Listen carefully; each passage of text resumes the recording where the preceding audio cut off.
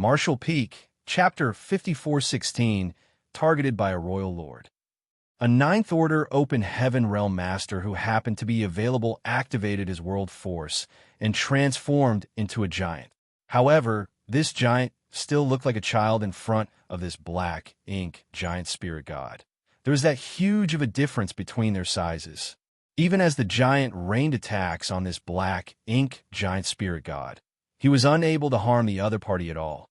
On the other hand, the Ninth Order Open Heaven Realm Master trembled after he was struck by the black ink giant spirit god. In the far ancient past, a single black ink giant spirit god had wreaked havoc on the divine spirits in ancestral land. In the end, it was the Dragon Emperor and Phoenix Empress of that generation who made use of the sacred treasures of the different clans, along with burning their entire blood essence and vitality to finally suppress and seal the rampaging black ink giant spirit god. This resulted in the Dragon Emperor and the Phoenix Empress passing away, and as the void itself collapsed, the Dragon Emperor source and the Phoenix Empress source were lost for millions of years, eventually being acquired by Xianxia and Suyan. Since they were both black ink giant spirit gods, they were supposedly equally powerful. However, the one before their eyes only had half of his body left after the primordial heavens source grand restriction sliced him in two. As such, he wasn't nearly as powerful as the one who had kicked up a storm in ancestral land in the past. Even so, a single Ninth Order Master still wasn't a match for him. Although the black ink giant spirit god didn't have a lower body, he was still pretty agile. Soon, he left the primordial heavens source grand restriction and barged into the battlefield to begin a slaughter. In his eyes, there were no friends or foes, be it the humans or the black ink clansmen. As long as they were in his way, they were targets to be destroyed. Within moments, many from both races lost their lives, while the flesh and blood of the dead humans and black ink clansmen, as well as the black ink strength on the battlefield, all seemed to be drawn to his figure. As he absorbed more and more, the black ink giant spirit god's lower body showed signs of taking shape again. He was already so overwhelmed with just his upper body, so if he managed to form a complete lower body, the situation would only become more dire. More Ninth Order Open Heaven Realm Masters charged towards him, but it wasn't until the 13 old ancestors joined in that they managed to pin down the black ink giant spirit god, an almost inconceivable reality. For a very long time, the Ninth Order Masters were thought to be the most powerful beings in the world that only the Royal Lords were a match for. Now, it required 13 of them to stop a black ink giant spirit god who was missing half a body. It was unimaginable how powerful he would be if his body was whole. The humans had initially gained the upper hand in the battles between the Ninth Order Open Heaven Realm Masters and the Royal Lords. However, with 13 old ancestors needed to restrain the black ink giant spirit god, the momentum of the battle had shifted again. Many Ninth Order Open Heaven Realm Masters had to deal with 2 Royal Lords on their own, while some of them even had to fight 3 at once. Only by doing so could they stop the Royal Lords from slaughtering the human soldiers. The appearance of a black ink giant spirit god with only half a body destroyed the advantage that the humans had accumulated.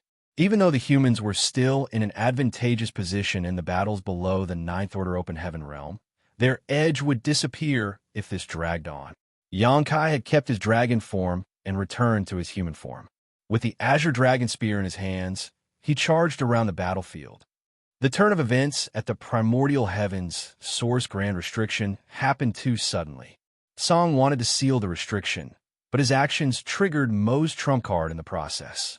Then Mu, who passed away eons ago, appeared and sang an unknown lullaby as she stimulated the restriction's power. Now, Song's figure was nowhere to be found, and the auras of Mu and Mo had disappeared. The primordial heavens source grand restriction had become as flawless as it used to be. Xianxia knew that Song had passed away, Mu was gone for good, and Mo had fallen into a state of deep sleep. Now, the primordial heavens source grand restriction had been resealed, which meant that there would be no more black ink clansmen leaving it. The ones left on the battlefield were all the soldiers that the black ink clan had.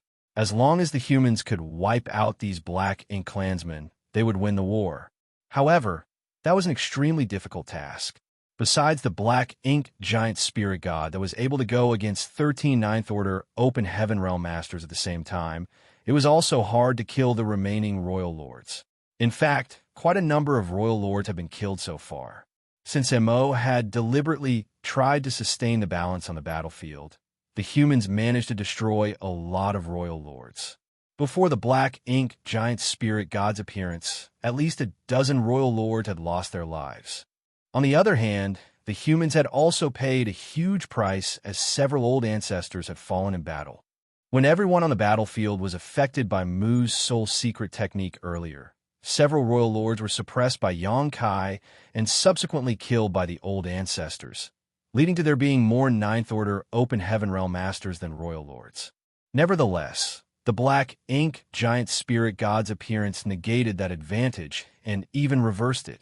With that said, none of the human soldiers backed down as they still fearlessly clashed with the enemy. All of them knew that if they couldn't win this war, there wouldn't be another chance for them. All the Ninth Order, Eighth Order, Seventh Order, Sixth Order, and Fifth Order masters were going all out. They didn't care if their warships were shattered, as they could summon their spare warships and continue fighting. Even if all their warships were destroyed, they would clash with the enemies and kill as many as they could before their death. There was no time for rest or recuperation. If they held back any of their powers, they would fall into the abyss. Yang Kai darted around and killed all the enemies he could with his Azure Dragon Spear, sending black blood splattering everywhere. He was looking for Dawn. However, the battlefield was chaotic, so it was hard to find anyone. A while later, Yang Kai finally spotted Dawn as a large, swirling blood sea was a clear sign of Blood Crow's presence. Before he could even get near them, though, Yang Kai felt alarmed all of a sudden. The next instant, he detected a violent force coming at him from the side. Before he knew what was happening, Yang Kai coughed up a mouthful of blood and was sent flying away. He still hadn't gotten out of danger, though. As he extended his spear to the back, a golden crow cawed, and a great sun leaped into the air before it shone brightly. Then, a hand gently gripped the great sun and extinguished it. The next instant, a fist came at Yang Kai. Flabbergasted, Yang Kai lifted his spear to parry the attack. The next moment, he shook as if struck by lightning before he was sent flying again. While tumbling, he sprayed out more blood. It wasn't until this moment that he made out the person who was attacking him. It was a royal lord with a sheep head and human body. Just like Mo Zhao from Great Evolution Theater, this royal lord had a pair of dark wings extending from his back. As their eyes met, a hint of surprise flashed across the royal lord's eyes. He hadn't expected that he wouldn't be able to kill Yang Kai after striking him twice. Although he hadn't used his full power, he was certain Yang Kai wouldn't stand a chance to survive, given the fact that the latter was just a Seventh Order junior. Regardless, that was indeed what had happened. On the other hand, Yang Kai felt a metallic taste in his mouth as he choked down the blood in his throat. While bearing the pain, he kept his guard up. He had just escaped from death's door. The moment he detected danger earlier, he drew upon his dragon source madly and covered himself with dragon scales. If not for that, he would have exploded upon impact. Even though his dragon scales were sturdy, though, they were still smashed through after being struck twice. What he had been most worried about eventually happened. Since 13 Ninth Order open heaven realm masters had to deal with the black ink giant spirit god, the humans, who were in a favorable position earlier, had completely lost the advantage.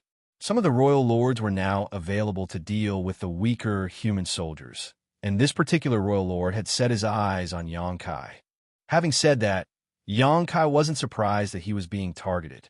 Song had told him to be careful because he had been charging around the battlefield without worrying about getting corrupted by black ink strength, perhaps drawing Mo's attention.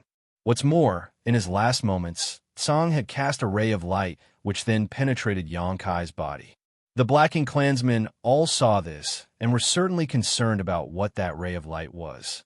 Since this royal lord was unrestrained, he naturally had to hunt Yang Kai down and find out what the ray of light was.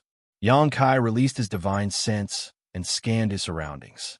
he realized that all the Ninth Order Open Heaven Realm Masters were already locked in intense battles with the Royal Lords, and the Eighth Order Masters were occupied with the Territory Lords. All the warships were dilapidated, and the Fifth Order and Sixth Order Masters on the vessels were in danger of dying at any moment, while the Seventh Order Masters around the warships were soaked in blood. Meanwhile, the black ink giant spirit god's aura seemed to be growing with each moment.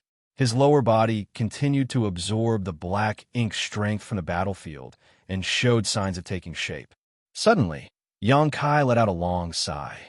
He gave up on the idea of seeking help from the Ninth Order Masters or the other humans. As he wielded his spear, he bolted towards the Royal Lord. A hint of contempt and mockery flashed across the Royal Lord's eyes as he extended his hand towards Xianxia. His nonchalant manner made it look as though he was trying to swat dead an insect. As a Royal Lord, he indeed didn't have to exert himself to deal with a Seventh Order human. Even though he didn't manage to achieve his goal earlier, he had severely injured the other party. This time, he had the confidence to kill Xianxia. All of a sudden, he was dazzled by a pure white light, which expanded and dispelled the black ink strength around them before it engulfed the Royal Lord. The sheep-headed Royal Lord was enraged. He was certainly aware of the purifying light, which was the arch-nemesis of black ink strength, but all else aside, he was still a Royal Lord. Even though the purifying light could harm him, it couldn't kill him. Therefore, the instant he realized Xianxia's intention, he didn't dodge the attack, and instead directly extended his hand into the purifying light. Xianxia skirted past the Royal Lord, whose black blood spattered from a wound on his face. The Royal Lord turned around and saw the battered Xianxia running away. Without hesitation, he raced after him. While coughing up blood, Xianxia felt that he had never been so severely injured before. After he was struck by the Royal Lord 3 times, half of his bones were broken, and his 5 viscera and 6 organs were a mess. If not for the fact that he had a potent dragon vein, he would have already been killed. On a nearby battlefield, when a Ninth Order Master saw that Xianxia was in danger, he intended to lend him a hand. However, his opponent suddenly flared up and held him down. Left with no choice, the Ninth Order Master could only watch as Xianxia fled. Along the way, several Ninth Order Masters wanted to save him, but the Royal Lords turned even more ferocious and refused to allow them to do so. All the same, Xianxia never intended to seek the Ninth Order Master's help. He had seen the big picture after scanning the battlefield and knew if he lured the Royal Lord behind him to any old ancestor, the latter would be at risk of losing their life. It wasn't fun dealing with 2 equally powerful opponents on your own. Xianxia couldn't pin his hopes on the Eighth Order Masters either. Perhaps they couldn't even persevere as long as he did. Therefore, he could only find a way to save himself. He had no idea if he could escape from a Royal Lord, but Xianxia knew that the humans were now in a disadvantageous position on the battlefield. As such, he couldn't bring trouble to the top masters. Furthermore, if he could lure a Royal Lord away, he could lift some pressure off the Ninth Order Open Heaven Realm Masters despite not being able to influence the war in any way. Martial Peak, Chapter 5417, Life and Death Tribulation. 2 figures dashed across the bloody battlefield that looked like a living hell.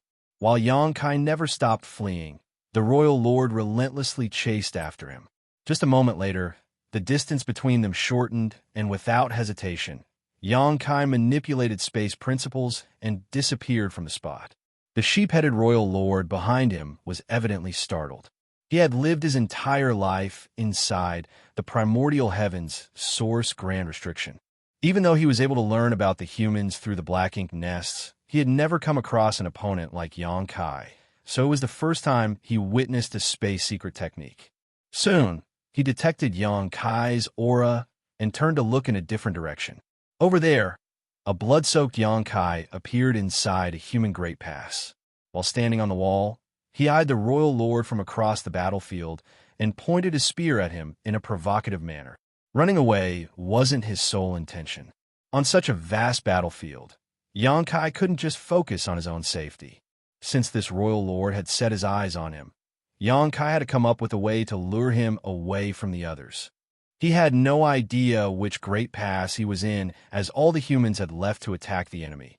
So all the Great Passes were empty, with not even a single person remaining behind. Therefore, he didn't have to worry about luring the royal lord to this place. Seeing how smug Xianxia looked, the royal lord was enraged and charged toward him. On the wall, Xianxia settled his spear on the floor and sat down on a large array. The array core was an artifact that looked like a giant crossbow. Usually, it required 3 7th-order Open Heaven Realm Masters to activate such an array. At this moment, Xianxia turned his hands into dragon claws and clutched the giant crossbow before madly infusing his world force into the array. The patterns on the array lit up, and all the energy entered the crossbow. Despite being strong, Xianxia realized he almost couldn't control this crossbow. He activated his divine sense and locked onto the royal lord with his aura, a hideous expression on his face. Following a buzz, the entire wall started shaking, and the next moment, a gigantic light column condensed into an arrow and shot towards the royal lord. This violent attack was equivalent to an 8th-order master's all-out strike. There were only a small number of arrays of such powers in the Great Passes, and they were the most powerful and lethal ones the humans could refine. Most of the artifacts and arrays could only cast attacks that were equivalent to a 7th-order master's attacks. The arrow formed from the light column was not only intimidating, but also rapid. In the blink of an eye, it was about to strike the royal lord. However, he didn't seem to have the intention of dodging it. The black wings on his back folded in front of him to cover his body as he withstood the light arrow and dashed towards the Great Pass before shattering the array and artifact on the wall with a punch. A large part of the wall collapsed, and as his force spread, leveling many buildings in the Great Pass. It didn't matter if the attack was equivalent to an 8th-order master strike. He was a royal lord, so why would he be afraid of such a blow? However, he soon frowned as Xianxia was nowhere in sight. In fact, right after Xianxia fired the arrow, he disappeared. Detecting something, the royal lord turned to look at a nearby Great Pass and saw Xianxia standing on the wall. Again, he was trying to activate the power of an artifact. Enraged, the royal lord pounced on his opponent once again. The same thing happened again. However, this time, what shot out of the Great Pass wasn't a light arrow but a rain of sword waves. The royal lord surged his black ink strength and blocked all the sword waves. Seeing that Xianxia was about to jump to another Great Pass, he locked onto him with his aura, which then burst and caused Xianxia to stagger as he fell out of the void. Xianxia clenched his teeth as he retreated and concealed his aura. He directly entered the Great Pass and used the buildings as cover. Booms were continuously heard from behind him as the royal lord hunted him down and destroyed countless buildings along the way. The entire Great Pass soon turned into ruins. Finally, Xianxia found a chance to manipulate space principles and escape. The moment he reappeared, the royal lord locked his aura onto him and pursued him like maggots on rotting bones. Xianxia's expression darkened as he realized he couldn't go on doing this. The royal lord hadn't dealt with someone who was a master of the Tao of space before, which was why Xianxia managed to escape from him earlier. Now that the royal lord had a way to deal with him, though, Xianxia was no longer able to use instantaneous movement as he pleased. At this rate, he would be cornered sooner or later. After glancing at the chaotic battlefield, Xianxia grit his teeth, turned around, and charged towards the depths of the void. It had come to a point where the 9th-order masters were all engaged in life-and-death battles against the Black Ink Clan masters. With that said, the human race masters below the 9th Order still had a slight advantage against the Black Ink Clan. As long as they could enlarge that advantage, they would be able to influence the battles between the 9th Order masters and the royal lords. When the 8th Order masters were free from restraints, they would be able to lend the 9th Order masters assistance. Nevertheless, it remained hard to deal with the Black Ink Giant Spirit God. All the same, this wasn't a problem that Xianxia could solve. He was in a perilous situation himself, so he had to focus on staying alive first. Xianxia's action surprised the royal lord. As he looked in the direction Xianxia was fleeing, he hesitated for a bit before chasing after him. Even though no one knew anything about the ray of light that Song had cast into Xianxia at the last moment, it was obviously something important. That was why the royal lord decided to personally deal with him. He initially thought that he could easily achieve his goal, so it surprised him that there were so many twists and turns. Certainly, he wouldn't let this seventh-order brat flee from the battlefield, as the latter clearly intended. The black wings on his back flapped before he turned into a flash of light and shot toward Xianxia. On the battlefield, when the Ninth-Order Open Heaven Realm Masters saw this, they wanted to help, but they were unable to shake off their opponents. Only a few Eighth-Order Masters managed to break free from their entanglements and rushed towards Xianxia from different directions. While running across the void, Xianxia stuffed a handful of spirit pills into his mouth and even consumed a low-rank world fruit that he had kept in storage for years.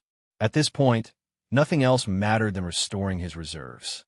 He had consumed too much of his world force, and only a bit of power was left in his small universe. It was inefficient to refine open heaven pills, so he needed a world fruit to replenish his energy quickly. He knew that this was a life-and-death tribulation for him. Everything would be fine if he managed to shake off this royal lord. However, if he was captured, he would be doomed despite being able to transform into an ancient dragon. In fact, he wasn't sure if he could escape. After all, the royal lord could move much faster than he did. The only thing he could rely on was space principles. Xianxia had quite several experiences when it came to fleeing from masters who were more powerful than him. But in such a situation, he could only do his best and let the heavens decide his fate. He was aware that several Eighth-Order Masters were trying to aid him. However, they were no match for a royal lord. Once both parties clashed, those Eighth-Order Masters would certain die. Therefore, he wouldn't dare to stop. Xianxia madly pushed his world force and Dragon Clan's secret techniques as he moved across the void at the speed of lightning, soon leaving the battlefield behind as he escaped further and further away. However, the threat behind him was only getting closer. In less than an incense stick worth of time, Xianxia was engulfed in a great sense of crisis. This sense of danger suggested that he was already within the range where the royal lord could strike him. He wanted to manipulate space principles to teleport away, but the royal lord had locked his aura onto him. Once he made a move, that aura would explode and destabilize the surrounding void. When that happened, his instantaneous movement would be disrupted and he would be killed. Silently, he flicked a bead out as he wanted to use a space beacon to save his life. However, the royal lord was extremely vigilant and didn't even let something as small as a space beacon off. From a distance, he cast an attack and destroyed the space beacon. Xianxia secretly cursed at the royal lord. Since he was unable to make use of space beacons, he could only try to cut off the aura on him if he wanted to make use of space principles. After giving it some thought, Xianxia decided to engulf himself in purifying light. There was no doubt that purifying light was the arch-nemesis of black ink strength, but he wasn't sure if this power could cut off the royal lord's aura. Aura was invisible, but strictly speaking, it was also a form of divine sense.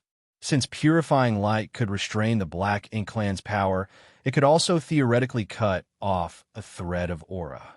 What disappointed Xianxia was that, as he was covered in the purifying light, the aura wasn't thrown off. However, he was pleasantly surprised at the fact that even though the aura locked onto him, he was able to isolate himself from it temporarily. The next moment, he pushed space principles and disappeared from the spot. At the same time, a brutal force came at him from a distance. Apparently, the royal lord wanted to kill Xianxia upon seeing that the latter was about to flee. When a battered Xianxia reappeared in a place that was a few million kilometers away, he sprayed out a mouthful of blood. He was hampered at the most critical moment of activating instantaneous movement and failed to cross a distance that was as far as he'd hoped and instead landed in the wrong place. Even though he was injured, he had gotten rid of the threat for now, at the very least. However, before Xianxia could catch a breath, the purifying light around him dissipated. As soon as that happened, the royal lord's aura locked onto him again. Bastard! Xianxia cursed. He felt his own aura trembling and his power becoming intermittent. At that moment, he was unable to manipulate space principles again, so he had no choice but to fly forward. He had suffered several setbacks because of this royal lord, and even though he had consumed a lot of spirit pills, his wounds had only gotten worse. Fortunately, being an ancient dragon, he had a robust body. Given enough time, his injuries would heal themselves. A moment later, the small advantage he had gained by using instantaneous movement to move across millions of kilometers was wiped out. The distance between them was shortening fast, feeling the royal lord's black ink strength undulating behind him. As though a secret technique was about to be cast, Xianxia once again engulfed himself with purifying light and isolated himself from the other party's aura. Then he did the same thing by activating instantaneous movement. The royal lord had no choice but to stop using his secret technique and detonate the aura, which was near Xianxia, forcing the latter from the void a few million kilometers away. Again, Xianxia sprayed out a mouthful of blood. The same thing repeatedly happened to the point where Xianxia was infuriated. On the other hand, the royal lord, who had been relentless, was also cursing nonstop. He had never expected that despite being a royal lord, it would be so hard for him to end the life of a puny seventh-order human. Martial Peak, Chapter 54:18, Pursuit and Escape. Before this war, the sheep-headed royal lord had never dealt with humans, so his knowledge of them was limited to what he had gathered from the Black Ink Nest space. After leaving the primordial heavens source grand restriction, he immediately engaged in an intense battle with a ninth-order open heaven realm master. It was a fight between two equally matched opponents, and in fact, he found himself at a slight disadvantage almost from the start, so he truly admired that ninth-order master's power. But what was happening now? He felt disgusted by having to chase after Xianxia, unlike his fight against the ninth-order master a while back. When dealing with the ninth-order master, he just had to exert all his strength in a life-and-death struggle. However, when pursuing this seventh-order master, he felt helpless despite having far greater strength. As such, there was an awkward scene in the void where a seventh-order human was unable to get rid of a royal lord, who, on the other hand, couldn't capture the seventh-order human. Initially, the eighth-order masters coming from the battlefield could still see some traces and follow them. Nevertheless, barely a day later, they had completely lost track of Xianxia and the royal lord. One repeatedly manipulated space principles, while the other could move extremely quickly. Eighth-order masters like them were unable to catch them. One of the eighth-order masters who had tanned skin said grimly, "Damn it, little friend Yang is in danger." If they were able to reach the two of them, they might have been able to help Xianxia. However, given their strength, the most likely outcome would be their deaths. Since Xianxia and the royal lord were nowhere to be seen, though, how were they supposed to find them in this vast void? Without their help, could a seventh-order junior like Xianxia even hope to get rid of a royal lord pursuit? Despite being a master of the Tao of space, he couldn't possibly persevere for long. The others remained silent, but they shared the same sentiment. After they exchanged glances, another eighth-order master sighed. Perhaps this is his fate. Let's go back. The war was still raging, and as eighth-order masters, they had to return to make some contributions. Doing nothing in this place was meaningless. Being eighth-order masters, they were all decisive people. Since they were unable to save Xianxia, they wouldn't force themselves, so they returned to the battlefield. On the other hand, Xianxia kept activating purifying light to separate himself from the royal lord's aura before using instantaneous movement to widen the gap between them. When the gap shortened to a certain point, he would do it again. By doing so, he could ensure his safety with some difficulty. Nevertheless, it was impossible for him to completely get rid of this royal lord. Aware of this fact as well, the royal lord relentlessly pursued him. Regardless of how hard Xianxia tried, he was unable to escape this royal lord. Having witnessed Xianxia's methods, the royal lord soon acclimatized himself to the strangeness of space principles. Although he was indeed unable to stop Xianxia from using instantaneous movement after the latter used purifying light to block his aura, he could still bombard the void itself from a distance the moment Xianxia activated his space secret technique. Without much effort, he could harass and disrupt Xianxia. By doing so, he could ensure that Xianxia wouldn't be able to move across a long distance by using instantaneous movement, and Xianxia would always arrive at a place that was different from what he had expected. On Xianxia's end, he knew that his current method of escaping was dangerous. Since he was unable to determine where he would reappear after using instantaneous movement, he was taking a chance with his life each time he teleported. However, he couldn't care less at this point, as stopping would mean certain death. He could risk using instantaneous movement or die. By using the instantaneous movement, he stood a chance to survive, and, as long as he wasn't too unlucky, he wouldn't come across any real danger. Also, he had figured out the Royal Lord's plan.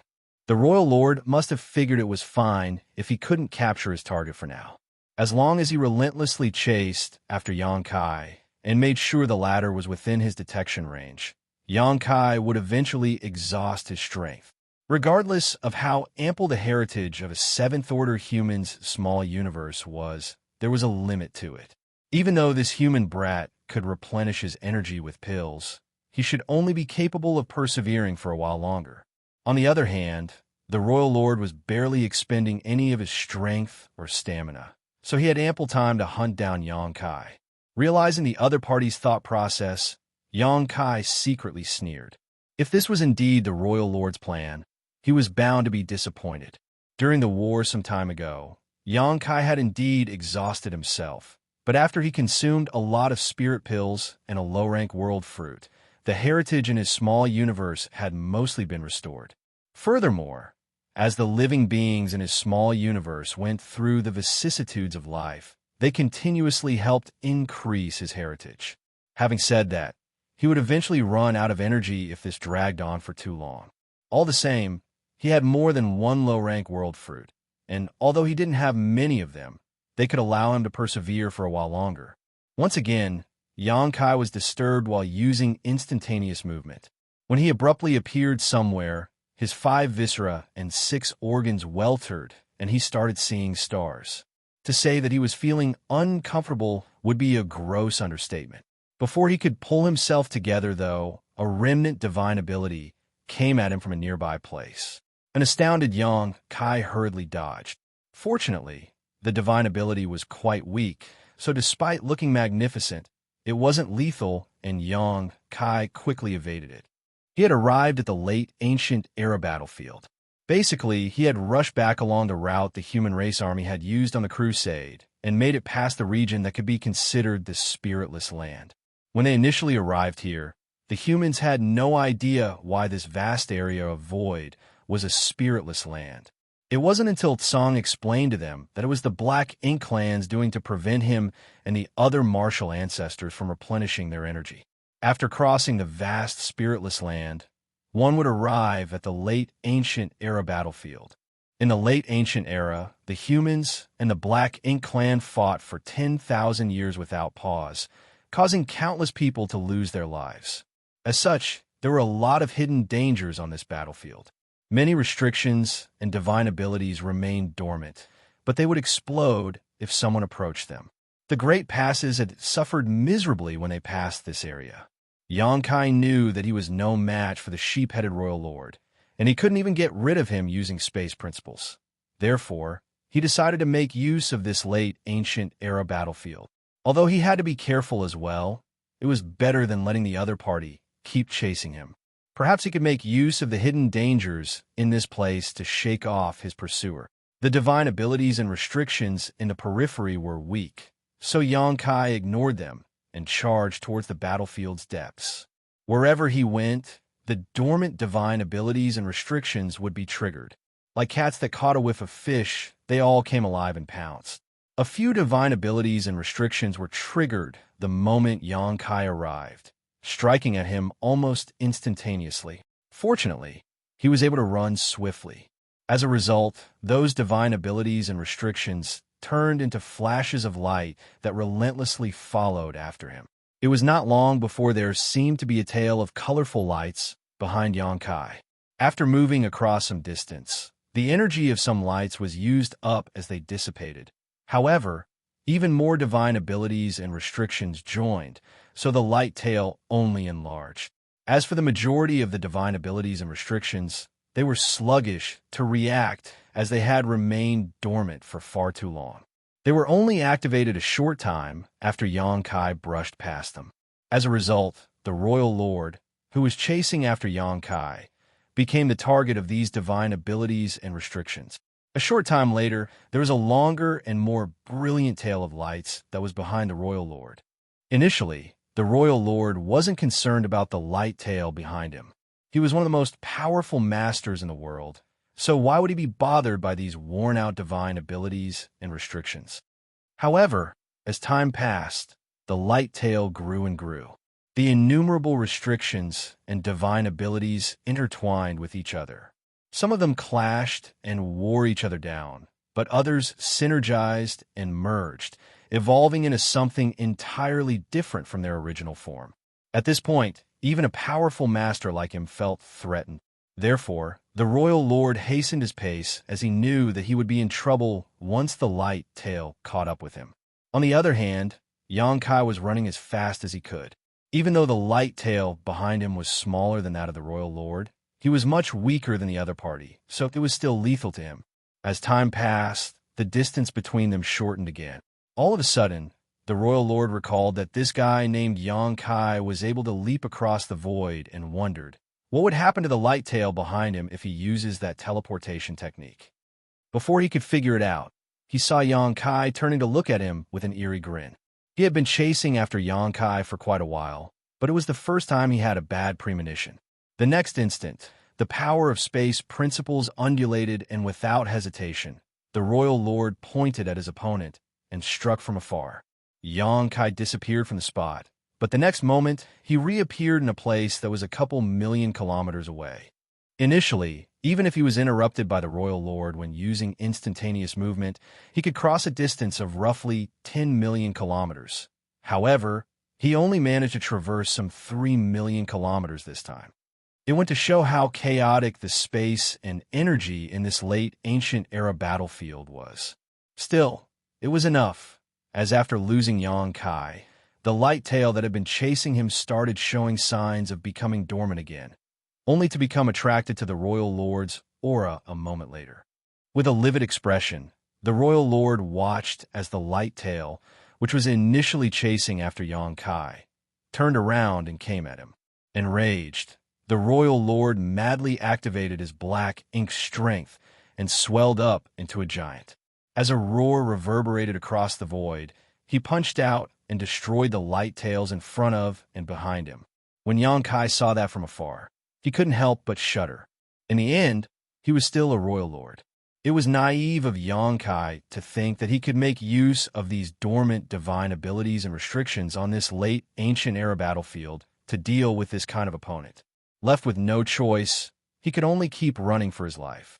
After suffering such a setback, the royal lord became even more ruthless as he shattered all the divine abilities and restrictions along the way so that they wouldn't gather together to pursue him. On the other hand, Xianxia did his best to quicken his pace. The royal lord was furious. Perhaps he had become irritated from chasing after his prey for so long. If Xianxia was captured by the royal lord in such a situation, he reckoned that the other party would certainly torture him to death. After moving around the late ancient era battlefield for a month, Xianxia dismally realized that he had become lost. His initial plan was simple. Since he wasn't a match for this royal lord, he could make use of the restrictions and divine abilities on the late ancient era battlefield to distract him. By doing so, he would stand a chance to shake him off his trail. Even if he couldn't achieve his goal by making use of the late ancient era battlefield, he could still cross this place and head to the No Return Pass. The Dragon and Phoenix clans were standing guard at the No Return Pass, and with a Divine Dragon and Divine Phoenix who were even more powerful than Ninth Order Masters, if this royal lord chased him all the way to the No Return Pass, he would be doomed. Certainly, there was a huge risk to take, for it would take Xianxia a long time to arrive at the No Return Pass. Back then, after the humans set off on the crusade, it took them several years to arrive at Mo's whereabouts. Even though Xianxia was a master of the Tao of space, which allowed him to move extremely quickly in his current battered state, and not fully able to make use of his space principles, he estimated it would take him about a year to reach the no-return pass. Marshall Peak, Chapter 5419, Dense Fog Celestial Phenomenon. Xianxia wasn't even sure if he could survive a royal lord's pursuit for several months, let alone a whole year. However, it was already the best solution he could think of. Regardless, his plan had been derailed, for he had lost his way. Everywhere he looked on this vast late ancient era battlefield, everything looked the same, so he couldn't tell where he was or where he should head. Initially, he was still confident he was moving in the right direction, but he had been interrupted by the sheep-headed royal lord on several occasions when using instantaneous movement, which resulted in him reappearing in random places. Now, he wasn't even sure which direction the no-return pass was in. Left with no choice, he could only keep activating his space secret technique to run for his life, for the other party seemed determined to destroy him. Nevertheless, things were only getting worse. As Xianxia traversed this late ancient era battlefield, regardless of how careful he was, he couldn't avoid getting hurt by the dormant restrictions and divine abilities. For the past month, he kept getting injured, so instead of healing from his wounds, his injuries had turned worse. As though realizing that Xianxia was at a dead end, the royal lord became even more ruthless. Xianxia knew that if this dragged on, he wouldn't be able to persevere for long. However, it was unlikely that he could get rid of this royal lord. As he was running away, he gritted his teeth and looked in a particular direction. Over there, a gigantic cloud of fog covered a vast region of the void. Although Xianxia was many millions of kilometers away, the fog bank still looked enormous. It was a celestial phenomenon. Years after the humans set off on their crusade, they came across a lot of different celestial phenomena that came in a myriad of forms and sizes.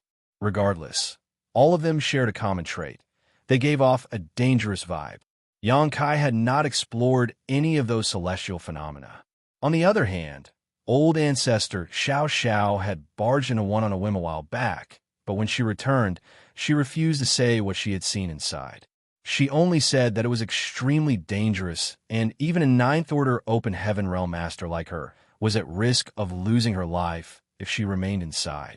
Therefore, as those from great evolution past crossed this place, they would always make a detour whenever they came across a celestial phenomena, lest they fall into mortal danger. No one knew how these celestial phenomena were formed. Perhaps it had something to do with the clash between the humans and the Black Ink Clan in the late ancient era, or perhaps they were naturally born. The humans knew little about this area of the void behind the royal cities. The celestial phenomenon that looked like a fog bank was the only one Xianxia could see right now, and he had no idea how dangerous it was. However, it wasn't like he had a choice now, as he was pursued by a royal lord. If he couldn't find a way to turn things around, he would just be waiting for death. Even if there were some dangers within the dense fog celestial phenomenon, they were the least of his concerns. Apparently, the royal lord saw the dense fog celestial phenomenon as well. There was a hint of doubt behind his gaze. Xianxia had seen quite many celestial phenomena, but it was the first time the royal lord came across one, so he had no idea what it was. Regardless, when he saw Xianxia heading towards the dense fog celestial phenomenon, all of a sudden, he understood the latter's intention. As he quickened his pace, the distance between them shortened. However, the seventh-order boy was just too slippery. When his opponent was close enough, he teleported and disappeared once again, widening the gap between them. After using the same trick several more times, Xianxia reached the dense fog celestial phenomenon. When he scanned the celestial phenomenon with his divine sense, Xianxia was surprised, for he couldn't feel any danger from this dense fog. It was very strange indeed. The celestial phenomena he had seen in the past all exuded dangerous auras, but this dense fog celestial phenomenon appeared somewhat special. At that instant, he wasn't sure if he should be worried or happy. If there was really no danger in the dense fog celestial phenomenon, it would be safe for him to enter it. However, he also wouldn't be able to make use of this celestial phenomenon to eliminate the royal lord. With that said, things had come to such a point where there was no turning back. Having made up his mind, Xianxia crashed into the dense fog celestial phenomenon. Following that, he realized that something was off. He couldn't detect any danger when he was outside the celestial phenomenon, but once he was inside, he immediately found himself in a perilous situation. An ominous aura engulfed him, like death itself. At that moment, all his hair stood on end as he activated the power of his small universe and raised his guard as high as it would go. Outside the celestial phenomenon, the royal lord was stunned. That was because he lost track of Xianxia the moment the latter entered the celestial phenomenon. The brat named Xianxia seemed to have entered another world, as even his divine sense was unable to penetrate the fog and find out what was going on inside. After a moment of hesitation, he too dashed inside. The next instant, he was baffled by what he saw. Xianxia was indeed in the fog, but at this moment he seemed to be battling against an invisible enemy. His world force burst forth, and his golden blood spattered. Within a breath, he was completely battered. As a dragon roar reverberated, Xianxia even transformed into his 70,000-meter ancient dragon form. Still, he was unable to ward off the danger within the fog, as even his dragon scales were being blown off. The royal lord was perplexed, as he had no idea what was going on. However, he didn't have time to ponder on it. Just like Xianxia, the moment he stepped into the fog, he was deluged with an enormous sense of crisis that came at him from all directions, which prompted him to madly push his black ink strength. Soon, he realized what Xianxia was fighting against. There seemed to be immense pressure that was intent on crushing him to death. Certainly, he wouldn't stand idly by and wait for death to come. He immediately activated his power to push back against the fog. At the same time, he tried to leave this area. What shocked him was that, even though he had moved backward a long distance, he still couldn't escape the fog. He had just entered this dense fog celestial phenomenon, so he should have been able to leave by taking a single big step back. However, as though a mysterious force had sealed off this space, he was unable to escape. The pressure around him intensified, and left with no choice, he could only surge his power to resist it. From the corner of his eye, he could see that the 70,000 meters ancient dragon had stopped moving and now hovered in the distance. Half of his dragon scales were gone, and his entire figure was soaked in blood, making him look totally battered. Seemingly having lost consciousness, Xianxia reverted from a dragon back into a human. Is he dead? The royal lord found it hard to believe. He had been chasing after this human for so long, but hadn't managed to kill him. Yet now, this brat had lost his life just like that. At that instant, the royal lord had some conflicted feelings. Regardless, he was in the mood to find out whether Xianxia was dead or alive because he realized he had come across the biggest crisis of his life. If he couldn't find a way out, and soon, he would be accompanying this human to the Yellow Springs. A long time later, Xianxia finally regained consciousness and immediately realized some energy fluctuations were coming from a nearby place. Instantly, he recalled what he had gone through before he blacked out. To shake off the royal lord's pursuit, he barged into a dense fog celestial phenomenon and faced a mysterious attack. He tried his best to resist the pressure coming from all directions, but in the end, he was in so much pain that he passed out. He still hadn't figured out what it was in the fog that had attacked him. Although he was equally puzzled why he was still alive, he hurriedly circulated his power and kept his guard up. The next instant, his expression darkened. Here it comes again. Just a dozen breaths later, he once again passed out due to the pressure coming from all directions. Before that, though, Xianxia caught a glimpse of the battered royal lord who was not far away. He seemed to be fighting against an invisible enemy as well. The energy fluctuations Xianxia felt earlier obviously coming from him. He's a royal lord, after all. I'll pass out again soon, but this guy is still engaged in an intense battle. He's simply more powerful than I am. When Xianxia woke up for the second time, he once again felt energy fluctuations nearby, and they were even more violent this time. He hurriedly turned his head and saw the royal lord casting a divine ability. Black ink strength billowed from his body and turned into a gigantic, illusory phantom before it covered him like a protective film. At this moment, the royal lord was in a sorry state. He was badly wounded and his aura was unstable, while he was covered in dark blood. Seeing that, Xianxia snickered. It was indeed embarrassing that he had blacked out twice, and he didn't even know who his enemy was. Regardless, it seemed he had made the right decision by diving into this dense fog celestial phenomenon. At the very least, the royal lord had also suffered a setback.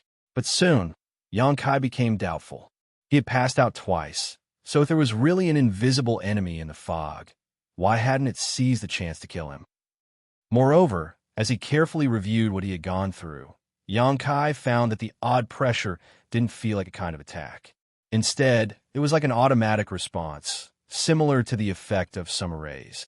Quite a number of arrays could do the same by reflecting one's own strength to wound them. After giving it some thought, Xianxia decided to not immediately make any moves. He just secretly activated his power and kept his guard up. Just like what had happened previously, he felt pressure coming from all directions. The last time, he subconsciously tried to resist and push the pressure away. But this time he didn't make a move and instead let the pressure do as it pleased. He still felt some discomfort, but it was bearable. Still, even this mild force had irritated his wounds, causing him to gasp. After remaining still for a moment, Xianxia realized the pressure didn't intensify. As he pondered on it, he stopped circulating his world force entirely and completely relaxed. Just like he had expected, as his power dissipated and he became at ease, the pressure coming from all directions diminished and eventually disappeared. Upon that realization, Xianxia was dumbstruck. There was no invisible enemy in this fog. In fact, he was his own enemy. Although he had no idea how this dense fog celestial phenomenon was formed, he believed that it was similar to a powerful reflection array. The pressure that came at him was actually caused by him. As he let his power go, the pressure also vanished. Xianxia was torn between tears and laughter as he realized that he had blacked out twice because he was essentially bludgeoning himself. As he glanced at the royal lord, who was still fighting against the dense fog celestial phenomenon, Xianxia felt a bit better about himself. At least he wasn't the only idiot in this place. Martial Peak, Chapter 5420, Neither Can Kill. Upon figuring out the dense fog celestial phenomenon's secret, Xianxia darted his gaze around while continuing to lie in the same position. As he never activated his power, the fog around him remained calm. Next, he examined his body and couldn't help feeling sorry for himself. In summary, his condition was terrible. Before he was hunted down by this sheep-headed royal lord, he was already badly injured. Then during the pursuit, he was repeatedly struck by this royal lord, and his injuries exacerbated after he entered this dense fog celestial phenomenon. His 5 viscera and 6 organs were a mess, as they all nearly ruptured exploded. About 70% of his bones were broken, and there were even sharp bones stuck out from his flesh here and there. Half of his dragon scales, which were originally hidden under his skin, were gone. If he transformed into his dragon form now, he would be half naked. Fortunately, despite his serious injuries, he wasn't at risk of losing his life. Coupled with his own restorative power and his potent dragon vein, he was actually on the mend. He stealthily stuffed some spirit pills into his mouth and took a glance at the royal lord, only to see that the other party was still engaged in an intense fight. Amazing divine abilities and secret techniques were cast from the royal lord's hands as his fight against the fog seemed to have turned the entire universe upside down. That guy's really dumb. Xianxia was gleeful. However, it wasn't until he blacked out twice that he realized the secret behind the fog. The royal lord still hadn't passed out after persevering for such a long time, so it wasn't surprising that he hadn't discovered the truth yet. Anyone who fell into danger would instinctively counterattack to save themselves. Who would have thought that in this dense fog celestial phenomenon, doing nothing was the best way to protect oneself? The more one attacked, the more perilous their situation became. Maybe he'll exhaust himself to death. Xianxia hoped. However, his wish wasn't to be granted. Just like what happened to him previously, the royal lord was unable to fend off the pressure despite going all out. He kept roaring and releasing his black ink strength until he had no more energy left and finally passed out several days later. As soon as he became unmoving and all the noise in the dense fog celestial phenomenon died down, staring at the unmoving royal lord, Xianxia knew that the other party wasn't dead, so he was naturally disappointed. Nevertheless, he soon pulled himself together and gazed fervently at the royal lord. His eyes were filled with murderous intent. Since this guy is unconscious and exhausted, maybe I can kill him now. As soon as Xianxia began gathering his power, though, he realized he felt the pressure coming from the fog again. The more he exerted himself, the more powerful the pressure became. Soon, he released his power, as he realized his idea wasn't feasible. The dense fog celestial phenomenon was extremely sensitive to any foreign power. Before Xianxia could gather the necessary strength to kill the royal lord, he would pass out again. Left with no choice, he could only gather his world force on his palms and test the response from the fog. He tried to adjust his energy fluctuations to reach a kind of balance. Then, he slowly wriggled his arms as though he was swimming towards the sheep-headed royal lord. However, Xianxia found himself to be outrageously slow. 2 whole hours passed, but he only managed to cross half of the distance between them. Another 2 hours later, Xianxia arrived at a place that was 100 meters away from the royal lord. He slowly summoned his azure dragon spear and pointed it at the royal lord's neck. Then he squirmed and stealthily inched closer to him. During the process, the balance he had been trying to sustain was almost shattered. Fortunately, he managed to dispel his power in time and let the fog calm down. He then approached his target again. Watching as the azure dragon spear was about to stab into the opponent's neck, Xianxia felt his heart thumping in his chest. Perhaps the royal lord was shocked by the murderous intent, or he indeed had an incredible restorative power, but he opened his eyes all of a sudden. Seeing that, Xianxia forcefully extended his spear. Black blood spattered as the razor-sharp azure dragon spear was even able to penetrate a royal lord's robust body. His spear jabbed right into the opponent's throat and was about to stick out from the other side, but just then the dense fog celestial phenomenon launched a counterattack. Instantly, Xianxia felt immense pressure coming at him. His wounds split open, and as he faced enormous resistance, unable to extend his spear one bit, he couldn't help but curse. As a sharp pain shot through him, the royal lord came to his senses and turned his head, only to see Xianxia stabbing a weapon into his throat. "This brat is still alive." The royal lord was startled. When he saw Xianxia looking battered and unmoving earlier, he thought he had died. To his surprise, not only had Xianxia survived, but he had also seized his chance to try to kill him while he was unconscious. If the royal lord hadn't woken up in time, he very well might have lost his life. Enraged, the royal lord released his aura as his black ink strength burst forth. Why, before Xianxia could even get a word out, his expression had darkened as the pressure coming from all directions intensified many times, causing all the bones in his body to crack. He couldn't help but spray out a mouthful of blood, and following that, he blacked out and lost consciousness. The royal lord extended his hand in an attempt to kill him, but his hand was forced to stop just a meter away from Xianxia, and he was unable to push it any further. His expression changed. Ignoring Xianxia, he surged his power in an attempt to shake off the restrictive force. However, the force became so immense that he soon fell into a state of despair. 3 breaths later, his eyes rolled back into his head, and he too passed out. Without the disturbance of foreign powers, the fog soon calmed down. When Xianxia awakened, he saw the royal lord hovering somewhere near him. This guy had passed out, but his hand still remained stretched out towards Xianxia. Seeing that, Xianxia knew what the other party intended to do after he blacked out. After hesitating for a bit, he gave up on the idea of killing this royal lord. The royal lord indeed looked like he was powerless to resist now, but based on the previous experience, Xianxia believed that the royal lord would regain consciousness the moment he made a move against him. A royal lord's sense for danger was extreme, so any external threat would undoubtedly wake him up. Moreover, the reflective power in this dense fog celestial phenomenon was savage. Xianxia had to activate his power if he wanted to kill the royal lord, but if he did that, he would be the one who would suffer.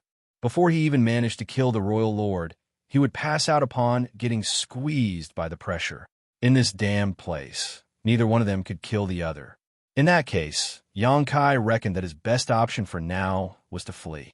Since the royal lord was still unconscious, he had to try to leave the dense fog, celestial phenomenon. Perhaps he could return to the battlefield and join the war again. Making use of his previous experience, Xianxia carefully activated his power and infused energy into his hands. Then, he flailed about as he awkwardly swam away from the royal lord. Half a day later, the royal lord also regained consciousness. This time, he didn't immediately make a move. Instead, he remained still and fell into his thoughts. It wasn't until Xianxia blacked out twice that he found out the dense fog, celestial phenomenon's secret. Since the royal lord was not a fool, he certainly could do the same. If there was really an invisible enemy in this fog, the two of them would have died after falling unconscious. Since he and the human brat were still alive, something was obviously off. A moment later, the royal lord also figured out the secret behind this dense fog, celestial phenomenon. As he scanned his surroundings, he soon spotted Xianxia swimming away from him. After giving it some thought, he imitated Xianxia and infused some of the power into his arms. Then he started swimming in this fog. Detecting something, Xianxia turned his head and saw the royal lord running after him. He couldn't help but curse. "You're a stubborn one, aren't you?" Both of them were in a sorry state, yet this guy hadn't given up on the idea of killing him, leaving Xianxia vexed. The royal lord snorted as his eyes reflected Xianxia's figure. Slowly, he followed behind Xianxia. Even if we get into a life-and-death battle here, it won't affect the war between the two races. I'm just a seventh-order human, so it's pointless for you to kill me. Why don't we bid each other farewell here? We'll meet again if fate brings us together in the future. With a cold expression, the royal lord remained unfazed. Xianxia kept persuading him by saying, "You're a royal lord, so what's the point of you making things difficult for me? If you spare my life now, I'll spare yours in the future. Who knows? We might even be friends." However, the royal lord remained silent. "It's not like you'll be able to reach me, so stop wasting your time. I can see that you're horribly injured, so why don't you recuperate now to prevent your injuries from becoming worse?" Seeing that the other party totally ignored him and refused to back down, Xianxia grew incensed and said through clenched teeth, "Injured Black Ink clansmen have to recuperate inside Black Ink nests. You're badly wounded now, so I guess you can only use half of your strength right now. On the other hand, I'm different. My wounds are healing quickly, and I'll be energetic again in a few days. Chase after me all you like when we leave this place. Let's see which one of us will die." When the royal lord heard that, his expression changed slightly. Xianxia had a point. The royal lord indeed needed a Black Ink nest help to recuperate, and given how wounded he was, using half his strength would really be his maximum. He was already unable to capture Xianxia when he was at the peak of his power, so now that he only had half of his strength left, he probably wouldn't have a way to deal with this tricky opponent. Nevertheless, he was still a royal lord. He had personally made a move against a single seventh-order boy, yet after such a long time, he was the one who ended up in a horrible state. He was simply unresigned. As for Xianxia's threat, that didn't bother him one bit. Even though he was only left with half of his power, that was still significantly more than a seventh-order human could hope to handle. He could even deal with an eighth-order master with ease in his current state. If Xianxia had the guts to make a move on him, he would be the one who would suffer. As the royal lord squinted his eyes, he said, "Pass me the last thing Tsong gave you, and I'll leave." A helpless Xianxia sighed. "Will you believe me if I say that old man never gave me anything?" That was his way of diverting all your attention away from him so he could use that strange jade. It's laughable that you all believe it to be true. The royal lord sneered while relentlessly pursuing him. A frustrated Xianxia roared, "It seems that you don't believe me. Forget it. It's not like there's anything I can do about it. Just chase after me all you like." Without speaking further, he tried to control his power and strike a balance with the fog. As he waved his hands, he swam further away. Somewhere behind him, the royal lord imitated him and pursued him, the two of them swimming forward ever so slowly. Marshall Peak, Chapter 5421, Breakthrough. There didn't seem to be an end to this vast, dense fog, celestial phenomenon, so Xianxia wasn't even sure if he would have a chance to leave. Fortunately, being in this celestial phenomenon, both he and the sheep-headed royal lord didn't dare to activate too much of their strength lest they draw a counterattack to themselves. In this way, even though the royal lord was significantly more powerful than Xianxia, it was unlikely that he could capture him. 3 years, 5 years, 10 years. The human and the royal lord were still swimming in this dense fog, celestial phenomenon with no end in sight. Xianxia even suspected that this dense fog, celestial phenomenon also had the effect of a bewildering array. Otherwise, he should have left this place after swimming in the same direction for 10 whole years despite his slow movements. He was initially anxious and fidgety, but he gradually became as calm as a tranquil lake. His original plan was to make use of this dense fog celestial phenomenon to get rid of the royal lord and return to the battlefield to fight against the Black Ink clansmen.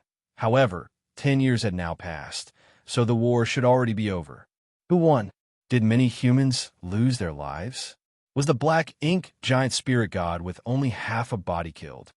Xianxia didn't have the answers to any of those questions. At any rate, since he was in a trap, it was pointless for him to think about those things. The most pressing issue for him was that he had to leave this dense fog, celestial phenomenon as quickly as possible. His wounds had all healed after 10 years of recuperation, and he was at peak strength again.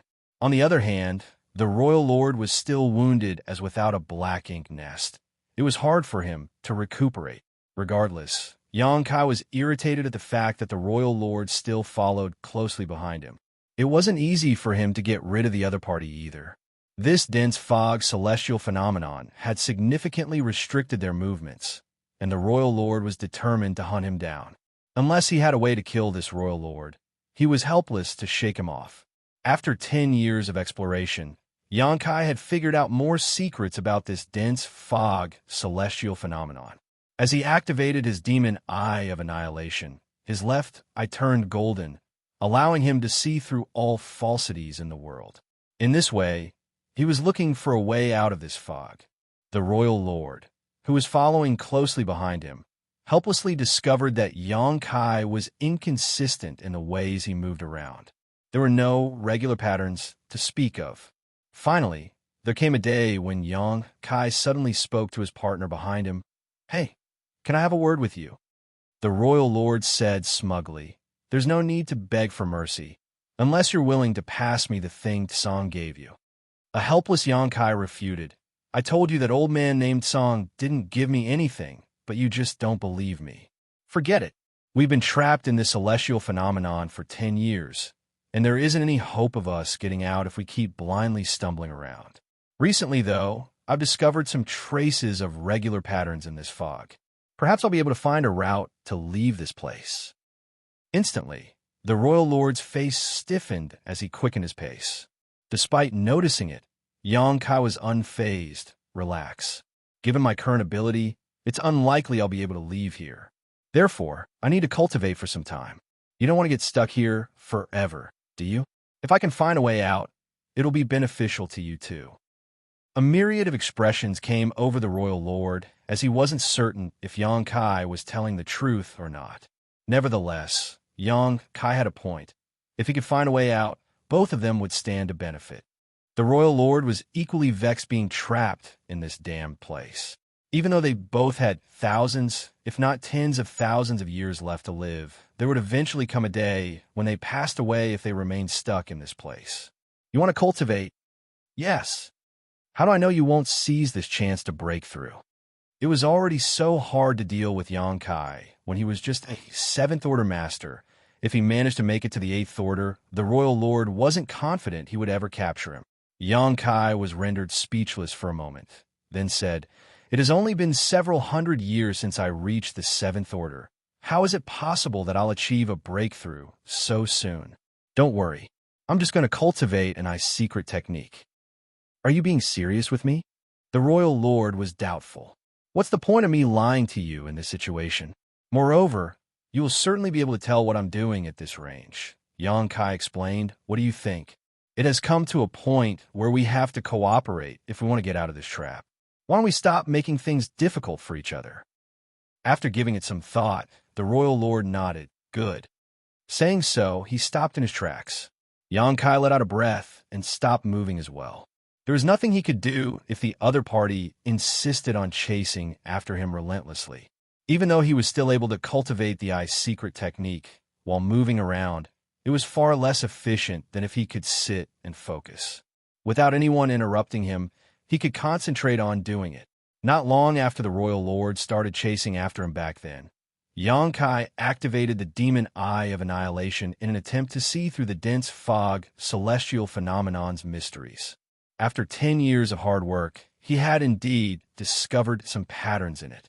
What made him feel even more pleasantly surprised was that the demon eye of annihilation showed signs of a breakthrough. In other words, he was about to achieve a breakthrough with this mastery of this secret technique.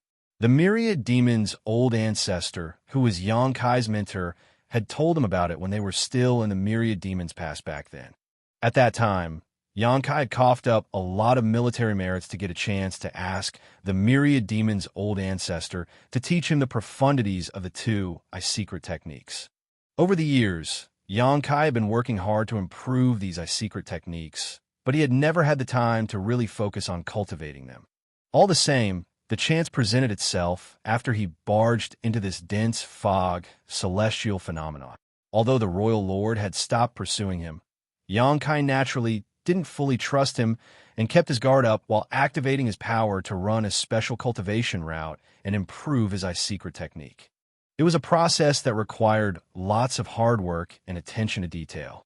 Regardless of how powerful a cultivator was or how robust their body was, they still possessed some innate weaknesses, and a person's eyes were especially fragile. The reason it was difficult to cultivate the secret techniques of myriad demons' heaven wasn't that they were particularly abstruse. On the contrary, it was actually quite easy to start cultivating these two secret techniques. One just had to activate their power and run a special cultivation route around their eyes as they continuously improved their vision. As time passed, they would succeed at mastering these secret techniques. What was difficult was the process. The eyes were a weakness to every cultivator. By using one's own power to train the eyes, they would either yield no results or risk damaging these sensitive organs. If one wasn't careful enough, their eyes might explode, turning them blind. It was said that in the early days, there were a lot of blind people in myriad demons' heaven because they had cultivated these two secret techniques. Then, the high-ranking officials of myriad demons' heaven realized they couldn't let this keep happening. Otherwise, all their disciples would become blind. Therefore, they stopped letting ordinary disciples learn these secret techniques. Only the brightest disciples had a chance to cultivate these secret techniques, and they would have to pass a number of tests before they began. Unlike the disciples of myriad demons' heaven, Xianxia wasn't worried about his eyes exploding. That was because he had inherited his secret techniques from great demon god, Immortal Ballad. He had gotten the hang of the secret techniques long ago, but his current problem was that his eyesight wasn't acute enough. With such a natural advantage, he was far ahead of young disciples from myriad demons' heaven when it came to cultivating these secret techniques. It could be said that he didn't have to go through the dangerous initial stage of cultivation at all. Xianxia had built the foundation for him, so he just had to keep on improving and master the secret techniques. 10 years of exploring the dense fog celestial phenomenon was also a kind of training for Xianxia. Hence, it wasn't surprising that he was about to achieve a breakthrough with his demon eye of annihilation. As the royal lord watched closely, Xianxia sat down with his legs crossed and closed his eyes. His aura became completely still, as though he was dead. The royal lord's expression changed as he had the urge to flare up and take Xianxia's life. However, as he considered the distance between them and the strangeness of this fog, he knew that even if he made a move now, he wouldn't be able to achieve his goal. Moreover, this seventh-order human was certainly still wary of him. If he made a move, the other party wouldn't just sit idly by. Therefore, he could only suppress this urge. On top of all that, if Xianxia could really find a way out, the royal lord could follow him and leave this place as well. He had the confidence to deal with whatever happened afterwards, which was why he agreed to Yang Kai's request. As time passed, following Yang Kai's activation of power, he felt that his left eye was getting hotter until it became unbearably scorching, as though something was stuck in his eye. Instead of feeling shocked, though, he was thrilled. He knew that it was the sign of achieving a breakthrough that the myriad demon's old ancestor had told him about before. Therefore, he exerted more force to sharpen his vision. Half a month later, the feeling of blockage intensified. When it reached a peak, Yang Kai suddenly opened his eyes. His right eye looked perfectly normal, but his left eye was blood red. His aura undulated and turned into several streams as they crashed into his left eye. With a solemn expression, the royal lord stared fixedly at him. Although he was able to learn a lot about the humans through the black ink nest in the primordial heavens source grand restriction, it wasn't first-hand information after all. It wasn't until he witnessed Yang Kai cultivating a secret technique that he realized there was a reason why the Black Ink clan hadn't managed to defeat the humans after all these years of war. While the royal lord was lost in his thoughts, Yang Kai started growling like an injured beast. At the same time, not only did Yang Kai feel that his left eye was scorchingly hot, he also felt as though countless needles had jabbed into his eye. A moment later, there seemed to be innumerable ants that crawled through his body, making him feel limp and numb. Yang Kai secretly cursed, for the myriad demon's old ancestor had never told him that he would be bothered by all sorts of odd sensations when achieving a breakthrough with this secret technique. The average open heaven realm master could easily bear such disturbance. However, it had come to a critical point where he was trying to achieve a breakthrough, and the slightest anomaly could make him suffer cultivation dissonance. When that happened, he wouldn't only risk failing to achieve the breakthrough, but his eye might also explode. He withstood the discomfort in his eye and continued to activate his power to sharpen his eyesight. A moment later, a cloud of blood mist billowed from his left eye. When the royal lord saw that, he couldn't help arching his brow. He wasn't even sure if he should feel pleased or worried. He was pleased because there seemed to be something wrong with Yang Kai's cultivation. Otherwise, a cloud of blood mist wouldn't have appeared from his eye. What he was worried about was that if Yang Kai failed in his attempt, could they still find a way out? Although the royal lord was tremendously more powerful than Yang Kai, that didn't mean he would be capable of finding a way to get out of this eerie, celestial phenomenon. While he was waffling back and forth in his head, Yang Kai suddenly turned to look at him. What came into the royal lord's sight startled him. He initially thought that Yang Kai's left eye must have exploded, but at this moment his eye was still intact. His left eye was no longer filled with redness. Instead, it was radiating a glow. Initially, Yang Kai's eye was golden after he activated the demon eye of annihilation, but it had turned into something that looked like a cross now. Martial Peak, Chapter 5422, Giant Space Beasts. The sheep-headed royal lord could clearly see his own figure in the reflection of Yang Kai's eye. At that instant, he was overwhelmed with a sense of discomfort. Astounded, he realized that this was no ordinary secret technique. What he saw in Yang Kai's eye was definitely more than just a reflection. Just then, a glint flashed across Yang Kai's pupil as he grinned. It seems that you're badly injured. It must have been difficult for you. The royal lord's expression turned livid. When a glint flashed across Yang Kai's eye earlier, he had a feeling that his secrets were being pried into. He secretly cursed at this human while simultaneously thinking that this secret technique was indeed extraordinary. On the other hand, Yang Kai ignored the royal lord and scanned his surroundings. A moment later, he straightened up and flapped his arms before moving in a particular direction. The royal lord hurriedly followed him. He had agreed to Yang Kai's request to allow him to cultivate his secret technique in the hope that he could get out of this fog. As for whether Yang Kai would pull a trick during this period of time, that was all but certain. Regardless, the royal lord was confident that he could follow Yang Kai and get out of this trap. Therefore, he paid close attention to every move that Yang Kai made, and he followed him closely wherever the latter went. He practically imitated Yang Kai in every way, as though he was a delayed shadow. As Xianxia's demon eye of annihilation had improved, he was able to see through this strange fog more clearly now. However, he wasn't confident that he would be able to get out just yet. No one in the world could truly comprehend all the secrets behind such a celestial phenomenon. Another year passed as Xianxia silently looked for a way out. The royal lord had been patient as he kept a fixed distance from him when, suddenly, Xianxia's figure disappeared from the royal lord's sight, as though everything he had seen until now was nothing more than an illusion. The royal lord was slightly shocked, but he soon pulled himself together and imitated Xianxia's movements while moving in the same direction. In the meantime, Xianxia felt relieved as the sense of danger that had surrounded him for over 10 years disappeared all of a sudden. There was no longer any fog in front of him. I finally left. Xianxia was elated. After hesitating between ambushing the royal lord and fleeing this place for a moment, he chose the latter.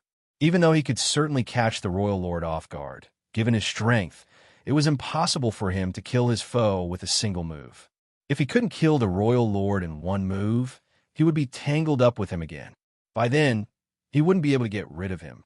It would still take some time before the royal lord could get out of the fog, and while the average cultivator couldn't move across a large distance in such a short time, as a master of the Tao of Space, Xianxia stood a great chance to escape the other party's detection range. After making up his mind, he hesitated no more. As he manipulated space principles, Xianxia disappeared from the spot. 3 breaths of time later, the royal lord also left the dense fog celestial phenomenon. As he looked around, he realized Xianxia was nowhere to be found. Having witnessed Xianxia's methods, he knew that this human must have activated his teleportation technique and left. At that instant, his expression darkened. It could be said that he had failed miserably in his mission. Not only did it take him such a long time, but he also achieved nothing in the end. Furthermore, he was terribly injured, and his strength had plunged. Now that Xianxia had left using instantaneous movement, it would be hard for the royal lord to find him again. With that said, he wasn't willing to just give up. After examining the traces of space principles, he looked in a particular direction and charged forward. Soon, he detected some energy fluctuations in front of him, and as he examined them, he became elated. That was because the energy fluctuations came from the 7th order human. He initially thought that he had lost him, so he was surprised at the turn of events. Although he had no idea what happened to the 7th order brat, he still had a chance, as the other party wasn't able to flee. At this moment, Xianxia was so vexed that he was about to spit blood. He felt that he had never been unluckier in his life.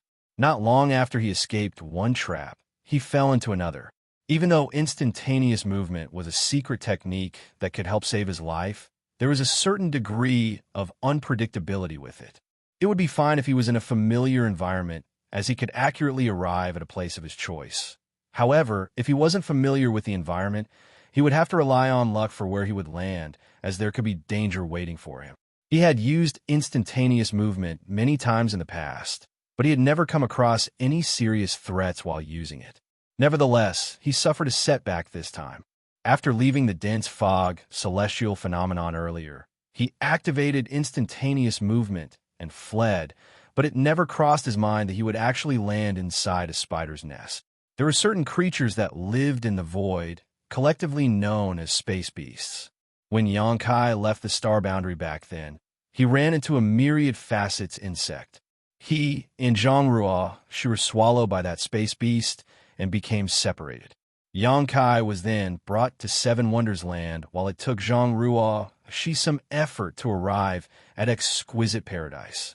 There were always some human masters who guarded the void docks of star cities and sects. First, to inspect the people entering and leaving to ensure order was maintained. Second, to fend off the space beasts that loved harassing densely populated areas. It took quite a number of open heaven realm masters to guard the void docks of every star city to prevent accidents from happening. Throughout his adventures around the 3,000 worlds over the years, Xianxia had come across many space beasts. When he was weak, he would stay as far away from space beasts as possible, and when he became strong enough, he just disregarded them. Upon arriving at the black ink battlefield, he never discovered any space beasts. After all, the war between the two races had been ongoing for years, and the space beasts that were sensitive to danger usually stayed far away. Xianxia had not seen any space beasts during the crusade, so he thought that such creatures simply didn't exist on the Black Ink battlefield. Therefore, it surprised him when he came across them at this point. This was the nest of a group of void ant spiders which was located in a dead universe world. The entire universe world was covered in spider webs. They seemed to be a family with 2 adults and 5 children. The adult spiders were just as large as Xianxia's 70,000 meters ancient dragon form. On the other hand, the 5 smaller void ant spiders were just 10,000 meters long. They looked like a cross between spiders and ants with hideous appearances and had probably been living here for eons. Xianxia felt that the auras exuding from the 2 adult void ant spiders suggested that they were as formidable as the most powerful 8th Order Open Heaven Realm Masters. It even seemed like they had traces of divine spirit bloodlines. The 5 smaller spiders were equivalent to 7th Order Masters. Usually, such levels of strength wouldn't have bothered Xianxia. The crux of the problem was that the void around the spider's nest was filled with webs of different sizes. Right after he activated instantaneous movement from outside the dense fog celestial phenomenon, Xianxia crashed into one of these spider webs. Worse, the webs had a heaven-sealing, earth-locking property. As soon as he came into contact with the web, he became trapped and was unable to break free from it. He couldn't figure out how this family of void ant spiders survived in such an environment. With that said, space beasts usually had some unusual powers. Therefore, hostile environments wouldn't bother them. Thrilled to feel Xianxia's aura, the 5 smaller spiders, which had been hiding in the nest, came over and surrounded him. The 2 adult spiders never moved, but their eyes reflected Xianxia's figure.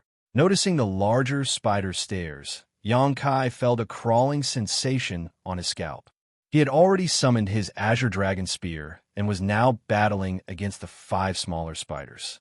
Despite the fact that they were only equivalent to 7th Order Masters, Xianxia wouldn't dare to kill them lest the 2 parents become enraged.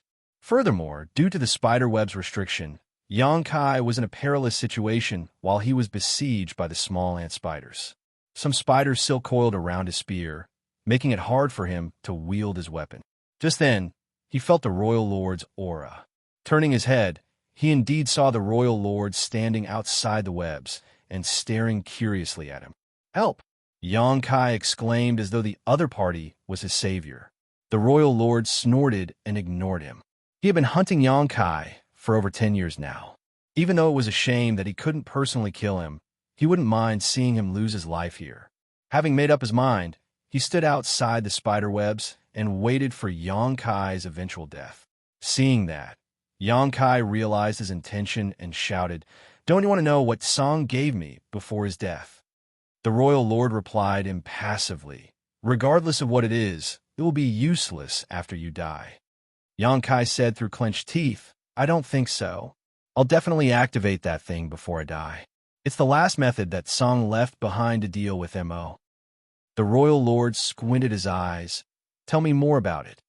Xianxia shook his head. "I won't tell you about it, and you won't find out unless you save me from this place. Then die. You're forcing me to do it." Xianxia roared as a golden light radiated from him. The Royal Lord was instantly astounded, for the golden light indeed contained the aura that Song had left behind. "Even if I die, Mo will suffer as well. Mo is in a deep sleep now, so it is definitely unsuspecting of any danger. This thing might not kill Mo, but it'll certainly injure it." As Xianxia spoke, the golden light shone more brightly. The golden light faintly engulfed Xianxia, as though it was ready to bring him out of this place. The Royal Lord's expression changed. The reason he decided to watch on the sidelines and ignore Xianxia's plea was that he believed that regardless of what Song's trump card was, it would be rendered useless following Xianxia's death. However, it now seemed that if Xianxia was pushed over the edge, he would activate the trump card. As for what happened after that, the results were completely unpredictable. The Royal Lord had no idea if Xianxia was telling the truth, but Mo was the source of the Black Ink clan. To the Black Ink clan, it was their supreme being, their god, so there was no way the royal lord would allow anything to injure Mo. If Mo was wounded because of him, he would never be able to make up for his mistake. Stop! The royal lord roared. Cut the crap. If you don't save me, I'll make sure Mo suffers. Xianxia gritted his teeth and yelled. The royal lord's expression turned livid. He had never expected to be threatened by Xianxia in such a situation. Suppressing his fury, he surged his black ink strength, which turned into a dark tide that penetrated the spider webs. He decided not to kill those void ant spiders and instead try to corrupt them with black ink strength. Given the fact that he was a royal lord, it should be easy for him to corrupt these void ant spiders. As long as he succeeded, they would become loyal to him, and he would be able to easily capture Xianxia. Soon, the dark tide coursed through the void that was filled with spider webs before engulfing the 5 smaller spiders. Seeing that, Xianxia secretly cursed at the royal lord for being so cunning. Martial Peak, Chapter 5423, Void Ant Spiders. Although Xianxia hoped that the sheep-headed royal lord could get him out of this place, the other party was naturally not so kind-hearted. As long as the royal lord could corrupt these 5 small ant spiders with black ink strength, he could take control of Xianxia. Seeing that the dark tide was about to swallow the little ant spiders, Xianxia activated his divine sense and sent a transmission to the 2 larger spiders. If you keep watching and do nothing, your children will be doomed. He's a Black Ink clansman. Xianxia had no idea if these 2 large ant spiders had any spirituality, nor could he be certain whether they understood what he said. However, if he wanted to survive today, he had to provoke them into action. The best outcome would be the large ant spiders getting into a fight with the royal lord. That way, he could watch the show from the sidelines. Nevertheless, Xianxia was bound to be disappointed, for the large ant spiders were unperturbed by his words. Even though they still remained in their nest, they just stared vigilantly at the royal lord without acting. Unlike Xianxia, this royal lord gave off a great sense of danger, which was why they had to keep their guard up, yet didn't dare make any rash moves. At this point, the dark tide had engulfed the 5 small ant spiders, which were unable to resist as the black ink strength instantly corrupted them. In just a moment, they were stained with black ink strength, and their originally bright eyes turned dark. Finally realizing something was wrong, the 2 large ant spiders started squirming anxiously and hissed. The little ant spiders turned violent all of a sudden. They spat out threads of silk that turned into spider webs that further restrained Xianxia. The spider webs were not only robust, but also able to trap people. Xianxia had suffered a setback because of them already, so he was wary of such things. Understanding the situation was deteriorating, he directly used Golden Crow, Cast the Sun. A great sun leaped from behind him, and a golden crow cawed as a scorching heat spread out. Many spider webs melted, but they came in such large quantities that even Golden Crow, Cast the Sun, was unable to ward them all off. Within moments, the great sun disappeared, and the spider webs covered Xianxia, wrapping him up tight. The little ant spiders surrounded him and wielded their legs. However, as soon as they got close, Xianxia's figure faded and disappeared. It was nothing more than an illusion. Just as the little ant spiders were baffled, Xianxia appeared in front of one of them with his spear in hand. With a solemn expression, he surged his world force as his azure dragon spear transformed into innumerable spear shadows and engulfed the ant spider. In an instant, the little ant spider was rooted to the spot. All its eyes exploded and green liquid burst out of its wounds. Following that, even its head exploded. At that moment earlier, Xianxia had struck the ant spider countless times. Sparks were formed as his azure dragon spear came into contact with its armored head. Even though these little ant spiders had strange abilities and formidable strength, they were still just equivalent to 7th Order Open Heaven Realm Masters. Therefore, it wasn't hard for Xianxia to kill them. The reason he didn't make a move earlier was that the spider webs in the void had greatly restricted his movements. Moreover, he was wary of the 2 large ant spiders, so he didn't dare to kill the little ones. Now, he had no choice, for the royal lord had corrupted the little ant spiders. If Xianxia didn't kill them, he would be trapped here forever.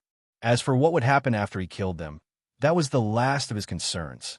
The moment the little ant spider was killed, the other four were astounded as they hurriedly retreated. The two large ant spiders, which had been hiding in the nest, were startled for a moment before they became enraged. They started hissing angrily as they climbed through the webs and came at Xianxia. Before they even arrived, one pointed leg scythed at Xianxia. Surprisingly, Xianxia saw the shadow of a space secret technique in that attack.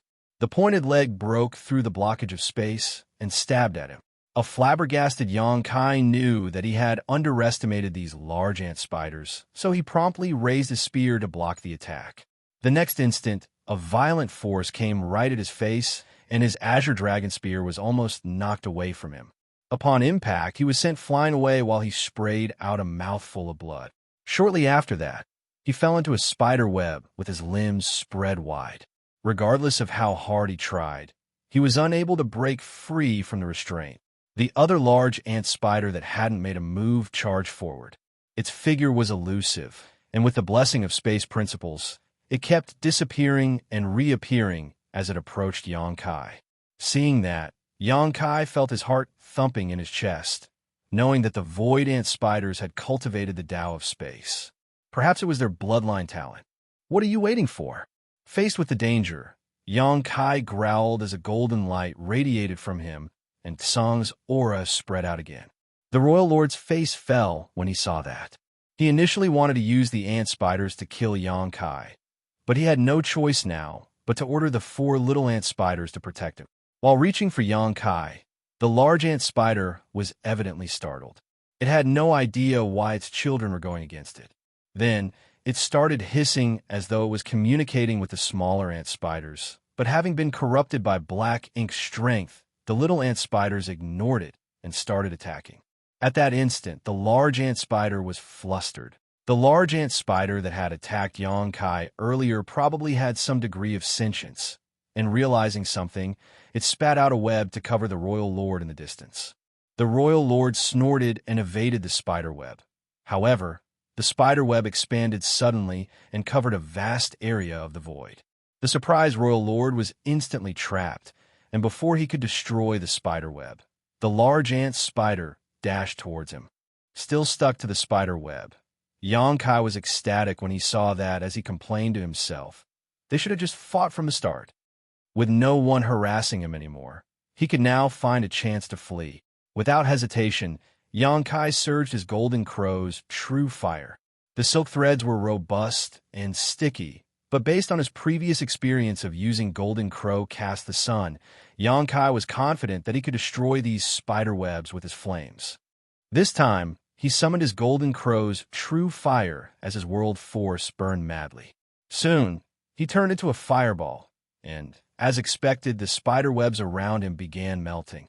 When the royal lord, who was fighting against the large ant spider, saw this, he widened his eyes in disbelief and raised his hand to swat the ant spider away. Although the large ant spider had a power that was equivalent to the peak of the Eighth Order, and the royal lord was heavily injured, there was still a huge gap between their strengths. If the royal lord wanted to kill the large ant spider, it would only take him 10 breaths to do so. On the other hand, Xianxia, who had just broken free from the spider web, felt his chest tightening as he realized he had underestimated the royal lord.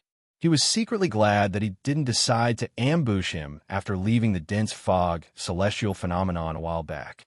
Back then, by using the demon eye of annihilation, Xianxia could see that the royal lord was horribly injured and even had the urge to fight it out with him. Now, it was apparent that if he had done so, he would have ended up in a horrible state. Although the royal lord had been weakened, he was still significantly more powerful than Xianxia.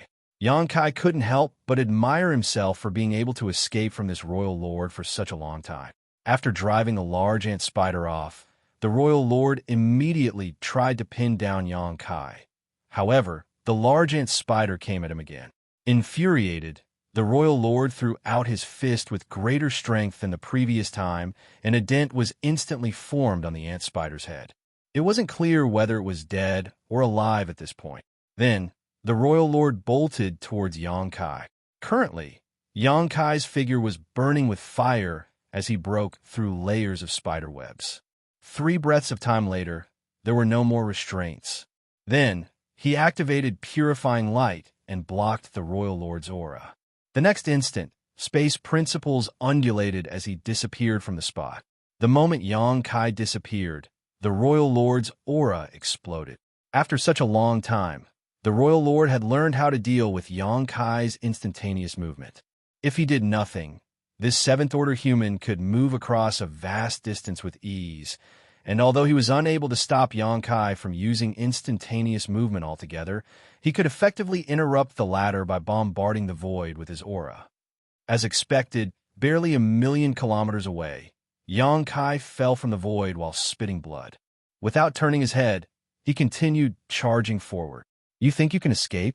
Incensed, the Royal Lord raced after him. After they were gone, the large ant spider with a dent in its head shook its body and turned to look at its partner and 4 children that were still locked in an intense battle. Even though the little ant spiders were no match for the large ant spider, the latter didn't have the heart to kill them. Xianxia and the Royal Lord seemed to have returned to the time before they had barged into the dense fog, celestial phenomenon.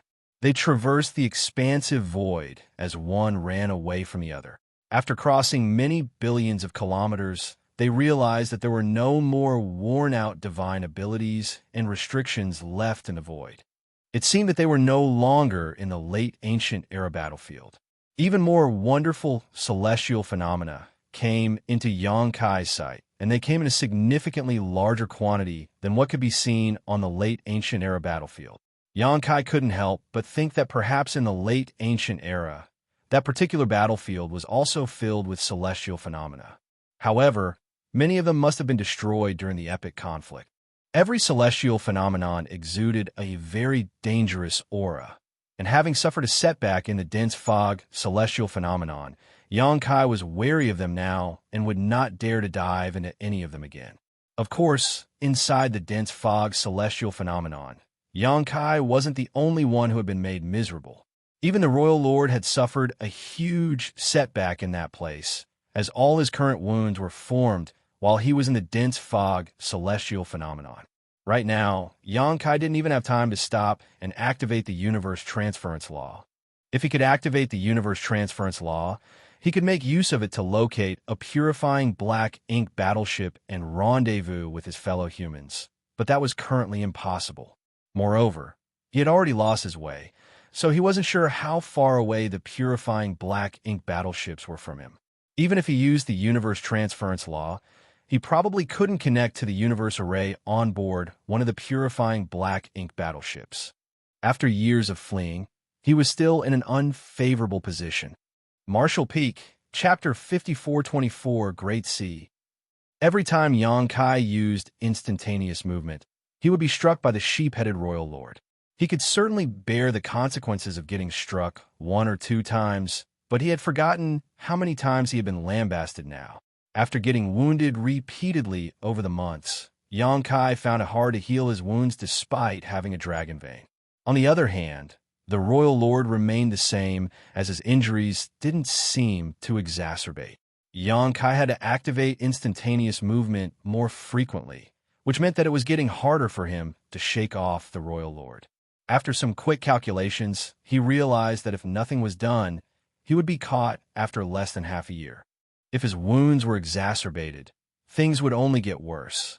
That was why Xianxia realized he had to make use of another celestial phenomenon. Regardless of how strange those celestial phenomena were, he would be doomed if he didn't do something. By making use of a celestial phenomenon, there was a chance he could survive. Upon making up his mind, Xianxia continued to escape while scanning his surroundings.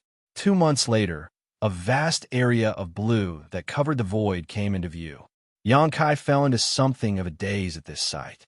Although he had seen quite a number of celestial phenomena so far, the one before his eyes was definitely the largest and most staggering. With it still being so far away, Xianxia had no idea what this celestial phenomenon was, so he could only quicken his pace. The Royal Lord behind him saw the celestial phenomenon as well and realized Xianxia's intention. So he also hastened himself. As he pushed his black ink strength, his speed increased. After what happened inside the dense fog celestial phenomenon, he couldn't risk letting Xianxia enter another one. Xianxia's expression changed when he realized the Royal Lord's aura was getting closer to him. Without hesitation, he manipulated space principles and left using instantaneous movement. The next instant, he fell from the void and sprayed out a mouthful of blood. Even so, he happened to find himself right in front of the celestial phenomenon. When Xianxia made out what the celestial phenomenon was, he was astounded. From afar, he could see that the celestial phenomenon was vividly blue, but he had no idea what it was. It wasn't until he was right in front of it that he realized it was a great sea celestial phenomenon. It was a great sea that occupied a massive region of the void. Before this, if anyone told him that there was a great sea floating in the void, he wouldn't have believed them. But at this moment, there was indeed a vast ocean before his eyes. He couldn't help but think that there were too many unknown secrets in the universe. However, the great sea seemed to be dead. The water was so still there wasn't even a ripple. At the same time, Xianxia failed to detect any danger coming from it. However, he had learned from his experience with the dense fog celestial phenomenon that he shouldn't judge a book by its cover. Only by entering this great sea would he find out if there was any danger inside. Standing in front of the great sea, Xianxia turned around and saw the Royal Lord charging towards him with an anxious expression on his face. His inaction seemed to have made the Royal Lord misunderstand something, though, as he shouted, "Given your current state, you'll undoubtedly die if you go in. Why not just surrender without a fight?" Xianxia grinned at the Royal Lord before cocking his head to spit out some blood. After cursing the Royal Lord, he turned around and leaped into the sea boldly and without hesitation, with the thought that if he was going to die, it would be on his terms, not at the hands of the enemy. The Royal Lord's expression changed, stunned by Xianxia's resoluteness. A moment later, he reached the great sea and scanned it. Next, he pushed his black ink strength to engulf himself and plunged into the celestial phenomenon.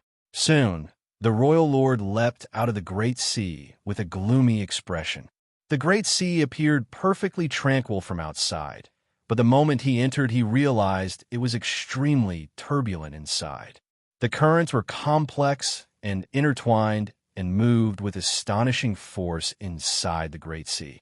The Royal Lord was shocked to find that the undercurrents were so violent that he was unable to withstand them despite his strength. 3 breaths of time after he entered it, his black ink strength protection was already heavily worn down.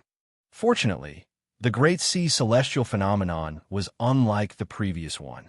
When he barged into the dense fog celestial phenomenon back then, he was unable to leave no matter how he tried. However, he was able to break free from the undercurrents here with brute force. The Royal Lord didn't think the 7th-order human named Xianxia could survive in such an environment. Besides believing that Xianxia was doomed to die, he also understood that the currents in the Great Sea were constantly shifting, so finding him would be all but impossible. As he hovered in the void, a myriad of expressions came over the Royal Lord's face. After debating on it for a moment, he turned around and left. Soon, he moved a dead universe world to the periphery of the Great Sea. There were countless dead universe worlds like this one in the void. As he pursued Xianxia all this time, he had come across many of them. Therefore, it wasn't hard to find one. The universe world was fairly large, but compared with the Great Sea, it was like an ant standing in front of an elephant. The Royal Lord stared fixedly at the Great Sea for a moment before spitting some extremely pure and dense black ink strength from his mouth. The black ink strength didn't dissipate like normal, however, and soon condensed into a flower bud. It was a black ink nest. Royal Lords like him, who came out of the primordial heavens, source grand restriction, each carried their own black ink nest with them. That was because Mo hoped that they would defeat the humans and occupy the 3,000 worlds, and in turn, return to extricate it from its prison. Black ink nests were the foundation of the Black Ink clan, so the Royal Lords would naturally carry them wherever they went. The Royal Lord held the black ink nest in his hands. He looked at it with such devotion that it was as though it was the most sacred treasure to him. Soon, he planted the black ink nest and infused his black ink strength into it. The black ink nest expanded rapidly and bloomed. In just half a month, many black ink clansmen stepped out of the black ink nest. After saluting the royal lord, they dispersed. Gazing at the great sea, the royal lord snorted. Although he believed that Xianxia was doomed, he couldn't afford to take any chances. During this period of time, he had witnessed this seventh-order human using all sorts of strange methods, so he knew it would be difficult to kill him. Perhaps this brat, named Xianxia, could break free from the Great Sea. As such, he had to stay. However, since he was on his own, the royal lord couldn't monitor the entire periphery of the Great Sea. Having said that, he had his black ink nest to depend on. Given enough time and resources, he could simply spawn enough servants to surround the entire Great Sea. If Xianxia managed to escape, he would immediately find out about it. Moreover, the royal lord was badly injured, so he could take this opportunity to recuperate. It was like killing two birds with one stone, so he chose to stay here. As time passed, the black ink nest became larger and larger, and even more black ink clansmen began appearing in the dead universe world. These black ink clansmen would then spread out through the void to mine resources, which would then be deposited into the black ink nest to produce even more black ink clansmen. Inside the Great Sea, Xianxia felt dizzy. He was horribly wounded, and there wasn't a single part of his body that wasn't bloodstained and lacerated. He had transformed into his 70,000 meters ancient dragon form, but still found it hard to resist the violent currents in the Great Sea. All his dragon scales were gone by this point, and his skin was covered in black bruises. Dragon blood streamed out of his wounds constantly. The undercurrents were not the only thing he had to deal with. Even though it was difficult, he could still persevere with his ancient dragon form against those turbulent flows. What made him truly helpless was that the undercurrents contained many different sorts of martial domains. The five-element Tao essence swirled and transformed in the undercurrents, while some flows even contained potent sword Tao essence that cut through the skin of Xianxia's dragon form. Every undercurrent was like a powerful master surging their might to attack foreign enemies. Xianxia was swept from one undercurrent to the next, enduring so much hardship that he almost passed out. Before he barged into the Great Sea, he understood that he would have to face unimaginable danger inside. But the strangeness of this place still astounded him. The strengths of the undercurrents varied greatly. When he came across weaker flows, he could seize the chance to catch his breath. In times like these, he would swallow some spirit pills to sustain his energy. Initially, Xianxia didn't have a way to deal with these undercurrents, as he just let them push him around in this Great Sea. However, as time passed, he eventually began to adapt and ride these undercurrents to minimize the damage he took. Despite that, he still couldn't completely avoid the impact these undercurrents had on him. Having said that, he knew that he was just stalling for time. Sooner or later, he would be killed by the undercurrents in the Great Sea. He wanted to find a way out, but the undercurrents were turbulent without any regular patterns. So how was he supposed to achieve such a goal? His injuries had gotten worse, and the world force in his small universe was running out. Even though low-rank world fruits could quickly replenish his world force, Xianxia had already used them all up when escaping from the royal lord. Now he could only consume open heaven pills to supplement his energy. Once the power in his small universe dried up completely, the consequences would be dreadful. Therefore, he had to find a way out before then, or he would be doomed. Xianxia had tried releasing his divine sense to scan the surroundings, but the undercurrents simply shredded his divine sense, causing him excruciating pain. The Great Sea was so vast, though, that there had to be somewhere that was calm. Xianxia didn't believe this entire place was filled with such powerful undercurrents. Gritting his teeth, he released his dragon form and returned to his human one. As he let the undercurrents sweep him away, he scanned the surroundings with his divine sense, irrespective of the damage this act caused. He felt a sharp pain in his head as the damage to his divine sense made his facial features contort. However, he could only soldier on.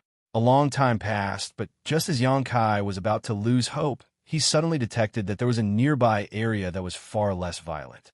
Elated, He hurriedly activated his power and swam towards it. The process was strenuous as his flesh was peeled from his bones. As he wielded his azure dragon spear, Xianxia stubbornly made his way across the undercurrents of the Great Sea. An hour later, he finally broke through the blockage of the present undercurrent he was occupying and barged into the next. Scanning his surroundings, Xianxia realized that the less violent area was actually moving away from him. Flustered, he madly activated his power. He had no idea what it was like in that area, but he knew that if he missed this chance, there wouldn't be a second one. He had never been more eager to survive in his life. The pain in his body and soul was so excruciating that he had almost turned numb. The only thought that occupied his mind was that he had to break through all the obstacles before him and survive. Break! With a great roar, Xianxia opened his mouth and spat out a round bead. Martial Peak, Chapter 5425, Temporal River. To a Dragon Clan member, their dragon bead was like a monster core to a monster beast. It was the essence of their cultivation, and they wouldn't easily summon it, but once they did, either their enemy would die, or they would perish. Summoning a dragon bead to deal with enemies was a powerful trump card, but it almost always resulted in damage to the dragon bead. When that happened, the power of their dragon vein would be like a tree without roots or a river without a source, diminishing their strength to a great degree, if not crippling or killing them outright. In the past, Xianxia had summoned his dragon bead to kill a badly injured territory lord. As a result, his dragon bead was damaged, and it took him many years to restore it. At that time, his dragon vein was still very weak, and he could only transform into a 30,000-meter grand dragon. Now, he was an ancient dragon, so his dragon bead was significantly mightier than in the past. This was the last move he could use. At this moment, the power in his small universe had almost dried up, and his physical body had reached its limit, yet the undercurrents in the Great Sea were as turbulent as ever. If even his dragon bead couldn't open up a path for him to survive, he would be powerless to do anything else. Fortunately, the dragon bead of an ancient dragon did not disappoint. The instant it was summoned, an immense power exploded forth. There seemed to be a dragon swimming within the dragon bead, and the intense dragon pressure which was released smashed all the turbulent undercurrents in its way. At the same time, cracks started appearing on the dragon bead. Xianxia followed his dragon bead closely as he broke free from the undercurrent he was currently stuck in and entered the next. The dragon bead shot forward, breaking through all the obstacles as more and more cracks appeared on it. It smashed through 3 undercurrents in quick succession, and just as Xianxia was worried that his dragon bead would be destroyed, he felt that all the pressure around him had been lifted. It was as though he had arrived at a completely different world. Since he entered the Great Sea celestial phenomenon, it had been one crisis after another. However, this space felt totally serene. It was still an undercurrent, but it was significantly less violent than the ones he had encountered before. Xianxia even had a feeling that he was surrounded by a different kind of martial domain, but before he could look into it, his vision turned dark, and he realized he was about to pass out. He knew that he had reached his limits. His body, soul, and dragon bead had all been damaged, so he was just one step away from death. Without hesitation, Xianxia quickly retrieved his dragon bead, which was so full of cracks that it was as though it would break apart at any moment. Following that, he blacked out and collapsed.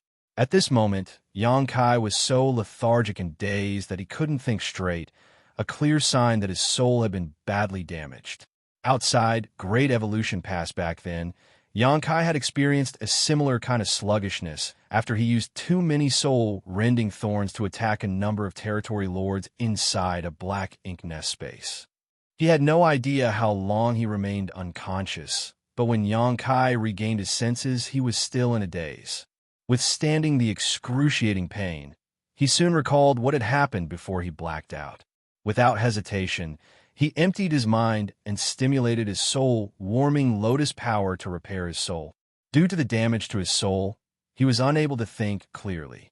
Now that he was in a somewhat safer situation, his most important task was to restore himself. Other matters could wait. The soul-warming lotus was a supreme treasure of the universe, so even when Xianxia was unconscious, it continued to exude its wondrous power to heal him.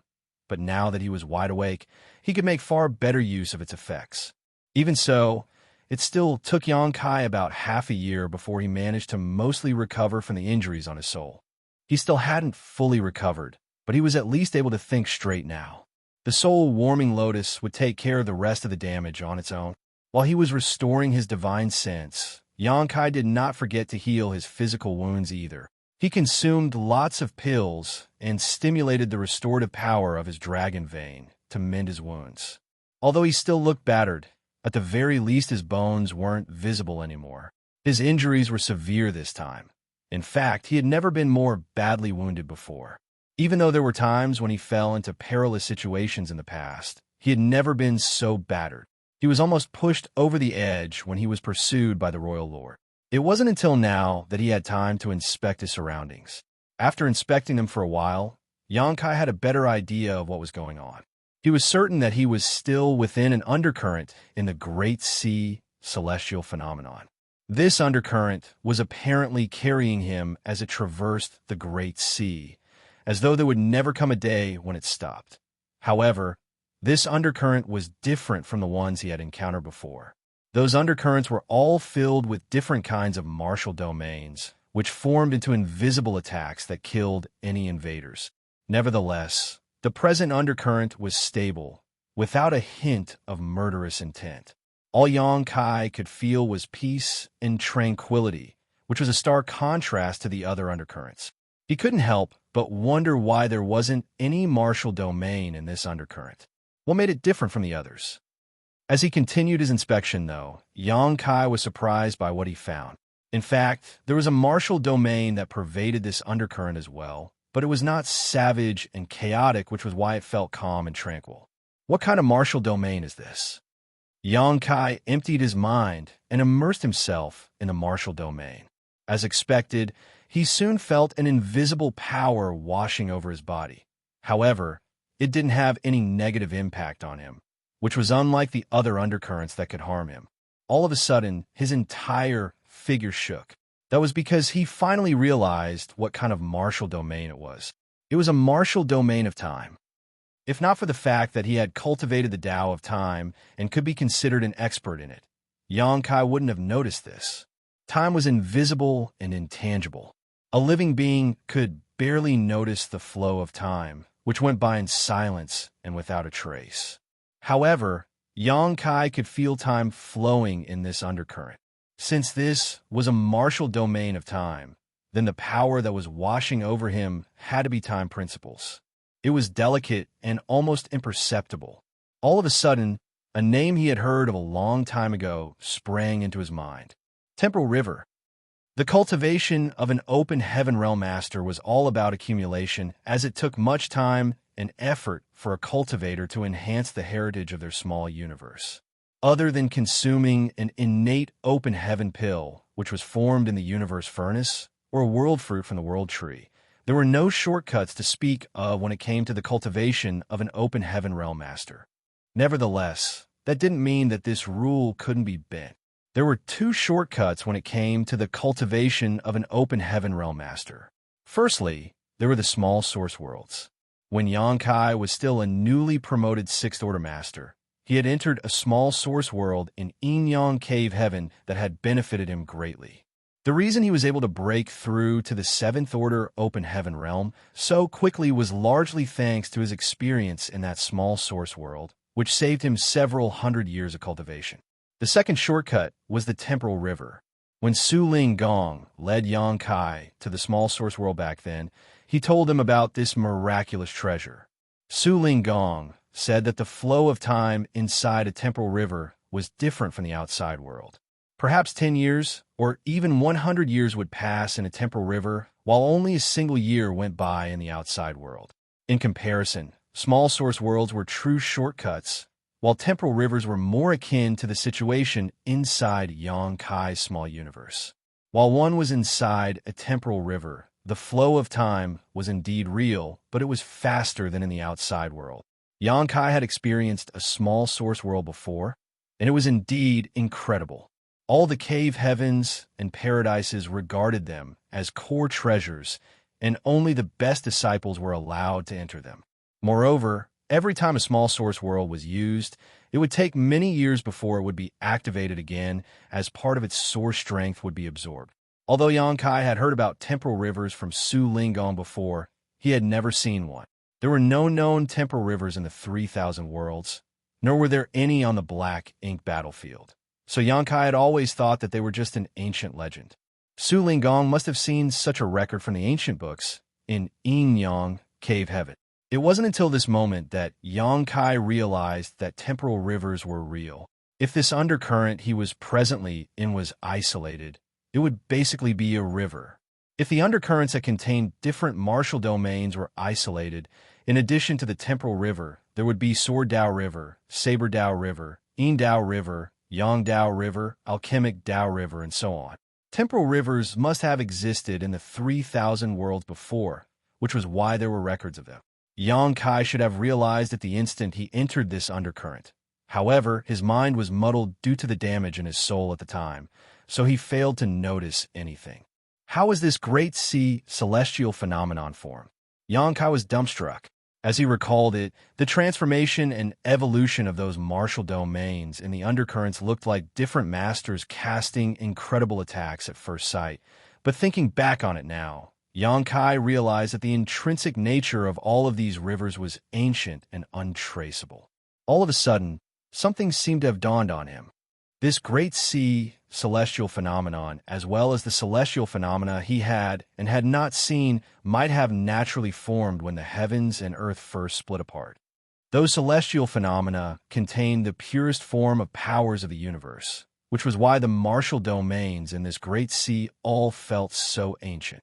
Only when an Emperor Realm Master realized their own Grand Tao and condensed their Tao seal would they be capable of breaking through their shackles and ascending to the open heaven realm. There were all sorts of Grand Taos in the universe, and each of these Grand Taos had an infinite number of variations. Therefore, the Tao seal of every open heaven realm master was slightly different. Even for cultivators who cultivated the same Grand Tao, their Tao seals wouldn't be identical. The Tao of space that Xianxia had cultivated was distinct and different from that of Li Wu Yi. His mastery and understanding of the Tao of time were also different from that of the flowing time Great Emperor and could not be the same as those of Yang Shao and Yang Shui. The brightest cultivators who had left Xianxia's small universe often inherited his aptitudes in the Spear Tao, Tao of space, and Tao of time. They had a natural advantage when it came to cultivating these three Grand Taos. However, none of them followed the exact same martial Tao as Xianxia. If one compared the myriad Grand Taos to a tree, then each Grand Tao was like a branch that would grow into many different twigs and leaves. Those twigs and leaves came from the same source, but they were all slightly different. All the Grand Taos intertwined with one another, and there had to be a source, which was the very foundation of the Grand Taos. Although there were many different Grand Taos, they all could be traced back to the same source. If this great sea celestial phenomenon was naturally formed when the heavens and earth split apart, the martial domains rich in Tao essence in the undercurrents might not be the source of those Grand Taos, but they must contain part of the source's aura. In other words, these undercurrents contain the raw power of the universe, the very foundation of all Grand Taos. Martial Peak, Chapter 5426, No Other Choice. Upon that realization, Xianxia couldn't help grinning. His laughter was muffled initially, but as time passed, he started guffawing to the point where he cried tears of joy. Although he had gone through so much hardship and almost lost his life, he came across such an opportunity to escape from the sheep-headed royal lord. He took the risk and dove into this great sea celestial phenomenon. It never crossed his mind that he would arrive at such a cultivation paradise. There was no doubt that the undercurrents in the great sea were akin to innate treasures of the universe. Their very existence was a natural wonder. At that instant, Xianxia even had the urge to thank the royal lord. If not for the latter's relentless pursuit, he would never have come across this place. It had only been several hundred years since he ascended to the seventh order open heaven realm, And although time flowed several times faster in his small universe than other open heaven realm masters, and he had a world tree cloned to purify his world force, both of which allowed him to cultivate multiple times faster than average, he was still a long way off from the eighth order. Xianxia estimated that it would be another 1,000 to 2,000 years before he could achieve a breakthrough. That length of time seemed too daunting to him. Initially, this reality was giving him a severe headache. He had been trying to come up with ways to increase his cultivation speed so that he could make it to the eighth order open heaven realm sooner. He even had the urge to seek out the grand ancient ruins boundary so that he could ask for a high-rank world fruit from the world tree. However, the grand ancient ruins boundary had been elusive since time immemorial. He was extremely lucky even to have a chance to enter it back then, so it seemed practically impossible for him to go there again. Furthermore, even if he managed to find the grand ancient ruins boundary, would the world tree even give him a high-rank world fruit? Just like Mo, the world tree was one of the oldest living beings in the universe. If it refused to give Xianxia the world fruit, he wouldn't be able to do anything about it. Now that he was inside a temporal river, though, Xianxia didn't have to worry about ascending to the eighth order open heaven realm anymore. Xianxia wondered what the time flow differential in this temporal river was compared to the outside world, but by analyzing the time principles around him and considering the density of time Tao essence, he believed the flow of time here was at least 10 times faster than normal. In other words, if he spent 10 years in this place, only 1 year would pass in the outside world. He could cultivate in this place with peace of mind until the day he made it to the eighth order open heaven realm. Although, as a seventh order open heaven realm master, he was no match for the sheep-headed royal lord, he was able to evade him for several years. If he managed to ascend to the eighth order open heaven realm, he had the confidence to flee from the royal lord with ease, even if he was incapable of defeating him. A fervent Xianxia immediately fished out all sorts of resources and started refining them, but a problem soon came to his mind. Did he have enough resources to reach the eighth order open heaven realm? Initially, he had accumulated a staggering amount of resources, more than enough to reach the eighth order open heaven realm. After all, he had plundered quite a few Black Ink Clan territories over the years and acquired a massive quantity of cultivation materials. However, when Tsang asked for some resources to restore himself back then, Xianxia had passed the bulk of what he owned to him. Moreover, to escape from the royal lord over the years, Xianxia had used up a large amount of the blue and yellow crystals he had left. As a result, he was seriously lacking in yin and yang element materials. He certainly had sufficient 5-element materials, but if he used up all his yin and yang element materials before he ascended to the eighth order open heaven realm, he would be in serious trouble. However, it was pointless for him to worry about it at this point.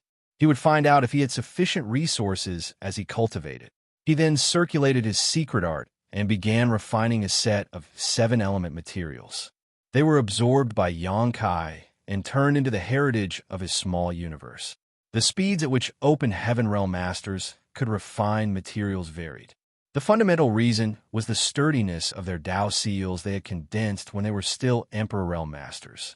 The more robust their Tao seal was, the quicker one could refine cultivation materials. Therefore, even if 2 open heaven realm masters were in the same order, the speeds at which they could refine resources could be very different. The one with a better foundation could refine materials more quickly and grow their power more rapidly. Even a slight difference would become massive over hundreds or thousands of years. When Xianxia condensed his Tao seal back then, he was able to withstand the impact of 7th-order materials. So, when it came to the speed of refining materials, only those once-in-a-generation geniuses from the cave heavens and paradises were somewhat comparable to him in the entire 3,000 worlds. Since Xianxia was a 7th-order open heaven realm master now, he could fully refine a set of 5th-order materials in a few days. Then, he fished out another set of materials. The process of cultivation was dull, but the increase in power was real and exhilarating. Therefore, despite the monotony, a cultivator was more than capable of cultivating in seclusion for hundreds of years. Once a person was engrossed in the increase of their power, they would no longer feel the passage of time.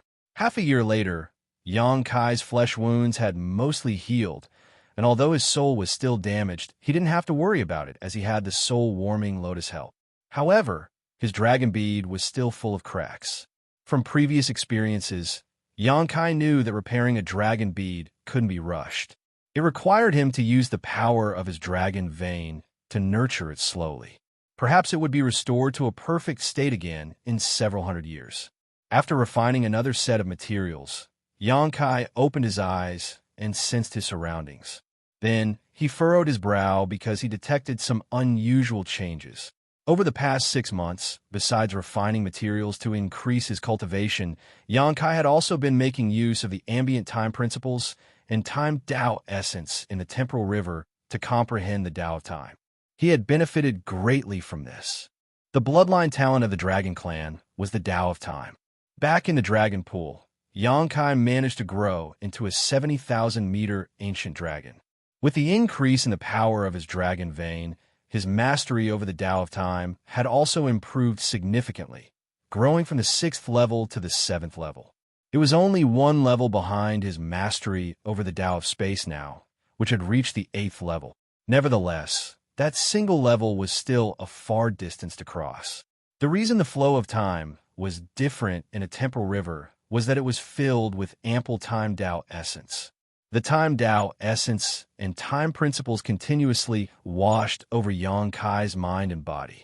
This kind of impact was invisible and imperceptible to someone who had never cultivated the Tao of time, so they wouldn't detect any anomaly while inside the temporal river. It wasn't until after one left this place that they realized the flow of time was different. On the other hand, Yang Kai could make use of these impacts to study the Tao of time. He could even refine the time Tao essence directly to improve his mastery of the Tao of time. That was what he had been doing these past 6 months. However, he now realized that the temporal river seemed to have become shorter. The lengths of the undercurrents in the Great Sea were all different, and although he had not checked it carefully, Yang Kai reckoned that the temporal river was about 9,000 meters long when he first entered it. Now, however, it was 500 meters shorter. Was it because he had barged into this place and absorbed the time Tao essence here? Yang Kai had no idea, but after giving it some thought, he stopped comprehending the Tao of time and instead focused on just cultivating. Half a year later, Yang Kai opened his eyes and scanned his surroundings once again. The temporal river had become shorter again, though it wasn't as severe as the previous time. It was now about 20 meters smaller.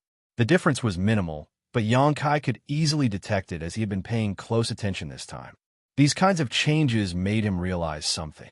It seemed that his presence and the absorption of timed Tao essence were the main reasons for the shrinking of the temporal river. In other words, as long as he was inside the temporal river, he would consume the amazing power in this place, and the river would continue to become shorter. After all, the time Tao essence was constantly washing over him, causing the flow of time in this isolated space to be different from that of the outside world. He had only been cultivating for another half a year, but the river had become 20 meters shorter. In other words, the river would shrink about 40 meters a year if he did nothing but cultivate. As such, this temporal river would be gone for good in around 200 years at most. If he simultaneously absorbed the time Tao essence in this place and cultivated it, the river would disappear even sooner. Upon this realization, Yang Kai's expression darkened. Initially, he intended to stay in this temporal river until he ascended to the 8th order, but now it seemed that the temporal river would disappear in just about 200 years. That amount of time wasn't sufficient for him to make it to the 8th order. What should I do now? After giving it some thought, Yang Kai realized that the Great Sea was vast, and it had countless undercurrents in it. Since there was one temporal river here, there might be another.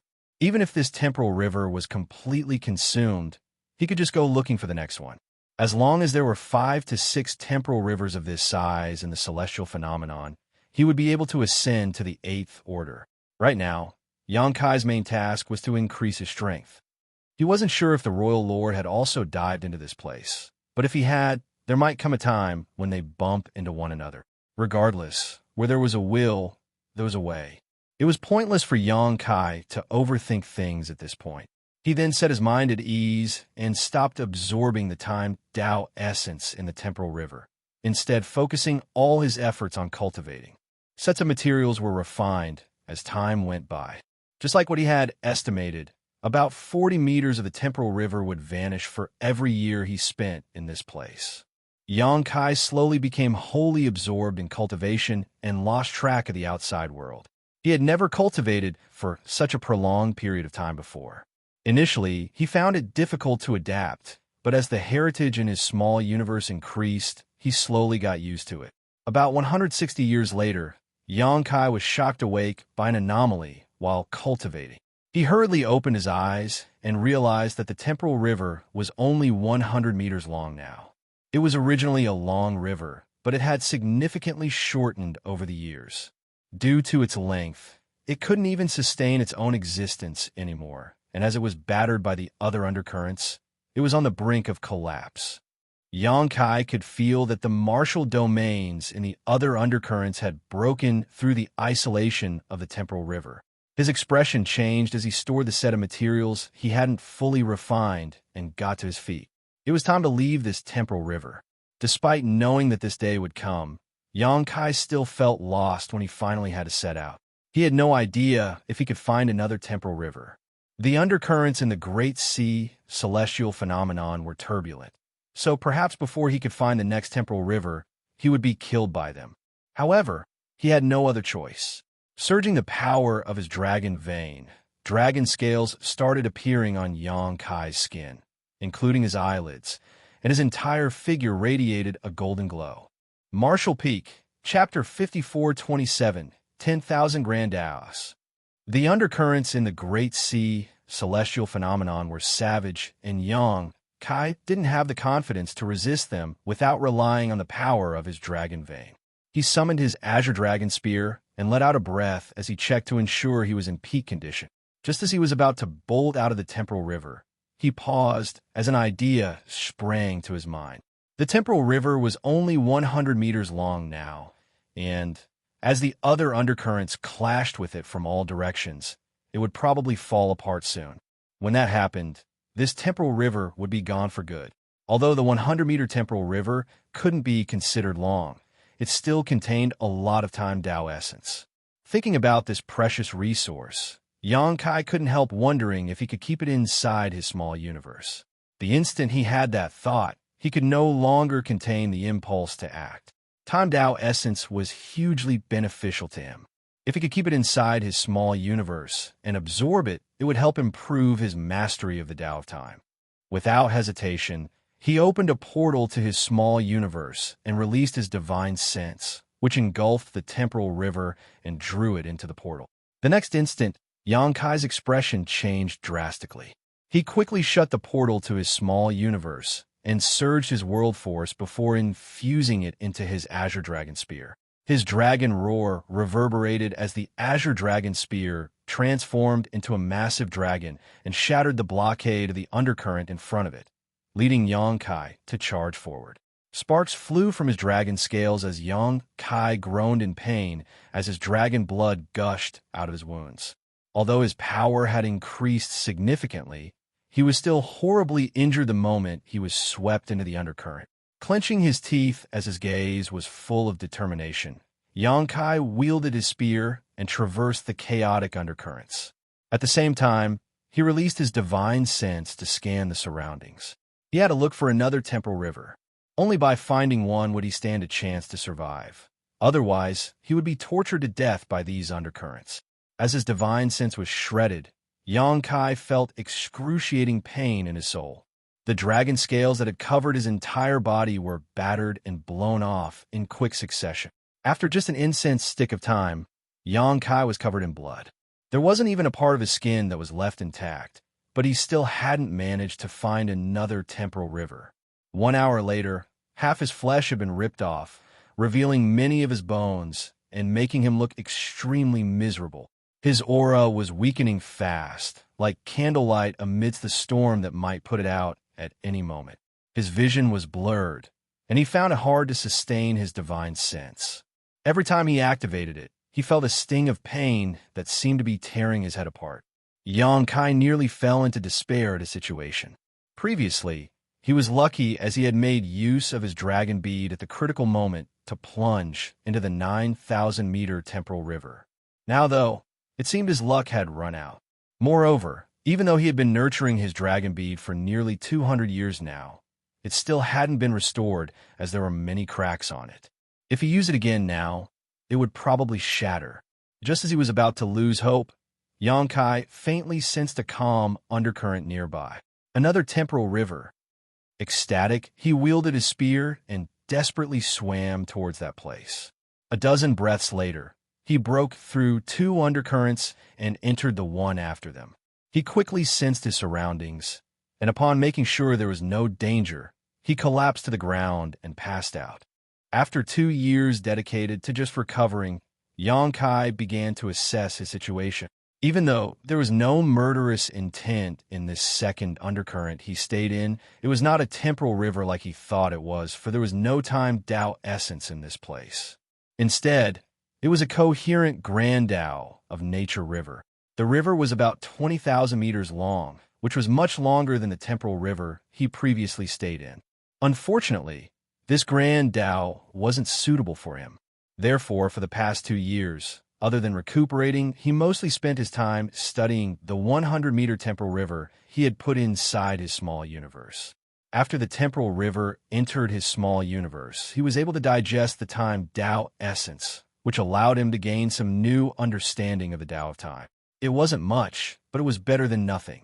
After all, if he comprehended the Tao of time in the temporal river for a year, about 40 meters of the length would be consumed. Therefore, a 100-meter temporal river couldn't bring about tremendous transformation to his comprehension. With that said, Xianxia had now found another way to cultivate. Every undercurrent in this great sea was evolved from a grand Tao. Although he could improve himself by absorbing the grand Tao's power in the undercurrents, the speed at which he could refine it would be much faster if he could keep it inside his small universe. He had never cultivated the Tao of nature before. In fact, among the cultivators he had come into contact with before, only those from free and unfettered paradise like Ning Dao Run had deep attainments in this grand Tao. Every move such cultivators made harmonized with the heavens and earth, and they believed that everything was born of nature and should not be governed by individuals, but instead lived alongside with. Cultivators of the Tao of nature were carefree and unconcerned about worldly affairs. So although Xianxia admired their mindset, he could never be like them. With the previous experience of taking in the 100 meters temporal river, he was curious about what would happen if he absorbed this 20,000 meters nature Tao river and assimilated it into his small universe. Would he have a solid foundation in the Tao of nature after he absorbed it? In that case, the temporal rivers wouldn't be the only thing he could benefit from in the Great Sea. As long as he could absorb and refine enough undercurrents, he could integrate 10,000 grand Taos into his martial Tao. The reason a cultivator had to focus on a single grand Tao was that they had limited energy and time while there were unlimited grand Taos. Only when one became a master in a particular grand Tao would they achieve something great. If someone cultivated too many grand Taos, other cultivators of the same generation would easily surpass them, for their comprehension wouldn't be deep. Quality was more important than quantity when it came to cultivating grand Taos. Xianxia had actually cultivated quite a number of grand Taos, which included the Tao of space, the Tao of time, the spear Tao, the alchemic Tao, and the Tao of artifact refining. It could even be said that he knew a thing or two about Tao of spirit arrays, because when practicing alchemy and artifact refining, he would need to use some spirit arrays. However, there are only 3 grand Taos that he had real accomplishments, which were the Tao of space, the Tao of time, and the spear Tao. He was pretty skillful in Tao of alchemy before he entered the 3,000 worlds, but he hadn't practiced it for a long time. That was because he had limited energy, so it was impossible that he could spend lots of time studying every grand Tao he came across. Nevertheless, the unique characteristics of this great sea celestial phenomenon made him realize it might be possible to do just that. Xianxia wasn't sure what would happen if he managed to comprehend and integrate 10,000 grand Taos. With the previous experience of taking in the 100-meter temporal river, It wasn't hard for Xianxia to absorb this nature river. Although a 20,000-meter river sounded quite long, it was nothing compared with the capacity of his small universe. Opening the portal to his small universe, Xianxia engulfed the 20,000-meter river with his divine sense before drawing it in. In just 20 breaths of time, the entire river was gone. Before Xianxia could inspect the changes in his small universe, though, the surrounding undercurrents swarmed him. Just like what he had done 2 years ago, he wielded his azure dragon spear and summoned his dragon scales to protect himself. He pierced through the undercurrents and charged forward. According to previous experiences, he had to find a safe place within an hour. Otherwise, he might not be able to persevere. Fortunately, he was now aware that there were some calm undercurrents in the Great Sea. As long as he wasn't cursed with terrible luck, he could find a safe place and recuperate before setting off again. In just 10 years, Xianxia managed to recuperate 5 times and absorb 5 rivers of different Grand Daos, while the 6th time, he finally managed to enter a temporal river again. Upon that realization, Xianxia was ecstatic. He hadn't come across another temporal river in the past 10 years, so he worried he would never find one. Since there was a second temporal river, there should be a third. As long as he had enough time and energy, he would find more and more. Just like what he always did after entering an undercurrent, Xianxia first focused on recuperating. When he was fully healed, he finally had some time to inspect the temporal river. This temporal river was longer than the previous one, as it was about 13,000 meters long. He knew that he would consume about 50 meters every year just by remaining inside it to cultivate. In other words, this temporal river could last him 250 to 260 years. Elated, he hurriedly fished out a set of resources and began refining them. Although the Great Sea was full of wondrous treasures, Xianxia had never forgotten his main goal, which was to make it to the 8th Order as soon as possible. He would only be considered truly powerful with ample heritage, while everything else was just a bonus. Temporal rivers were the key to his rapid increase in strength. As he refined materials to increase his heritage, Xianxia looked into his small universe and inspected the changes. Over the past 10 years, including the Grand Dao of Nature River, he had taken in 6 rivers of Grand Daos with different lengths. All 6 rivers were gone for good as he had fully refined them. All these rivers contained abstruse powers as they dispersed and blended into his small universe. The Tao essences of the Grand Daos that Xianxia had never dabbled in before started appearing in his small universe. The length of a river determined the strength of the Grand Dao's power, and it indirectly influenced his achievements in that particular Grand Dao. According to his classifications of Grand Daos, some of the Grand Daos he had absorbed had now reached the 2nd level, peering through the doors. Different Grand Daos corresponded to different principles. Xianxia couldn't be considered skillful in these Grand Daos, but they had brought about changes to not only himself, but also his small universe.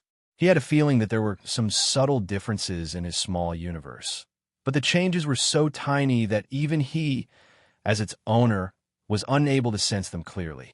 Perhaps only after he refined even more Grand Dao rivers would the changes in the small universe become conspicuous. One thing he was certain of was that the changes were beneficial to his small universe. Xianxia was elated. The Great Sea was probably the biggest treasure trove he had ever chanced upon. In fact, it was a treasure trove of the entire universe. He wondered if the sheep-headed royal lord had barged into this place and discovered it. However, Black Ink clansmen and humans cultivated differently, so even if the royal lord had come to realize this place's worth, there was nothing he could do. After realizing such benefits, Xianxia no longer confined himself to the temporal river. From time to time, he would go out and absorb other undercurrents before coming back to continue cultivating. With that said, he bore some risks by doing so. The undercurrents were turbulent and flowed about randomly. If he didn't act swiftly enough, the temporal river would leave his detection range, and he would be stuck. Therefore, he would only absorb the undercurrents within reach every time he left. Even so, he benefited greatly from these excursions. Martial Peak, Chapter 5428, Another Breakthrough. About 250 years later, the second temporal river was only left with a length of 100 meters. Just like what Xianxia had previously done, he transferred the remnants of the temporal river inside his small universe so that he could gradually refine it. Then he set off on his adventure to look for the next temporal river, resting in the less violent undercurrents as he traversed this great sea celestial phenomenon. Time passed by slowly. Initially, Xianxia kept count of how many years had passed, but gradually he had lost himself in this kind of unusual cultivation, forgetting the passing of time as he kept looking for more temporal rivers. Every time he absorbed and refined any kind of calm Grandao river, it would bring about some changes to his small universe, allowing him to gain some understanding of many Grandaos he had never touched before in his life. His entire small universe was filled with traces of all sorts of Grandaos now. In the past, when the humans in Void Continent cultivated, given enough aptitude, they could easily comprehend the Tao of space, the Tao of time, the Spear Tao, or other Grandaos Xianxia had dabbled in. However, as Xianxia refined more and more Grandao rivers, the cultivators in his small universe now found it easier to comprehend even more kinds of Grandaos. The entire Void Continent was now a fertile place where cultivators could freely choose from a variety of Grandaos and focus on the ones that interested them. In the Void Tao Temple, many bright cultivators had reached the peak and were just one step away from ascending to the open heaven realm. However, Xianxia was currently trapped in a place where he couldn't even guarantee his own life, so he couldn't release them. The lengths of the temporal rivers in the Great Sea celestial phenomenon varied greatly. Some of them were thousands of meters long, while some were as short as hundreds of meters, causing Xianxia to wonder just how they were formed in the first place. Of course, longer temporal rivers allowed him to stay there and cultivate for a longer time. As he absorbed even more rivers, Xianxia acquired some insights on many of the Grandaos. In fact, he could now be considered something of a master in quite a few of them. As more and more resources of different orders were consumed, the heritage in his small universe increased by the day. It was an extremely long and unusual cultivation session, and Xianxia was fairly certain he was the first person in history who had ever cultivated this way for such a long time. One day, when Xianxia was engrossed in cultivating in a temporal river, he realized there were some unusual changes occurring in his small universe. Shocked, he hurriedly investigated. As he inspected it, he felt that his small universe was going through an indescribable enhancement. The territories were expanding, and the world force in his small universe was becoming more condensed. The world tree clone seemed to resonate with the changes in his small universe as its leaves rustled noisily, and it began to madly refine his world force.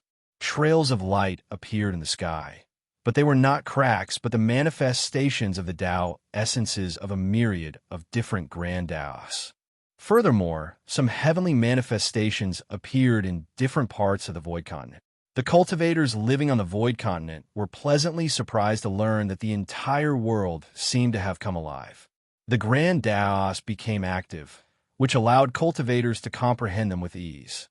Therefore, many hurriedly entered seclusion to take advantage of this occasion.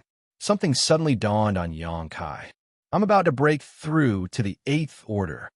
He had observed Su Ling Gong ascending to the 8th order before, and he had learned a lot from that experience. However, his ascension seemed slightly different compared to Su Ling Gong's. Every open heaven realm master who attempted to make it to the next order would fall into a perilous situation, for any accident at this moment could cause their small universe to rupture and their life to be extinguished, and it was more dangerous the higher one's order became. The 8th order was only one order below the peak, the 9th order, so it was by no means a safe endeavor. Although on the surface, Su Ling Gong didn't seem to be at any risk when he achieved his breakthrough back then. The real danger lay in his small universe, which others were unable to observe. Fortunately, his ample heritage helped him get through the crisis and successfully break through. However, some open heaven realm masters would face a bottleneck at this point, and before shattering that bottleneck, they wouldn't be able to achieve a breakthrough. Back then, it took the proprietress around 200 years to break through to the 7th order. Another example was Feng Ying, who spent some 200 to 300 years trying to ascend to the Eighth Order. It wasn't until the grand battle against the Black Ink clan that she reappeared. Initially, Xianxia was worried he would face a similar bottleneck, but now it seemed that he had been worried for nothing. He didn't face any kind of bottleneck, and with ample heritage in his small universe, everything just proceeded smoothly. Perhaps it had something to do with the World Tree clone, which had been in his small universe for hundreds of years now and helped to refine his world force to an incredible degree. His current world force was purer than any other Seventh Order Masters, and the purer one's world force was, the more robust their heritage was. As a result, bottlenecks simply did not exist for Xianxia. Xianxia could even clearly feel that there was no danger to speak of when achieving this ascension. Although there were all kinds of different phenomena in his small universe, those were just the manifestations of the grand Taos he comprehended and the results of his cultivation, which were harmless to his small universe. Everything just took place smoothly. Xianxia had been extremely eager to reach the Eighth Order as soon as possible. But when the day finally came, his heart was as tranquil as a clear lake. He wasn't as surprised or excited as he had imagined he would be. He had already expected this day to come, and he was confident he would make it to the Eighth Order no matter what.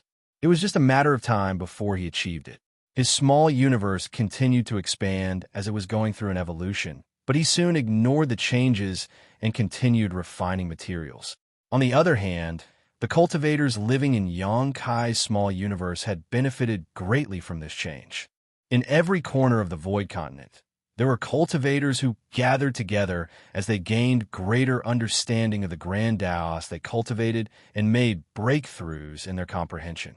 In the Void Tao Temple, where the essence of the entire continent came together, many youths even managed to condense their own Tao seals at this moment. The babies born during this period of time had even more outstanding aptitudes than before. As the grand Taos all came alive, it made it easier for the cultivators to grasp them.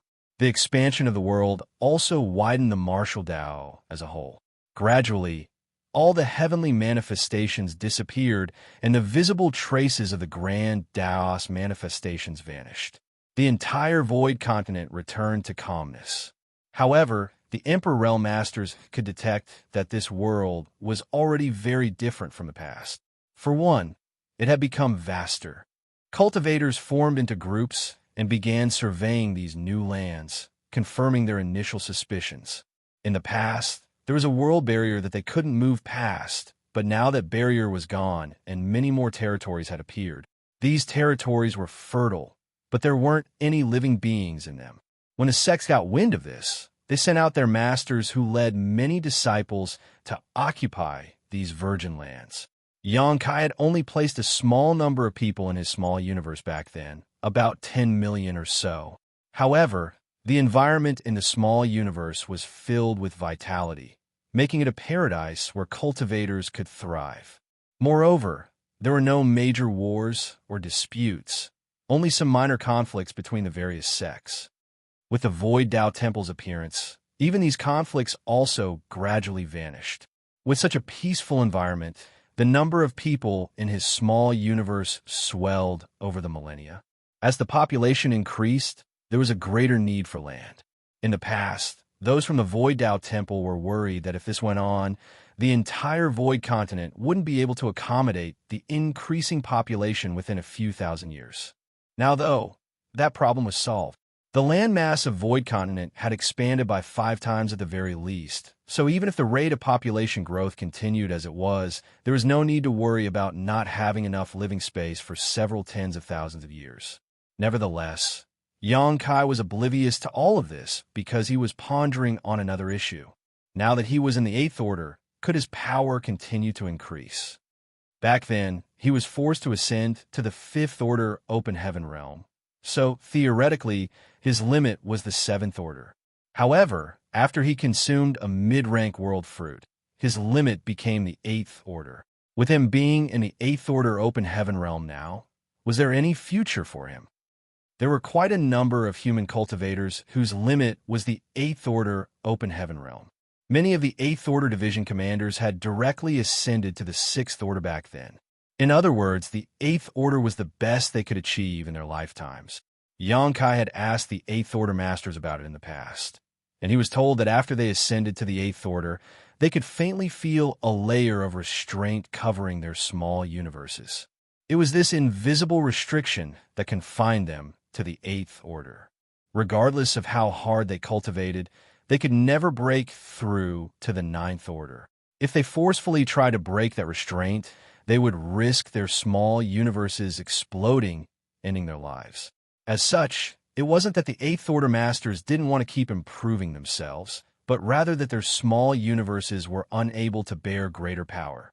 Now, Xianxia was also an 8th Order Open Heaven Realm Master himself, and just like what the division commanders had told him, he could feel an invisible shackle on his small universe. This kind of restraint was weak and barely perceptible at the moment.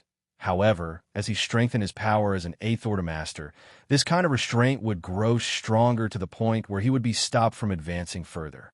As he recalled his decision of ascending to the 5th Order back then, Xianxia did not feel regretful. At that time, under the lead of Tizheng, the 7th Order Master from Myriad Demons Heaven, several masters stopped him from attempting to directly ascend to the 7th Order. This had nothing to do with personal grudges, as they were just trying to prevent a potential crisis.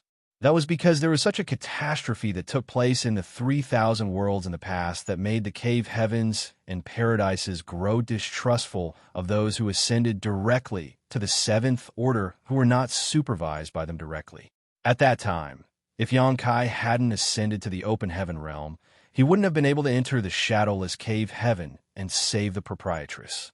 After pulling himself together, he continued refining the materials to strengthen his heritage. He was still a newly promoted 8th Order Master, so there was some road ahead of him yet. However, once he reached the peak of the 8th Order, that would be his limit.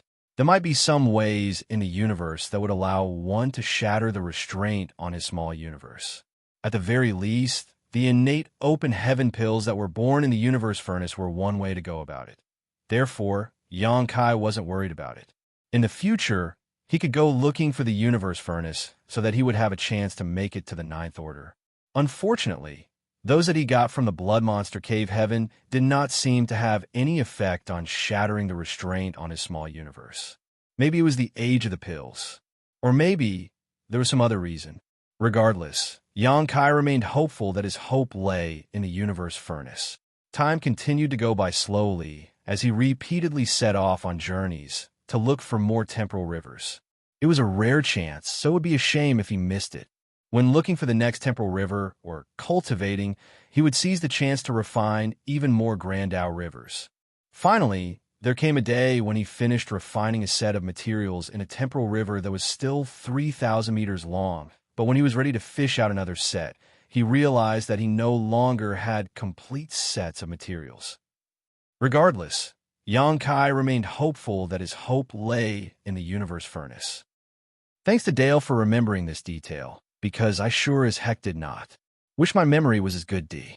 Marshall Peak, Chapter 5429, Tao Advancements. Initially, Xianxia had a massive amount of resources.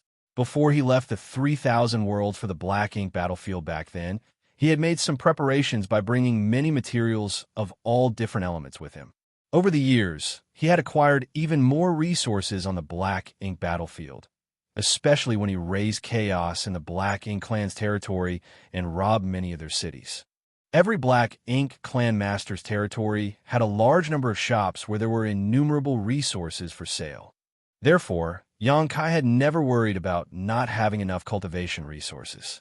When Tsang asked for some resources to restore his strength, Xianxia gave him some without hesitation. Now, he still had a lot of materials, but those were all of the 5 elements. He no longer had any yin or yang element materials with him, including the yellow and blue crystals he had acquired from Big Brother Huang and Big Sister Lan. Among the different sorts of materials, yin and yang attribute resources were the hardest to come by. In the 3,000 worlds, higher-order yin and yang element materials were considered strategic reserves even in the cave heavens and paradises. They wouldn't use them unless they absolutely had to. The situation was slightly better on the black ink battlefield, but all in all, yin and yang element materials were still much rarer than materials of the 5 elements. Without a complete set of materials, he couldn't continue cultivating. He regretted using too many yellow and blue crystals to block the Royal Lord's aura back then. Every time he used instantaneous movement, he had to release potent, purifying light to block the Royal Lord's aura. And after years of running away, he had consumed a lot of those crystals. However, it wasn't like he had a choice. If he didn't use purifying light, he would have been killed. Even though he had a lot of open heaven pills, consuming them to cultivate was extremely slow in comparison. Moreover, he had been staying in this great sea celestial phenomenon for far too long, so he intended to leave. This cultivation session should come to an end. After making some quick calculations, Xianxia realized he had spent 4,000 years in the temporal rivers. It only took him around 2,000 years to make it to the 8th order, while he spent the next 2,000 years cultivating, which allowed him to establish himself in the 8th order. Just like that, 1,000 years had passed. With that said, a significantly shorter amount of time had passed in the outside world.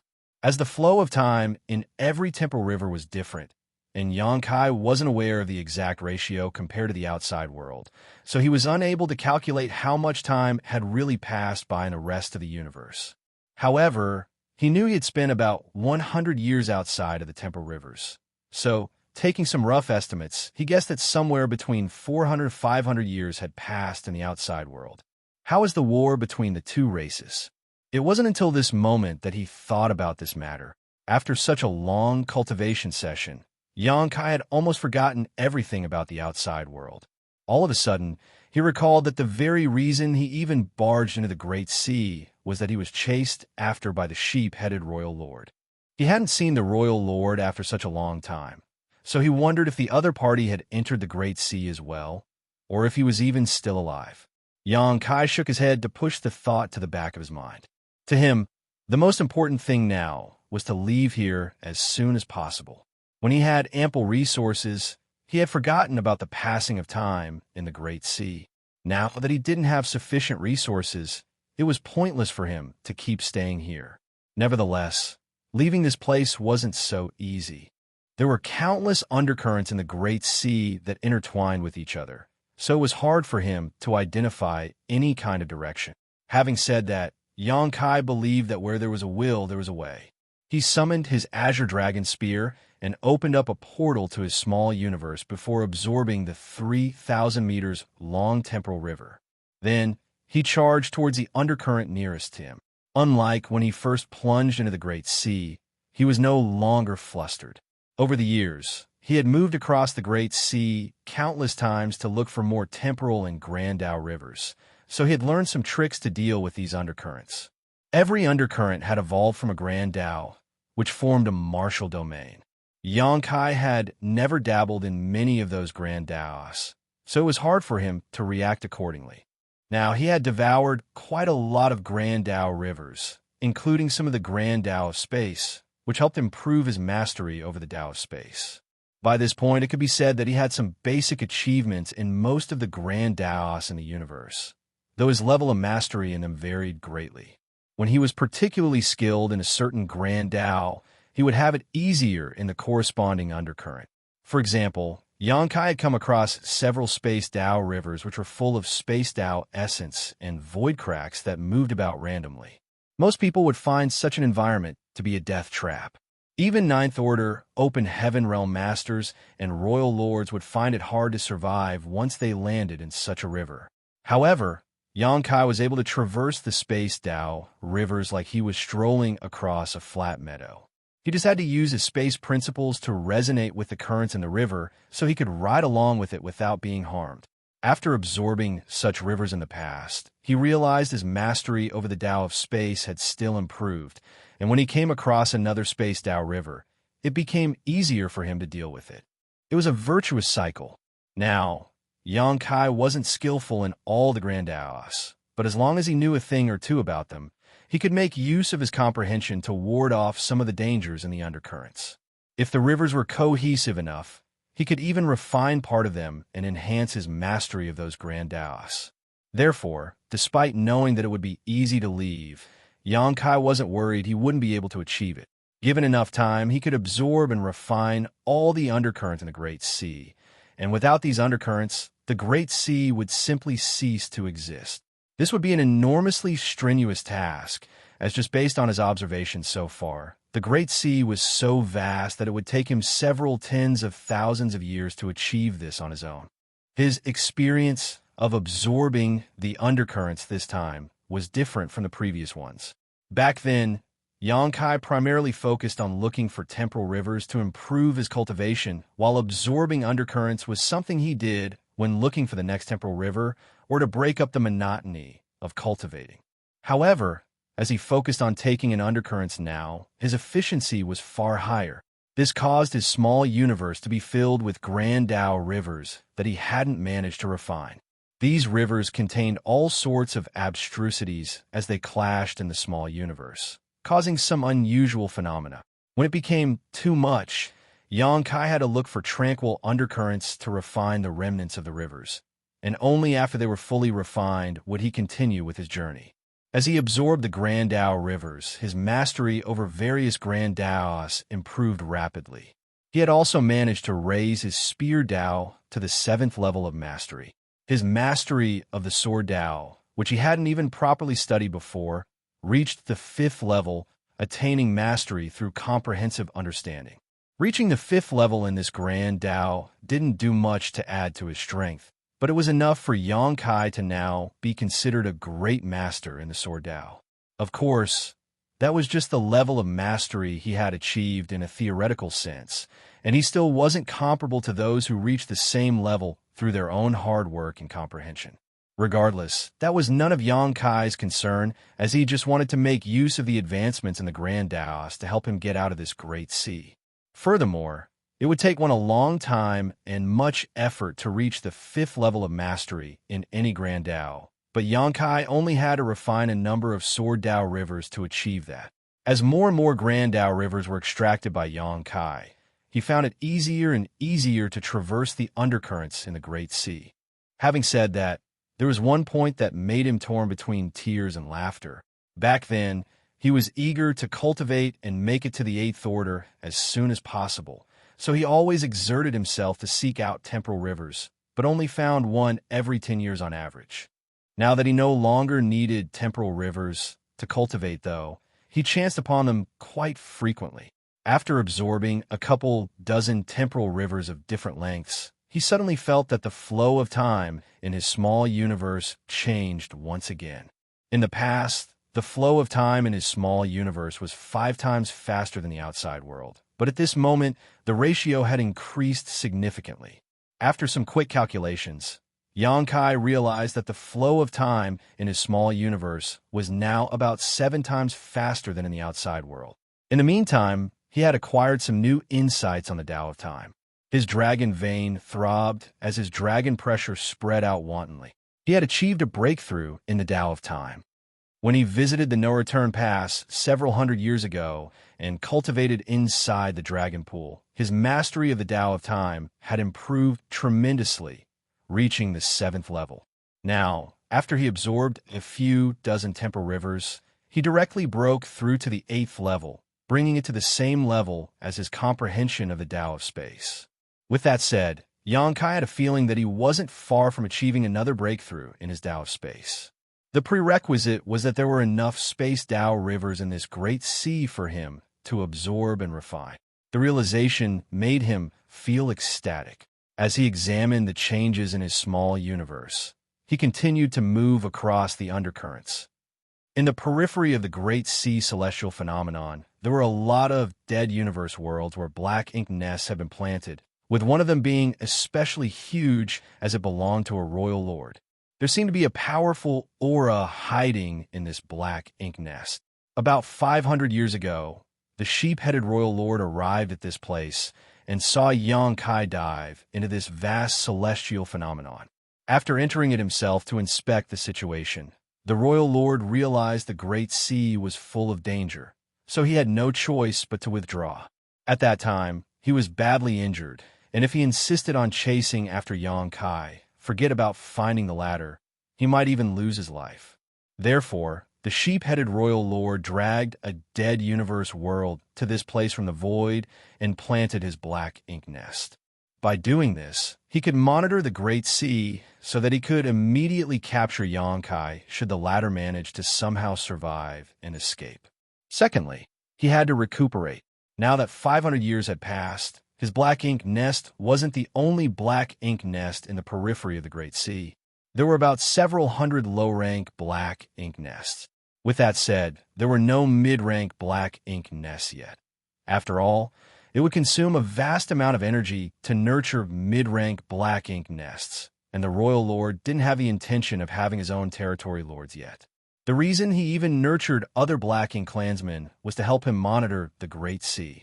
Several hundred low-rank black ink nests were scattered around the Great Sea with only a short distance between them, while almost 10 million black ink clansmen had been spawned from these black ink nests. The resources in the nearby void had been fully extracted and sent to the black ink nest to help nurture more and more black ink clansmen. Now, most of these black ink clansmen were posted around the Great Sea celestial phenomenon, so if Xianxia really managed to emerge, they would immediately discover him. Martial Peak, Chapter 5430, Determined to Kill. At this moment, a feudal lord was staring at the Great Sea celestial phenomenon in front of him with a frown, sporting a doubtful expression. He had a feeling that the Great Sea had changed somehow over the years.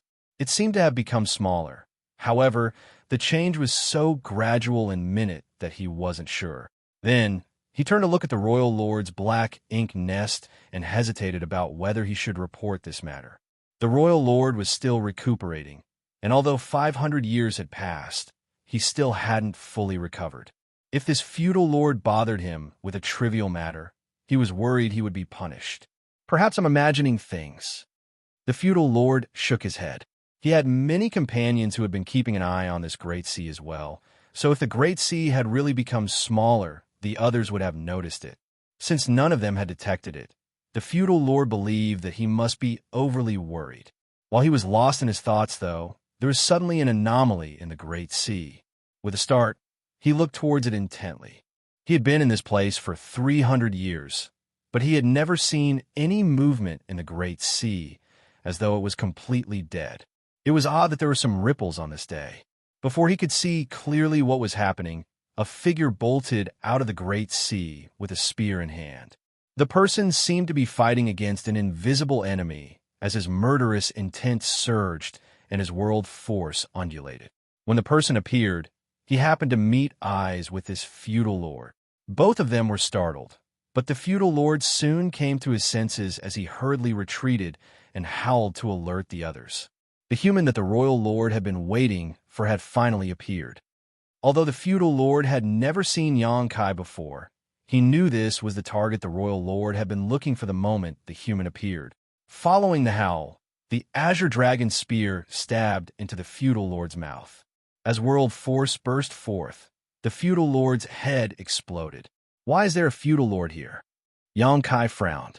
As he looked up, his doubt intensified because there was a low-rank black ink nest on a universe fragment nearby. There were also quite a lot of black ink clansmen wandering around this universe fragment. Sweeping his eyes around, Xianxia realized there were even more black ink clansmen in the void that scattered around the Great Sea, as though they were monitoring something. After giving it some thought, he realized what was going on. That royal lord sure is clever. I suppose he has been waiting for me to come out all this time. He must have had his own black ink nest. Otherwise, he couldn't have nurtured so many black ink clansmen. As soon as I left the Great Sea, regardless of direction, he'd immediately find out about it. It seemed that the royal lord never entered the Great Sea and instead was recuperating in the periphery over the years. But how many years had Xianxia been inside the Great Sea? Since the day he decided to leave the Great Sea, he had spent 200 years looking for a way out. During that period of time, he had simply been dragged around the undercurrents with no way to identify which direction he was headed. Xianxia almost lost hope after spending 200 years looking for a way out. Fortunately, his efforts had ultimately not been in vain. Before he could ponder on this matter, A powerful aura awakened from a universe world in the distance. Following that, he saw a burly figure shooting towards him like a meteor. Before the figure even arrived, he was engulfed in the familiar royal lord's pressure. He's quite quick. Xianxia knew that the feudal lords nearby must have informed the royal lord about his appearance through the black ink nests. The feudal lords in the void also started charging towards Xianxia in an attempt to hold him down. Xianxia gripped his azure dragon spear and grinned. Then he dashed towards the royal lord, and everywhere he passed, all the black ink clansmen exploded into blood mist. In the void, the royal lord was startled as he wondered, why isn't he running away? He initially thought that Xianxia would immediately flee after leaving the Great Sea. Although this human was weak, his skill at escaping was phenomenal. Therefore, the moment he received the news from his subordinates, the royal lord dashed out of his black ink nest as he was worried that Xianxia would escape. To his surprise, though, instead of running away, the human came right at him. What gave this human brat such confidence? Had he forgotten about how battered he was while being chased by him 500 years ago? Soon, however, the royal lord realized where the human's confidence came from. As they got closer to each other, the human's aura surged and soon exceeded the limits of the 7th order before reaching the 8th order. He's now in the 8th order open heaven realm. The royal lord was startled. He broke through? This damn Great Sea is full of deadly danger. Back then, I couldn't even stay inside for long. It would be considered lucky for this boy to have just survived. So how did he even manage to achieve a breakthrough? Did he come across some kind of astonishing opportunity inside the Great Sea? The royal lord's expression darkened. So what if he's made it to the 8th order? I'm a royal lord. In the past, he was unable to kill the human because he was horribly injured, so he couldn't fully use his strength.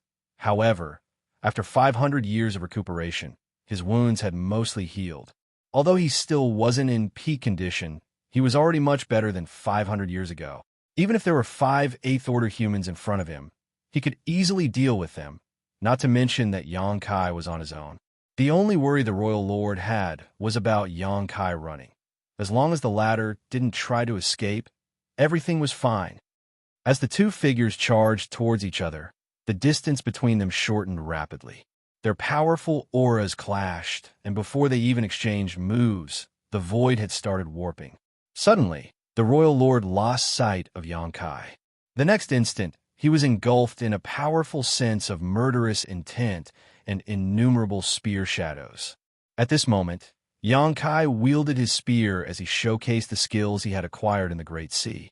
With his own spear Dao as the foundation, he weaved the grand Daos of luck, yin, yang, life, death, 5 elements, karma, murder, bloodlust, and many others together.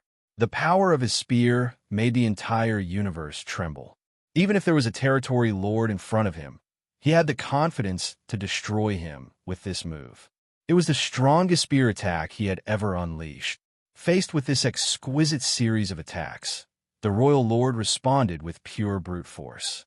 Circulating his black ink strength madly, he forcefully pushed out his fist.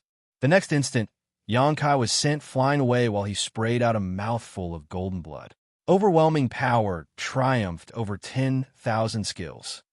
Although Xianxia had acquired much in the Great Sea and comprehended numerous different grand Daos, it still couldn't make up for the huge discrepancy between their raw powers. He hurriedly stabilized himself, but instead of feeling downcast, Xianxia was thrilled. That was because he realized he was able to compete against a royal lord. Before he entered the Great Sea, he couldn't have imagined battling against a royal lord, as the other party only needed to land a single punch to end his life. But now, despite still looking battered, Xianxia had managed to trade blows with a royal lord. His breakthrough to the 8th order and the assimilation of many different grand Daos had improved his strength tremendously. Xianxia was no longer the frail 7th order open heaven realm master he used to be. The royal lord was also flabbergasted. After striking Xianxia with that punch, he didn't rush to pursue him and instead looked down intently at his fist. All kinds of indescribable powers swirled around his fist, and they also lingered in the void where they clashed. Those powers were inscrutable, as though they had something to do with the very foundation of energy and existence themselves, something he could not understand in the slightest. But soon he cast those distracting thoughts away and glared at Xianxia, murderous intent burning in his eyes. Some 500 years ago, this human escaped from him by diving into the great sea, but after emerging, he had become significantly more powerful. The royal lord knew he could not let such a human escape again. Otherwise, many Black Ink clansmen would die at his hands in the future. Therefore, he was determined to kill Xianxia regardless of what it took. On the other hand, Xianxia had also decided to purge this royal lord at all costs. It wasn't that he was overly confident in himself because of the increase in his strength, but rather that he knew the secrets of this great sea and couldn't afford to let this royal lord live. There was no denying that the great sea was a massive treasure trove. Although he had been trapped inside for many years, Xianxia had benefited enormously from the experience. Such a celestial phenomenon was hugely beneficial to all humans, not just him. Perhaps he could come back in the future and cultivate here again. As such, he couldn't let the secrets of this place be leaked out. If he allowed the royal lord to live, after witnessing Xianxia's massive growth in strength, the latter would surely dive into the great sea and possibly discover its secrets. The Grand Daos and the undercurrents were useless to the Black Ink clan, but they were beneficial to Black Ink disciples. They just had to bring some Black Ink disciples with them to reap all the benefits of this celestial phenomenon. To prevent such a thing from happening, Xianxia had to kill this royal lord. Moreover, it was obvious that this royal lord wouldn't let him flee either. He had been waiting in this place for hundreds of years, so now that his enemy had appeared, there was no way he would let him off. Today, either this royal lord died, or Xianxia would perish. It just so happened that both of them were determined to destroy each other. In the next instant, Xianxia disappeared from the spot while the royal lord surged his Black Ink strength and flapped his wings. Following that, Xianxia abruptly appeared behind the royal lord and thrust out his spear. As though there was an eye on the royal lord's back, he swung his hand out, his palms seemingly able to suppress the heavens and the earth. Nevertheless, he realized he couldn't grasp his target. Xianxia's afterimage dissipated in his hand, while the true body reappeared on his left. Having expected this, though, the royal lord directly pushed out his fist. The moment Xianxia appeared, it was as though he chose to crash into the opponent's attack. They had exchanged over 100 moves in an instant, but they weren't going all out yet. Xianxia's afterimages scattered around the void, as though there were dozens of him appearing at the same time. Before an afterimage dissipated, a new one had appeared. As he repeatedly thrust out his spear, Xianxia channeled all sorts of Grand Daos into his attacks, and soon there seemed to be a web of Grand Daos that engulfed the royal lord. Unperturbed, the royal lord reacted accordingly. He knew that this human was a master of the Tao of space, so despite being the stronger one, he couldn't allow the other party to dictate the flow of this battle. Otherwise, he might be the one defeated. As he was not as skillful as this human, all the royal lord could rely on was his immense power. As long as he found a chance, he could kill the other party with a single blow. At that instant, the battle appeared quite lopsided. One party repeatedly cast flashy attacks as he activated different sorts of Grand Daos through his spear, while the other seemed clumsy but unfazed as every move he made exuded immense pressure. Martial Peak, Chapter 5431, Chaotic Time Space. Not long after the intense battle started, both Xianxia and the sheep-headed royal lord felt their hearts sinking as they sported solemn expressions. For Xianxia, even though his strength had increased by several times, he was still no match for the other party. Although there was only a difference of one order between them, it was the biggest gap to cross. When Xianxia was a fifth-order master, he could kill a sixth-order master. When he was a sixth-order master, he could kill a seventh-order master. When he was a seventh-order master, he could kill a territory lord. However, as an eighth-order open heaven realm master now, he realized he had no hope of killing a ninth-order master with his own strength alone. A royal lord's power was equivalent to that of a ninth-order master. He could even clearly feel that the royal lord still hadn't fully recovered. In other words, the other party wasn't in peak condition, yet he still wasn't a match. Damn it, if this drags on, I'll fall into an unfavorable position. However, if I don't kill this royal lord, I can't keep the secrets of the Great Sea celestial phenomenon safe. While this was giving Xianxia a headache, the royal lord was equally frustrated. The human across from him was significantly more powerful than he was 500 years ago. Although they hadn't been fighting for long, the royal lord came to realize that it wouldn't be easy for him to kill this opponent. There was no doubt this human still wasn't a match for him, but he already had the power to oppose him. Other powerful 8th Order human masters could also probably deal with him for a time, but the royal lord was confident he could kill such enemies sooner or later. However, Xianxia was different. This guy was a master of the Tao of space, and the royal lord vividly remembered being unable to capture him despite having pursued him for years 500 years ago. If nothing changed in their current battle, Xianxia would probably flee. I can't give him a chance to run, otherwise I'll never find out what Song gave him. Song's trump card must be of critical importance and must be controlled by us. Both of them had different thoughts in their minds, but at that moment, they decided they needed to go all in to defeat the other party at the same time. The next moment, Xianxia suddenly leaped away from the royal lord, widening the gap between them. He initially thought that the royal lord would stop him, but instead, the royal lord just let him go. Despite his puzzlement, Xianxia didn't have time to ponder on the issue as he dropped the Azure Dragon Spear and began rapidly forming a set of hand seals.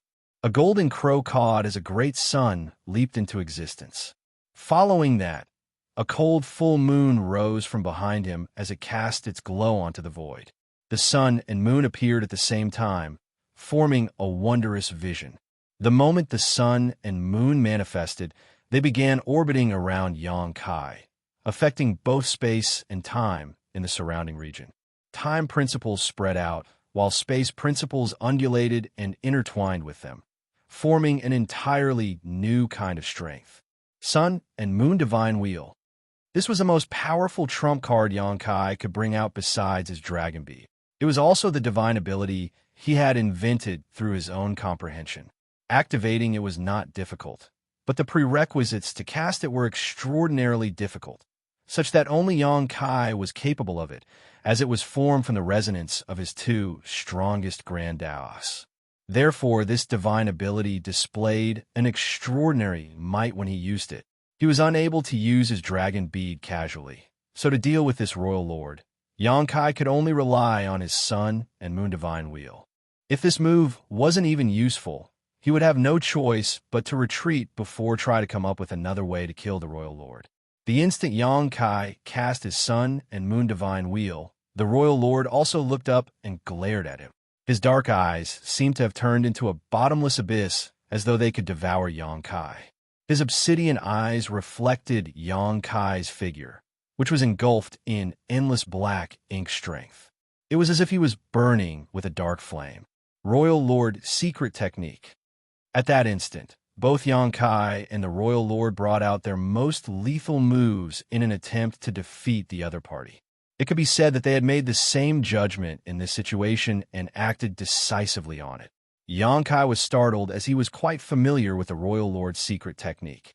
For the black ink clansmen below the royal lords, if they wanted to corrupt a human, they just had to release their black ink strength to invade the human's body and small universe.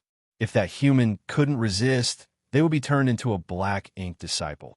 Royal lords could naturally do the same, but they also had a better and more efficient method, which was known to the humans as the royal lord's secret technique.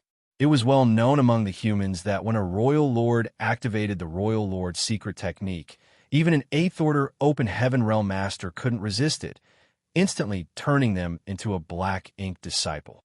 This was one of the reasons the 8th Order masters didn't interfere carelessly when a 9th Order old ancestor battled a royal lord. A 9th Order master could fend off the royal lord's secret technique, but those in the 8th Order couldn't. Once they were struck by the royal lord's secret technique during an intense battle, the humans were bound to suffer immense losses. To deal with a royal lord, a 9th Order master had to personally make a move.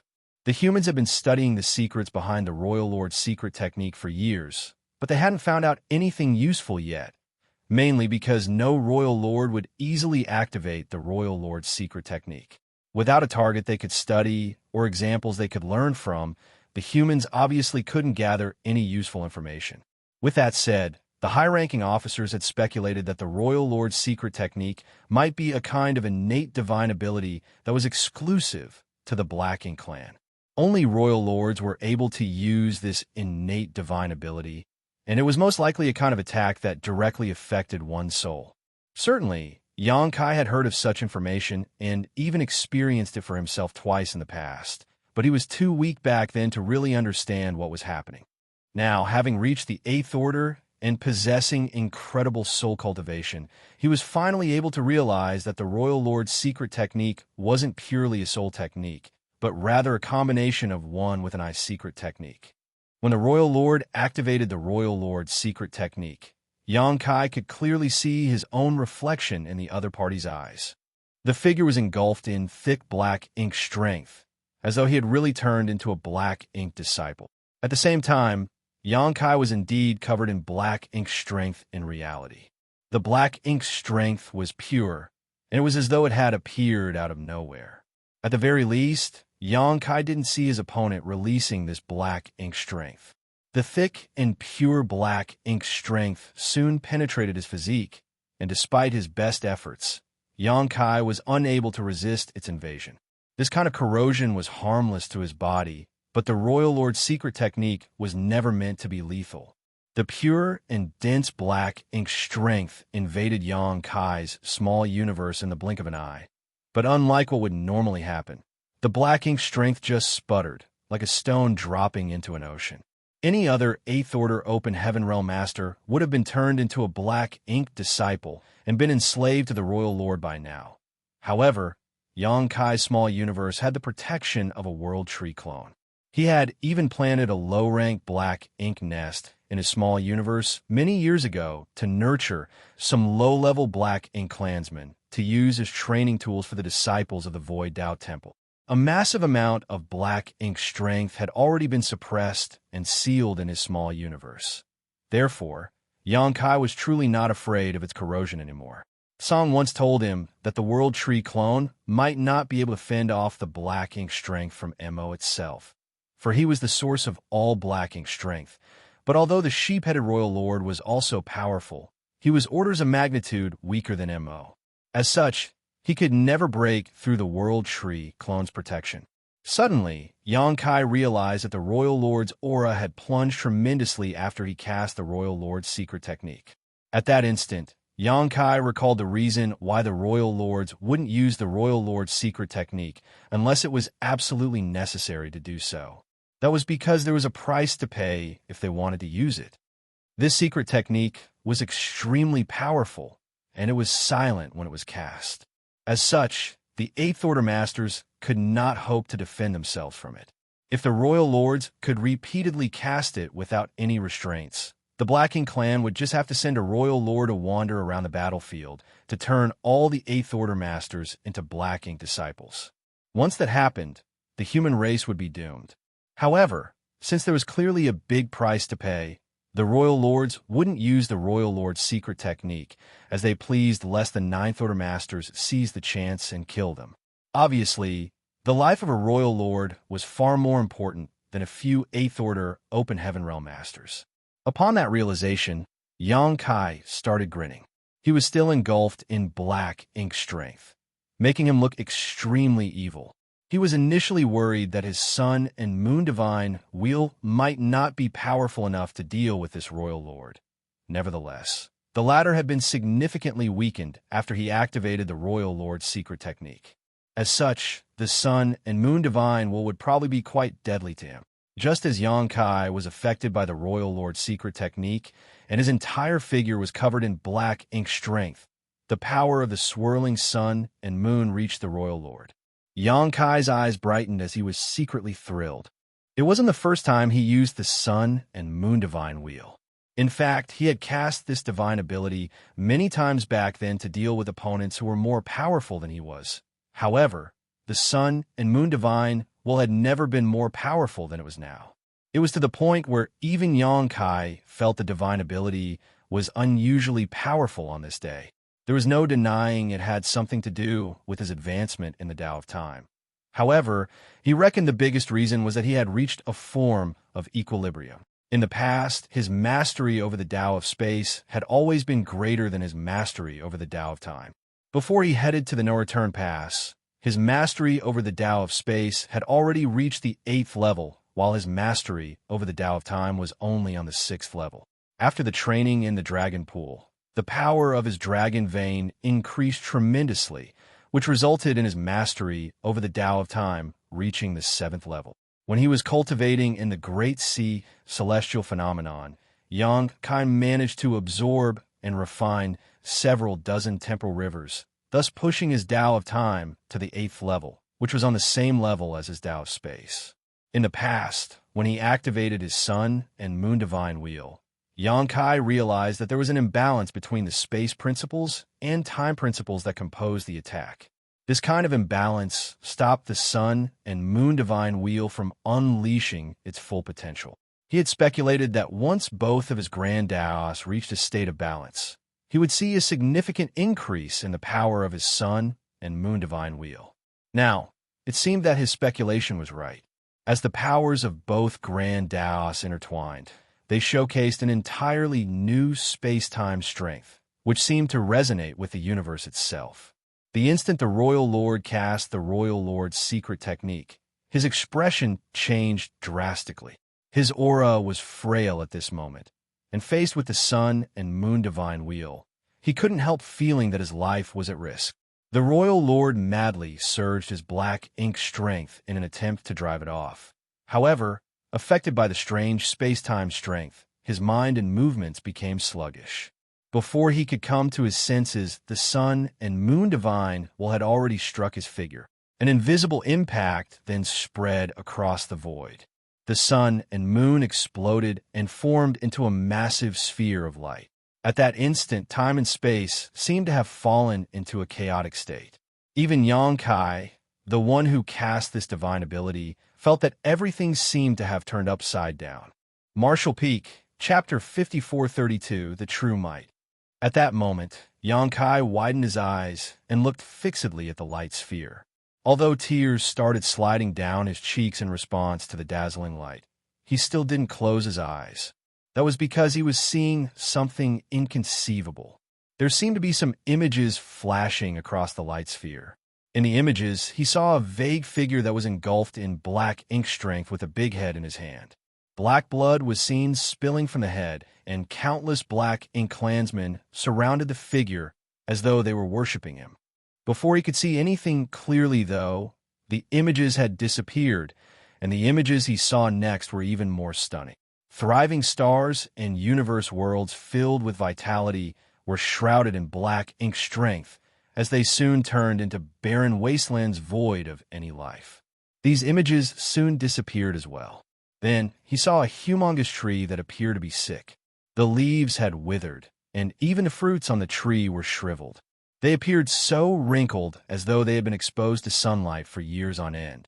Strange images continued to flicker through the light sphere, but they all disappeared before Xianxia could look into them. As such, he couldn't take in the details. In just a moment, over 100 scenes had flashed past the light sphere, which was soon replaced by darkness, as though there was no longer any light in the universe. Xianxia fell into a dazed state. What were those images? He had activated the Sun and Moon Divine Will before, but he had never seen such a strange phenomenon. The light sphere had disappeared before he could figure anything out. Engulfed in the Sun and Moon Divine Wheel, the sheep-headed Royal Lord was soaked in black blood, and his face had been transformed by horror. His aura had already turned weak after he used the Royal Lord's secret technique, and it now seemed even more frail. He had seen the images at the same time as Xianxia. However, even Xianxia had no idea what those things were. So how was he supposed to know? Moreover, he wasn't in the mood to ponder on it. The power of the Sun and Moon Divine Wheel had exceeded Xianxia's expectations and had also gone beyond the Royal Lord's imagination. The amazing space-time strength was now corroding the royal lord's mind and body, making him suffer indescribable pain. However, he still felt confident that the dust had settled. No human could resist the royal lord's secret technique, or at least the royal lord thought so, as the next instant, his expression changed drastically for Xianxia, who was covered in black ink strength, suddenly grinned mockingly at him. 4 universe pillars. These words sprang into the royal lord's mind in an instant. The royal lord's secret technique wasn't without its arch-nemesis. The 4 universe pillars could block the royal lord's secret technique, ensuring that the humans who possessed one of them wouldn't be corrupted by black ink strength. However, as far as the royal lord knew, precious treasures like the 4 universe pillars were extremely rare throughout the entire universe. Therefore, only a small number of humans would possess one. The royal lord had never expected that the human he had been hunting down had one as well. He had heard that precious treasures like the 4 universe pillars were always owned by the strongest 8th Order masters. This human was only in the 7th Order 500 years ago, so why did he have one of the 4 universe pillars as well? At that instant, the royal lord deeply regretted activating the royal lord's secret technique, which caused him to be weakened. Otherwise, he would have been able to deal with the opponent's strange divine ability. He was already weakened to begin with, and he was subsequently struck by the opponent's divine ability, which exacerbated his condition. Realizing he was in a dangerous situation, the royal lord's figure shook as he used a secret technique. At the same time, the royal lord black ink nest, which was planted nearby, started transmitting black ink strength to him, allowing his aura to surge. His black ink nest wasn't far away, so he could make use of it to improve his condition. Although he looked battered, everything was still well within his control. He still had a chance to kill this human. The moment the royal lord drew energy from his black ink nest, though, Xianxia's facial features warped, as though he was going through some excruciating pain. He then howled in agony. The royal lord was startled, but before he could figure out what was wrong with Xianxia, a howl of even greater intensity burst from his lips. At that moment, he felt an immense force tearing apart the defense of his soul and badly damaging it. Coupled with the space-time strength's influence, his mind went completely blank. Soul, rending thorn.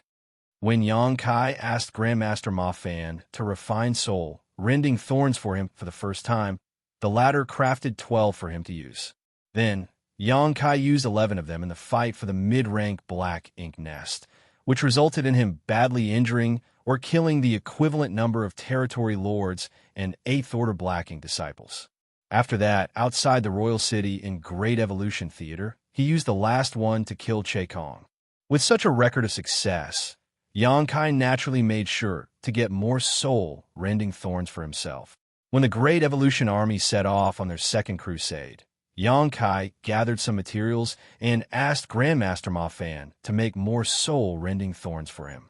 It took Grandmaster Ma Fan some time and energy to do so, but now Xianxia had several dozen soul-rending thorns with him and had been hiding them from the enemies. Even when he cast the Sun and Moon Divine Will earlier, he did not use them. That was because he would be the first one injured before he could harm his opponent. Using a soul-rending thorn would result in mutual injuries. Therefore, Xianxia wouldn't use one unless it was necessary to do so. Now, it had come to a point where he had no choice but to use them. The royal lord was indeed powerful. Even though his soul had been struck by the soul-rending thorn and space-time strength, he still managed to pull himself together quickly. But when he looked up, he realized Xianxia was nowhere to be found. When his mind was blank earlier, Xianxia had vanished. Reacting on instinct, he turned around as he widened his eyes and roared, "You court death." Above the dead universe world where his black ink nest was located, Xianxia's figure abruptly appeared. He wielded his spear as his weapon turned into a spear light and struck the royal lord's black ink nest.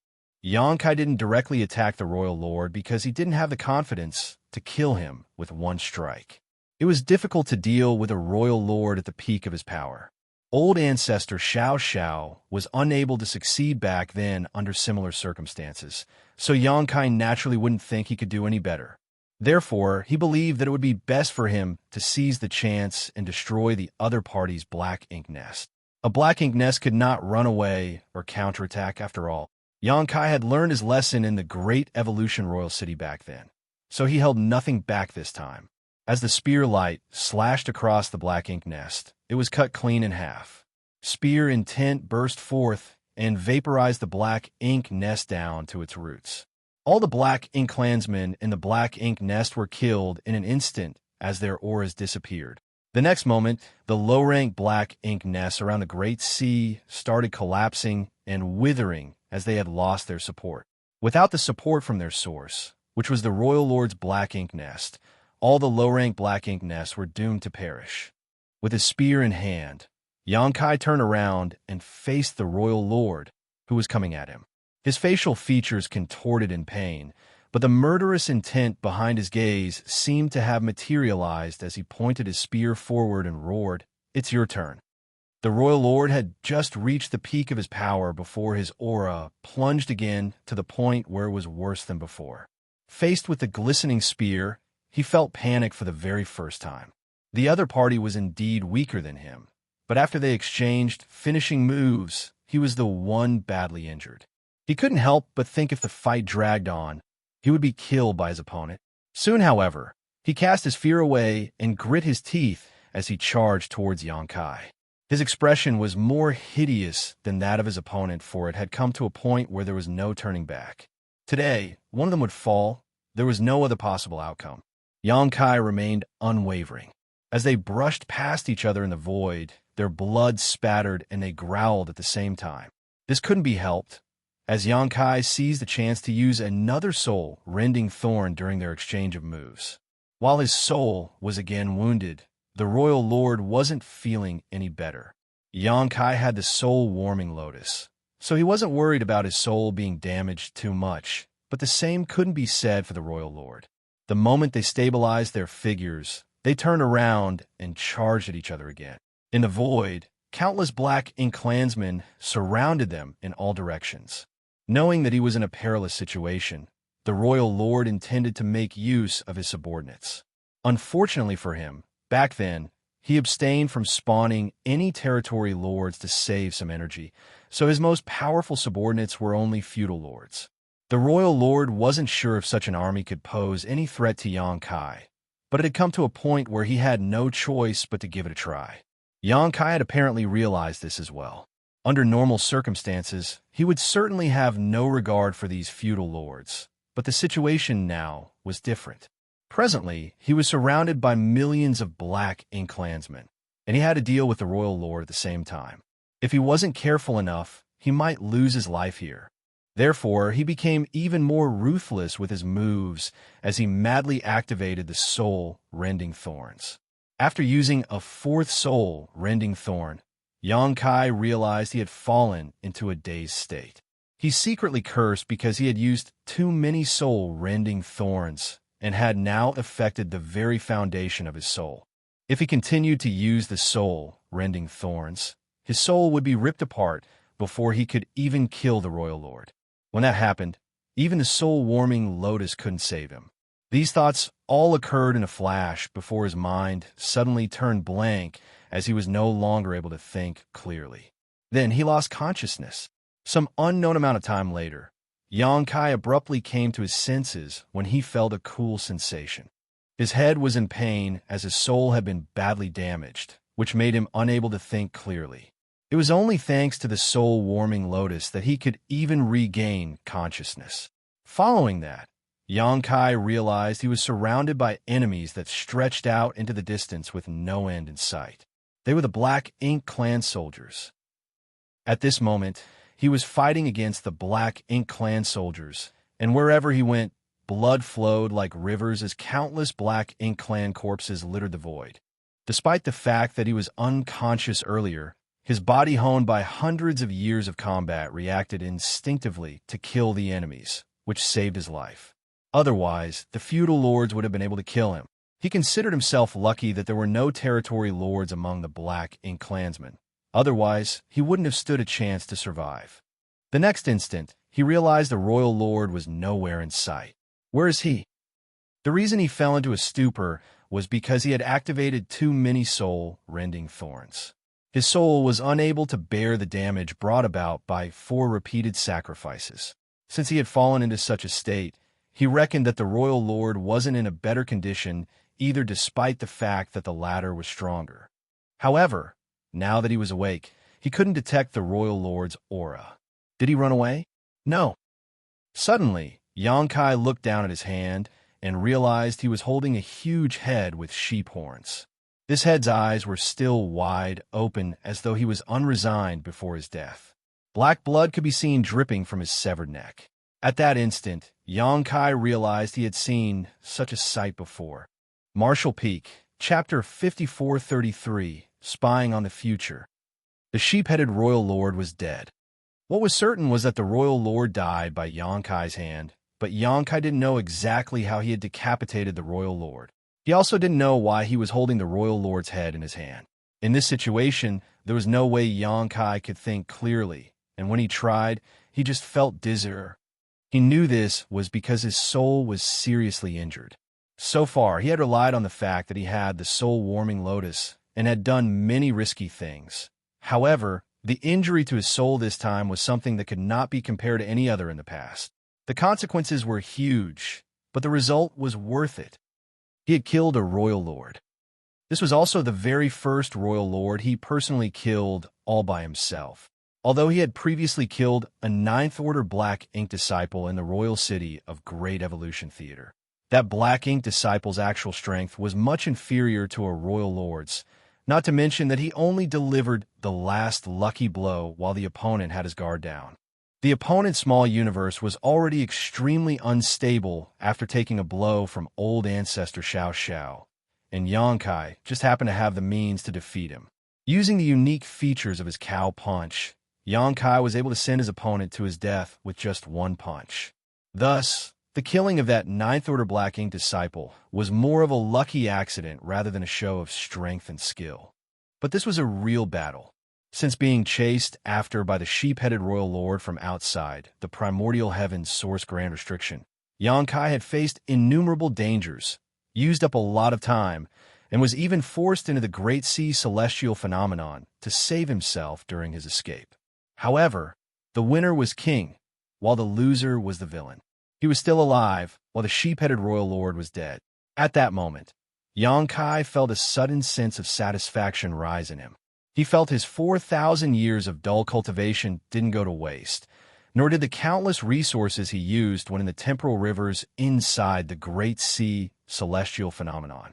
It just so happened that the cultivation that lasted who knows how many actual years in the outside world had given him the strength to kill a royal lord in a head-on battle. Of course, the consequences he suffered weren't minor either.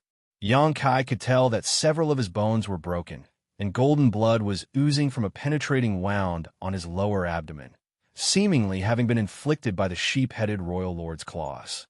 Also, one of his arms and one of his legs were bent in a strange way, with the most serious injury being the one to his soul.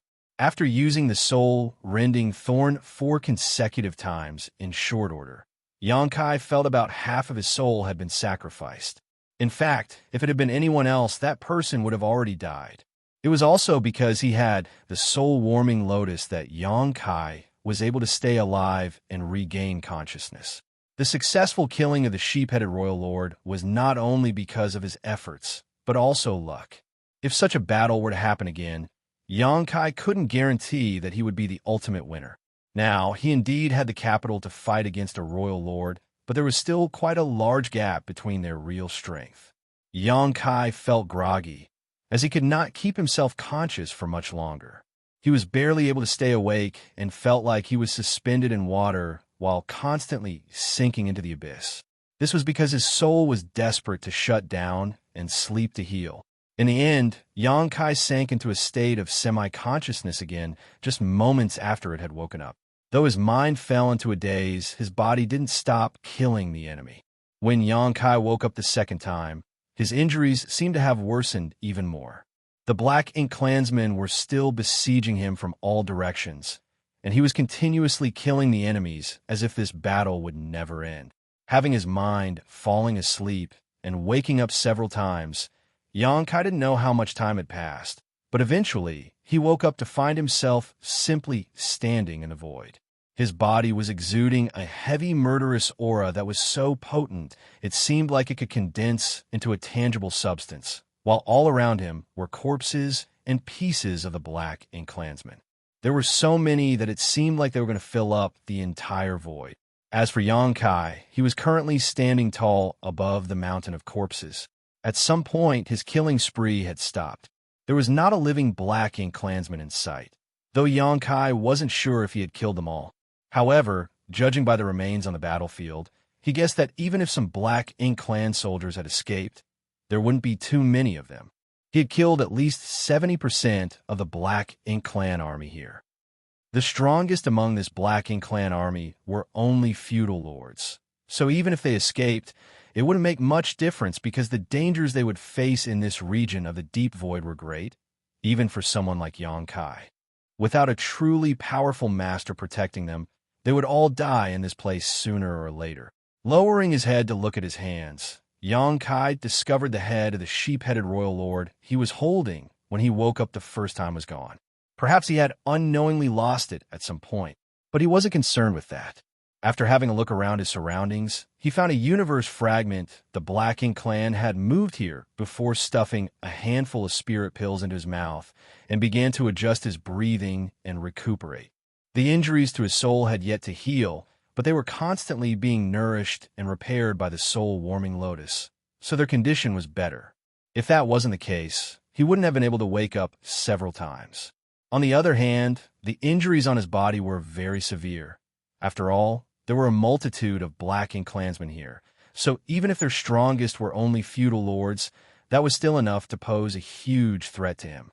His body was covered in wounds of all sizes that were too numerous to count. Many of them were even layered atop old wounds. Fortunately for him, the royal lord was dead, and he had killed who knows how many Black Ink Clansmen, so there was no one here to disturb him while he was healing.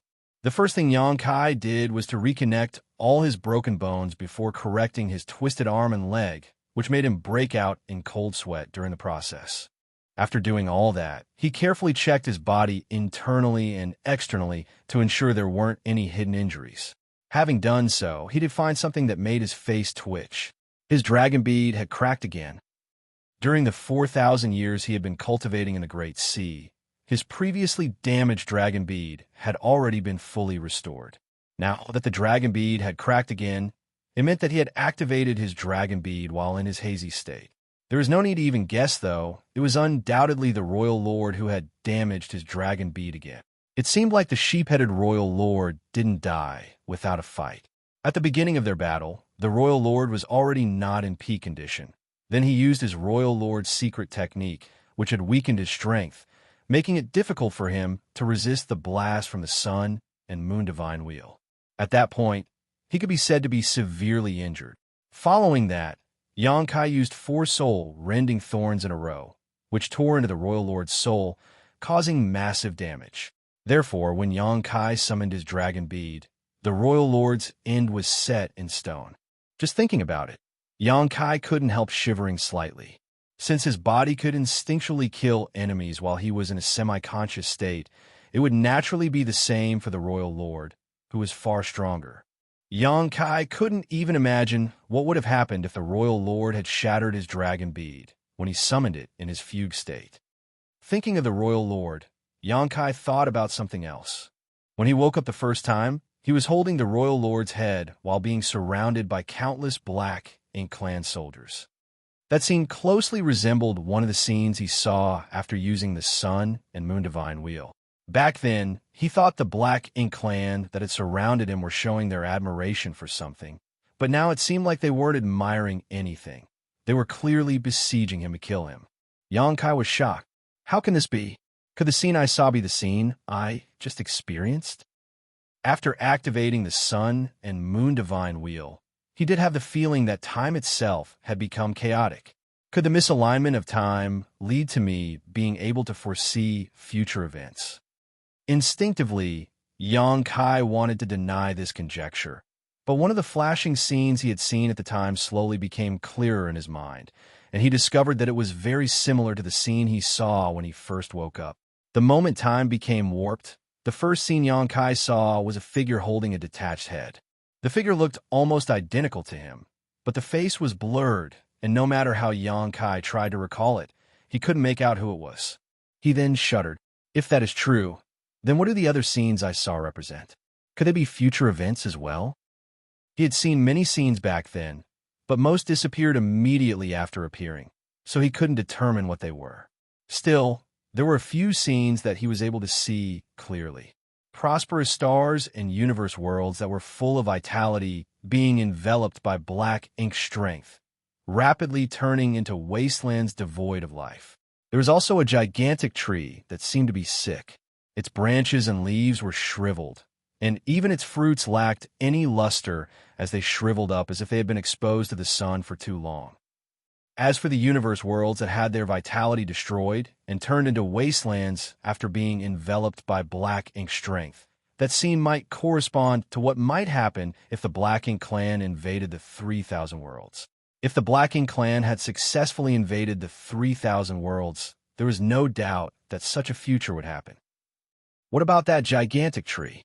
Could it be the World Tree? At that point, Xianxia suddenly recalled Song's words. He said that the World Tree was almost as old as the universe itself, and its appearance wasn't that different from when MO was spawned, which appeared when the heavens and earth first split apart. Moreover, the World Tree had an inexplicable relationship with the 3,000 worlds. Song, the other 9 martial ancestors, and even Xianxia himself were means by which this vast universe tried to help itself by exerting its rules through the World Tree. Song and the others had gotten a gift from the World Tree and were able to enlighten themselves about the martial Tao while comprehending the method of reaching the open heaven realm, earning them the title of martial ancestors. Xianxia was also barely considered to have received a gift from the World Tree as he had obtained a root from it. Since ancient times, others must have entered the grand ancient ruins boundary and received gifts from the World Tree. These were all the universe's means to save itself, but unfortunately, those people seem to have all failed and fallen. Suppose the World Tree and the 3,000 worlds did have an unbreakable connection. If the Black Ink clan invaded the 3,000 worlds and turned all the flourishing lands into wastelands, plunging the entire universe into turmoil, then the appearance of the World Tree that seemed like it was severely ill. The more Xianxia thought about it, the more he sweated. He couldn't help but shake his head to disperse those thoughts from his mind. However, he didn't expect that when he moved, his head felt like it had turned into mush, and the pain was so intense that he almost passed out again. Luckily, after such an interruption, he did not have the intention to think about such nonsense anymore. The ability to foresee the future was too surreal to Xianxia, so he wasn't willing to believe it was possible. Even though the space-time strength he used was mysterious as well, it was just a type of strength that made use of his comprehension of the grand chaos of space and time. How could such strength break through the flow of time itself and allow one to peer into the future? Healing my injuries is more important. A while later, cold sweat began dripping from Xianxia's forehead. No matter how much he refused to believe it, he could vaguely sense that he seemed to have obtained a glimpse of the future. The sun and moon divine wheel had warped and broken time to the point that it let him witness events that had yet to transpire. Martial Peak, Chapter 5434, A Destroyed Great Pass. After a year of focusing all his efforts on recuperating, Xianxia had almost made a full recovery. Emerging from the universe fragment, Xianxia observed his surroundings for a while before his figure dashed in the direction of the Black Ink nest. Though the high-rank Black Ink nest exploded after his attack, there were still some remnants left behind. After searching through the debris, Xianxia found quite a lot of resources. These resources were mined by the Black Ink clan from surrounding areas.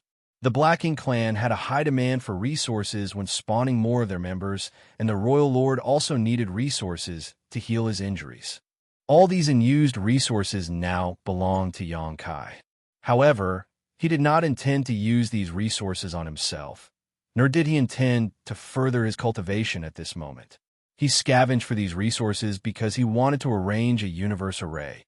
The Great Sea Celestial Phenomenon was a natural treasure trove, and Xianxia wasn't sure if he would be able to find it again after leaving, so he decided to leave a universe array here, which might be of use someday. In fact, he still had quite a lot of resources on hand, but he was lacking some critical components. It just happened that the resources he found from the black ink nest were enough to make up for the shortage. Soon, a universe array took shape in what was left of the universe world, where the high-rank black ink nest was originally situated. Xianxia then made some arrangements to cover up and conceal the universe array. After taking a good look at the Great Sea Celestial Phenomenon, Xianxia turned around and left. All that was left now in this vast stretch of void were densely scattered corpses that seemed to be a sign that there was once a tragic battle here. Previously, outside the primordial heavens source grand restriction, where he was targeted by the royal lord and chased all the way here, Xianxia planned to follow the path the humans took during their crusade back to the No Return Pass to seek help from the Dragon and Phoenix clans to defeat the royal lord. Unfortunately, he got lost on the way, and the longer he ran, the more unsure he was of where he was heading. Now, he didn't even know where he was or which way he should travel now. But he wasn't too worried about it, because he knew he would eventually find his way back. He just needed to take some time.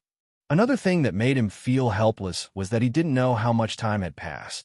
He could accurately calculate the time he spent in the Great Sea Celestial Phenomenon, but he had no idea about how much time had passed in the outside world. The speed of time in each temporal river was different, so there was no way to make an accurate estimate. I wonder what happened after the war between the two races. When Xianxia escaped from the primordial heavens source grand restriction, Song fused his body with the restriction to summon the energy Moon needed to leave Mo in deep sleep. Just before making that sacrifice, Song left his backup plan to Xianxia, which was extremely important. It was because the Black King clan saw this take place right before their eyes that Xianxia was targeted by a royal lord. Now that things had gotten to this point, Xianxia did not resent Song because he was the only person Song could trust during that last moment. After all, he was also one of the means chosen by the vast universe. To be able to be chosen meant that Xianxia was special in some way. Therefore, if it were Xianxia, he would make the same choice as Song. But no matter how that battle ended, the human army couldn't stay at the primordial heavens source grand restriction. If the humans won, they would definitely withdraw their forces. If they were defeated, they would still retreat back to the No Return Pass to join forces with the Dragon and Phoenix clans because that was the only way they could resist the Black Ink clan army's attack. That was why Xianxia only had one destination in mind, the No Return Pass. In his current situation, it would be difficult for Xianxia to be certain which direction would lead to the No Return Pass, but as long as he could find the late ancient era battlefield, he would be able to estimate his whereabouts. Flying through the void, Xianxia's figure soared along at amazing speed. He would stop every half a month or so to activate the universe transference law to try and connect to any of the universe arrays he had set inside those purifying black ink battleships. However, the only universe array he could sense was the one he set up next to the Great Sea Celestial Phenomenon. Such a situation meant that his distance from those universe arrays was too great for the universe transference law to even detect them. Although he couldn't sense the position of any purifying black ink battleship, this tactic wasn't useless because at the very least he could use the universe array he left at the Great Sea Celestial Phenomenon to deduce his current position. As time passed, his connection with the universe array at the Great Sea Celestial Phenomenon became vague, which told Xianxia that he was getting further away from the Great Sea Celestial Phenomenon. It was not until half a year later that he could no longer sense that universe array. With the speed he could travel, coupled with instantaneous movement, Xianxia still used about half a year before he lost all contact with the Great Sea Celestial Phenomenon, which showed how vast an area a universe array could cover. There were celestial phenomena of all shapes and sizes in the void, and Xianxia had seen many of them while he was escaping from the sheep-headed royal lord. He even dove deep into a dense fog celestial phenomenon and the Great Sea Celestial Phenomenon. But since he was running for his life to avoid being killed, He didn't have the time to enjoy the beauty of these celestial phenomena along the way. Now that he was feeling more relaxed, he had time to study these celestial phenomena more carefully and even found them quite miraculous. These celestial phenomena might be the manifestation of the universe's original form and might. Many radiated extremely dangerous auras, while some of them were deep and unfathomable. Just like the Great Sea celestial phenomenon, though they looked tranquil and calm on the outside, one would only know of the dangers lurking inside after entering them. The 3,000 worlds didn't have any celestial phenomena, possibly because of all the activities of human cultivators causing them to fade away. Wait, the 3,000 worlds does have some. Xianxia suddenly recalled rumors about some strange forbidden zones in several great territories. Those forbidden zones were filled with dangers, and they were very difficult for ordinary cultivators to even approach. Those so-called forbidden zones might be remnants of ancient celestial phenomena. They weren't complete anymore and only retain a portion of their mysteries and might. As time passed, coupled with repeated explorations by cultivators, those forbidden zones would also gradually disappear into the annals of history. Suppose one could explore the mysteries of these celestial phenomena. Maybe one could use the opportunity to gain insight into the true meaning of the power of the heavens and earth. That thought flashed across Xianxia's mind as he flew past different celestial phenomena. Year after year, his dull voyage continued in solitude. The void was incredibly vast, and it contained all sorts of wonders, but he wasn't anxious because he knew it was no use being anxious. Along the way, Xianxia left hidden marks inside some dead universe worlds, making it easier for him to find his way back to the Great Sea celestial phenomenon. Suddenly, on a particular day, when he used the universe transference law, Xianxia finally sensed a universe array in a particular direction. The distance was still quite far away, and the connection he felt was exceptionally weak, but if he exerted all his efforts to get there, he could probably arrive within half a year. Xianxia was elated. All his efforts had paid off as he finally discovered something and hurriedly moved in that direction. A few days later, he used the universe transference law to determine his position. Another few days later, it was still the same. 1 month later, after Xianxia used the universe transference law again, he frowned.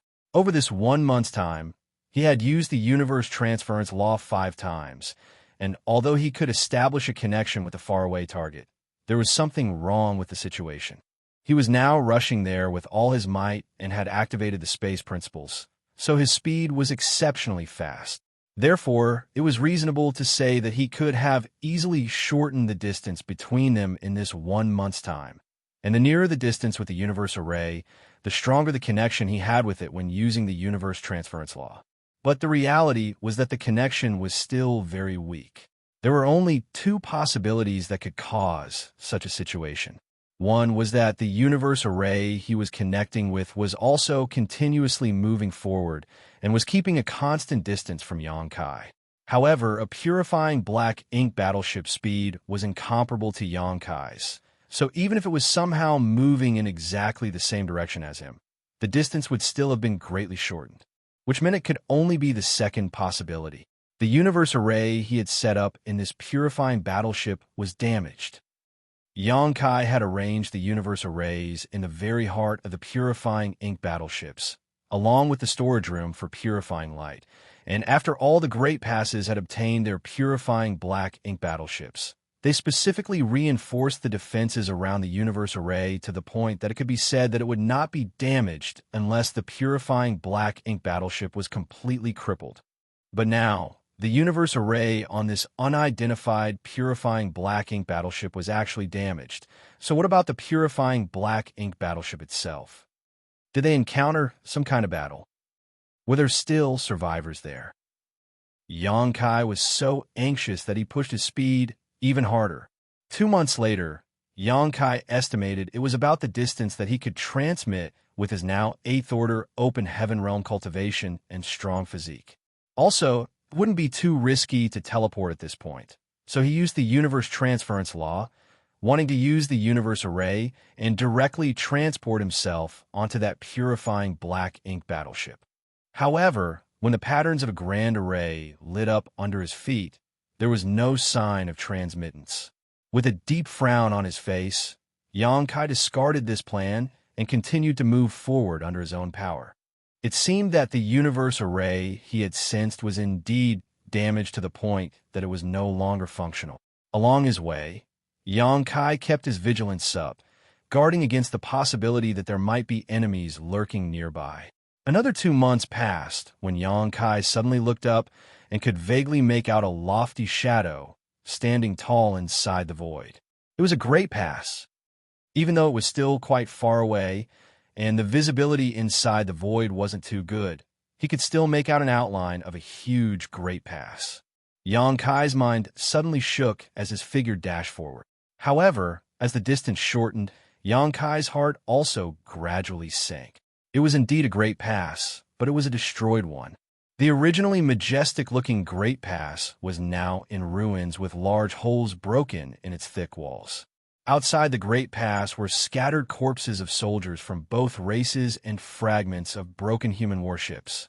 Xianxia's figure gradually slowed down as he passed through the mountain of corpses and blood, feeling suffocated.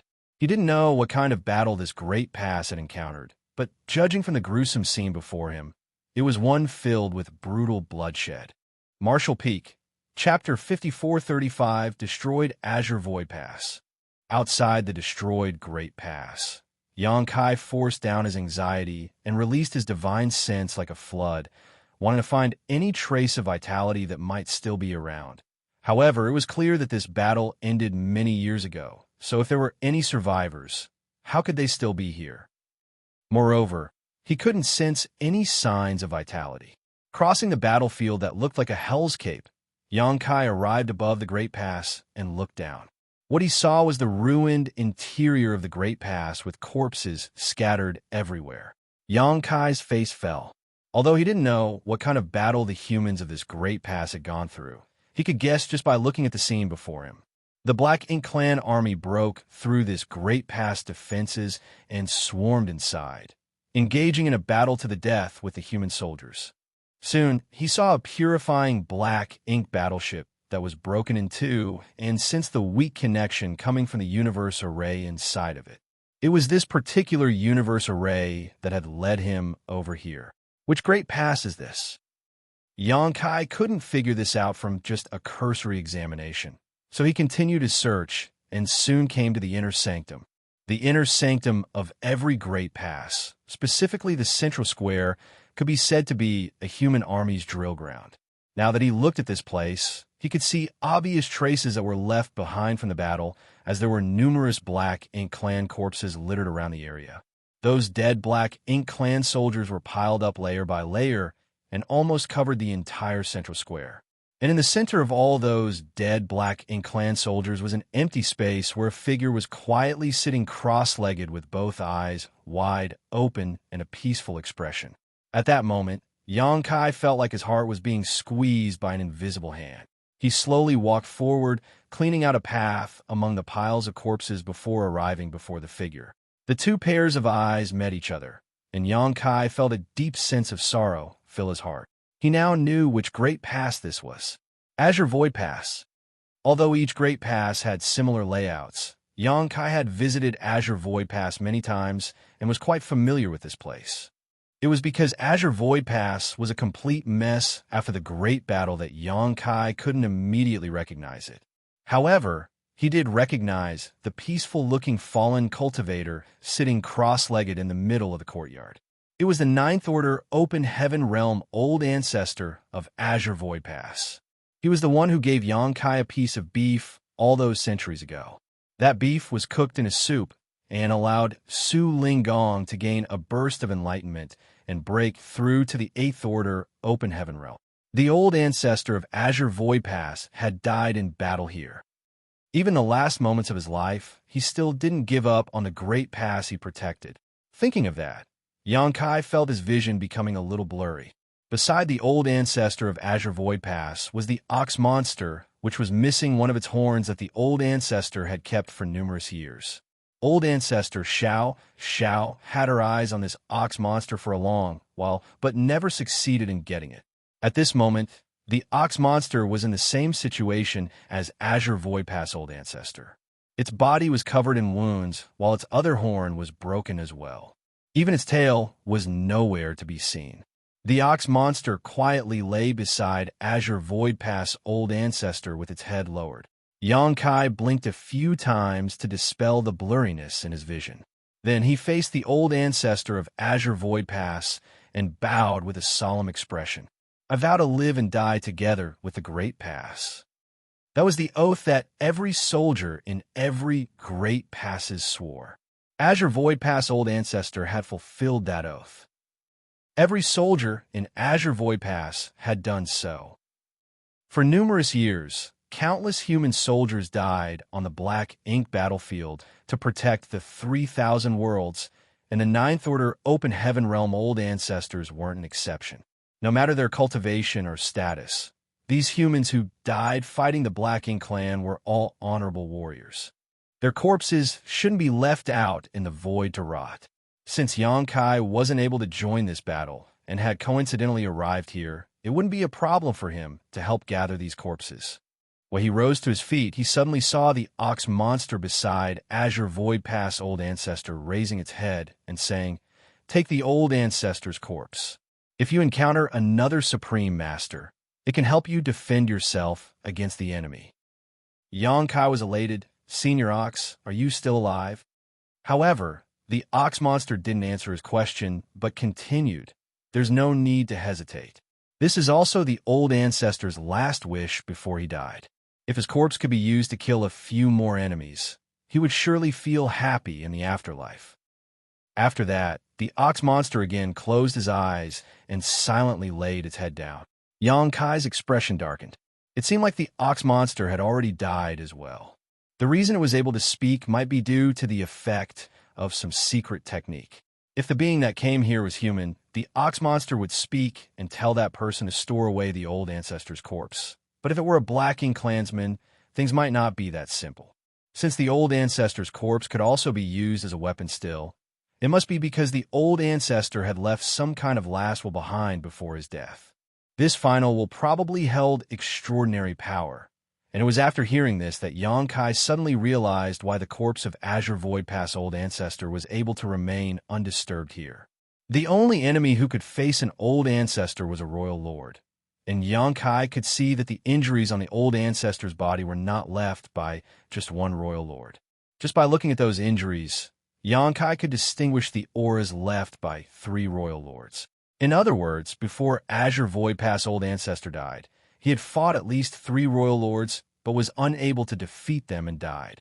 As for why the 3 royal lords didn't choose to destroy the old ancestor's body and simply left it here, they must have seen that Azure Void Pass Old Ancestor left behind that last will and were afraid to do anything, lest they encounter an accident. If it hadn't been for that, Azure Void Pass Old Ancestor's body would have already been destroyed. Considering all this, Xianxia felt his heart clench. If the royal lords noticed this, how could they not leave some people behind to monitor the situation to avoid any surviving human soldiers from approaching this place? Just as he was thinking so, Xianxia suddenly raised his head and looked up. What he saw were 3 figures suddenly appearing from inside Azure Void Pass, each with a majestic aura. They were territory lords. The Black Ink clan had indeed left guards behind. A royal lord couldn't wait here for such a reason, but a few territory lords could be spared for such a duty. If 3 territory lords worked together, they could deal with most situations. Among those 3 territory lords, one of them had a seductive figure and a flirtatious expression, which reminded Xianxia of the Charmed Demon clan. There was also a tall and strong territory lord that looked more than 3 times taller than the seductive territory lord. 2 fangs were poking out from both sides of his lips and curved upwards, making him look hideous like he was a crazy wild boar. The third one looked more normal and had many human traits, with the only difference being that his limbs resembled talons that were shining with cold light. This territory lord also had a pair of wings. It was unknown where they were hiding because Xianxia didn't even sense the slightest trace of their auras before now. The three territory lords weren't in a hurry to appear, seeming to be not worried that Xianxia would escape. The seductive territory lord spoke up first, when the sirs asked us to stay here in case any humans decide to come back. I first thought they were being too careful, but now it seems that there are indeed some humans that are seeking death. The fong-toothed territory lord snorted lightly. We've waited here for 200 years. I think my body is about to become moldy. Human, you're unlucky today. On the other hand, the Talon territory lord frowned while warning, don't be careless. This human is an 8th order master, so he might not be easy to deal with. After letting out a snort, the fong-toothed territory lord retorted, so what if he's an 8th order human? It's not like we haven't killed any of them. Let me kill him while you two stand guard. Saying so, the fong-toothed territory lord charged at Xianxia. Because he had a burly and bulky body, his actions seemed clumsy, but in fact, he was moving very fast, and his huge frame felt like a meteor quickly approaching Xianxia. The terrifying aura of a territory lord burst forth, causing the broken walls in the great pass to begin to creak. Meanwhile, the Talon territory lord fixed his eyes on Xianxia, and even his eyes reflected the latter's figure.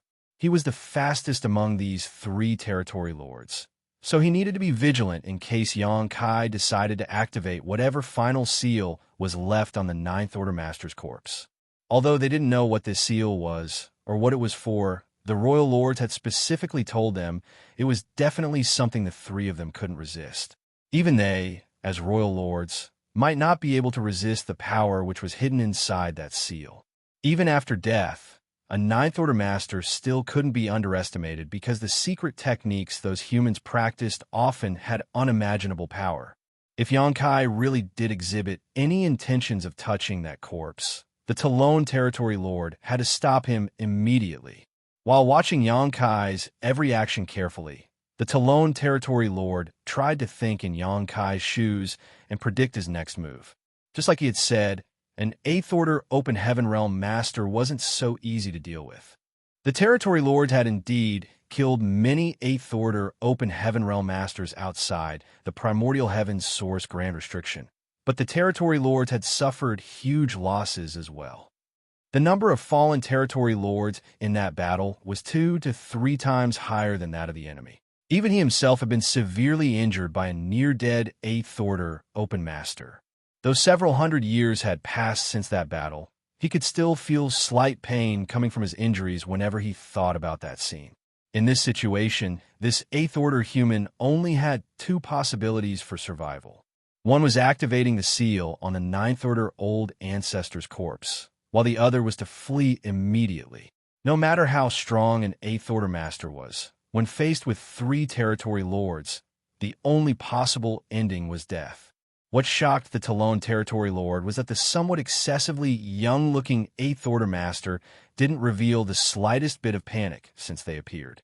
Instead, this human kept a saddened expression, which was naturally because of the death of his people and the destroyed Great Pass. Under that veil of sadness, however, was endless murderous intent. This human clearly had no intention of activating the seal on the corpse. The Talon territory lord felt his heart sink and hurriedly warned the others, "Be careful." Right after he said that, he saw the 8th Order Open Heaven Realm Master lunging at his fellow territory lord with a vicious expression. The human was so fast that he left a blurred afterimage behind him, making it look like there were countless clones of him charging forward to kill. The Talon territory lord felt his pupils shirk. This speed, it's too fast for me to interfere. When the big and small figures clashed, the sound of bones breaking rang out, but the expected scenario of the small human being sent flying away did not appear. Instead, the figure being sent flying was the tall and strong fong-toothed territory lord. His chest had caved in, and his expression looked shocked, as if he couldn't believe that he was not a match for his enemy in a head-on confrontation. However, as the territory lord was sent flying, he still viciously punched his opponent.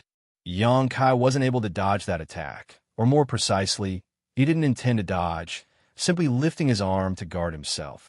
At the same moment, his other hand made a grabbing motion towards the void, and the azure dragon spear appeared.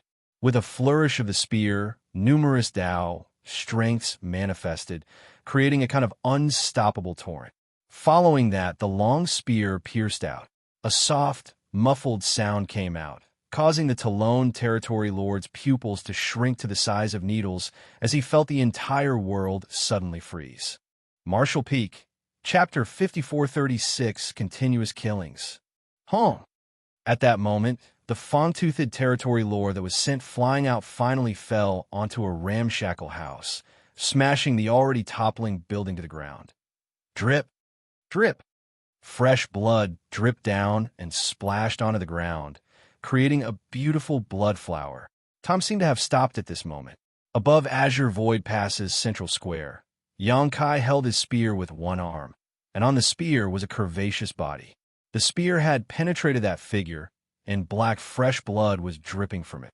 While the different Tao strengths intertwined, they created a strange balance above the figure pierced with the spear.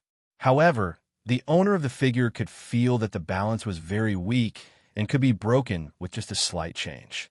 Once the balance was broken, those Tao strengths would suddenly explode, and what awaited her would be her death. You!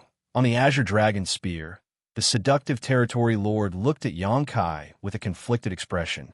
Her eyes were wet, making her look pitiful, but she felt more disbelief than anything.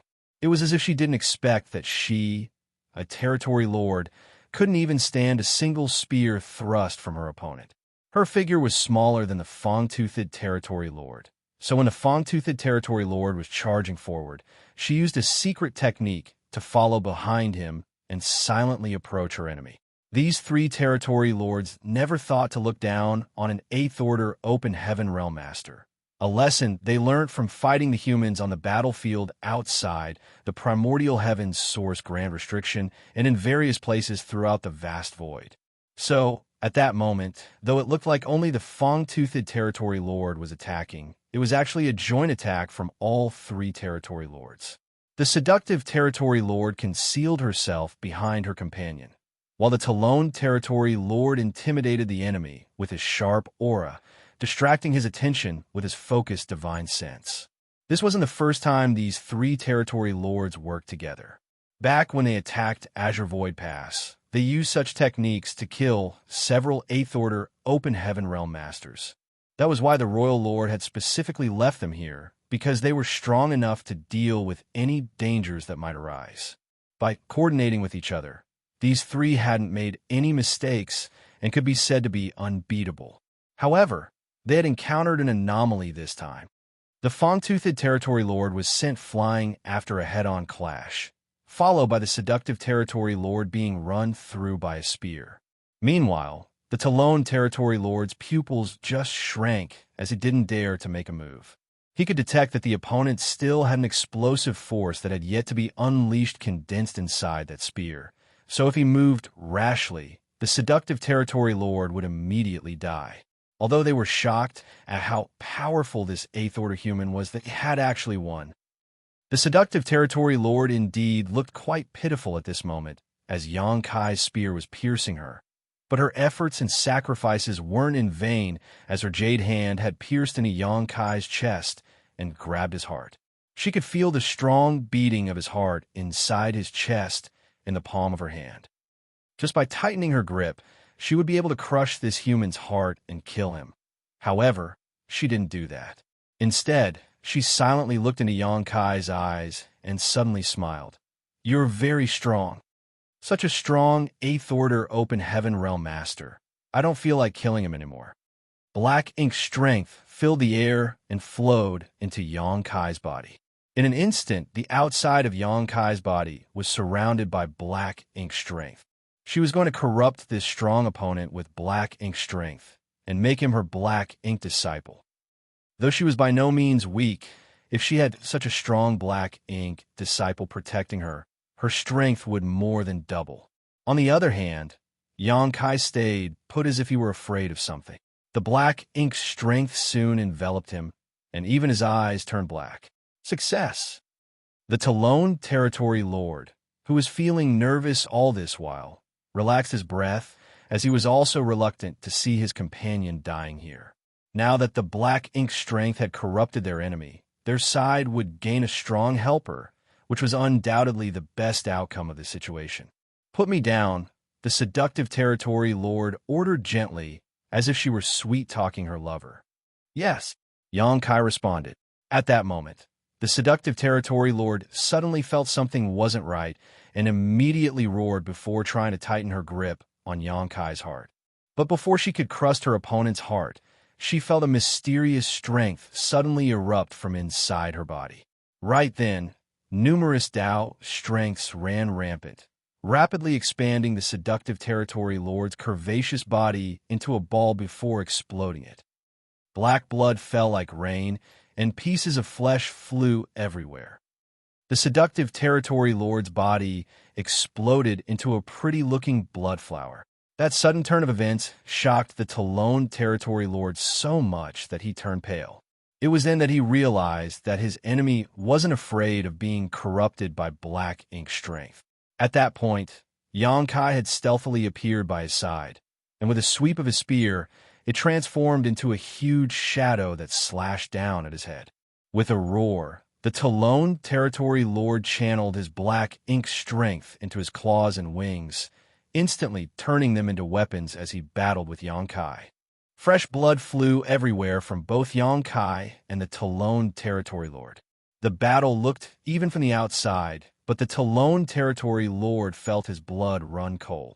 After their initial clash, he knew he wasn't a match for his opponent, and the only reason this 8th Order human was being wounded was because he completely gave up defending himself to kill him faster. In just 3 breaths of time, the two figures separated. While panting heavily, the Talon territory lord had a shocked expression on his face while sporting hundreds of injuries of all sizes all over his body, leaving almost no place unscarred. It wouldn't have mattered if that was all, though, but these injuries all contained some strange power that affected his ability to use his black ink strength, which made him continuously grow weaker. At that moment, an angry roar sounded, and a huge figure charged over from the side and instantly appeared behind Xianxia before spreading his arms wide and closing them while approaching Xianxia. It was the fang-toothed territory lord who had finally regained consciousness and came to help.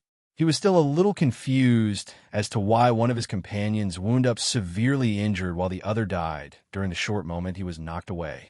All he knew was that he and his companions had greatly underestimated this human 8th Order master.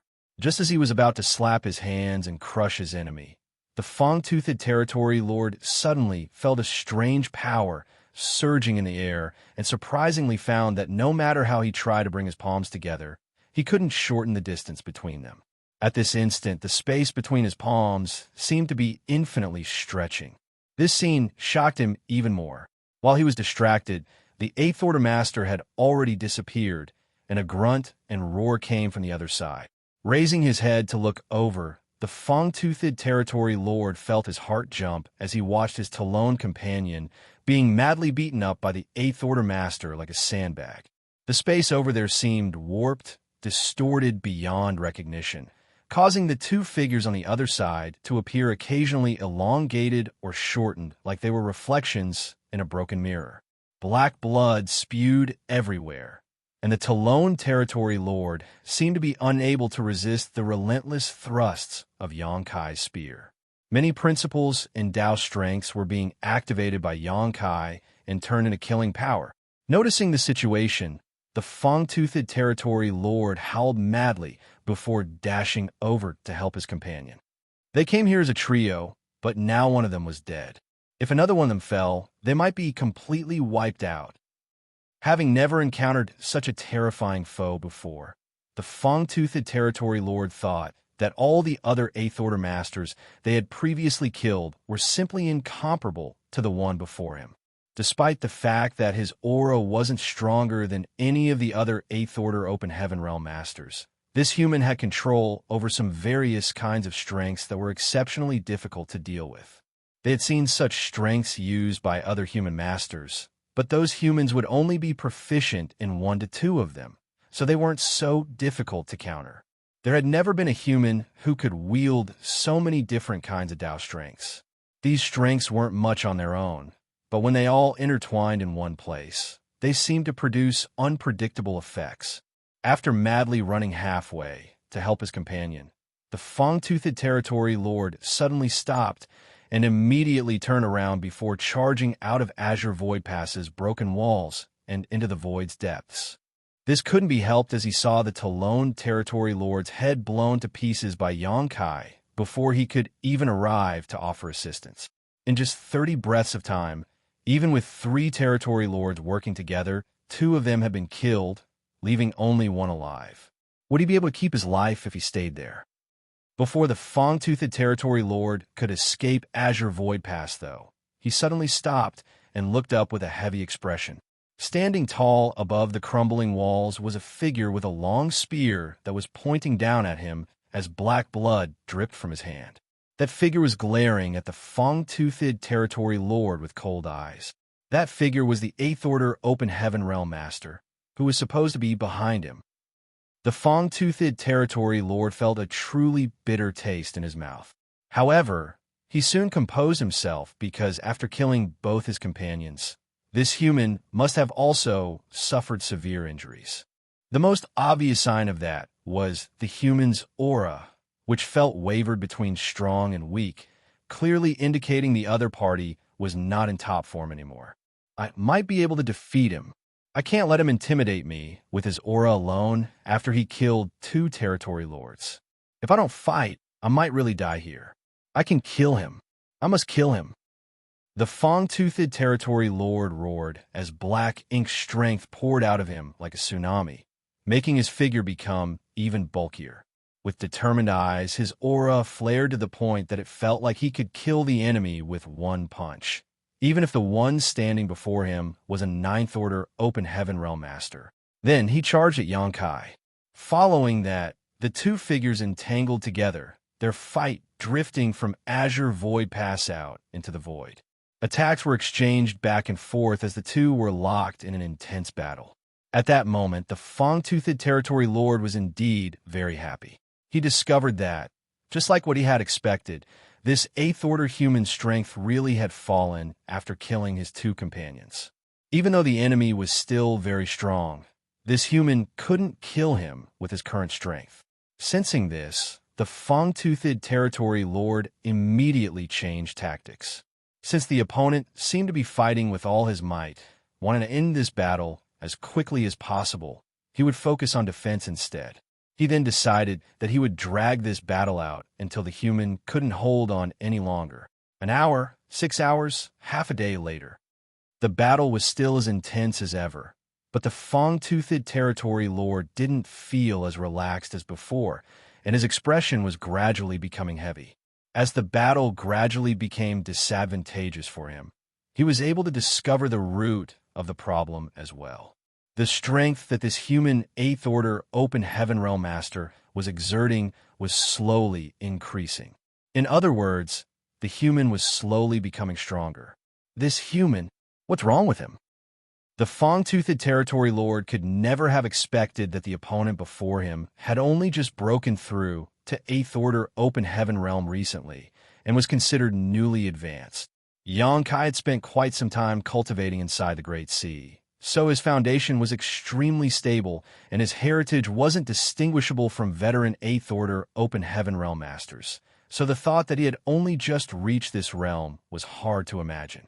Martial Peak, Chapter 5437, Azure Void Remnants.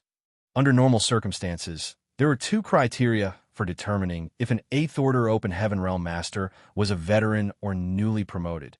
One of them was that the heritage of that person's small universe had achieved a certain threshold. Under normal circumstances, even 2,000 years after a cultivator advanced to the 8th Order Open Heaven Realm, they could still not be counted as a veteran. 2,000 years was basically just sufficient for an 8th Order Open Heaven Realm Master to stabilize their foundation and be able to freely exert their strength. The second criterion was one's experience in battling and killing enemies. No matter how strong one's heritage was, if they didn't have any battle experience, they would be restricted in battle and wouldn't be able to bring out their full strength. Among all the human 8th Order Open Heaven Realm Masters on the Black Ink battlefield, there were only a few newly advanced 8th Order Masters, while the rest were veterans. After they had advanced to the 8th Order Open Heaven Realm, they continued cultivating while simultaneously battling the Black Ink clan, slowly training themselves to master and enhance their strength. Therefore, situations like being unable to bring out their complete strength essentially never occurred. However, Xianxia was an exception. He had a breakthrough to the 8th Order Open Heaven Realm inside the temporal rivers of the Great Sea celestial phenomenon, and then cultivated there for 2,000 years before exiting. After Xianxia left the Great Sea celestial phenomenon, he battled the sheep-headed royal lord and even decapitated him. But during that fight, he had constantly been going all out in a desperate struggle, as there was a huge difference between his and the royal lord's true strength, even using 4 soul-rending thorns, causing himself to become delirious due to his injured soul. In the end, he didn't even know how he killed the royal lord, as he was already holding on to his head when he came to his senses. This time, it was different. With his current strength, a territory lord wasn't too strong nor too weak, but rather just right for him to use as a polishing stone.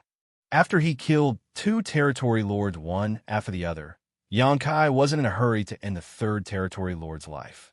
Instead, he wanted to borrow this territory lord's strength to hone and familiarize himself with his newfound strength.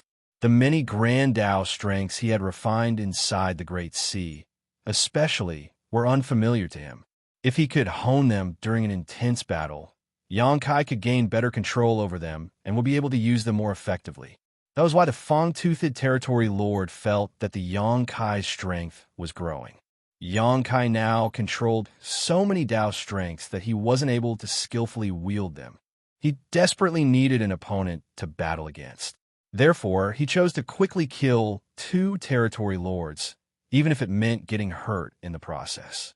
Another half a day later, the Fang-Toothed Territory Lord felt despair because this battle, which started with them being on par with each other, then turned against him slightly, was now approaching the point where he was completely overwhelmed. His heart was filled with bitterness. The battle had now made a complete turnaround. Xianxia's attacks were calm and unhurried as he was still honing his strength, while on the other hand, the Fang-Toothed Territory Lord was fighting back desperately as he knew that the longer the battle continued, the stronger his opponent would become. Once this human had reached a certain limit, he would die. But in battle, sometimes fighting with everything one had simply wasn't enough. Another half a day passed, and the Fang-Toothed Territory Lord's aura had already weakened beyond recognition. His body was covered in every kind of wound imaginable, and his black ink strength was leaking out from all those injuries. If this went on for much longer, there was a high likelihood that his strength would regress from that of a territory lord to a feudal lord. At this moment, he felt envious of his 2 companions because at least their deaths were swift. Meanwhile, he was like a piece of meat being slowly shaved by a dull knife, a torturous process for both his body and mind. Knowing that he was destined to die today, the Fang-Toothed Territory Lord made a decision and completely gave up on defending before brazenly charging towards Xianxia in a final, desperate struggle. After a dozen breaths, a long spear pierced into his eye socket, and numerous Tao strengths surged into his brain, grinding it into a paste. His originally fierce-looking expression gradually turned peaceful, feeling a sense of relief as the light in his eyes gradually dimmed. Xianxia withdrew his spear and frowned slightly because he was quite dissatisfied with his current strength. He didn't consider the battle with the sheep-headed royal lord because he had completely lost consciousness during that fight, relying almost solely on his instincts to kill the enemy. After the battle with these 3 territory lords, he discovered his shortcomings. Back when he was a 7th Order Master, he could crush those in the same realm without any difficulty.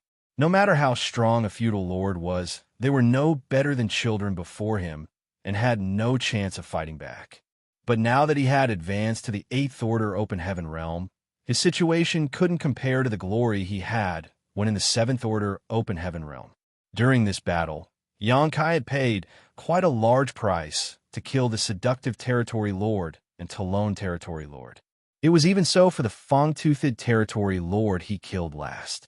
Although he had intended to use this Territory Lord to hone his strength, the time he took to finish the latter off was less than satisfactory.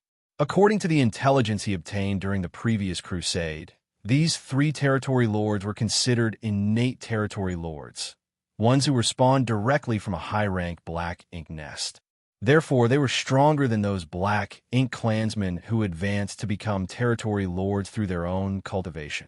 Innate Territory Lords were already the strongest among all Territory Lords.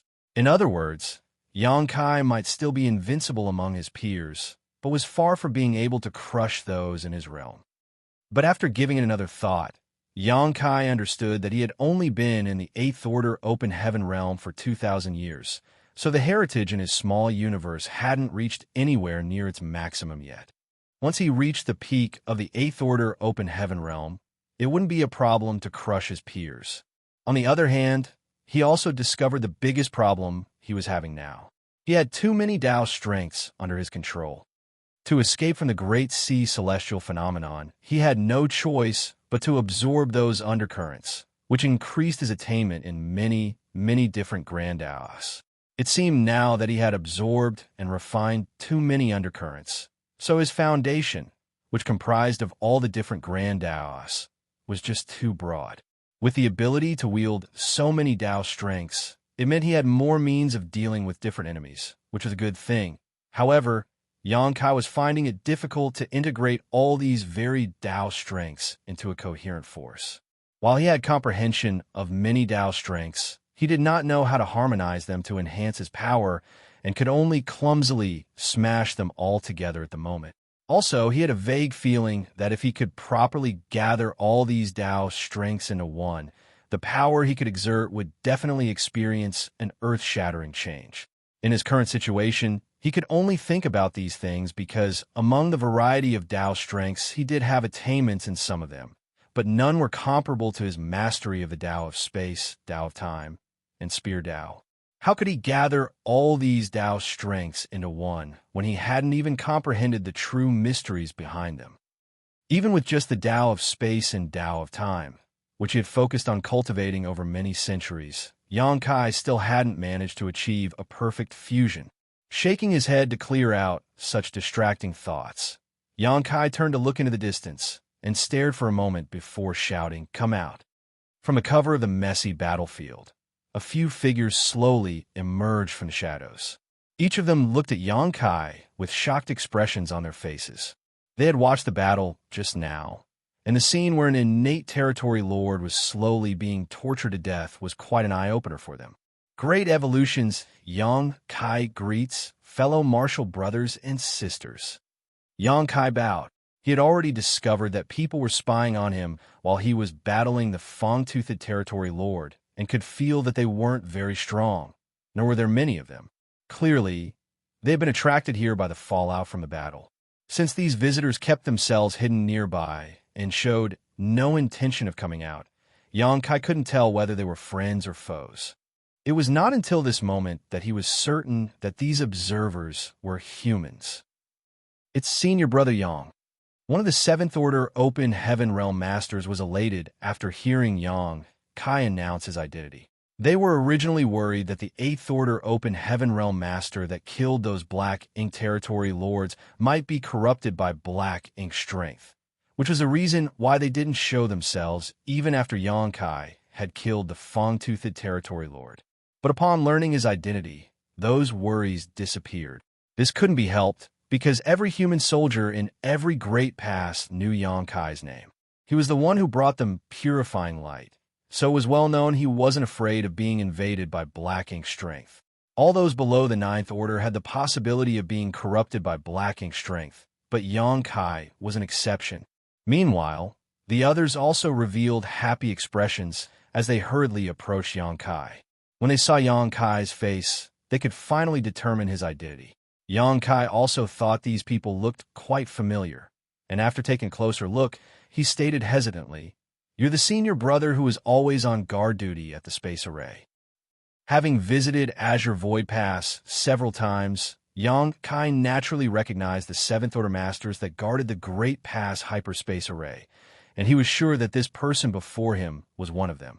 That Seventh Order Master seemed like he was about to cry from joy and choked out. Sun Mao greets Senior Brother Yang. Then, Yang Kai swept his gaze over the others, and his face fell. Are you all that remains of the Azure Void Army? Sun Mao composed himself before answering. There are a few other fellow brothers and sisters, but they are currently in hiding. We came here because we sensed there was a battle happening and wanted to investigate. How many of you are there? Yang Kai asked. Sun Mao replied in an astringent voice, less than 1,000. Feeling his face twitching slightly, Yang Kai felt as if his heart was being torn out. Azure Void Pass should have had 30,000 human masters stationed here, about the same as Blue Sky Pass back then. After the attack on the Royal City in the Azure Void Theater, they undoubtedly suffered some casualties, but there should have still been more than 20,000 troops here during the Second Crusade. Less than 1,000 of the original 20,000 survived, while even the old ancestor died in battle. It was nothing less than tragic. Senior Brother Yang, are there still any Black Ink clansmen in the inner sanctum? Sun Mao asked. Yang Kai shook his head. I didn't make a thorough check, but there shouldn't be any left. Since the 3 territory lords hidden here have been killed, any remaining Black Ink clansmen would have appeared by now, even if it was just to try to flee. Hearing that, Sun Mao felt relieved. If that's the case, then Division Commander Huang and the others can be saved. Yang Kai frowned. Why did you say that? Sun Mao explained. Division Commander Huang and some fellow brothers and sisters were invaded by Black Ink strength. Since we ran out of purifying Black Ink pills and didn't have access to any purifying light, they were unable to eliminate that Black Ink strength. Previously, Division Commander Hai led some troops here, intending to recover the purifying Black Ink battleship. Unfortunately, there hasn't been any news from them since they left, so we assumed they ran into trouble. Quite a number of the remaining soldiers gathered here have been stained by Black Ink strength and have been suppressing the Black Ink strength inside their bodies over the years using various methods. But every once in a while, one of them could not hold on any longer and would have to commit suicide. The battle 200 years ago not only destroyed Azure Void Pass, but also cut off the human supply lines. Even the purifying Black Ink pills and evil purging divine spears were all used up by now. Although there were still alchemists among their ranks, it was impossible for them to refine spirit pills without any spirit herbs or materials. Division Commander Huang Xiong was an 8th Order Open Heaven Realm Master, so even if he was invaded by Black Ink strength, he could still hold on for a time, but if too long passed, he would also find it difficult to cope. Now, the only thing that could save them was the purifying Black Ink battleship that lay in the inner sanctum. Purifying light might still be sealed inside the battleship, so the only way they could survive was to extract it from the Great Pass. Martial Peak, Chapter 5438, Huang Xiong.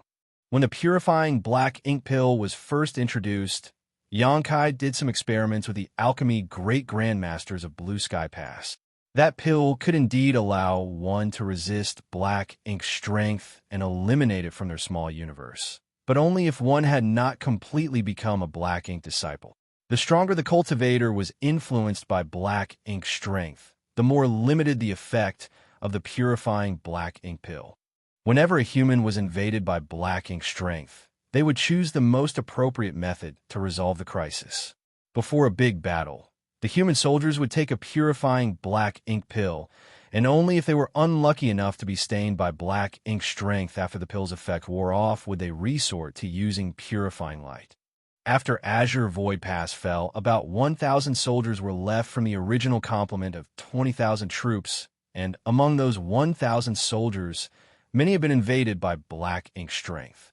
Therefore, the purifying Black Ink battleship here was their only hope. That was why Division Commander Hai Xing led some soldiers here to try to recover the battleship. But there had been no news since they left, so Sun Mao and the others presumed that they had encountered a strong enemy and ultimately ended up dead. From this, they also surmised that there were strong enemies still occupying Azure Void Pass, which was why they were hesitant to come here all these years. Yesterday, they felt the fallout from a great battle coming from the direction of Azure Void Pass. So Sun Mao and the others risked their lives to come over and investigate, only to personally witness Yang Kai killing the Fong-Toothed Territory Lord. Where are Division Commander Huang and the others hiding? Quickly bring me. Yang Kai wanted to ask them to lead him there and let him help dispel the black ink strength from their bodies until he suddenly remembered that he couldn't do that anymore. They needed purifying light to dispel black ink strength, but to create purifying light, Yang Kai needed yellow and blue crystals. However, he had consumed all the yellow and blue crystals he had left during his 4,000 years cultivating inside the Great Sea celestial phenomenon. At this moment, Yang Kai couldn't help feeling frustrated. If he had known this would happen, he would have saved some of the yellow and blue crystals, but then he thought about when he was cultivating in the Temporal River. He could feel his strength increasing steadily, so how could he be willing to stop before he was forced to? He might still be cultivating inside the Temporal River if he had more resources. Such an opportunity was simply too rare to come by. Please invite Division Commander Huang and the others over. I'll sweep Azure Void Pass to see if there are any more Black Ink clansmen in hiding. Yang Kai instructed them. Sun Mao and the others were instantly elated and left in a hurry. After they departed, Yang Kai began inspecting Azure Void Pass again. This time, he did a thorough sweep using his divine sense to ensure there were no more Black Ink clansmen inside. After an incense stick's worth of time, Yang Kai determined that those 3 territory lords he just killed were the only Black Ink clansmen stationed here. But that wasn't strange. This great pass had already been thoroughly destroyed, so it was impossible that the Black Ink clan would pay much attention to this place. Moreover, 3 territory lords were posted here mainly to prevent any humans from coming over to retrieve Azure Void Pass's old ancestor's corpse. With 3 innate territory lords working together, they could handle most situations when there was no old ancestor. The division commander Hai, that Sun Mao mentioned, might have fallen at the hands of those 3 territory lords. After finishing his inspection, Yang Kai returned to the central square and bowed again to the old ancestor before carefully storing his corpse and the now hornless ox monster in his small universe. Immediately after that, he came to where the purifying Black Ink battleship was.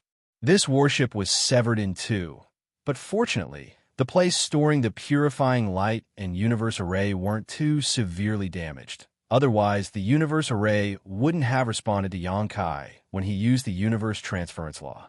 The question now was whether the purifying light inside had all leaked out. Technically speaking, purifying light was just another kind of energy. When designing the original purifying Black Ink battleship, Yang Kai had joined forces with several array masters to create a sealed space that would ensure the purifying light would not leak out. As for getting in and out of that space, they could use a space array. Now that the purifying Black Ink battleship was heavily damaged, if the formations inside were also affected, even if it were a minor flaw, the purifying light sealed inside would all eventually flow out and dissipate. Yang Kai prayed silently for that not to be the case. Since he no longer had any yellow and blue crystals, he couldn't create more purifying light. So if the purifying Black Ink battleship no longer had any, Division Commander Huang and the others would fall into a difficult situation. Standing on the deck, Yang Kai checked the space array and found it to be slightly damaged, so he quickly went about repairing it. In less than half a day, the space array was fixed, and Yang Kai stood above it before trying to activate it. He felt relieved and lucky that the space array inside of the purifying Black Ink battleship was intact. Otherwise, he didn't know how he was going to get inside. The light of the array flashed, and Yang Kai was instantly transported inside the purifying Black Ink battleship's main cabin. After giving it a good look, the hope inside him disappeared. The interior of the purifying Black Ink battleship was clearly damaged, meaning the seal was broken and there was no longer any purifying light. Moreover, there was a Black Ink clan corpse here. When the Black Ink clan attacked Azure Void Pass, they must have discovered that the purifying Black Ink battleship looked different from other human warships, so they naturally investigated it. This dead Black Ink clansman must be the one who went inside to probe the situation, instantly falling into this space that was filled with purifying light. Like an ant that fell into a pot of boiling oil, the Black Ink clan let out a final attack before dying and damaged the arrays from the inside, causing the leakage of purifying light. Gnashing his teeth, Xianxia teleported back outside. Since the purifying Black Ink battleship no longer had any purifying light, and he couldn't produce any purifying Black Ink pills were their last hope. Now Xianxia could only hope that the survivors weren't too heavily invaded by Black Ink strength, or else the purifying Black Ink pills wouldn't have much effect on them. Since the introduction of the purifying Black Ink pill, every great pass had been mass refining them and would distribute them to all soldiers before a battle. With a World Tree clone in his small universe and the ability to cast purifying light, Xianxia naturally did not need purifying Black Ink pills, so he did not have any on him. However, he was the one who found the remnant recipe for the purifying Black Ink pill, what was later completed by the great Grandmaster Alchemists of Blue Sky Pass, so it wasn't hard for Xianxia to refine them. Moreover, he didn't lack spirit herbs. Back when he was still stationed at Blue Sky Pass, Xianxia had planted large numbers of the herbs necessary to refine purifying Black Ink pills in the medicine garden in his small universe, leaving his two wood spirit helpers to look after them. Over 4,000 years had passed since then for Xianxia, while time in his small universe flowed several times faster than that. So now there was an abundance of all kinds of spirit herbs, flowers, and fruits in his medicine garden. He had even stockpiled over 1,000 profound spirit fruits, which were normally so rare and in demand that there was never any in stock in the various great passes. Understanding what needed to be done, Xianxia took out an alchemy furnace and got to work. He had essentially abandoned the alchemic Tao after ascending to the open heaven realm, but with his experience in the Great Sea celestial phenomenon, his mastery of the alchemic Tao had actually improved greatly. Though he hadn't reached the level of Great Grandmaster, or even Grandmaster, purifying Black Ink pills weren't too difficult to refine, so his current skill was more than sufficient. One furnace of purifying Black Ink pills was soon produced, and Xianxia immediately started on the next. Before this second batch was finished, Sun Mao and the others had already led the 1,000 or so remnant soldiers over. It had been more than 200 years since they last stepped into Azure Void Pass, so those soldiers who wouldn't even frown in the face of death all had teary eyes. Looking at the inner sanctum and the gruesome battlefield reminded them of the bloody battle they had fought here 200 years ago, causing them to feel quite emotional. The one in the lead was a middle-aged man with a stout figure and a firm gait. His face was fair and without a beard, while his expression looked fierce without appearing angry. However, the man saw Xianxia was in the middle of refining pills, so he stayed far back to not disturb him.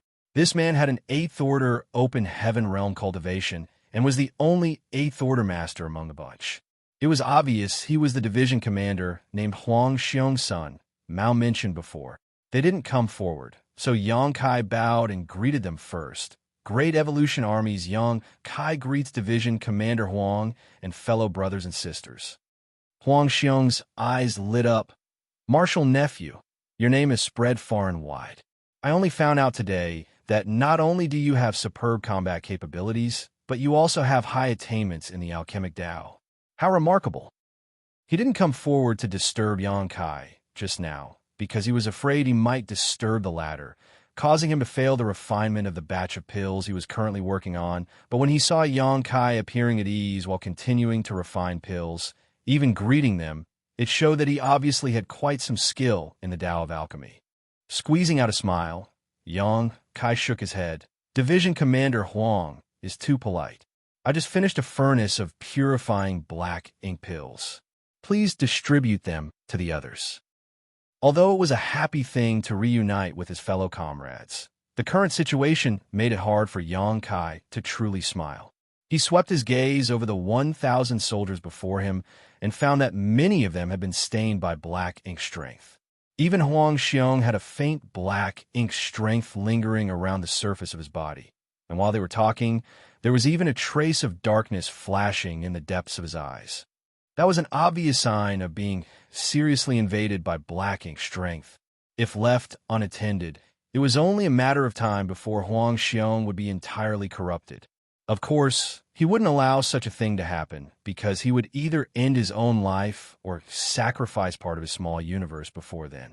Huang Xiong came forward and received the purifying black ink pills that had just been refined before casually tossing them to the soldiers behind him. As for him, he sat cross-legged beside Yang Kai and silently watched him refine pills. A while later, Huang Xiong finally spoke up, inside the purifying black ink battleship. With a slow shake of his head, Yang Kai replied, "The Black Ink clan sent someone inside to investigate, and they damaged the ceiling arrays. The purifying light has all leaked out." Although Huang Xiong had already guessed this outcome when he first saw Yang Kai, he still sighed heavily after getting confirmation. "I shouldn't have let senior brother Hai come over. They lost their lives for nothing." There were already not many masters among the survivors here, and the only surviving 8th Order masters were him and Division Commander Hai. More than 10 years ago, when Division Commander Hai brought some soldiers to Azure Void Pass to salvage the purifying Black Ink battleship but never returned, Huang Xiong understood that Division Commander Hai must have fallen at the hands of the Black Ink clan. Meanwhile, Yang Kai stayed silent because he didn't know what to say. Huang Xiong suddenly asked, "Marshal Nephew, did you encounter some kind of opportunity? When did you advance to the 8th Order Open Heaven realm?" As far as he knew, Yang Kai was a 7th Order master who had broken through less than 1,000 years ago. But looking at him now, not only did Yang Kai break through to the 8th Order Open Heaven realm, he even managed to kill 3 innate territory lords above Azure Void Pass all on his own. Only the strongest, most veteran 8th Order masters might be capable of such a feat. Although it seemed like Yang Kai suffered some serious injuries in the process, it didn't seem to affect him at all as he was casually refining pills here, which surprised Huang Xiong greatly. Martial Peak, Chapter 5439-2. After asking, Huang Xiong realized his question was somewhat rude and intrusive, so he added, "If you find it inconvenient to tell me, you can take it as if I never asked." Since this matter was related to a cultivator's personal secrets, it was inappropriate to pry into it. Shaking his head, Yang Kai replied, "There's nothing inconvenient about it. I indeed managed to break through to the 8th Order Open Heaven realm because I met with an opportunity." He then stopped for a moment before continuing, "Division Commander Huang, how long has it been since the battle at the Primordial Heavens Source Grand Restriction?" Huang Xiong looked at him strangely. Though he didn't know why Yang Kai would ask such a question, he still answered honestly, "It's been 512 years. 512 years, Yang Kai raised an eyebrow. The actual time was somewhat different from his estimations, but the difference wasn't too big. Back at the Great Sea celestial phenomenon, the hardest thing to estimate was how long had passed in the outside world, for he had spent some 4,000 years in and out of numerous temporal rivers, which all had different ratios for the flow of time. However, he could clearly account for part of that time. He had spent about 100 years searching for temporal rivers to cultivate in, and after deciding to leave, he used up almost 200 years to escape from the Great Sea celestial phenomenon. With that in mind, and with the information from Huang Xiong, it seemed the time he spent cultivating inside the temporal rivers was just about 200 years as well. Though only 200 years had passed in the outside world, Yang Kai actually spent 4,000 years cultivating, which meant that the average rate of time flow inside the temporal rivers was 20 times that of the outside world, which was actually much higher than he expected. After composing himself, Yang Kai used a pill condensing technique to collect the furnace of spirit pills before handing them to Huang Xiong.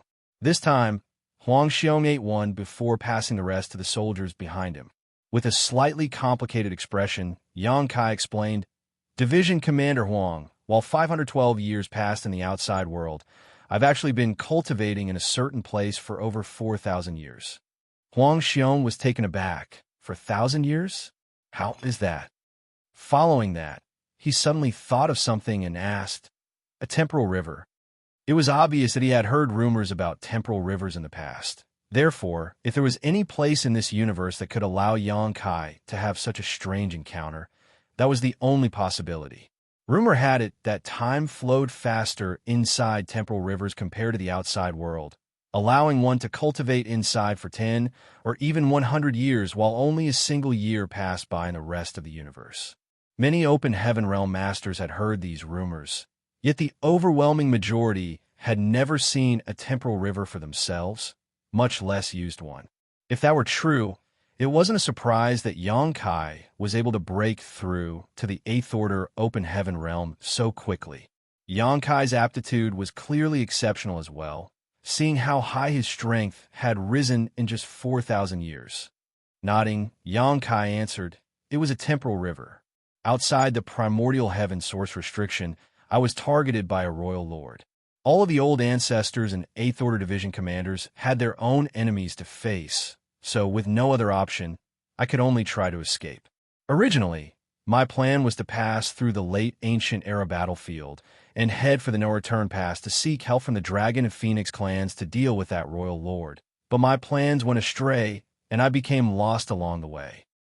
Even though Wuxia was an 8th Order open heaven realm master with a calm nature, he couldn't help but want to chuckle after hearing Xianxia say he actually got lost. When one's strength had reached the 7th Order and 8th Order open heaven realm, with a universe chart in hand, they could freely roam throughout the vast void without ever getting lost. However, the Black Ink battlefield was too vast, and the region beyond the royal cities was completely uncharted territory, so becoming lost wasn't actually that surprising. It was especially so with Xianxia's situation, where a royal lord was chasing him, so it made sense that he got flustered and lost his way. Then, Xianxia began talking about the dense fog celestial phenomenon and how he repeatedly escaped from the grasp of the sheep-headed royal lord before encountering the mysterious Great Sea celestial phenomenon. When Wuxia took all of this in, his eyes brightened as an excited expression appeared on his face. Xianxia could see that the Great Sea celestial phenomenon was a very valuable place, so naturally Wuxia could as well. Within the Great Sea celestial phenomenon, many undercurrents hid several kinds of martial domains that evolved from the purest form of grand Tao essences. Absorbing and refining even one compatible undercurrent could save a cultivator tens, if not hundreds of years of hard cultivation, not to mention the existence of so many temporal rivers. To an open heaven realm master, temporal rivers were a shortcut to a higher martial Tao on a path that wasn't supposed to have any shortcuts. "Where is this Great Sea celestial phenomenon? Can you still find it?" Wuxia asked. With a nod, Xianxia answered, "I've left markers along my way here and arranged a hidden universe array at its outskirts, so finding it again shouldn't be difficult." Wuxia was excited. "Great! Such a treasure will surely be helpful to us humans in the future." But after expressing his excitement, his mood immediately turned gloomy. For now, they couldn't head to the Great Sea celestial phenomenon because the human race wasn't in a good situation. What was the result of the battle at the primordial heavens source grand restriction? How was Azure Void Pass destroyed to such an extent? Now that Xianxia had answered Wuxia's questions, he asked some of his own.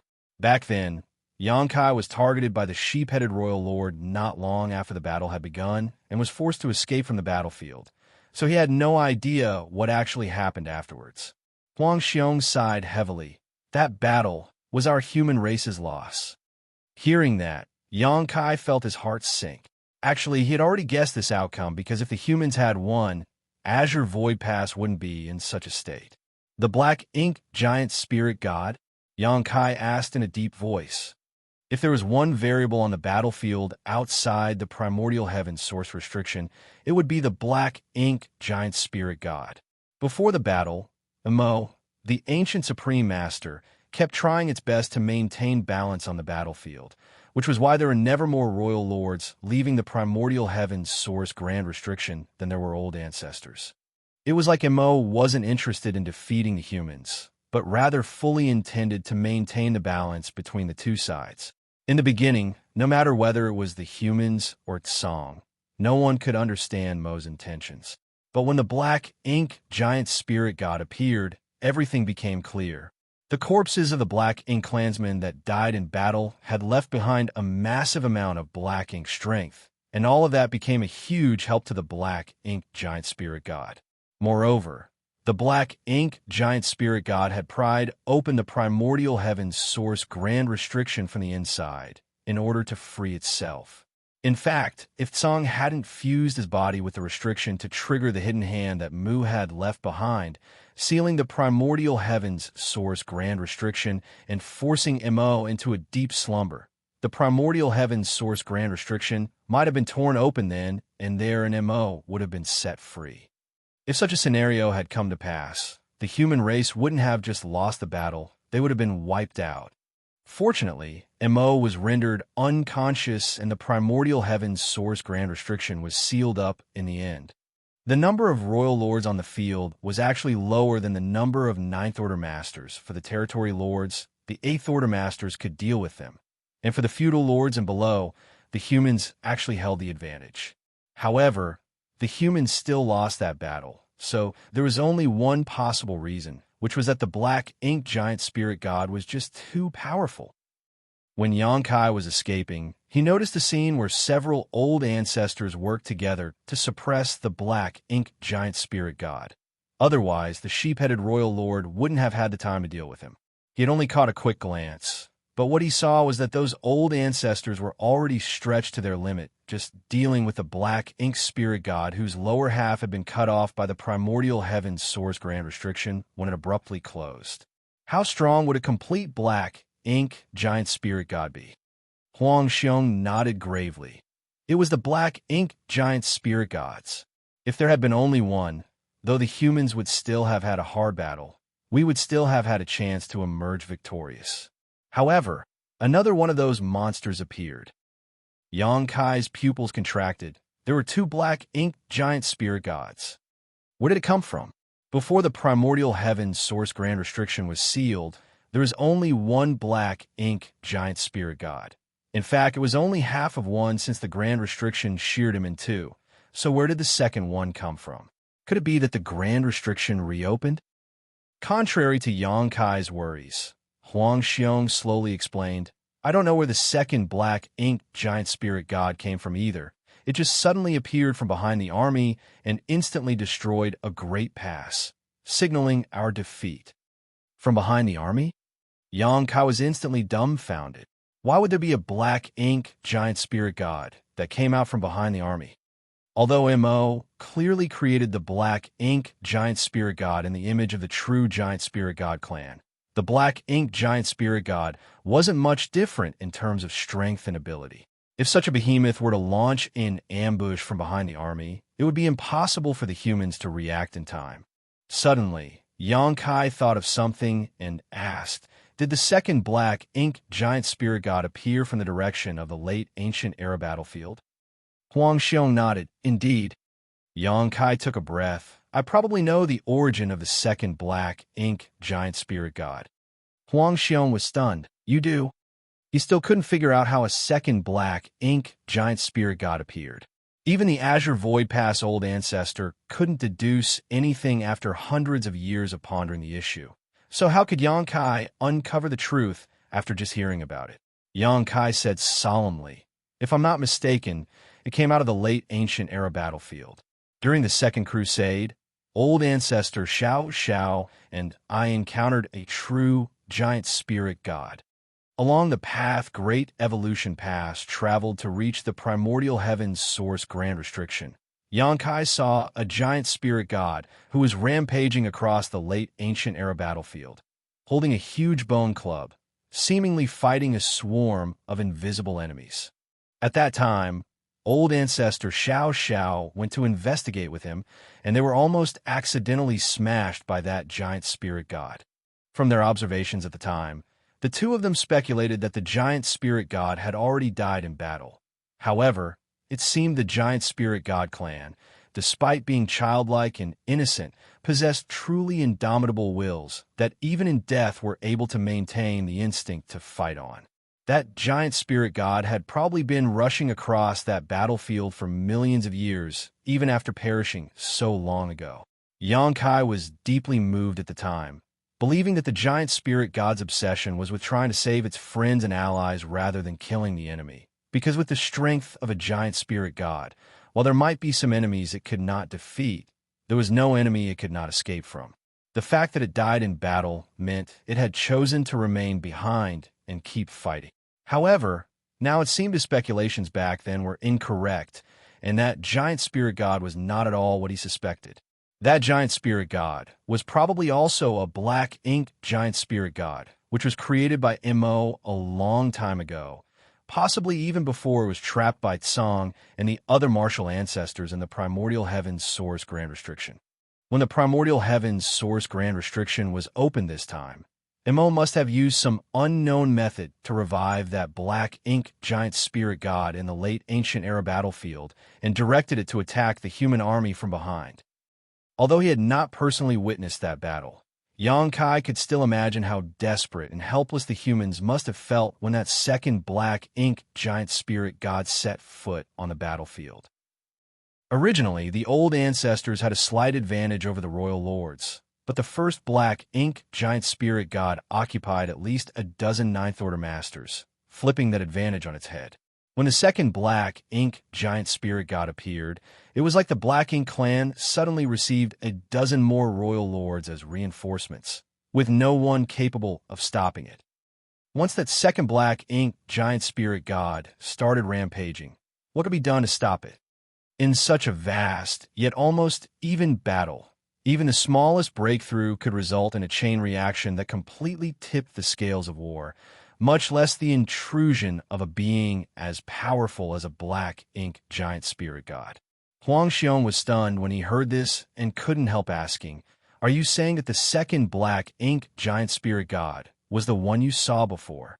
Yang Kai nodded. "Other than that, there is no other possibility." Huang Xiong was speechless as sorrow filled his heart.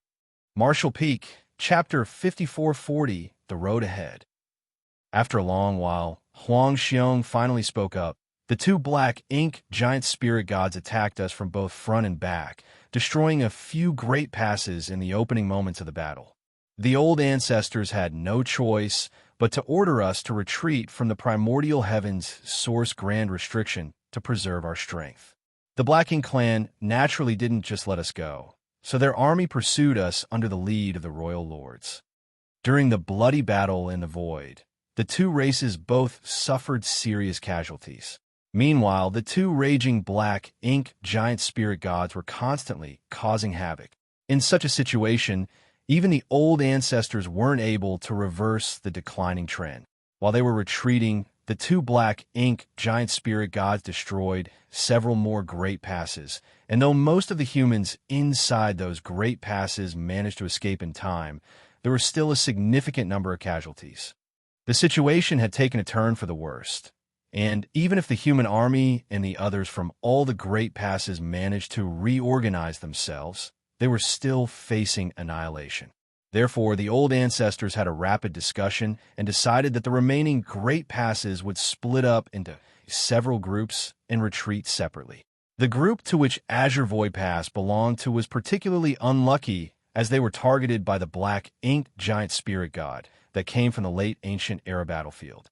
Besides that black ink giant spirit god, there were nearly 20 royal lords and large numbers of territory lords and feudal lords within the pursuing Black Ink clan army. If the humans didn't think of a way to escape from the Black Ink giant spirit god, it would be impossible for them to escape using this route. At the critical moment, Azure Void Pass old ancestors split off from the main group in order to lure the Black Ink giant spirit god away. Naturally, the Black Ink clan wouldn't give up on chasing the humans so easily. So the Black Ink clan army surrounded the humans from different sides under the lead of the Black Ink giant spirit god and royal lords. That struggle lasted for nearly 300 years. It was only 200 years ago that Azure Void Pass casualties reached a breaking point where too many Eighth Order masters had fallen, making it impossible for them to flee anymore. As such, they made a last stand against the Black Ink clan. The result was clear and required no other explanation. Azure Void Pass was destroyed, and the old ancestor couldn't resist the joint assault of several royal lords and ultimately died in battle. The huge holes on the walls around the Great Pass were made by the huge bone club of the Black Ink giant spirit god. From that moment, Azure Void Pass, which had been guarding the Black Ink battlefield for millions of years, met with total defeat, ending its magnificent history. More than 20,000 soldiers had guarded this place, yet less than 1,000 remained after the nearly 300-year battle. Azure Void Pass could be said to be almost entirely wiped out. Among the less than 1,000 remnant soldiers, many had been stained by Black Ink strength and were constantly at risk of falling. Moreover, because their supplies had been completely used up, most of those corrupted soldiers had to sacrifice themselves just so that they wouldn't become Black Ink disciples and bring more trouble to their fellow survivors. This situation was just like Meng Qi's, the Seventh Order Master Xianxia met when he first arrived at the Black Ink battlefield.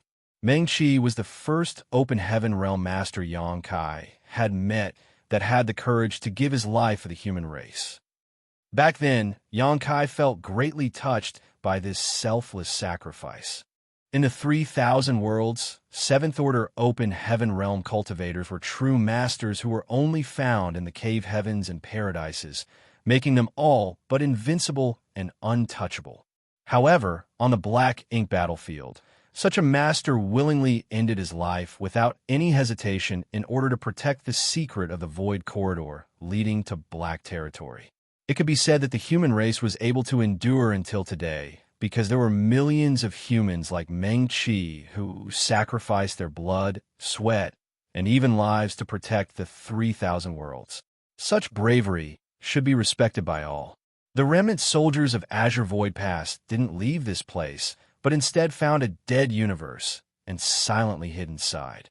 For one, they knew they might not be able to survive if they left, and two, Azure Void Pass was taken from their hands, so they still wished to take it back, even if their chances were slim at best. Their wait lasted nearly 200 years and finally ended when Xianxia arrived yesterday.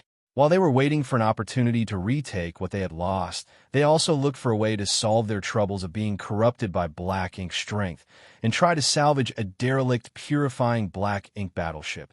However, after the disappearance of the Eighth Order Master named Hai Xing who led that effort, the rest didn't dare to act rashly. If Xianxia had arrived just half a year later, the remnant soldiers of Azure Void Pass would have launched a last-ditch attack under Huang Xiong's lead. Even if they couldn't get Azure Void Pass back, they would rather die with the Great Pass than linger on in disgrace. While they spoke, Huang Xiong's body suddenly expelled a dense cloud of Black Ink strength. It was a sign of the purifying Black Ink pill taking effect. Purifying Black Ink pills were effective as long as a cultivator had not been entirely turned into a Black Ink disciple. The less Black Ink strength in them, the better their situation would be, and the more effective the pill was. Therefore, purifying Black Ink pills were usually taken prophylactically. A short while later, Huang Xiong had dispelled all the Black Ink strength in his body and let out a long sigh of relief. It had been difficult for him to keep suppressing the corruption of the Black Ink strength, but now that problem was completely solved. Xianxia looked at Huang Xiong and asked, "Division Commander Huang, did you previously sacrifice part of your small universe?" Xianxia hadn't paid attention to it at first, but he now noticed that Huang Xiong's aura was quite unstable. It felt like his order would regress at any moment. That was a clear sign that the latter's small universe was damaged. On the Black Ink battlefield, such a situation only occurred when one was forced to sacrifice a large portion of their small universe. Huang Xiong nodded. "This is already the second time I was invaded by Black Ink strength. I was able to sacrifice part of my small universe to save myself the first time, but this time, I did not have the option to do so again." His aura was already fluctuating unstably, so if he sacrificed part of his small universe again, he would definitely regress into the Seventh Order Open Heaven Realm. Under other circumstances, Huang Xiong would not have hesitated to sacrifice part of his small universe to purge the Black Ink strength's corruption from himself. But he was the last Eighth Order Open Heaven Realm Master among the remnant soldiers of Azure Void Pass, so his strength was indispensable for their survival. Without a powerful master to lead them, this ragtag band of soldiers' fate would be sealed. Xianxia wasn't the only one who was concerned about such a possibility, because everyone among the 1,000 or so remnants that were stained with black ink strength had similar thoughts. None of them was unwilling to sacrifice their small universe.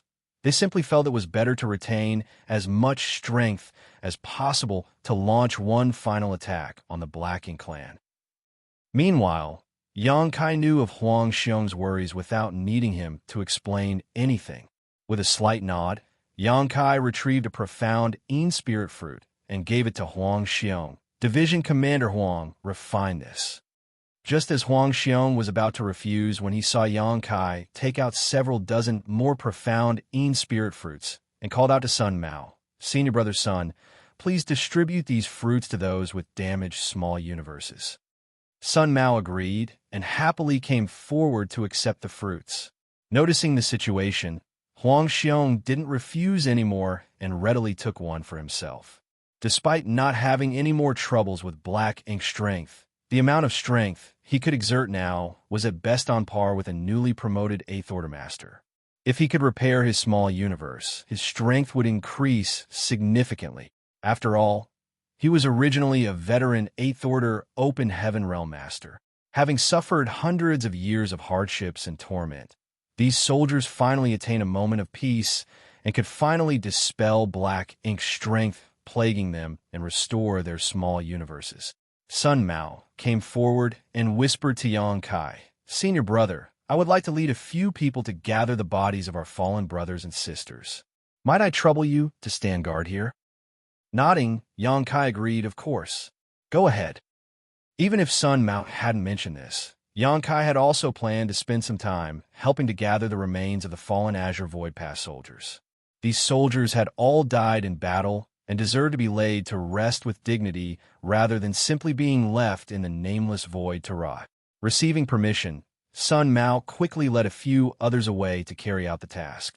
A month later, the interior and exterior of Azure Void Pass had been cleaned out. All the bodies of fallen soldiers they could bring back were buried in the restored cemetery.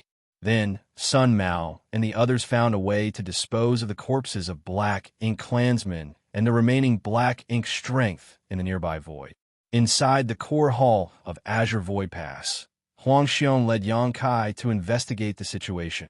Since he had consumed a profound Yin spirit fruit and repaired his small universe, Xiang was no longer at risk of regressing to a lower order, but he still needed some time to cultivate to restore his strength to its peak. Now that Azure Void Pass was rid of its external enemies, the two of them needed to think about what they had to do next. Of course, there was only one idea that came to mind, which was to head towards the no-return pass. There must still be a heaven-shaking war happening there. Although it had been hundreds of years, both of them weren't sure whether the Black Ink clan had captured the no-return pass. Therefore, they needed to head over and take a look for themselves in order to be sure. With 2 Black Ink giant spirit gods and dozens of royal lords, there was no telling whether the divine spirits headed by the Dragon and Phoenix clans would be enough to withstand the enemy. Perhaps the no-return pass had already been defeated, but the 3,000 worlds were everyone's homeland after all, and they all had to return there at some point. Great Evolution Pass had a core, so Azure Void Pass naturally had to have one too.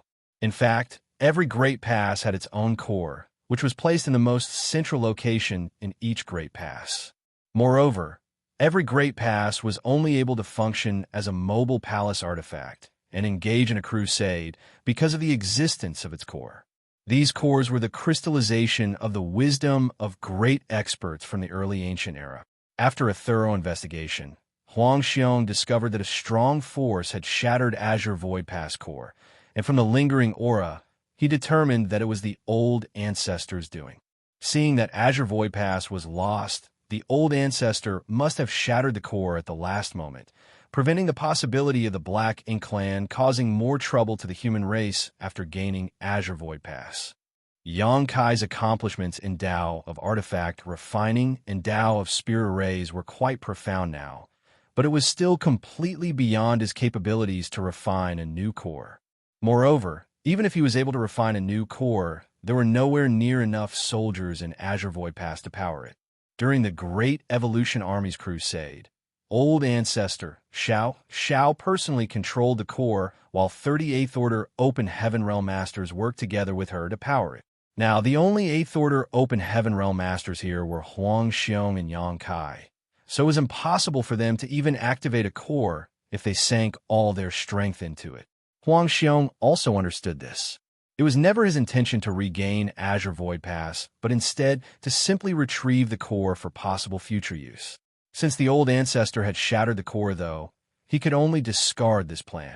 There are 935 of us in total, so although it will be cramped, one purifying black ink battleship should be able to fit everyone. I need a few who are skilled in artifact refining and arranging spirit arrays to assist me. Please help me arrange that, Division Commander Huang. Huang Xiong nodded. Then I shall have to trouble you, Division Commander Yang. On the black ink battlefield, once a cultivator reached the 8th Order Open Heaven Realm, they were qualified to become a division commander. Though no old ancestor or army commander had appointed Xianxia to such a position, the situation was different now, so it was normal for Huang Xiong to address Xianxia as division commander. If they wanted to head towards a no-return pass, they couldn't only rely on just the few soldiers they had here. A warship was necessary to maximize the strength of the 5th and 6th Order Open Heaven Realm Masters among them and reduce their consumption in battle. Martial Peak, Chapter 5441, Luring the Enemy. At this moment, the strongest warships humans fielded were the purifying black ink battleships. Whether it was in terms of capabilities, capacity, or raw power, the purifying black ink battleship was not something any other class of warship could compare to. Even Dawning Light was inferior to the purifying black ink battleships. Therefore, a purifying black ink battleship was the most obvious choice for Xianxia and the others. With Xianxia's current capabilities, though it would be difficult, he could refine a new purifying black ink battleship from scratch, but that would take far too much time and effort. Instead, the better option was to simply repair the derelict battleship which was lying in the Great Pass. With a plan worked out, the remnant soldiers of Azure Void Pass were in high spirits as, after more than 200 years of fleeing and hiding, they finally had a chance to go on the attack. After a short month of continuous work and using up large amounts of resources, the broken purifying black ink battleship was finally good as new. The soldiers then began salvaging the artifacts that weren't entirely destroyed from Azure Void Pass before letting their fellow soldiers who were proficient in the Tao of Spirit Arrays and Tao of Artifact refining install them onto the purifying black ink battleship. As for Xianxia, he was responsible for repairing other warships. When Sun Mao and the others gathered up the bodies of their fallen comrades, they also found several damaged warships. Though none of these warships were functional, they each had parts that were still in working condition, so Xianxia simply salvaged whatever was usable and combined pieces from 10 to 20 broken warships into a new one. Another half a year had passed before the less than 1,000 lineup of soldiers gathered in the central square. Despite their small number, they still exuded the air of an army many times their size. Meanwhile, the purifying black ink battleship was quietly docked outside the square, displaying its ferocious new appearance. Since preparations had been completed, it was time to set off. Everyone was eager to head to the no-return pass and unwilling to waste a moment more. Huang Xiong swept his gaze over everyone and boomed. Today, we rejoin the war, and even if it is our fate to die, we will take many times as many enemies down with us. Kill! Kill! Kill! When everyone thought back to when Azure Void Pass was overrun and defeated, the old ancestors' death in battle, and all the corpses of their fellow soldiers, their eyes reddened with tears and the murderous intent coming from them soared. Everyone then boarded the battleship. In just a few short moments, the purifying black ink battleship sailed out into the void and melted into the darkness before disappearing from sight. While repairing this purifying black ink battleship, Xianxia had arranged several other grand arrays, including an illusion array that could be used to conceal it. Although the purifying black ink battleship wasn't small, this array would allow them to move undetected as long as their luck wasn't too poor. If the enemy wasn't wary enough, they might not discover the purifying black ink battleship, even if they were just 1,000 kilometers away.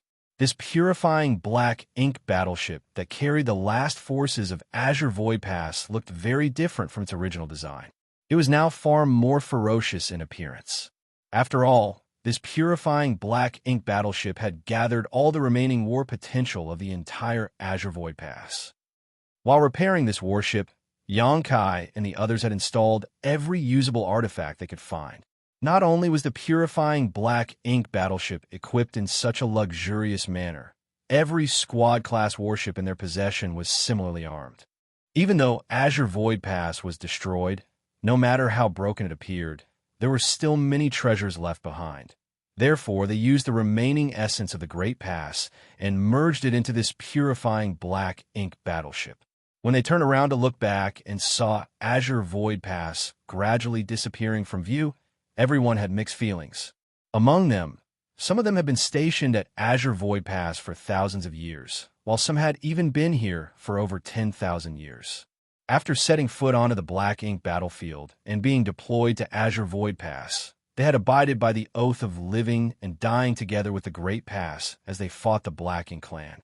But now they had survived, yet Azure Void Pass was left broken and destroyed. There was no telling whether there would be a chance to recover and restore the Great Pass in the future. Since almost 1,000 soldiers were in their group, they could just about form 2 complete divisions.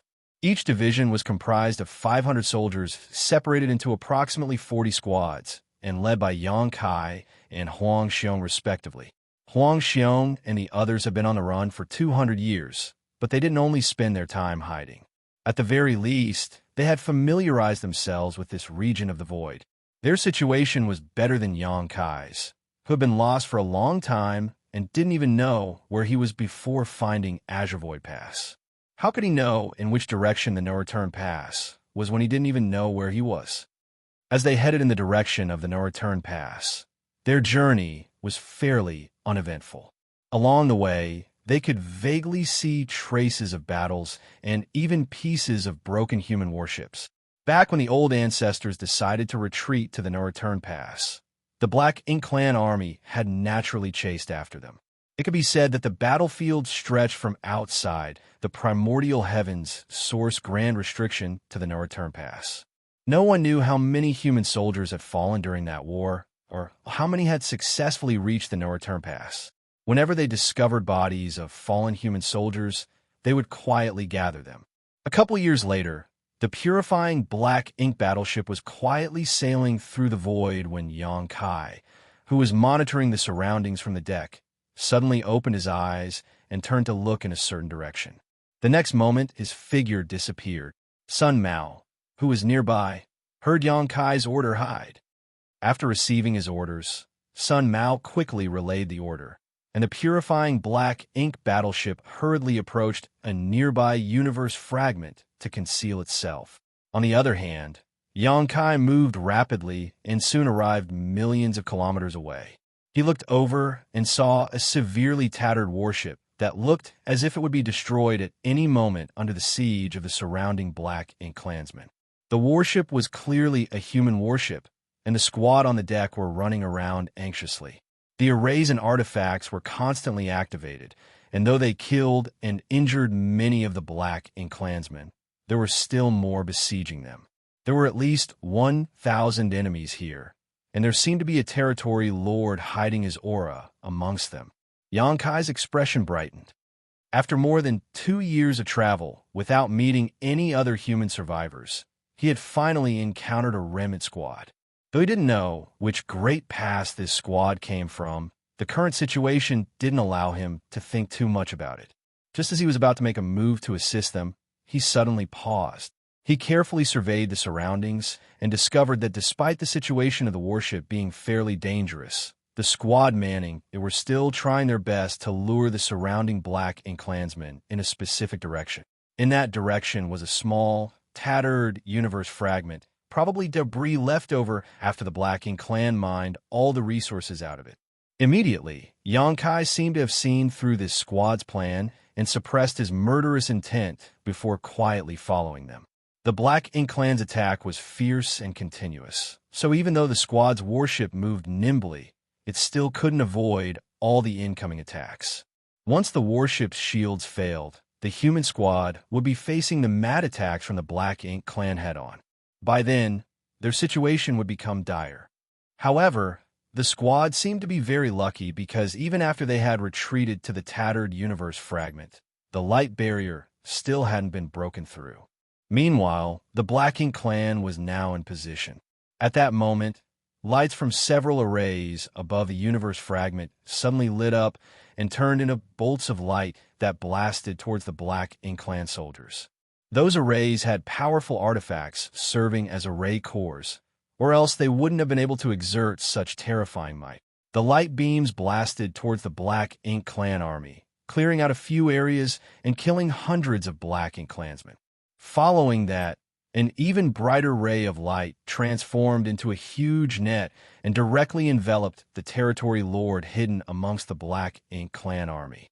Meanwhile, the Territory Lord obviously didn't expect his whereabouts to be exposed so quickly and was shocked when he was directly targeted. The net that surrounded him was incredibly strong, so he couldn't break free immediately. A dozen or so squads hiding inside the universe fragment suddenly appeared and began firing as they moved to surround and protect the tattered warship approaching them. After that, the Black Ink Clan suffered even more casualties.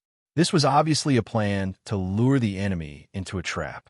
The human squad that was being attacked risked their warship being blown up to lure this small Black Ink Clan army to the spot where they had previously arranged a number of killing arrays that were just waiting to be activated. Though it was a simple trap, it worked perfectly. No matter how vigilant the Black Ink Clan army was against such a plot, it was impossible for them to not chase after the humans once they fled. As long as the Black Ink Clan wanted to kill these humans, they would fall into the trap. When it came to the use of spirit arrays and artifacts, the humans were vastly superior to the Black Ink Clan. The ambushing squads were made up of soldiers who had endured hundreds of battles, so not only did they manage to take the opportunity and trap the hidden Territory Lord with the help of certain arrays and artifacts, they even neatly split into two teams, one of them corralling the flustered Black Ink Clan army and killing them, while the other team focused on pinning down the Territory Lord. They didn't have an 8th Order Open Heaven Realm Master with them, so they knew they had to kill the Territory Lord before he broke free, or else they would suffer heavy losses. Following that, several divine abilities and artifacts were fired at the Territory Lord, causing him to mumble with a gloomy expression. I thought we could lure a big fish out, but I didn't expect to see only some small fry. Once those words were spoken, the humans who were vigorously attacking the Black Ink Clan army instantly felt their hearts sink. One of the 7th Order squad leaders, who appeared to be the leader of this group, wore a grim face as he shouted, "Retreat." With one shout, every warship turned around, wanting to leave this place, disregarding their almost won battle. All of this was because of the fear they felt after listening to the simple message that came out of the Territory Lord's mouth. They had waged this battle to lure out the enemy, but it was not clear which side was the hunter and which was the fish prey. "Still not making a move yet?" the trapped Territory Lord bellowed. Right after he said that, a figure emerged from the shadows. The figure seemed to have merged with the darkness, so no one had noticed its existence right up to the moment it appeared and blocked the warship's escape route. On the other side, another Territory Lord released an imposing aura and appeared like a ghost. All the humans felt their blood run cold. There were about a dozen squads gathered here, so if there was only one Territory Lord, they might be able to handle him. 2 Territory Lords would cause them to be in danger. But now, there were actually 3 Territory Lords present. These 3 were different from the Territory Lords of old that attacked the Great Passes from the royal cities. The Black Ink Clan hadn't had enough time to naturally cultivate more Territory Lords yet, which meant these 3 Territory Lords came from the Primordial Heavens Grand Source Restriction and were all innate Territory Lords. Each one of them wasn't much weaker than Shay Kong. Martial Peak, Chapter 5442, The Hunter and the Prey. Even with Yang Kai's current ability, he had paid quite a high price to kill those 3 innate Territory Lords back at Azure Void Pass, which clearly showed how strong innate territory lords were.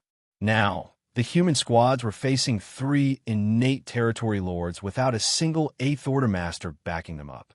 In such a situation, annihilation was all but certain. The 7th Order master that gave out the order to retreat earlier clearly knew this, so after understanding that there was no chance of survival, he immediately yelled, "Kill!" There were only 3 breaths of the time difference between 2 totally opposite orders, but they were orders that perfectly suited the situation. None of the humans hesitated, and the dozen or so warships that were about to flee all stopped momentarily before charging straight at the Black Ink clan army. When facing certain death, killing 1 enemy would allow them to break even, while killing 2 would gain them a profit. There were even 2 squads that charged straight at the territory lord who was trapped by the arranged array. They were going to give it their all to kill this territory lord because only that way would their deaths be truly valuable. Naive. The 3rd territory lord who had appeared sneered disdainfully before putting power into his legs. But just as he was about to shoot forward, a sense of crisis suddenly overwhelmed him, making him feel like he had fallen into an ice pit. The last time he had such a feeling was back at the primordial heavens source grand restriction. At that time, he had just emerged from the darkness and was fighting a bloody battle with a human division commander. While locked in battle, a nearby old ancestor randomly slashed at him. That slash almost cost him his life, but fortunately for him, that old ancestor was dealing with a royal lord and had no time to finish him off. Otherwise, he would certainly have died before he could blink. More than 500 years had passed since then, but he was feeling the same feeling again. Although this territory lord didn't have much experience in battle, he was very sensitive to danger. Noticing something was wrong, he immediately gathered his black ink strength to protect himself. However, the next moment, he felt the space around him solidify, and his thoughts seemed to be affected by a strange kind of energy, which caused his reaction to be delayed. Before he could come to his senses, a long spear brushed past his head, blowing nearly half of it off in one violent thrust. If he hadn't forcefully jerked his head to the side at the critical moment, that spear would have pierced right through his brain and blown his head apart. Despite suffering such a serious injury, the territory lord wasn't dead, and if he was lucky enough to escape, he would only have to return to a black ink nest to recuperate for a few hundred years before being able to make a complete recovery. Behind the territory lord, Xianxia couldn't help but click his tongue when he saw that his spear had missed, seemingly dissatisfied with his performance. He had been hiding in the dark, yet his sudden sneak attack still wasn't able to kill this innate territory lord in one blow, which proved that the opponent was no weakling. But that was all.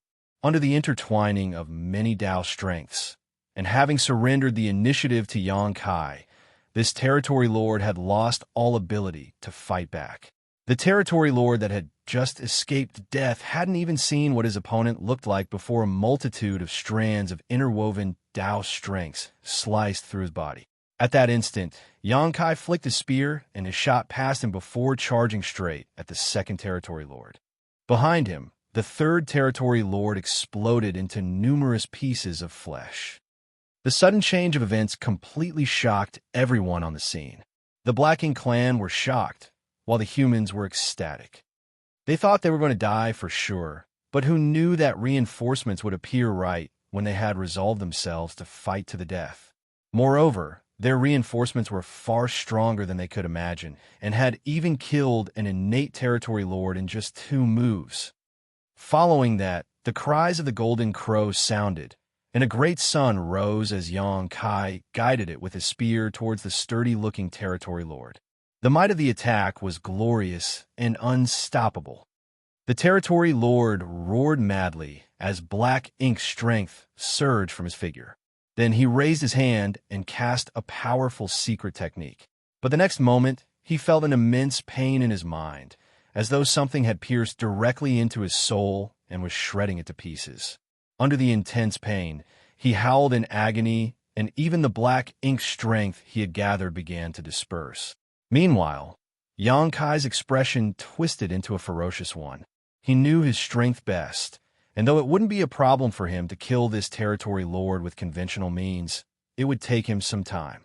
However, The situation on the battlefield was ever-changing, and he wasn't sure if any other Black Ink clan masters were hiding nearby.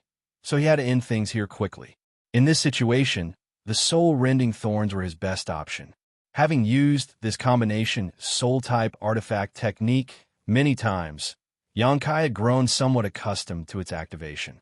Moreover, he only needed to sacrifice a piece of his soul to power the soul-rending thorn, and with the soul-warming lotus, that damage would heal on its own in time.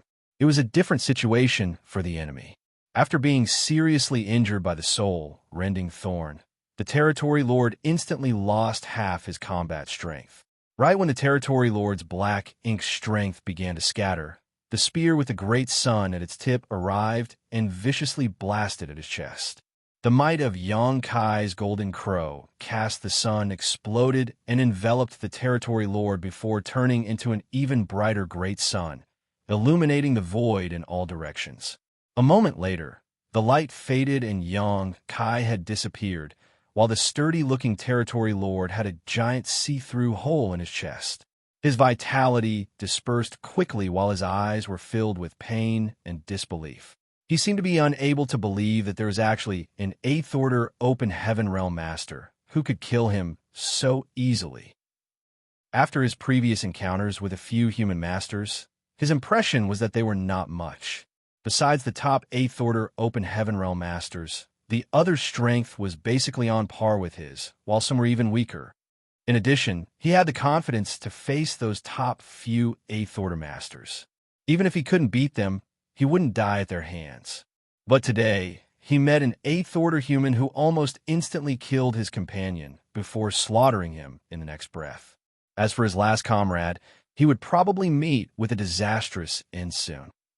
Before his vitality dispersed, he struggled to turn around and look at his final companion.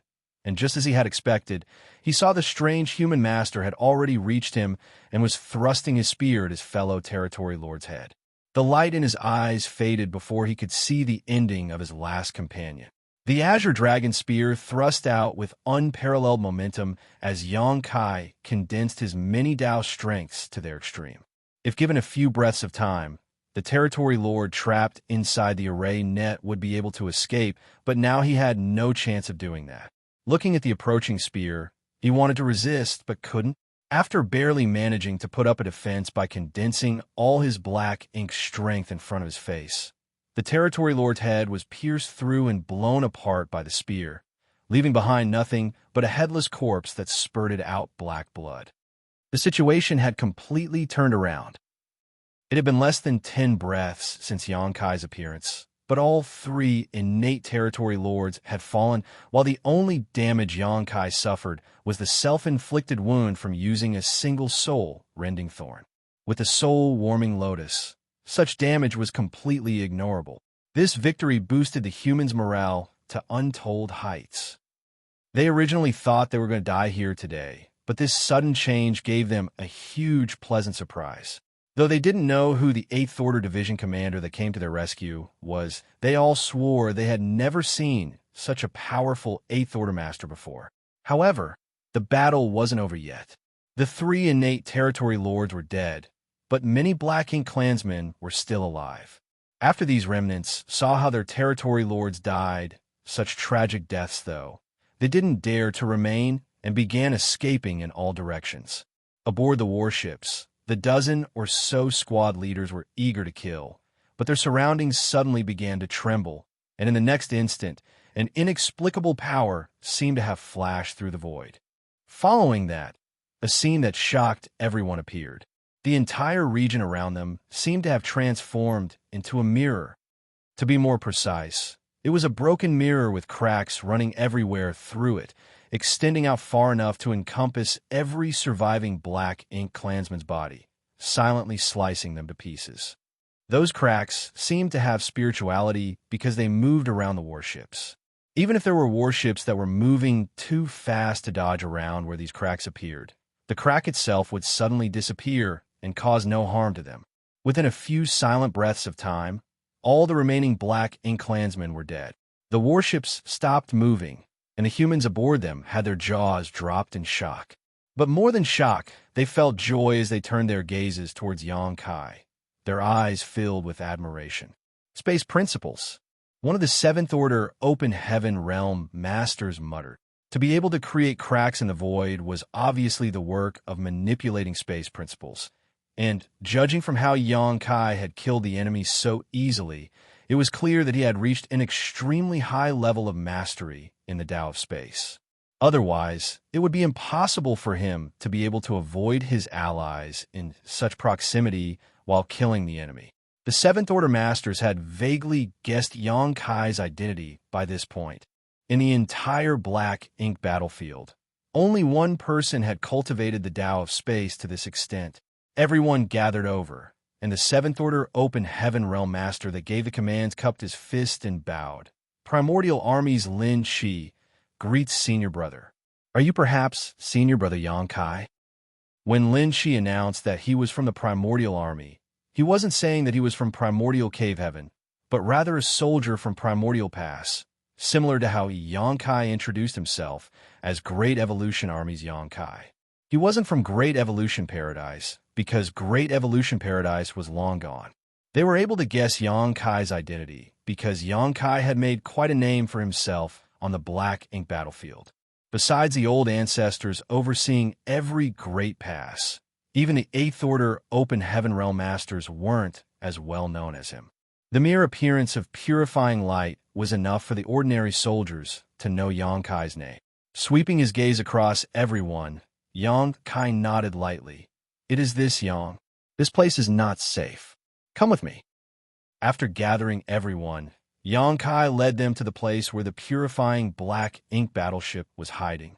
No one spoke on the way, and they soon arrived at a large universe fragment before finding the purifying black ink battleship's hiding spot and meeting up with Wuxia.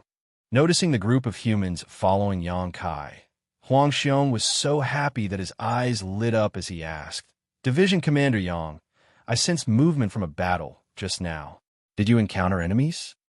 When Xianxia left in a hurry, Wuxia was cultivating inside the purifying black ink battleship's cabin. He had previously sacrificed part of his small universe, so he needed time to cultivate if he wanted to restore his original strength. Of course, this was easier than the first time since he was just retracing a path he had already walked before. He could sense the movement from the battlefield from here and wanted to head over to help. But he didn't dare to leave this ship easily because he was the only other Eighth Order Master present.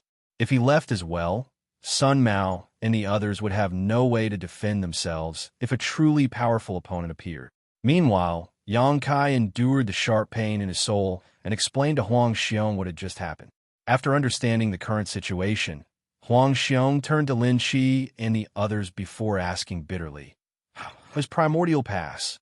Lin Shi's eyes turned red as he quickly reported, "Primordial Pass has been defeated. The old ancestor died in battle, and countless of our fellow brothers and sisters fell or were injured in the battle." Marshall Peak, Chapter 5443, Bad News. Besides you all, is there anyone else? Wuxia asked next. He had guessed that Primordial Pass might be gone when he saw Lin Shi and the others in such condition, because if that wasn't the case, a dozen squads couldn't be moving about in the void randomly instead of protecting the Great Pass. But when he heard Lin Shi's confirmation, he still felt forlorn. None of them knew how many of the 106 human Great Passes had been destroyed. Lin Shi solemnly shook his head. He didn't know if there were any other survivors in the neighboring regions, as the situation at Primordial Pass was similar to that of Azure Void Pass. Both were chased after by the Black Ink clan while retreating to the No Return Pass, and in the end, Primordial Pass had no other choice but to split off and act as a diversion, resulting in its tragic fall. Everyone knew that those who stayed behind would not have pleasant ends, but with the Black Ink clan hot on their tails, sacrificing a few to save the many was the only viable option. On the day Primordial Pass fell, the old ancestor and several Eighth Order Division commanders died in battle, while Lin Shi and some others were ordered to scatter and try to escape. Since that day, they had been running and hiding. At first, there were quite a lot of them, a couple thousand in fact, but after enduring repeated attacks from the Black Ink clan, just a dozen or so squads remained. less than 200 soldiers in total. They might have been wiped out today if they hadn't coincidentally met Xianxia. With 3 innate territory lords working together and being supported by nearly 1,000 Black Ink clan soldiers, just 200 humans wouldn't stand a chance. Do you know anything about the situation at the No Return Pass?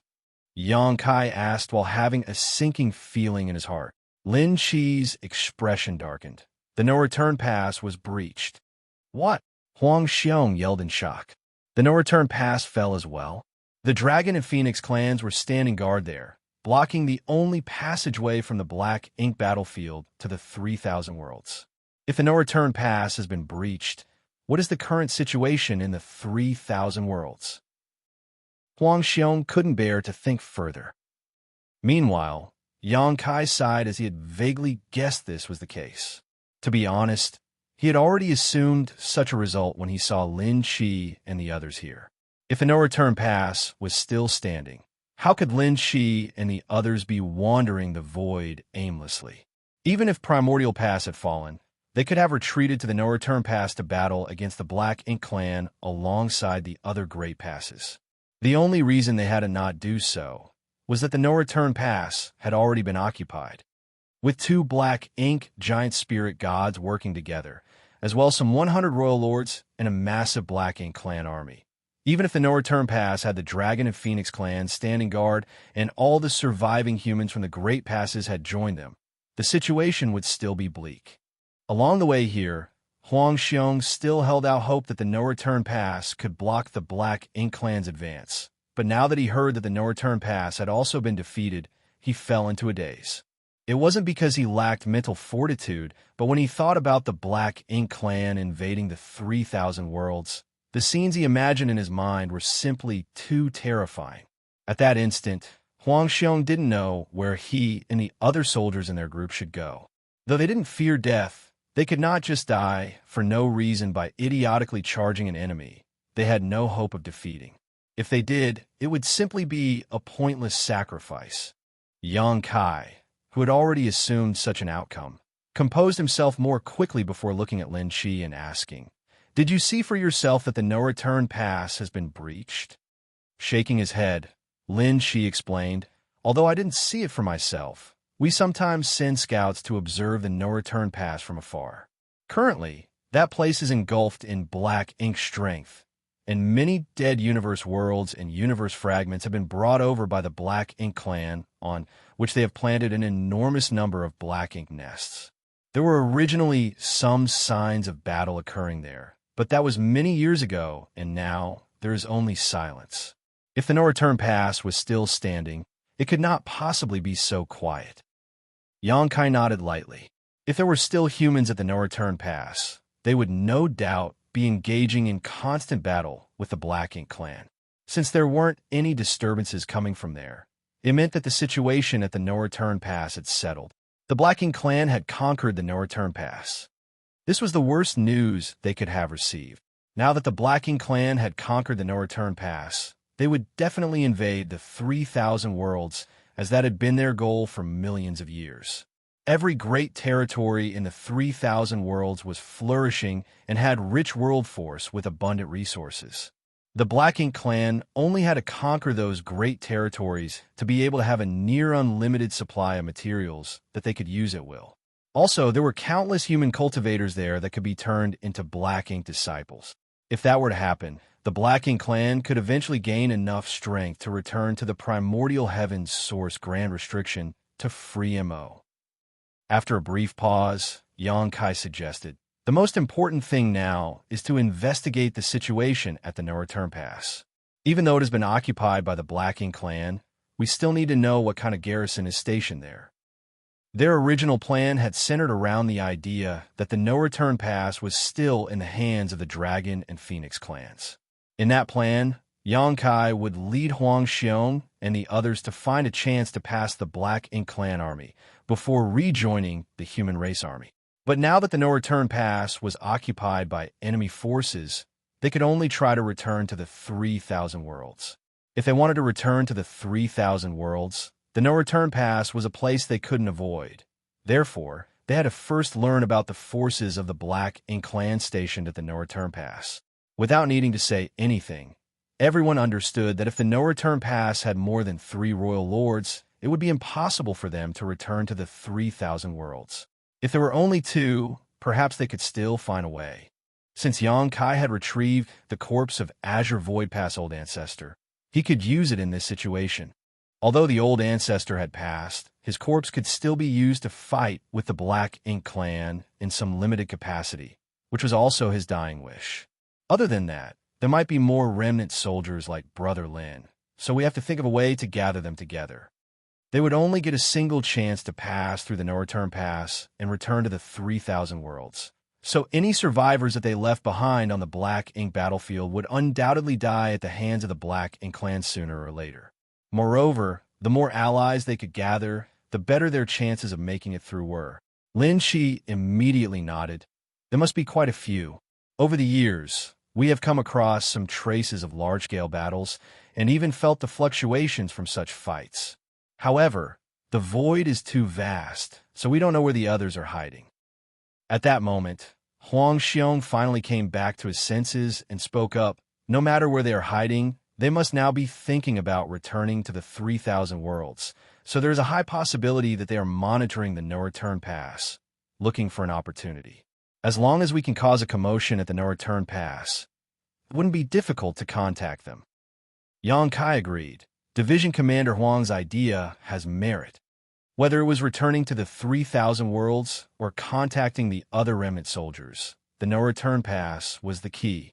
With a rough plan set, everyone rested for a bit before heading towards the no-return pass. During the time Lin Shi and the others had been hiding around the Black Ink battlefield, they had suffered huge losses, and their resources were almost used up. The situation was so dire that their warships were all on the brink of failing as they lacked the supplies to even repair them. Now that they had met up with Yang Kai, they naturally needed to address this issue. Under Yang Kai's direction, many artifact refiners and array masters worked together to repair those warships. Then, they all received pills from Huang Xiong and began to recuperate. Another month passed, and the purifying Black Ink battleship was passing by a shattered universe world. With just a glance, Yang Kai could see the ruins of a vast city on that universe world, all its structures and buildings destroyed beyond repair. Although hundreds of years had passed, there were still signs of the intense battle which was fought here. It was one of the royal cities, at the center of which were the remains of a destroyed high-rank Black Ink nest. Yang Kai retrieved his universe chart and compared it to their surroundings and determined that this was the theater where 9-Star Pass stood guard. This royal city had already been destroyed before the human army departed on their second crusade. Now, there was no vitality left in the royal city. Since they had reached this place, it meant they weren't much further from the no-return pass. At first, they were hoping to encounter other groups of remnant soldiers like Lin Shi and the others, but along the way, not only hadn't they met a single human, they didn't even encounter any Black Ink clansmen. However, it made sense because now that the Black Ink clan had successfully conquered the no-return pass, all their efforts would be focused on invading the 3,000 worlds. How could they spare any significant manpower to deal with the remnant forces of the human armies on the Black Ink battlefield? Even if there were Black Ink clansmen staying here, there wouldn't be many of them. After giving it a thought, Yang Kai vaguely felt that the Black Ink clan might not have left too many troops at the no-return pass. The human army had retreated to the 3,000 worlds, so it was meaningless for the Black Ink clan to garrison a large force at the no-return pass. If that were true, their chances of passing through the no-return pass would go up significantly. A few months later, the purifying Black Ink battleship arrived at the place where 9-Star Pass once stood. Of course, the Great Pass was no longer here, so all that was left was an empty void. However, now that they had reached this place, they had to be even more cautious. Despite the fact that the Black Ink clan wouldn't leave too many soldiers at the no-return pass, that was only relative to the forces they sent to attack the 3,000 worlds. It would not be surprising if there was still a sizable army tasked with hunting down the remaining human soldiers on the Black Ink battlefield, as well as guarding the no-return pass. Just like they had anticipated, as they moved forward, they gradually encountered a few groups of Black Ink clansmen, ranging in size from just a few dozen to several thousand. These groups seemed to be searching the void for something. Xianxia had arranged many arrays on the purifying black ink battleship, which enabled it to move about unnoticed. As long as the Black Ink clan didn't pay much attention while searching, they wouldn't be able to detect them. The Black Ink clan's actions undoubtedly signaled that other human soldiers were hiding around here. If not, there would be no need for the Black Ink clan to be searching this region. At this moment, the most troublesome issue was how to contact these other human groups. They continued for a few more months and were now getting close to the Northern Pass. A small asteroid drifted through the void, moving not too fast nor too slow as it gradually moved in the direction of the Northern Pass. Then, at some point, the asteroid stopped moving as if it were blocked by something. The purifying black ink battleship was naturally nestled inside the asteroid, using it as an extra layer of cover to fool the enemy. As for how this asteroid could be steered, that was thanks to Xianxia arranging some hidden arrays on it which could be powered by the purifying black ink battleship. At this moment, Xianxia was prepared to move out when Wuxia earnestly reminded him, "Be extra careful. There must be royal lords guarding the Northern Pass." Xianxia nodded. "You may rest assured, Division Commander Huang, I may have to trouble you to look after this place for some time. I'll return as soon as I can." Finishing his words, he then dashed out of the purifying black ink battleship. After scanning his surroundings, Xianxia shot straight towards the Northern Pass.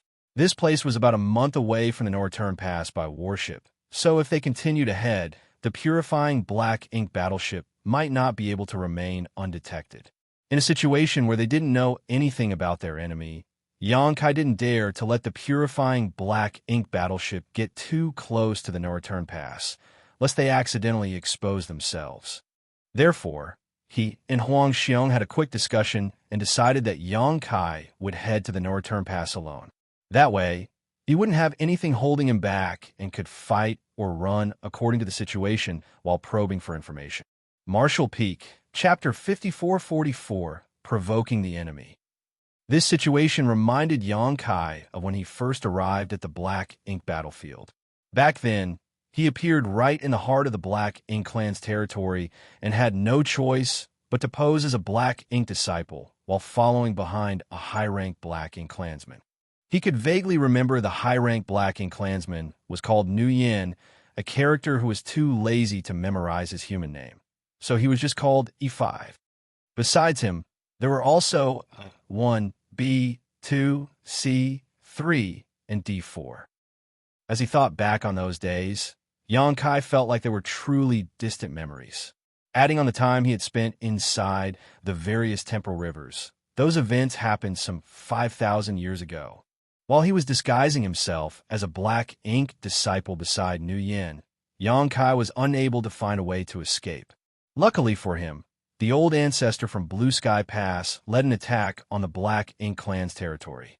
Soon after the chaotic battle, Nuyen was killed by Feng Ying, and Xianxia gained his freedom. Later on, he and Feng Ying gathered a large number of Black Ink disciples, restored them to their senses, and killed their way out of the Black Ink clan's hinterlands as they headed towards Blue Sky Pass. It was during those days that Xianxia met Ning Qizhi, Chi Tai Chu, Xianxia, and many others whom he went on to serve with. Among those three, Chi Tai Chu and Ning Qizhi died in battle one after another, while Xianxia wasn't sure if Xianxia was still alive. Now, he needed to lead Wuxia, Lin Qi, and the other remnant soldiers to make their way past the Northern Pass, which largely resembled the situation back then. The difference was that Blue Sky Pass was in the hands of their fellow humans, while the Northern Pass was now in the hands of the Black Ink clan. Although his strength was many times stronger than back then, the level of danger this time around was even more exaggerated. Being alone, Xianxia was able to move rapidly and soon arrived outside the Northern Pass. This was the second time he had come here. As he moved forward, his heart felt heavier because he couldn't establish a connection with the Dragon Altar. The Dragon Altar, or more specifically the Dragon Pool, which was linked to the Dragon Altar, was the origin of the Dragon Clan, hidden in a mysterious place that others couldn't find, much less access. Only when the Dragon Clan hosted the ceremony could the entrance to the Dragon Pool, be open for the Dragon Clan's descendants to head inside and cultivate. Since he couldn't connect with the Dragon Pool, it meant that the Dragon Clan was no longer inside the No Return Pass. There were black ink clouds all over the void, so Xianxia used them to conceal his figure and aura as he closed in on his target. It would be difficult for the Black Ink Clan troops coming to and fro outside to detect his existence. Looking in the direction of the No Return Pass, Xianxia couldn't see clearly because of the vast distance and numerous black ink clouds impeding his vision. However, the situation was just as Lin Chi had said. The outside of the No Return Pass was surrounded by black ink strength, and there were numerous dead universe worlds moved here by the Black Ink Clan. Above those universe worlds were dozens to hundreds of black ink nests, all densely packed in. There were new black ink clans constantly emerging from these black ink nests and heading toward the No Return Pass. Outside the black ink nests were many black ink clansmen transporting resources to them. The Black Ink Clan was spawning new soldiers in massive quantities, and Xianxia had discovered many universe worlds along their way here that were completely mined out. Previously, there were still many unmined universe worlds floating in this stretch of the void, but they were now scarce because everywhere the Black Ink Clan army passed, they would exploit every resource they came across. After a moment of silence, Xianxia raised his finger and gently wiped his left eye. Open! A golden cross appeared, and Xianxia's gaze passed through the dense black ink strength and saw beyond them. The next moment, he narrowed his eyes. Right behind the blockade of the black ink strength, he saw many great passes, at least 70 to 80 of them. The humans had 106 great passes, corresponding to the 106 cave heavens and paradises other than the Dragon Altar and Phoenix Nest, which were special and unique. During the Crusade, all of these great passes gathered outside the primordial heavens, source grand restriction in the most powerful human army to have been assembled since the late ancient era. However, even this army couldn't defeat their enemy in the war outside the primordial heavens source grand restriction. While retreating, a few great passes sacrificed themselves to divert the enemy's attention, allowing the others to escape. Without exception, those great passes were destroyed far from here. In the end, less than 80 great passes had reached the No Return Pass.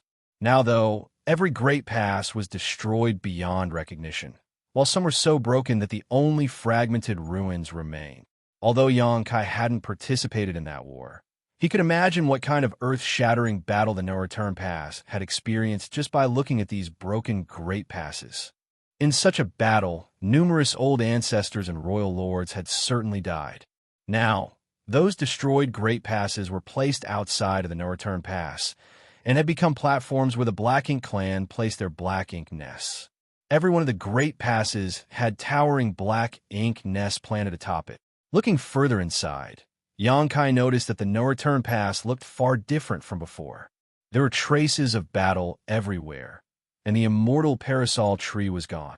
It was impossible to tell whether the immortal parasol tree was destroyed or the Phoenix Clan had simply moved it.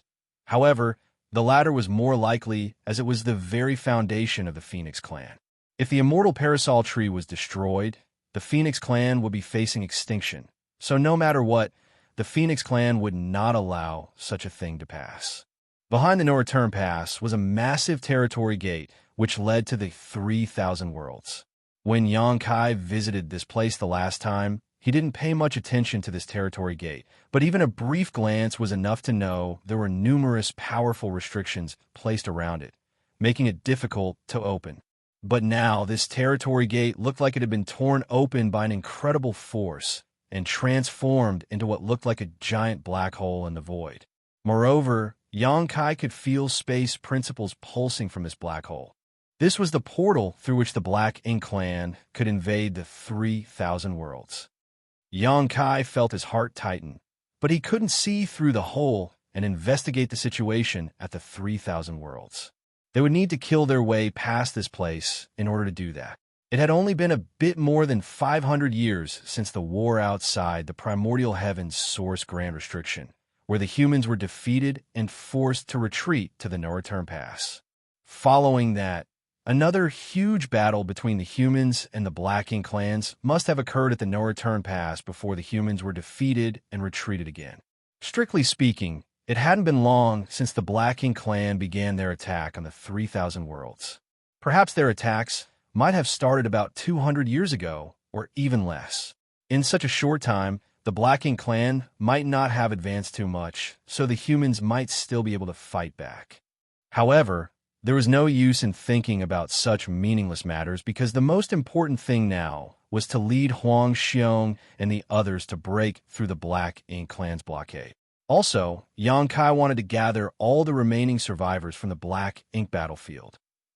After hesitating for a moment, Xianxia's eyes brightened. Originally, he was stealthily observing the No Return Pass while carefully hiding from the Black Ink clan, but now his gaze suddenly turned aggressive. The next moment, a strong divine sense suddenly came probing from the No Return Pass. It was a royal lord's divine sense. There were bound to be royal lords guarding the No Return Pass, but no one knew exactly how many there were. Xianxia's goal right now was to figure that out, even exposing his position to do so. Using his secret technique to aggressively probe the situation at the No Return Pass was also a type of provocation. If it was any other 8th Order Master who dared to do such a reckless thing, they would simply be courting death. However, Xianxia was not worried. Back when he was a 7th Order Open Heaven Realm Master, he had successfully escaped from the sheep-headed Royal Lord. Now that he had reached the 8th Order, he had the capital to even fight a Royal Lord, so it wasn't a big deal to him if a Royal Lord really came to find him. Since he had attracted the Royal Lord's attention, Xianxia no longer bothered hiding himself and charged out of the Black Ink cloud before heading in the direction of the No Return Pass. The Royal Lord seemed to have noticed this, and the aura surged from his divine sense, clearly showing that he was enraged. If the distance between them hadn't been so great, the Royal Lord would have used his divine sense to directly teach Xianxia a lesson. But across such a vast distance, while the Royal Lord could sense Xianxia's rough position, he couldn't do anything about it. Therefore, the Royal Lord directly withdrew his divine sense. On the other hand, Xianxia was vigorously moving forward and continuously increasing his aura, soon reaching a peak. Then, everywhere he passed, space shook, creating a massive disturbance that could be felt from extremely far away. If he wanted to gather the other remnant soldiers, he would have to cause a commotion. Other than doing this, he didn't have any means to contact the others. Following the flaring of his aura, Xianxia almost entirely turned into a bright shooting star that was openly charging towards the No Return Pass. From afar, a large Black Ink cloud around the No Return Pass churned as a troop of Black Ink clansmen appeared with 2 innate territory lords leading them. An 8th Order human wasn't an easy foe to deal with, which was why the Black Ink clan decided to deploy 2 territory lords. In addition, there were thousands of Black Ink clansmen, including quite a few feudal lords. Such a lineup was enough to deal with any known 8th Order Open Heaven Realm Master. Xianxia's actions angered the 2 territory lords, but also confused them. They naturally knew that there were humans still lurking on the Black Ink battlefield, but after being hunted down by the Black Ink clan for so many years, all of them acted stealthily, afraid of being discovered. None of the Black Ink clansmen here had expected that there would be such a crazy human. The strange situation caused the 2 territory lords to act cautiously, carefully checking their surroundings in case other humans were hiding nearby. These 2 continued to observe while instructing the thousands of Black Ink clan soldiers under them to attack the enemy. A moment later, sounds of battle echoed through the void. Sweeping out with his spear, Xianxia killed a large number of Black Ink clan soldiers. Even the feudal lords were slaughtered like helpless chickens by him. The fight had only been going for a moment, but nearly 1,000 Black Ink clansmen had been killed. After making sure that there wasn't an ambush nearby, the 2 territory lords couldn't hold back their anger anymore and attacked Xianxia from both sides. In an instant, Xianxia was overwhelmed and was soon beaten to the point of spitting out blood. His aura had also dimmed greatly. Seemingly not wanting to continue fighting, he found a chance to escape the Black Ink clan's siege and flew away from the battlefield. The 2 territory lords naturally wouldn't give up that easily, so they led their subordinates to chase after Xianxia, But how could they have caught up with a master of the Tao of space? Less than an hour later, they had completely lost track of Xianxia and had to return unhappily. After they reported everything to the royal lord, the latter frowned slightly. The Blacking clan knew there were remnant human soldiers around, and had even killed off many of them throughout these few years, so they were certain that there weren't many Eighth Order Masters left. The Territory Lords and Eighth Order Masters were the backbone of the two races' armies. After all, though Ninth Order Open Heaven Realm Masters and Royal Lords were far stronger, there weren't many of them. Thus, the Eighth Order Open Heaven Realm Masters and Territory Lords were the real mainstays of their respective forces. That was why the Blacking clan would go all out to kill an Eighth Order Open Heaven Realm Master whenever they appeared alone in order to weaken the humans' overall strength. It was difficult for the humans to produce new Eighth Order Masters, so the more the Blacking clan killed, the weaker the human race would be. Therefore, besides the Eighth Order Open Heaven Realm Masters that had retreated to the 3,000 worlds with the main human army, there weren't many Eighth Order Masters scattered around the Black Ink battlefield, as most had already been killed. Martial Peak, Chapter 5445, Hidden Guidance. Based on the information that the Blacking clan had, there were at most 5 Eighth Order Open Heaven Realm Masters remaining among the human survivors, so the appearance of a never-before-seen Eighth Order Master came as a bewildering situation to the Royal Lord. However, he was in charge of overseeing the no-return pass and could not leave easily. Since his subordinate territory lords were unable to catch this human, he had no choice but to set the matter aside. After suffering such a loss, he believed that this Eighth Order human surely would not recklessly appear again. But he was wrong. The very next day, the same Eighth Order Master came over again, charging in boldly towards the no-return pass with great momentum and an aura which seemed to indicate he hadn't suffered any injuries at all. From afar, this human acted extremely provocative with his divine sense and also hunted down a good number of Blacking clan teams who were bringing back resources from the outside, robbing them of all their goods. The Royal Lord was furious and reprimanded the 2 territory lords who were chasing him that day severely. According to their report, the Eighth Order human was severely injured after their beating and would not be able to show his face again in a short time. Yet, just one day later, he showed up again. If not for the trust he had in his subordinates, the Royal Lord would have seriously wondered if these two had been lying to him. The 2 territory lords also could not keep their heads up after being chastised by the Royal Lord. At once, they vowed to bring their armies to take the head of this Eighth Order Master. So once all their troops were gathered, together with 3 more territory lords, they left the no-return pass, splitting up so they could encircle him. The Eighth Order human was seemingly unaware of their plans as he fought his way forward and engaged one of their groups for a time before the other suddenly swarmed him from the opposite side. Flustered, the human hurriedly fled. Even as he fled, many Blacking clansmen were cut down, but the Eighth Order human also took numerous hits and coughed up blood incessantly. His condition could only be described as miserable. However, the united efforts of 5 powerful innate territory lords still lost him during the chase. This human looked half dead, but he was still ridiculously quick. It was not known what sort of extraordinary secret technique he cultivated, but as soon as he noticed that something was wrong, a blood mist would explode from his body, and he would then disappear without a trace.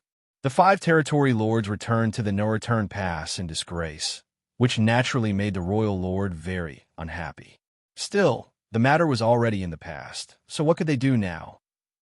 Everyone thought that the injuries of that Eighth Order Open Heaven Realm Master were so severe that he must not be far from death. He surely had to find a place to recuperate and would not stir up any trouble again. And yet, that was exactly what he did. Just one day later, this human showed up again, mighty as a dragon and fierce as a tiger, picking fights outside of the no-return pass and continuing to hunt down the Black Ink clansmen, bringing back recently mined resources. All the territory lords were flabbergasted, and even the Royal Lord himself had a vague feeling that something was not right. After sustaining such heavy injuries, an Eighth Order Master couldn't recover back to peak condition in such a short amount of time. This could mean that his injuries were feigned, or the Eighth Order human who came to pick a fight the other day was not the same person at all. There was no way for his injuries to be faked, though. No matter how strong an 8th Order human was, they would not be able to emerge from an ambush of 5 territory lords unscathed. That meant that there was a high possibility that it was a different person.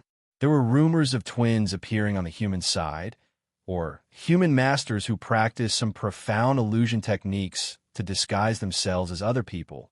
But what was the point of doing that? The Black Ink clan couldn't understand. However, the provocation of this 8th Order Open Heaven Realm Master was hard to ignore. So each time, troops were deployed to surround him. But each time, they returned empty-handed. The Black Ink clan started by mobilizing 2 territory lords, but that number continued to increase until a full 10 were sent out, even setting up a hidden ambush outside of the no-return pass. Despite taking such drastic measures, they were still unable to take down this annoying human.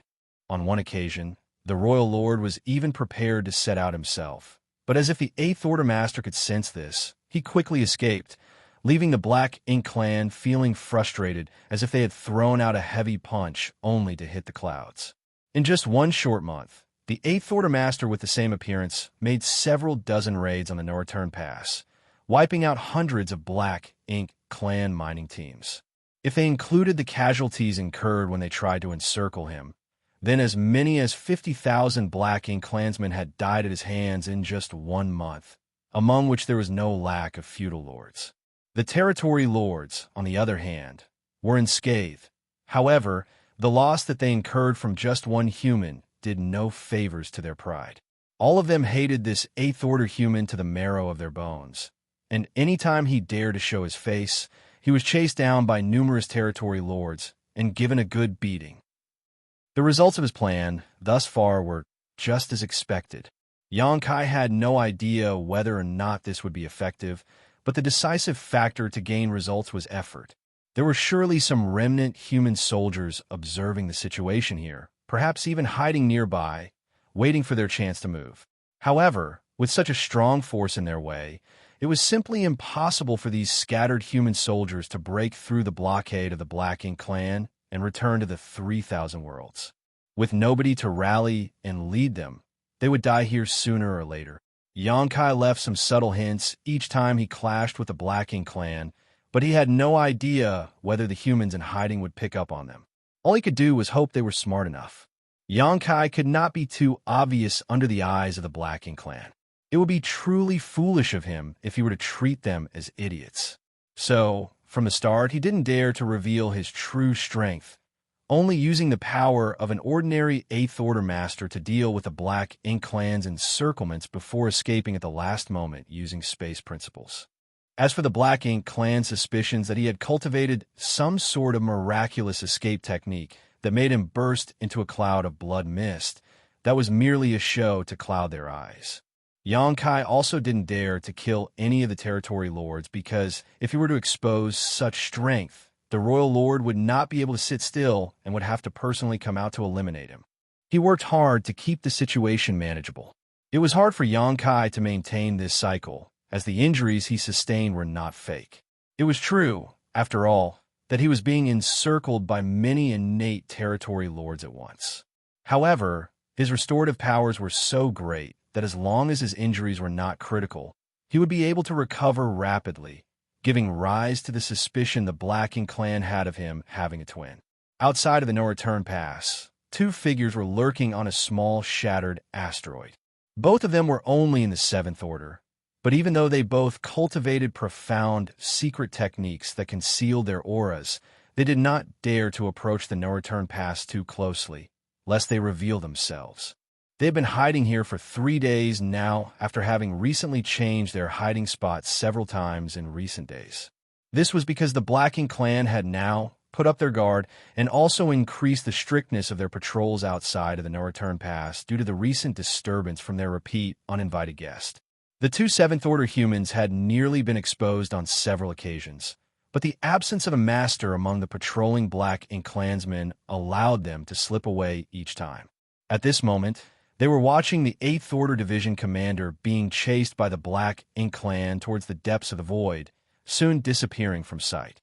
It was a scene that they had seen many times before, as it was a performance that was put on almost every day. After the no-return pass regained its peace, the two would quietly communicate with each other through their divine senses. Did you get a good look at which division commander that was? The slightly older, one of the Seventh Order Open Heaven Realm Masters asked. The younger one shook his head. It was too far, I couldn't see. What about Brother Zhou? The Seventh Order Open Heaven Realm Master, surnamed Zhou, sighed. Me neither. They were in a rather remote location, but with their mere Seventh Order strength, they did not dare to spy on them too openly, so it was naturally difficult for them to get a complete picture of the situation. What's more, even if they could see the Eighth Order Open Heaven Realm Master's face, they might not be able to recognize him. There were many division commanders among the Great Passes, and they rarely interacted with any of them. So how could they recognize all of them? After a moment's silence, the Seventh Order Master, surnamed Zhou, muttered, "There's something strange about that division commander's actions." The younger one nodded. Indeed. His actions were so risky that the slightest mistake could mean death. Many times, they thought that this division commander was going to meet an unfortunate end. After all, the territory lords who chased him out from the no-return pass were quite numerous. However, he would always escape and make an appearance the very next day. His actions seemed meaningless and also quite dangerous, which was a fact that they found quite strange. Even stranger than that, this Eighth Order Division commander always brandished his power recklessly, making it all but impossible to not notice him even from afar. Even across such a great distance, these two would always sense this Eighth Order Division commander the moment he appeared. If something seemed unusual, there must be some reason behind it. No Eighth Order Division commander was a fool, so there had to be a reason for his strange actions. The Seventh Order Master, surnamed Zhou, suddenly thought of something and said excitedly, "Brother Gu, is the division commander trying to tell us something?" The Seventh Order Master, surnamed Gu, also had the same suspicion for a time now and nodded. "Does Brother Zhou think so too?" The one, surnamed Zhou, said, "If he's trying to tell us something, the only logical conclusion is he is trying to gather us somewhere. He surely knows that there are other survivors like us monitoring the no-return pass, which is why he is taking the risk to show up here, so that they could lead us to a gathering place." The one surnamed Gu was roused by his words. Then, which direction does Brother Zhou think that division commander is trying to point towards? The one surnamed Zhou narrowed his eyes as he replied, "I don't know if you noticed, but that division commander will most frequently escape in a certain direction each time he gets chased by the territory lords. Many times, he also moves in that same direction for unusually long periods of time." Certain things felt foggy, if not mentioned, but once brought up, then it became simple and clear. The two of them exchanged glances, then they turned their heads in unison to a certain direction. That was exactly the place where Xianxia's actions were pointing towards. Both their spirits were lifted. After a brief exchange, they quietly snuck out of their hiding place and flew in that direction. On a certain day, half a month later, after escaping from the territory lords chasing him, Xianxia landed on a certain asteroid, taking a break to recover. A short while later, he took out a space beacon that served as a link between him and Wuxia. He would basically take the space beacon out and communicate with Wuxia for a while, whenever he was free to confirm the situation on the other side. During these days, the purifying black ink battleship had been peaceful without any unusual occurrences. Some Black Ink clan teams were searching the area, but the purifying Black Ink battleship was so well hidden that these Black Ink clan soldiers were unable to find anything. However, just after taking the space beacon out today, he could feel space principles fluctuating. Clearly, Wuxia had been trying to get in contact with him. Marshall Peak, Chapter 5446, Father has come to help. Xianxia raised his brow as the next moment, a jade slip appeared before him from the void. He reached out to grab it and immersed his divine sense into it. Then he breathed a long sigh of relief. His efforts during this period were finally showing results. The remnant soldiers lurking outside of the no-return pass were fortunately perceptive enough. On this very day, the first of the remnant soldiers found Wuxia and safely converged to the meeting point. Considering how much time had passed, it was clear that there were some smart ones among the human survivors. They had likely noticed the hidden signs he was giving them after appearing only a few times outside of the no-return pass. Otherwise, it would be impossible for them to find Huang Xiong and the others so quickly. These remnant soldiers were few in number, only several dozen or so. Enough only to form a few squads. However, this was a good start. If there was one group of them, then there had to be a second and a third. However, Xianxia felt that he was running out of time. He had been doing this every day for more than a month. So if he continued to do so, his true intentions would probably be exposed. The Blacking clan were not complete fools after all. If they were able to see through his goal and where he was pointing towards, then things would not end well. However, there was a bright spot in all of this. There was only a single royal lord standing guard at the no-return pass. Xianxia had been worried that there would be too many royal lords at the no-return pass, but now it seemed like he had been overly concerned. Whether it be the battle outside of the primordial heavens source grand restriction or the battle outside of the no-return pass, both the humans and the Blacking clan must have suffered heavy casualties. Royal lords and Ninth Order old ancestors, too, were certain to have fallen. Xianxia did not know the overall situation of the human race, but he could be sure that the strongest masters had been whittled down in numbers, with the Blacking clan not being better off. In other words, for both races, whether it be royal lords or Ninth Order old ancestors, their numbers won't be high. There should be several dozen of each in the best-case scenario. The Blacking clan had already breached the no-return pass and invaded the 3,000 worlds, so the humans were bound to put their lives on the line to stop them. With the Ninth Order old ancestors there to suppress them, the royal lords would not be able to leave as they please. Under such circumstances, how could there be several royal lords standing guard at the no-return pass? The fact that they left a single royal lord here was probably only because they knew the importance of the no-return pass. This was the only known entrance to the 3,000 worlds from the Black Ink battlefield. As far as the Blacking clan were concerned, they couldn't afford to lose this place now that they had taken it. After all, they had to pass through here sooner or later to return to the primordial heavens source grand restriction to help Immo break free from its prison. This was good news for Xianxia. If there was only one royal lord, then he would not have too many constraints. Not to mention that he had previously collected the body of Azure Void Pass old ancestor, which he could use to face such an enemy. Even without it, he still had the capital to compete with a royal lord for a time on his own. In the days that followed, Xianxia would charge the no-return pass and provoke the enemy every now and then, pointing the way subtly each time. Even though he had no idea how many of the human race soldiers left behind would understand the message, he had to keep trying. The Blacking clan at the no-return pass grew more and more irritable. The repeated raids made them hate this 8th open master greatly. Worse yet, every time they thought that they had cornered him, the 8th open human would suddenly use his strange escape technique and disappear without a trace, which would unfailingly result in them, the territory lords, being chastised by the royal lord who berated them for their incompetence.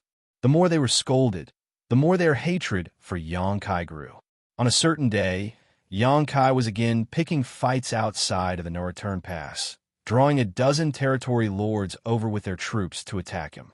He swept back and forth, weaving in and out of the Blacking clan army, but avoiding the territory lords, only picking on the soft persimmons, felling countless Black Ink clansmen with his Azure Dragon Spear. All of a sudden, he felt a shocking, murderous intent explode from within a certain Black Ink cloud. Immediately afterwards, Xianxia saw a familiar, imposing figure emerge from it, his fiery red hair billowing behind him as he held up a huge saber with both hands. Peak 8th Order open heaven realm might burst out as that saber slashed down at a nearby territory lord. Die! At the same time, the 8th Order open heaven realm master howled. The large blade in his hand burst into flames, causing space itself to warp from the intense heat. The territory lord who was caught by the saber light was shocked. Never in his wildest dreams would he have expected to be ambushed here. However, it wasn't that the Blacking clan hadn't been careful, just that Xianxia had been fighting alone for such a long time without any help. So how could they anticipate being ambushed here today? They were not the only ones who did not expect this situation, though, as even Yang Kai did not anticipate this happening. The sudden slash was the crystallization of the lifelong cultivation of a peak 8th Order Open Heaven Realm Master. What's more, this attack had clearly been channeled and prepared for a long time, so when it struck, even a powerful innate territory lord was cut in half.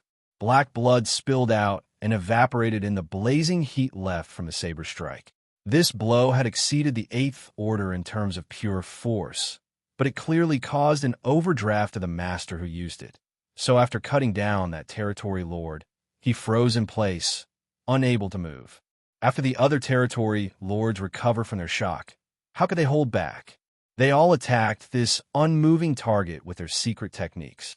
Seeing that his situation was about to become dangerous, Yang Kai swiftly retreated and put one hand on this unexpected ally's shoulder, pulling him behind him as numerous Dao strengths condensed onto his spear before he thrust it out. The violent energy shook the void and blood trickled out from the corner of Yang Kai's mouth, and his body got struck. Behind him, the 8th Order Open Heaven Realm Master shouted, "Young boy, I came to help you. Let's kill these bastards. Kill one to break even. Kill two to gain a profit." Yang Kai choked down the fresh blood in his mouth and said through ground teeth, "In that case, I really should thank you." Making use of the force of the territory lord's combined blow, Yang Kai retreated quickly while suffering from a great deal of discomfort. Fortunately, the sudden loss of one territory lord had frightened the other territory lords, so they did not dare to chase after them right away for fear that there might be other ambushers nearby, just waiting for an opening to strike.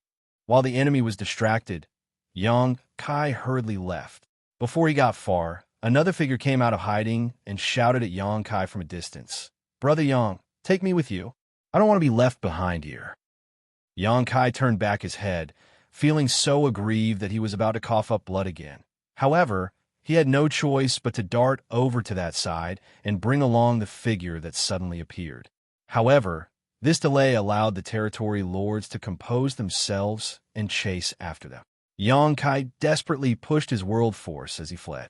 If he was alone, then he could easily shake off his pursuers under this situation. But now, he had to bring along an 8th Order master who was practically a lamp running out of oil and could do nothing but cackle with a smug look on his face, as if killing a single innate territory lord made him invincible, and another 7th Order master too. How could Yang Kai escape quickly under such circumstances? The territory lords behind them were gaining on them, constantly blasting secret techniques out in their direction, causing Yang Kai to stagger. He threw his hand back and pulled the 8th Order Open Heaven Realm Master onto his back. The 8th Order Master was shocked and gasped, "Young boy, I'll die like this." With him on Yang Kai's back, the first one to get hit by the attacks coming from behind would be him. Yang Kai naturally acted as if he didn't hear him. Behind them, as another round of the territory lord attacks were about to reach them, space principles undulated and the trio disappeared. After several uses of instantaneous movement, Yang Kai finally escaped his pursuers, but he did not dare to stop. He continued moving forward, and it wasn't until half a day passed that he found a place to hide. After putting the two dead weights down, Yang Kai fell to the floor and sighed. It had been quite the thrilling trip. The 8th Order Master also wanted to relax on the floor, but as soon as he touched the ground, he jumped up again. Touching his back, he found it covered in blood and hurting like hell. He suspected that Yang Kai put him on his back on purpose, so he could use him as a shield. On the other hand, the 7th Order Master bowed to Yang Kai. "Many thanks, Brother Yang, for this life-saving grace." Yang Kai looked at him, then at the 8th Order Master, getting furious at once and scolding. "Brother Gong, your master doesn't have a brain, but are you also lacking one? Why did you jump out like that? Were you trying to save me or harm me?" The 7th Order Masters was none other than Gong Lian, whom Yang Kai knew well, as he was the legacy disciple of the Great Evolution Army's Southern Army commander, Ouyang Lai. Gong Lian was a man of great aptitude and intelligence. His only fault was his lazy nature. When Yang Kai was in the Great Evolution Army, he had the chance to interact with Gong Lian on several occasions. But every time he saw him, this guy always had a sleepy look on his face. Even in the main conference hall, during important meetings that would decide the fate of the war, Gong Liang could still sleep while leaning against a pillar. This time was different, however, as Gong Liang was wide awake, seemingly still in shock from his life being put on the line. After being reprimanded by Yang Kai, Gong Lian only smiled awkwardly, too embarrassed to say anything. Next to him, Ouyang Lai naturally wasn't happy and glared at Yang Kai. "Smelly brat, how can you talk like that? What do you mean this old master doesn't have a brain? Look." He patted his own head. "Can't you see this old master's big head?" Yang Kai looked at him and could not help but think of Xianxia and Mi Jingluan. The two big heads had heads filled with strategies, whereas Ouyang Lai's hand was probably filled with water. Yang Kai sighed a long sigh. One should not compare people lest they anger themselves to death. Ouyang Lai was indignant for a while, but then he was suddenly smiling again.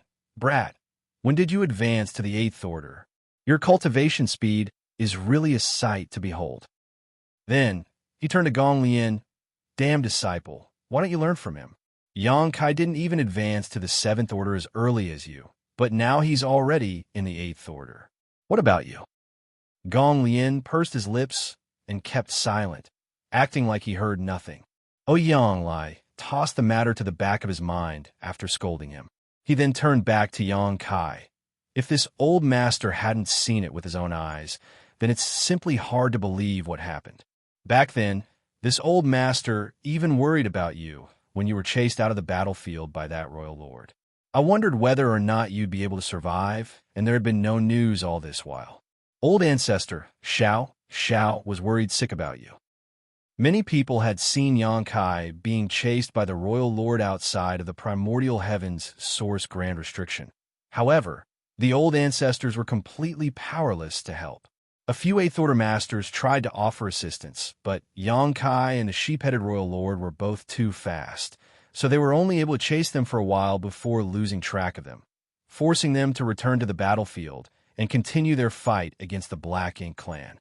Everyone who saw that scene thought that Yang Kai's fate was surely going to be bad. After all, he was a 7th Order Open Heaven Realm Master being chased by a royal lord. So what if he was proficient in the Tao of Space? The gap in strength was so great that it was simply impossible for Yang Kai to escape. However, when Ouyang Lai saw Yang Kai again today, not only was the latter alive and well, but he even advanced to the 8th Order Open Heaven Realm. Ouyang Lai was stunned, to say the least. Martial Peak, Chapter 5447, Gather. Ouyang Lai had also been there to witness Yang Kai being chased by the royal lord. He also wanted to help Yang Kai, but he was outnumbered 2-1 back then. Being targeted by 2 innate territory lords by force, he was unable to extricate himself and could only watch as Yang Kai was chased. It had been 500 years since that event, but rather than dying like everyone expected, Yang Kai had actually advanced from the 7th Order Open Heaven Realm to the 8th Order. Ouyang Lai could also sense from his perception that Yang Kai's heritage as an 8th Order Master was both rich and sturdy, completely unlike someone who had just broken through. This filled him with many doubts. He had no idea how Yang Kai was able to shake the royal lord off and what sort of opportunities he encountered. Yang Kai originally had a stomach full of grievances. This was the final time he had planned to show up to guide the remnant human soldiers. He never expected to see Ouyang Lai and his disciple halfway through, and for them to make such a mess of the situation. If his current strength had not grown far beyond what it was the last time they had met, they might all have fallen into a disastrous state now. However, after hearing Ouyang Lai's words, Yang Kai really couldn't find it in him to be annoyed at him. Ouyang Lai had used all of his strength to kill that innate territory lord with one strike. In other words, that one blow had completely drained him, leaving him completely defenseless. Even a feudal lord could have killed him at that point. It was a sneak attack to begin with, and Ouyang Lai had brought out all his strength in a single secret technique. Only then was he able to cut down that innate territory lord on the spot. Otherwise, how could an innate territory lord die so easily? Even though what he did was rash, Ouyang Lai had only done so because of the confidence he had in Yang Kai. He believed that Yang Kai could get him out of there. Otherwise, he would not have put himself in harm's way so easily, even if he was a musclehead. Unfortunately, his actions burdened Yang Kai, who was forced to clean up after him and bring the master and disciple pair along to escape. "Why is Senior Ouyang here?" Yang Kai asked while tossing Ouyang Lai a bottle of spirit pills. Huang Xiong and the others had run out of supplies after so many years of fierce battling, so Ouyang Lai was likely in the same condition. As expected, Ouyang Lai's eyes lit up at the sight of the healing pills. He took them, gulped them all down, then shut his eyes to adjust his breathing, but not before signaling to Gong Lian with his eyes, telling him to explain the situation to Yang Kai. Naturally, Gong Lian obeyed. "We have been hunting around the outer periphery of the No Return Pass all these years. Only, we normally stay a bit further away, since we dare not venture too close. Some days ago, we received a report from one of our squads about there being movements of masters fighting at the No Return Pass, but by the time they arrived, they were unable to find anything. After that, another few squads vaguely felt movements over the following days, so Honor Master led me over to see what was going on. It was quite coincidental, since this was Ouyang Lai and his disciples' first time coming over here to check on the situation, and the reason he had to bring Gong Lian was so that he could make use of Gong Lian's unique ability. Many years ago, when they were investigating the situation of the Black Ink Clan in Great Evolution Pass, Ouyang Lai brought Gong Lian with him, as he was able to spy on others without alerting, as his perception was somehow untraceable. Naturally, it would not be different this time.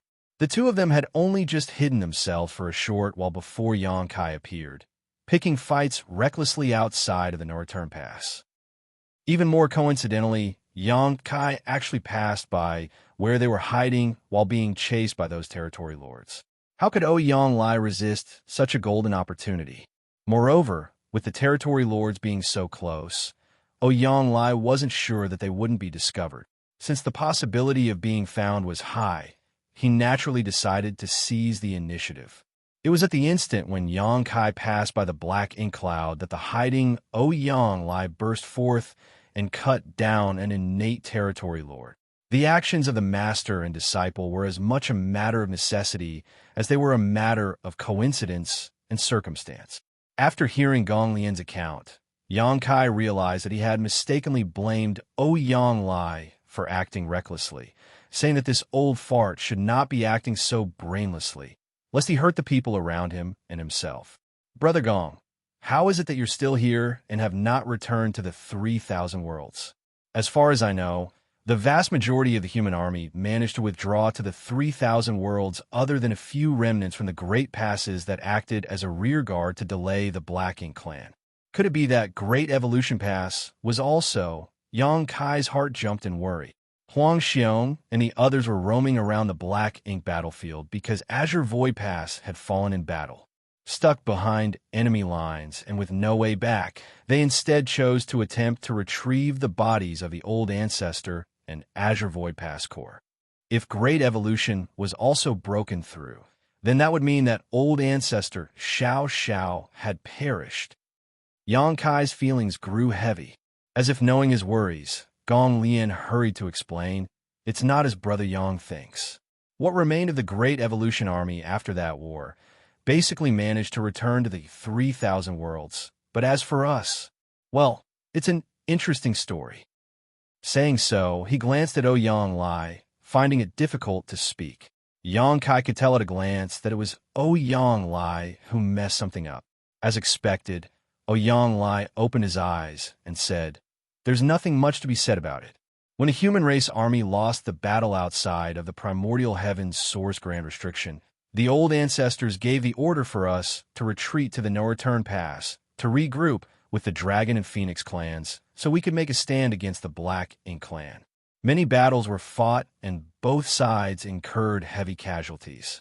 This old master led the troops across the battlefield, but our ranks were unfortunately splintered by the Black Ink clan army, and were unable to reach the No Return Pass in time. We had no choice but to take in the other survivors and become drifters after that." In the heat of the battle, Ouyang Lai probably couldn't be bothered to care about something like a fleet formation either. He led his army forward boldly, but that also allowed the Black Ink clan to cut them off. Yang Kai was relieved after finding out what happened. The fall of the No Return Pass was something that happened only about 200 years ago, and Ouyang was seemingly able to gather some helping hands in this period. Only, just like with Huang Xiong, they were all remnant soldiers. The numbers Ouyang managed to gather up were actually higher than Huang Xiong's side. Over the years, he was able to assemble a considerable force, almost 3,000. There were even 2 8th-order Open Heaven Masters in their group. Besides Ouyang, there was another called Fei Yuanlong, but he did not come with them this time. They did not dare to provoke the Black Ink Clan at the No Return Pass. After all, a royal lord was overseeing the situation, so the only thing they could do was roam around outside, but they were still relatively successful, killing a considerable number of Black Ink clansmen. Xianxia picked many fights outside of the No Return Pass over the past 1.5 months, subtly guiding the remnant human soldiers. If Gong Lian could have observed it a few more times, then he would surely be able to catch the hint with his wits. Then he only had to follow the directions to find Huang Xiong and the others. Only his whereabouts were exposed the very first time he came to investigate with Ouyang. So where would he find the time to ponder Xianxia's actions? Brother Yang, have you also been drifting about these years? Gong Lian asked out of curiosity. Xianxia sighed, it's a long story. After that, he gave them a brief account of what he told Huang Xiong, causing Gong Lian's eyes to flash. He had heard about the legendary temporal rivers before, but even his honor master, Ouyang has never come across one before. So how could he have? Honestly, Gong Lian thought it was just an old folktale, never actually expecting them to really exist. Such a good thing caused Gong Lian to wonder if he would also have a chance to cultivate in those temporal rivers, and how fast it would allow him to increase his cultivation.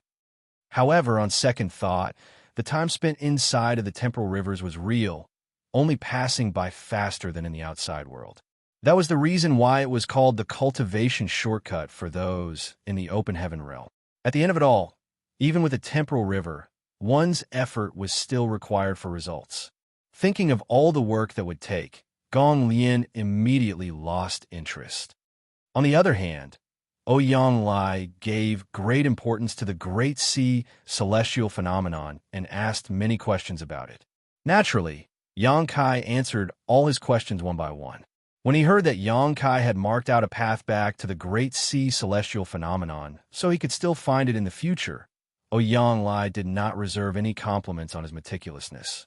After finding out that there were other remnant soldiers with Huang Xiong from Azure Void Pass, Ouyang could no longer sit still. He was unwilling to live out the rest of his life running and hiding as he had for these past 200 years. But he had no other choice, and his own circumstances made him feel very bitter. If he wasn't so vexed at a situation, he might not have cut down that territory lord so decisively when the chance presented itself. Now, there was a possibility of breaking through the No Return Pass and returning to the 3,000 worlds to rejoin the human army. How could Ouyang stand a delay? But even though his injuries were not serious, that attack earlier drained all of his world force, and he was barely able to recover some of it even after recuperating for a few days. Even so, he immediately led Xianxia towards the base where he and his group were hiding. After gathering everyone, they set out to converge with the remnant soldiers from Azure Void Pass. In an instant, the strength of the remnant army surged. The army that originally had less than 1,000 troops swelled to more than 4,000. The only complaint would be the small number of 8th Order Open Heaven Realm Masters they had. Currently, they only had 4, including Xianxia, which for 4,000 soldiers really wasn't much. They were in no hurry to act, though. After all, there were far too many variables if they were to launch an attack on the No Return Pass. They could not act with confidence unless they did some proper planning beforehand. Moreover, Xianxia wanted to wait a while longer. Perhaps some other survivors caught on to his clues and would be coming to join them soon. While the remnant army plotted their course, the Black Ink Clan of the No Return Pass finally found some long-awaited peace and quiet. That 8th Order Open Heaven Realm Master finally stopped showing up. Even though another 8th Order Open Heaven Realm Master suddenly showed up the last time and even killed an innate territory lord, causing the Black Ink Clan to lose all face, it was still better than being teased like monkeys on a daily basis. Thus, the territory lords rejoiced. However, another thought came to mind. What was there to be happy about? During the days when that Eighth Order Master stirred up trouble outside of the No-Return Pass, the total number of Black Ink clansmen who died at his hands was approaching the 100,000 mark. Just the fallen feudal lords alone numbered over 1,000. Even though they would beat him till he spat blood every time and made him look utterly miserable, nobody had any idea how hurt he truly was. The result was so frustrating that the territory lords all vowed to themselves that if they ever saw that Eighth Order Open Heaven Realm Master on the battlefield again, they would surely take good care of him. The Black Ink clan did not give up on their search either. Large numbers of search parties were sent out to try to locate that Eighth Order human, but they all came back empty-handed. Even if there were any who discovered him, they simply never returned to give a report. At the hiding place of the human remnant army, over the following month, a continuous stream of human soldiers gathered after understanding Xianxia's hints. The remnant army now numbered around 5,000, but they still only had 4 Eighth Order Masters among them. A single purifying Black Ink battleship could not fit so many soldiers. At the very most, a purifying Black Ink battleship could only hold a maximum of 1,500 soldiers. However, they were unable to find a second purifying Black Ink battleship, as the war with the Black Ink clan had been extremely intense, to the point that even great passes were destroyed. Most of the purifying Black Ink battleships were blasted to dust, so it was really a miracle to find a purifying Black Ink battleship that was only half ruined in the ruins of Azure Void Pass. Marshall Peak, Chapter 5448, Breaking Through. Xianxia had been dizzy with work during these days. Since they had to attack the No-Return Pass, they naturally had to be prepared. Warships needed to be repaired, and all sorts of spirit pills had to be refined. As the saying went, before the troops move, fodder and provisions must be prepared. Xianxia had exceptional attainments in alchemy, artifact refining, and the array Dao, so out of all the people present, he naturally became the busiest.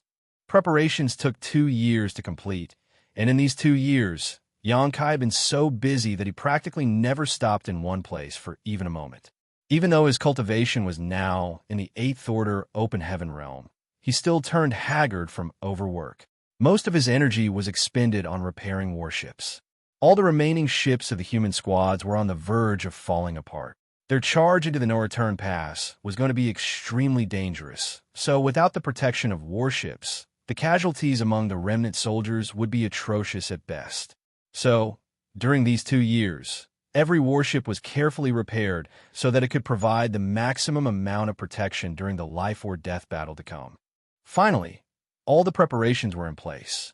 The 5,000-strong remnant army had been reorganized into 4 extra-large divisions, with the 4 Eighth Order Masters becoming the commanders of each division. In addition, they spent a lot of time planning for the various scenarios they would face once the attack began, trying to account for every contingency. The remnant army gathered at their hiding spot, equipped and ready to depart. Even though it was quiet, the murderous aura clearly showed each person's determination. After leaving here, they would either break through the No-Return Pass and return to the 3,000 worlds, or die trying. Among the 4 Eighth Order Masters, Xianxia was the most senior, so he should have been the one to come forward and give a speech to boost the army's morale. But as usual, he ended up thinking that it was too troublesome when it came time to do it and discarded the long speech he prepared. Grinning menacingly, he simply raised his fist and roared, "All right, boys and girls, let's go and fuck those bastards up." Gong Lian could not help but facepalm, looking as if he had a headache. The effect was somewhat unexpected, however, as the morale of the remnant army really soared and they all cheered in unison. They had been extremely vexed after being forced to run and hide for so many years, watching their fellow brothers and sisters die along the way. They would rather die fighting, trying to make their way home, than keep hiding like this, living like rats in the mud, never to see the light of day again. The army set out. At the forefront was the purifying Black Ink battleship where Xianxia personally assumed command. To his left was Huang Xiong, to his right Fei Yuan Long, and Xianxia brought up the rear. Fei Yuan Long was the last of the Eighth Order Masters, and also another old veteran 8th Order Master who was no less powerful than Ouyang. If they had to compete, then among the 4 8th Order Masters, the weakest one would actually be Huang Xiong. After all, he was forced to sacrifice part of his small universe.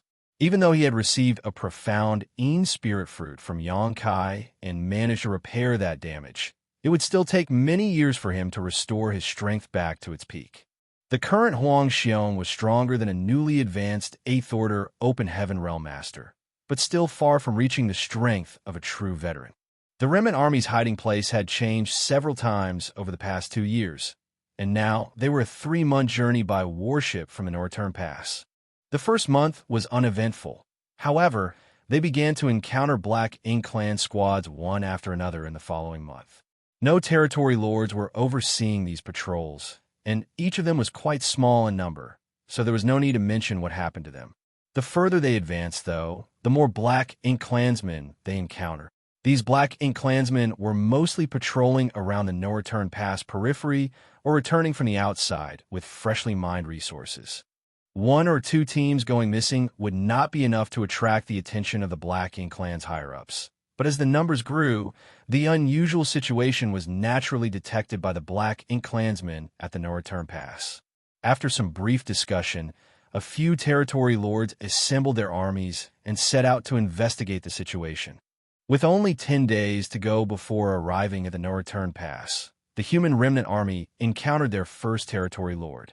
From the purifying Black Ink battleship that he oversaw, Yang Kai was able to detect the territory lord's aura from afar. However, the other party was only able to detect them after approaching to within a few 100,000 kilometers. Yang Kai had arranged an illusion array on the purifying Black Ink battleship, so why would he not equip the other warships with them?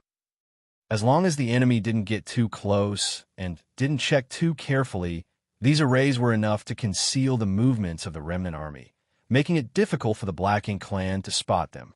When he saw such a large force of humans coming towards him, the territory lord was shocked and ordered his subordinates to block them. At the same time, he turned around, preparing to head back to the Northern Pass to report this troubling development. However, as soon as he turned around, he saw a young human standing silently behind him, giving him an icy glare. The territory lord paled as he had no idea how this human managed to get behind him without him even noticing. However, he recognized the other party at a glance. It was the same young human male who had constantly provoked them outside the Northern Pass a few years ago. He had crossed blades with this human countless times and even forced him to cough up blood by joining hands with the other territory lords. For 2 years, this human had disappeared, so the territory lord never thought he would see him again on this day, leading such a large human army, no less. Having fought with Yang Kai before, he more or less understood his strength. So how could this territory lord be careless? He immediately charged at Yang Kai as his Black Ink strength surged, condensing into a giant palm that covered the sky as he roared, "Scram!" He was not in the mood to get tangled up with this fellow right now. An army of humans had appeared just a few days away from the Northern Pass. This matter had to be reported as soon as possible. The territory lord was stunned, however, to discover that his opponent remained completely indifferent to his attack. The annoying human simply summoned his spear and unleashed a flurry of thrust at him. After exchanging blows for just 2 breaths, the territory lord was flabbergasted. After not seeing this human for 2 years, his strength had somehow increased to a ridiculous degree. Mysterious powers spread out and intertwined, giving the territory lord the illusion that he was caught in a large net, and each fiber of that net contained heaven-destroying, earth-shattering power. While Yang Kai fought with the territory lord, the squad warships on both sides of the purifying Black Ink battleship also unleashed a powerful barrage from their artifacts and arrays. In just one volley, they tore apart the Black Ink Clan army, and with swift movements, the 4 divisions closed in, ensuring not a single Black Ink Clansman was able to escape. Ouyang originally planned to move to assist Yang Kai, but before he could even head over, he saw Yang Kai's spear sweep across the territory lord's waist from distance. At once, the other party's abdomen caved in as black blood splashed out violently. Xianxia thrust his spear out again, piercing through the territory lord's chest. With a fierce explosion of power, the latter's insides were thoroughly mangled. Before his death, the territory lord gawked at Xianxia incredulously, seemingly unable to understand how this 8th-grade open heaven realm master had become so overwhelming in just 2 years. Xianxia flicked his spear, causing the territory lord's corpse to burst into a blood mist. Immediately after, he returned to the purifying black ink battleship and ordered, "Move out." The 4 divisions of the remnant army reorganized themselves and continued forward. However, every soldier who saw the battle earlier had their spirits lifted. A powerful innate territory lord had been cut down just like that. They had never seen such a decisive victory before. Even Ouyang and the 2 other 8th Order masters felt their hearts pounding. Xianxia seemed strong to an absurd degree. Huang Xiong and the others were not too familiar with Xianxia, but Ouyang had more contact with him and knew that Xianxia was able to crush those in the same realm when he was in the 7th Other. Back then, against feudal lords, Xianxia was basically able to kill them with a single blow. Ouyang had thought that even if Xianxia found an opportunity to advance into the 8th Order, he would not be able to retain such an overwhelming advantage like he had in the 7th Order, but with the strength Xianxia had just shown, he was on the path of crushing his peers again. 2 years ago, Ouyang had also killed an innate territory lord with a single slash, but that had been a sneak attack and had cost him all his world force. After that, he was completely unable to fight, which was very different from Xianxia's case today. It was no wonder why he had the guts to provoke several territory lords at once outside the no return pass. It turned out that he was strong enough to ignore them. Xianxia had not even reached the peak of the 8th Order yet, so Ouyang was suddenly looking forward to how he would be once he reached that height. Maybe he might really be able to kill an innate territory lord in a single blow without suffering any injuries. Xianxia was wounded this time when he killed that territory lord, likely because he wanted to end the fight quickly and was willing to suffer a bit in exchange for speed. However, those injuries were all internal, so outsiders were not able to see them. The remnant army were unable to approach the no-return pass unnoticed in the end, which was something that they had expected. The illusion arrays on the purifying black ink battleship and the warships were not powerful enough to allow them to go unnoticed under the determined search of the enemy. Just 3 days out from the no-return pass, the remnant army was finally fully exposed. The no-return pass was naturally stunned, unable to figure out how the humans could still have an army of this size on the black ink battlefield. They knew about human survivors, but they were all scattered about and of no threat to them. However, when they saw such an army approaching, they had no choice but to take them seriously. Once the news was reported, the royal lord overseeing the no-return pass personally came out to investigate the situation, but when he had got a look at the lineup of the human army, he just snorted. They dared to come and pick a fight with just 4 8th Open Heaven Realm Masters? It was no different from suicide in his opinion. The forces guarding the no-return pass were not large, but they still had a royal lord and some 20 innate territory lords. The Black Ink clan garrison here also numbered at least 1 million, with many more constantly being spawned and sent to the 3,000 worlds. This was not something a mere remnant army of a few thousand humans could challenge. Seeing the remnant army, led by a huge warship, constantly approaching the no-return pass, the royal lord became furious and ordered his territory lords to assemble their armies and meet them in battle. Under the royal lord's order, the territory lords did not dare to delay for a moment. At once, 10 territory lords mobilized along with a 300,000-strong army, showing the importance they attached to this battle. They themselves knew that the Black Ink battlefield would be completely under their control after this battle. They would no longer have to worry about being harassed by these human remnants. The supply convoys would also no longer be intercepted, and they could focus all their attention on invading the 3,000 worlds. 10 territory lords stormed out of the no-return pass with great momentum, a massive Black Ink clan army at their back exuding unconquerable might. Under their command, The 300,000-strong Black Ink Clan army quickly formed a semicircle that surrounded the human army. It seemed from this arrogant gesture that they meant to take down the 5,000 humans in one fell swoop. Instead of being frightened by such a disparity in numbers, though, the humans all lifted their weapons and prepared to meet the enemy. This was only natural.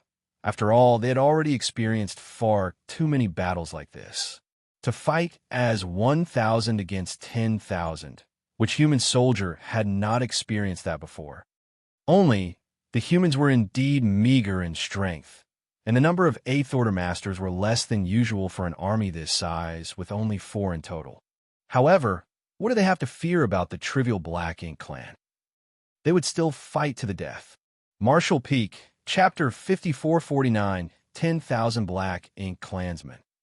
The two armies rapidly approached each other, exuding turbulent, killing intent. At a distance of 1,000,000 kilometers, the purifying Black Ink battleship acting as the vanguard began its attack.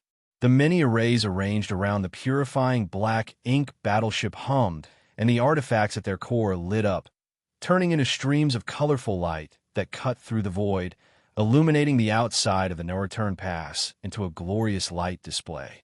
Each burst of light carried terrifying killing power with it, and soon exploded amidst the Black Ink Clan army, clearing out large regions of space.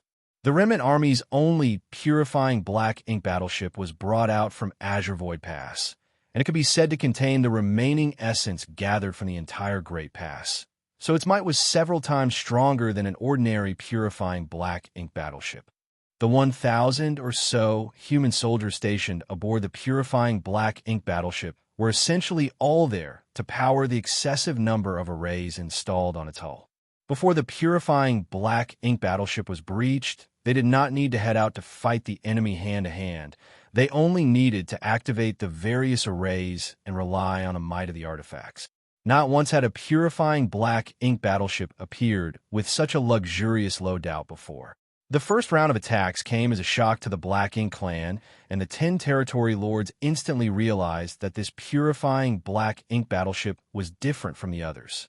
They had also seen the humans' purifying Black Ink battleships before, but what they saw in the past could hardly compare to the might of the warship before them now.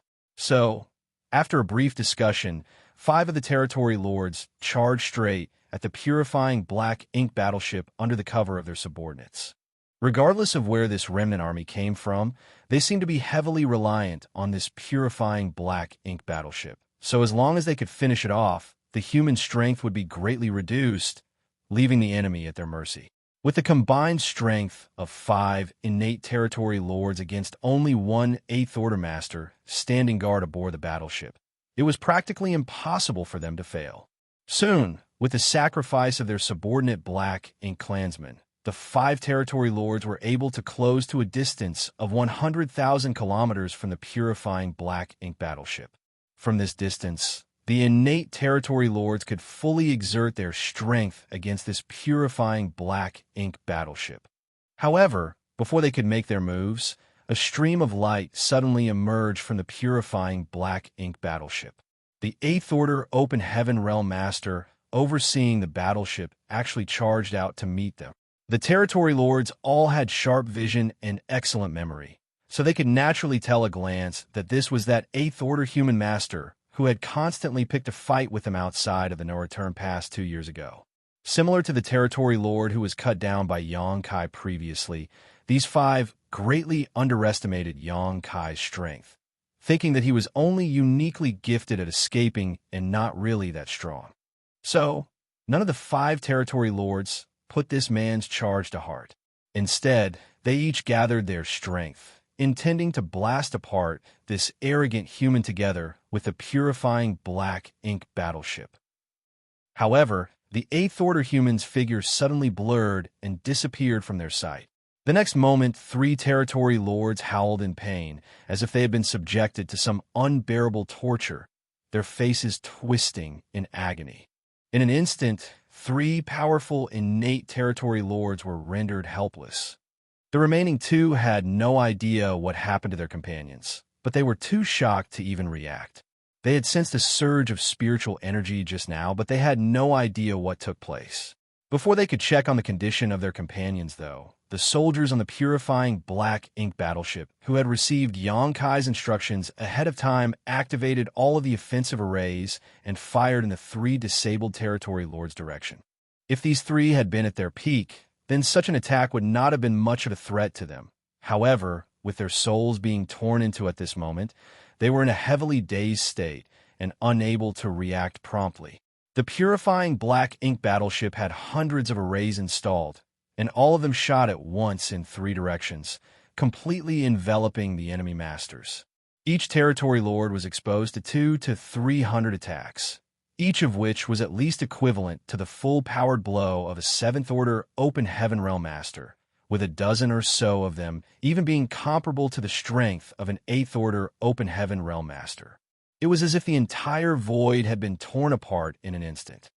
The violent tidal wave of energy not only forced the Black Ink Clan army back, but even the purifying Black Ink battleship's shields flickered furiously as they were hit by the shockwaves from the close-range explosions. Amid this chaos, three powerful auras were extinguished.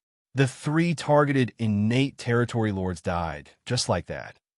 As the dust settled, Xianxia reappeared and swept his spear out at the two remaining territory lords. The veins on his forehead were throbbing, and both his eyes had gone bloodshot. The indescribable feeling of pain coursing through his body made him feel as if his soul was being torn apart. But he still grit his teeth and endured, channeling his pain into a furious onslaught of attacks. 10 territory lords led a 300,000-strong Black Ink army, while the humans only had 4 8th-order open heaven realm masters commanding 5,000 soldiers.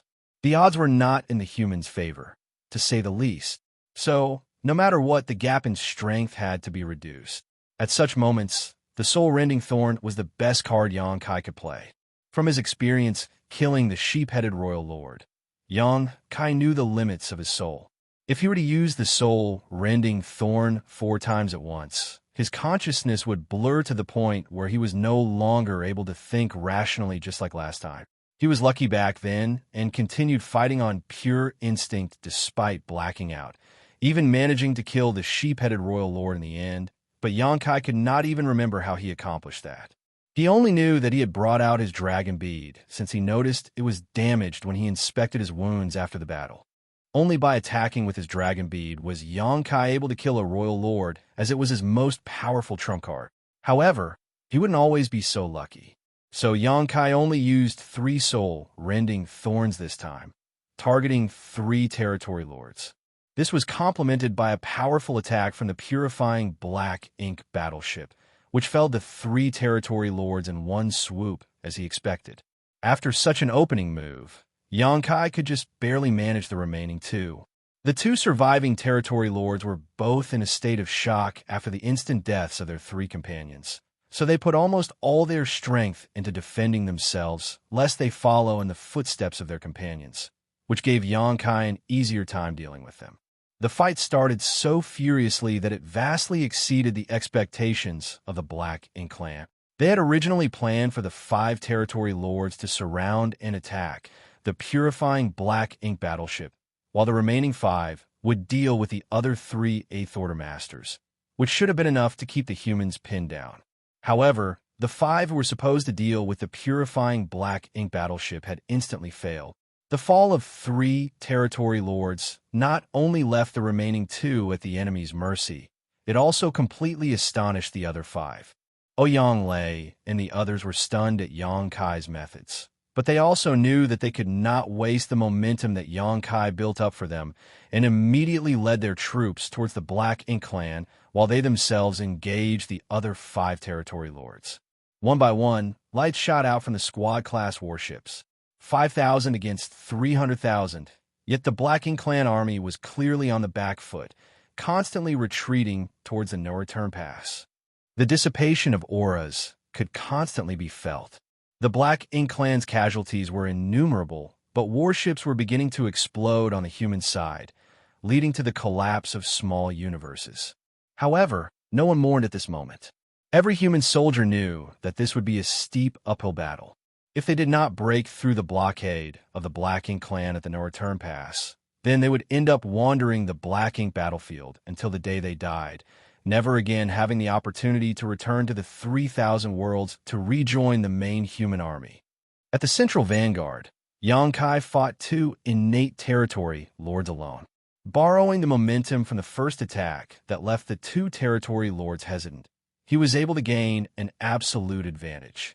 Right now, even though the heritage of his small universe was not much stronger than when he just walked out from the Great Sea Celestial Phenomenon, Xianxia's overall combat strength had increased significantly. For him, his encounters with the territory lords had allowed him to hone his skills and develop a far better control over his own power, especially his many Dao strengths. He was also constantly gaining new insight into these various Grand Daos whenever he used them in battle. The soul-warming lotus constantly emanated a feeling of coolness that soothed his damaged soul, slowly stabilizing his state of mind. Seizing this opportunity, Xianxia opened up some distance from his enemies and executed a secret technique. In a flash, a golden crow cried out and a great sun rose. In the next moment, a cold full moon manifested as well. The sun and moon orbited around Xianxia, exuding the mysteries of time and space. A profound power fluctuated forth as the sun and moon spun in a kaleidoscope of light. The vast void was filled with space-time strength, making it seem as if time was standing still when viewed from the outside, while space froze in place. A large swath of the void seemed to be cut off from the rest of the universe by some strange force. Xianxia widened his eyes and stared carefully. The last time he used his Sun and Moon Divine Wheel, he saw something unusual. At that time, his Sun and Moon Divine Wheel seemed to shatter the space-time continuum, allowing him to see fragments of the future. In one of those flashes, Xianxia saw himself holding the severed head of the sheep-headed royal lord as countless Black Ink clansmen surrounded him, seemingly in worship, but were in fact encircling him to kill him. But this time, he was unable to see anything. Still, the might of the Sun and Moon Divine Wheel did not decrease in the slightest. In fact, it had even become slightly stronger than before. This secret technique could be considered one of Xianxia's strongest methods right now and was far less risky than the self-harming attack of his dragon bead. Even the sheep-headed royal lord at that time had suffered when struck by this secret technique, so nothing need be said about two flustered innate territory lords. It was just a flash before the frozen void seemed to return to life, but in that instant, the huge region of space that flowed with Xianxia's space-time strength seemed to have passed through millions of years. As space and time realigned, all the Black Ink clansmen within that region of the void, whether it be the territory lords or the regular Black Ink clan soldiers, all of them disintegrated into a cloud of Black Ink strength, disappearing without a trace. The 5 innate territory lords who initially targeted the purifying Black Ink battleship had all died. A single Sun and Moon Divine Wheel massacred 100,000 Black Ink clansmen in an instant. The morale of the humans soared while the Black Ink clan was horrified. There was not one of them whose eyes were not filled with terror. 10 territory lords came out to meet the humans in battle. Yet mere moments into the fight, half of them had already been killed. Was that really an 8th Order Open Heaven Realm Master? When did 8th Order Open Heaven Realm Masters become so powerful? They weren't the only ones who were terrified. Even the territory lords who remained inside of the No Return Pass shivered in fright as they witnessed this. The royal lord overseeing the No Return Pass was in a state of disbelief. There were 4 8th Order Open Heaven Realm Masters in the enemy army, but while 3 could be disregarded since they fell within the limits of what an ordinary 8th Order human should be capable of, the one who commanded the purifying Black Ink battleship was so powerful that it was hard to wrap one's mind around. The secret techniques and divine abilities this human unleashed were so astonishing they didn't even seem possible. After debating for a moment, the royal lord came to a decision. He could not allow such a human to live. Otherwise, if he were left to grow and one day reach the 9th Order, would he not then be able to cut down royal lords like he was chopping fruits or vegetables? Currently, the Black Ink clan did not have many royal lords left among their ranks. Otherwise, he would not be the only one overseeing the no-return pass. Marshall Peak, Chapter 5450, Who Dares Block My Way? With his mind made up, the royal lord made his move, turning into a cloud of black ink strength that rapidly approached the battlefield. Xianxia had been weakened at this moment. Releasing 3 soul-rending thorns had severely damaged his soul, and then using his sun and moon divine had drained a significant amount of his world force. If Xianxia did not have a world tree clone to stabilize his small universe, it would have already been heavily shaken. Even then, half of his small universe's heritage had been drained already, leaving him with a feeling of weakness. He quickly took out some spirit pills and gulped them down. Xianxia used to have low-rank world fruits that would almost instantly recover a large portion of his world force, but unfortunately, he had used all of them up while being chased by the sheep-headed royal lord. As much as 30% of the 300,000-strong Black Ink clan army had been wiped out by him with his sun and moon divine wheel, and the road ahead had been essentially cleared. Of course, there were still Black Ink clansmen on their flanks, continuing to do battle against the warships led by Wuxia and Fei Yuanlong. With the path ahead cleared, the purifying Black Ink battleship was able to divert their attention and provide support to the left and right flanks. Arrays continued to hum as blast after blast was fired from them, coordinating with other 2 divisions to eradicate their enemies. It was at that moment that Xianxia felt his body seize up as a powerful aura locked onto him. This sensation was actually quite familiar to him. Back then, the sheephead royal lord had locked him in place using his aura in much the same way when he was chasing him, forcing him to use purifying light to isolate himself before he could activate instantaneous movement. Xianxia immediately looked up, and sure enough, in a no-return pass's direction, with a giant black ink cloud rapidly approaching his location. There seemed to be 2 eyes inside of the black ink cloud that were sharp as sword determined to pierce through him. The royal lord. In the opening moments of the battle, 5 innate territory lords had fallen. The royal lord who oversaw the no-return pass realized the threat that Xianxia posed and could no longer sit still. He had to kill this 8th open human personally to weed out future troubles here. From afar, the royal lord began exerting his power as if to demonstrate his strength and also to shake the morale of the humans. The void shook as even the protective barrier of the purifying Black Ink battleship lit up, as if there were an invisible weight pressing on it. Such pressure was formless, but it was real and tangible. The top master's pressure was strong enough to cull the weak all on its own. The royal lord naturally made the wrong decision when he tried to intimidate the humans with his pressure, though. The purifying Black Ink battleship at the center of the army did not slow down and instead continued sailing towards the no-return pass. To its left and right, warships exploded as humans fell in large numbers. The horrific death toll left Wuxia and Fei Yuanlong red-eyed in grief, but they were unable to do anything about it. They could only block off the attacks of the territory lords in order to minimize the casualties on their side. With the efforts of the many soldiers who sacrificed their lives, the left and right flanks finally broke through the Black Ink clan's blockade and rushed forward. Nobody dared to linger in this place. They all knew that in this assault on the no-return pass, they could not afford to stop for even a moment. They had to break through the Black Ink clan's defenses in one go if they wanted to have any hope of returning to the 3,000 worlds. The slightest hesitation would doom the remnant army to a slow death.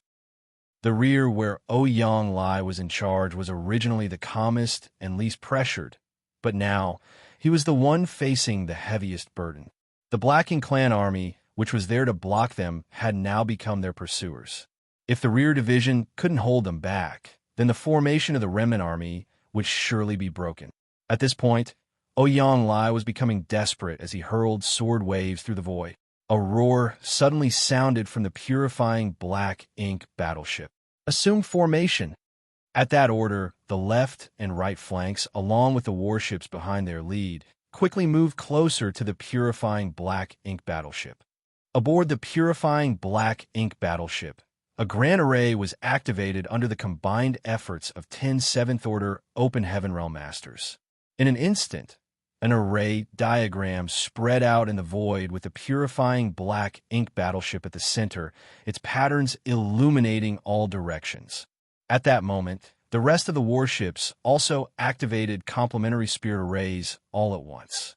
Like swallows returning to their nest, they were merged together into the array diagram. In just a short dozen breaths of time, the auras of all the surviving human warships became interconnected with the purifying black ink battleship serving as their core, as if they had truly become one. For symbols formation. This was originally a formation used by human cultivators to link their strengths together to deal with powerful enemies. It was neither special nor profound, but under the aid of this battle formation, for human cultivators were able to exert far greater power than any of them could individually in order to battle stronger black ink clansmen. However, the four symbols formation had been modified by Xianxia, who integrated it into a grand array, allowing the four divisions to link themselves together. In the past, Xianxia would never have been able to do such a thing. However, he had received a huge harvest in the Great Sea Celestial Phenomenon. So with his attainments in the Tao of Spirit Arrays, it was not a problem for him to create something like this. There was only one problem. The four symbols formation, which had been so heavily modified, was not stable and could not be sustained for long. That was the reason why the Remnant Army didn't simply use it from the start. However, they were now at a critical point that would decide their victory or death, so how could Xianxia continue to hesitate? With the purifying black ink battleships serving as the core, all the warships were closely linked together under the formation, greatly improving both their lethality and defense. As soon as the formation was completed, the huge black ink cloud arrived in front of them. The black ink cloud swiftly retracted to reveal a towering figure who raised his hand and slammed his palm down towards the purifying black ink battleship. Even though it looked like a casual blow, it still sent chills down the humans' backs. This was an attack from a royal lord. However, the purifying black ink battleship's momentum did not decrease. Xianxia stood on the deck, looking ahead at the royal lord blocking their path before bowing towards the void, shouting, "Old ancestor, please." At those words, a cross-legged figure suddenly appeared. As Xianxia had just retrieved it from Azure Void Pass. Azure Void Pass Old Ancestor's corpse was still unmoving, his aura completely absent, as though he was in a deep slumber. However, stimulated by the Royal Lord's aura, Azure Void Pass Old Ancestor, who had already departed for the Yellow Springs, suddenly opened his eyes. In an instant, the void thundered. The Royal Lord in front of them was taken aback. He never imagined he would be ambushed by an old ancestor here. So before he could withdraw his palm, the Azure Void Pass Old Ancestor lifted his finger and shattered the approaching palm strike. The Royal Lord let out a roar of rage. As he withdrew his hand, quickly discovering a bloody hole at the center of his palm, where black blood spilled out. Xianxia was shocked at what he saw. Even though he had collected the body of the old ancestor, just as the old ox had told him to back an Azure Void Pass, and summoned it in a time of need to deal with a powerful enemy, Xianxia was not sure how much power a dead old ancestor could actually exert. But now it seemed that even in death, the power of an old ancestor was still unfathomable. Catching the enemy off guard was a big reason behind the old ancestor's ability to harm the Royal Lord in a single attack. But it was also a reflection of the old ancestor's profound strength. The remnant army was still rapidly approaching the no-return pass, and the sudden appearance of an old ancestor made the Royal Lord very wary, forcing him to withdraw. The old ancestor turned his head and looked around as if to judge the situation. After quickly familiarizing himself with the battlefield, he sighed, "Even the no-return pass has been lost." Xianxia lowered his head, looking ashamed. Many had given their lives to stop the Black Ink clan, including numerous old ancestors, but the final bulwark of the human race, the no-return pass, had still been lost. Even though Xianxia did not participate in the war of the no-return pass, all humans shared honor and disgrace in this war. "Where's my ox?" The old ancestor then turned to look at Xianxia, asking in a surprisingly cheerful tone. Xianxia hurriedly brought out the ox monster with its broken horns. The ox monster also had its eyes tightly shut without any aura emanating from its body. The old ancestor stroked the head of the ox as if it were his own child and spoke warmly, "Wake up, little one. Come run with me one final time." The ox monster's eyes suddenly opened, and its powerful aura quickly revived. It shook its head at the old ancestor in displeasure. "We're already dead, and you're still worrying about this? Are you not tired, old man?" The old ancestor chuckled. "It can't be helped. I'm an old ancestor after all. I inevitably carry heavier burdens on me." Saying so, he got onto the back of the ox and looked down at Xianxia next to him, nodding lightly. Saying nothing more, he slapped the ox's rump and pointed forward, shouting, "Kill." It was a childish gesture that would normally make one want to laugh. However, not a single one of the 1,500 soldiers aboard the purifying black ink battleship found this scene the slightest bit amusing. Xianxia's eyes filled with tears as he bowed deeply. "Farewell, old ancestor. Farewell, old ancestor." The soldiers roared in unison, their voices shaking the world. In the distant past, a young child rode on the back of a black bovine, riding freely through the mountains, fantasizing about fighting and killing enemies that did not exist, dreaming of establishing himself as someone great after growing up, getting married, and having children. At that time, an old man with an immortal temperament suddenly descended from the heavens and looked upon the child with a smile. "Call me honored master, and I shall pass on a supreme technique to you." The boy asked, "Can I become rich if I call you honored master?" The old man said, "You can." The boy then asked, "Can I get women if I call you honored master?" The old man nodded again, "You can." And so, the boy got down and bowed with respect, calling him honored master. The old man laughed and took the boy and the ox away. That year was so long ago that it was impossible to trace back. Kill. Aboard the purifying black ink battleship, Xianxia's face twisted as he roared. The arrays thrummed as they fired with even greater intensity than before. A violent wave of power stirred in the surrounding void as the old ancestor engaged the royal lord in battle. This sudden change of events was a surprise to all of the black ink clansmen. Nobody had expected an old ancestor to suddenly appear at this time. When they saw the remnant army getting closer and closer to the no-return pass, the territory lords staying behind to defend the no-return pass could no longer stand by. Several territory lords stayed behind to defend the pass while the remaining ones rushed out with their armies. In an instant, the remnant army fell into an absolute disadvantage, both in terms of numbers and strength. The only thing the remnant army could rely on now was the might of their warships.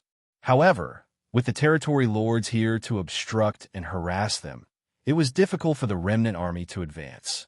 If they could not break through this siege, they would be trapped here and eventually annihilated. There were warships constantly being stripped from the formation by powerful attacks. Those warships, without exception, exploded, resulting in all the soldiers aboard dying. Seeing that they were reaching a critical situation, Xianxia ground his teeth and soared out of the purifying black ink battleship. His fierce aura all but materialized as he enveloped all of the territory lords in it. A soul-rending thorn was silently released, striking one of the territory lords. In the moment of disorientation that followed, Xianxia blasted the territory lord with his golden crow, cast the sun, vaporizing him. "Who dares block my way?" Xianxia's face grimaced fiercely, and when he raised his spear and pointed it at them, the territory lords who appeared to stop them were all struck with terror. Martial Peak, Chapter 54-51, Xianxia will stop them. Dizzy and bleary-eyed, Xianxia was seeing stars, but still gave off an aggressive air, for he knew that if he were to show even the slightest sign of weakness, then the remnant army would surely be wiped out today. He had no choice but to use a fourth soul-rending thorn, which was really his limit. Even with the soul-warming lotus, he could not use another soul-rending thorn. Fortunately, the territory lords were so frightened they could not see through the strong front that he put up. The might of this 8th Order Open Heaven Realm Master had seeped deep into their hearts. In the opening moments of the battle, he was able to cut down 3 territory lords alone, then 2 more with an astonishingly powerful attack, and just now he had slaughtered another with 1 blow. Not a single one of them was able to see how he was doing this. The territory lords were hesitant, but the remnant army was not. With this display of intimidation from Xianxia, the struggling remnant army finally found the opportunity they were looking for and broke through the Black Ink clan army, forcing them back. The lights shooting out from the purifying Black Ink battleship and the surviving warships never ceased as they charged ahead. Within that short period, all of the human soldiers gave it their all. When a warship exploded, the unprotected soldiers would give their lives to kill the nearby enemies. Even if they had to die, they would do so honorably. However, the gap in real fighting strength between the two forces could not be closed so easily. Without mentioning the Black Ink clan army of over 1 million soldiers, just the remaining territory lords overseeing the pass still numbered nearly 20. Xianxia was able to cut down 3 of the first 10 territory lords who came at them with the help of the soul-rending thorns, and another 2 with his sun and moon divine wheel, which left 5 more from the first wave. However, before the remnant army could catch its breath, the royal lord had personally made a move, while another 6 territory lords rushed over as reinforcements. One had to know that these were all innate territory lords who were nearly as powerful as Chekhov. Excluding the territory lord that Xianxia killed just now, there were still a full 10 territory lords engaging the remnant army, whereas the remnant army only had 4 8th Order Open Heaven Realm Masters. Even with Ouyang Lai and the others taking on 2 enemies at once, they were stretched to the breaking point. The decline of the remnant army's momentum was evident in the eyes of the Black Ink clan, while the deterrent effect from Xianxia's move earlier also quickly faded. The more the remnant army advanced, the more difficult their situation became. There were constantly Black Ink clansmen rushing over to surround them from all directions, while the territory lords did not rush unless they were caught off guard by Xianxia and killed. Instead, they hid behind their armies and relied on their subordinates to wear down the humans, occasionally sending out secret techniques to blow apart vulnerable human warships. Xianxia's eyes were bloodshot with rage. He would want nothing more than to cut down all of the territory lords before him with his spear, but his head was throbbing, as if it was going to tear open. It was impossible to do anything against the remaining territory lords hiding at the back. Xianxia also did not dare to leave the battleship recklessly, for if he did, the territory lords would surely come to attack, and the purifying Black Ink battleship might not be able to withstand it. The remnant army's pace became slower and slower, as if they had fallen into a quagmire. Finally, less than 100,000 kilometers away from the no-return pass, the remnant army was completely surrounded by the Black Ink clan. When they looked at the territory gate that seemed so close, everyone felt despair in their hearts. They just had to pass through that portal, and they would be able to return to the 3,000 worlds. Even though they had no idea what the situation there was like, it was still their homeland. However, this short distance seemed like an entire universe away at this moment. Nobody was disheartened by this reality, for when they decided to attack the no-return pass, they all anticipated that this would happen, including Xianxia. It was just that even including him, the soldiers subconsciously held onto a faint glimmer of hope and expectation. More than anything else, they didn't want to live hiding like rats on the Black Ink battlefield, constantly being hunted down by the Black Ink clan. They would rather die in battle than waste away their lives in this forsaken place. Kill. When their hope of returning home was shattered, the humans suddenly became calm, as if they had completely let go of something. Shouts rang out across the void as killing intent rose like a tide. The remnant army, which was encircled by the Black Ink clan army and could barely move, suddenly burst out with astonishing power. The lights from many secret techniques and artifacts shot in all directions. In that instant, it was not known how many arrays and artifacts dulled and were destroyed due to the sheer overload of world force pumped into them. The 7th Order Masters emerged from the warships that protected them and summoned their artifacts for battle. The four symbols formation with the purifying black ink battleship at its core rapidly fractured as more and more warships were being blown apart.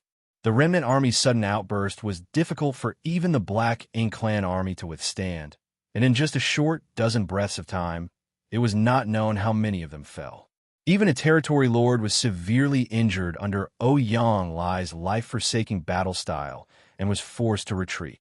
This was the last struggle of the remnant army. Yang Kai had also let go of his shackles. Since he was destined to die here, then he might as well kill freely before he did. However, before he could leave the purifying black ink battleship, he heard the bellow of an ox from the void. There was a disturbance among the Black Ink Clan army surrounding the remnant army. Countless auras vanished all at once, and Yang Kai turned his head only to see an enormous black bovine charging through the Black Ink Clan's lines, monster chi turbulently erupting from his figure. Under its hooves, countless Black Ink Clansmen were reduced to minced meat. As it lowered its head and charged over, nothing could obstruct its path. Even a territory lord was sent flying after being rammed, blood spraying out as he tumbled through the void. "Boys, keep up." The ox monster spoke as it dashed past the remnant army, breaking open the path ahead. Everyone felt their spirits soar, and the soldiers in charge of piloting the warships quickly spurred them off to follow the ox monster's lead. On orders from the territory lords, the Black Ink Clan soldiers all came forth to stop the ox monster when they saw it approaching, releasing one secret technique after another, flaying open its skin and flesh. However, no blood spilled out. It had died long ago, and only through the profound methods of the Azure Void Old Ancestor was it able to fight on even after death. So why would it have to fear being injured now? When a territory lord saw this, he tried to block it, but was sent flying by the ox monster's broken horns. When the other territory lords saw this, they no longer dared to act rashly. Yang Kai had also just realized how strong this ox monster actually was. Even though he had seen it twice in the past, it was just grazing leisurely in the green hills and blue rivers like an ordinary bull. But now, it seemed that this ox monster was as strong as a peak 8th Order Open Heaven Realm Master, perhaps even stronger. 100,000 kilometers was crossed in the blink of an eye, and very soon, the remnant army was right in front of the territory gate. Right behind them was the pursuing Black Ink Clan army. In a flash, the ox monster arrived behind the remnant army and shook its head. "Go. Nyo will stop them." Its huge body became a shield, protecting the remnant army like a great mountain. Countless attacks landed on its body in that instant, causing it to shake from the impact. Yang Kai's eyes reddened as he somehow maintained the four symbols formation and led the remnant army towards the portal. The territory gate at the no-return pass originally wasn't very large. Last time Yang Kai saw it, it was even smaller than a normal territory gate. The Black Ink Clan had torn apart the portal by some unknown means since occupying this place, so it could facilitate the invasion of their army. The purifying Black Ink battleship was not small, but it was still tiny compared to the current territory gate. However, just as the purifying Black Ink battleship was about to pass through, the exalted roar of a dragon suddenly rang out from within the no-return pass. Startled, Yang Kai looked down and his pupils shrank. Above the square where the dragon pool was open back then was a dense black ink cloud, and within it, the form of an ancient dragon could faintly be seen. Ji Lao San. Yang Kai was extremely shocked, for he never expected to see Ji Lao San here. And from the looks of things, Ji Lao San had been captured by the Black Ink Clan, but they did not kill him. Instead, they confined him here and enveloped him in a black ink cloud. Yang Kai had no idea what sort of wicked plans the Black Ink Clan had for him, but from what he saw, it seemed like they were trying to corrupt Ji Lao San. However, they didn't seem to be having much luck. Divine spirits had some level of immunity towards black ink strength thanks to their powerful bloodlines.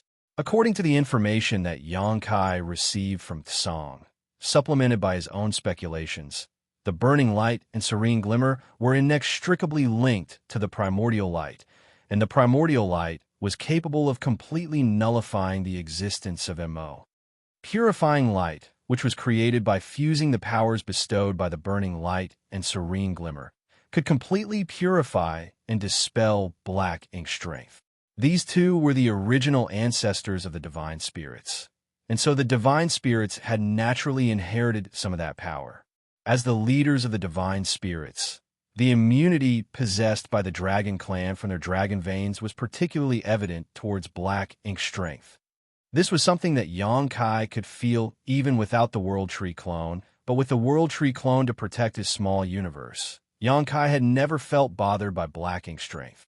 San was not particularly strong among the dragon clan.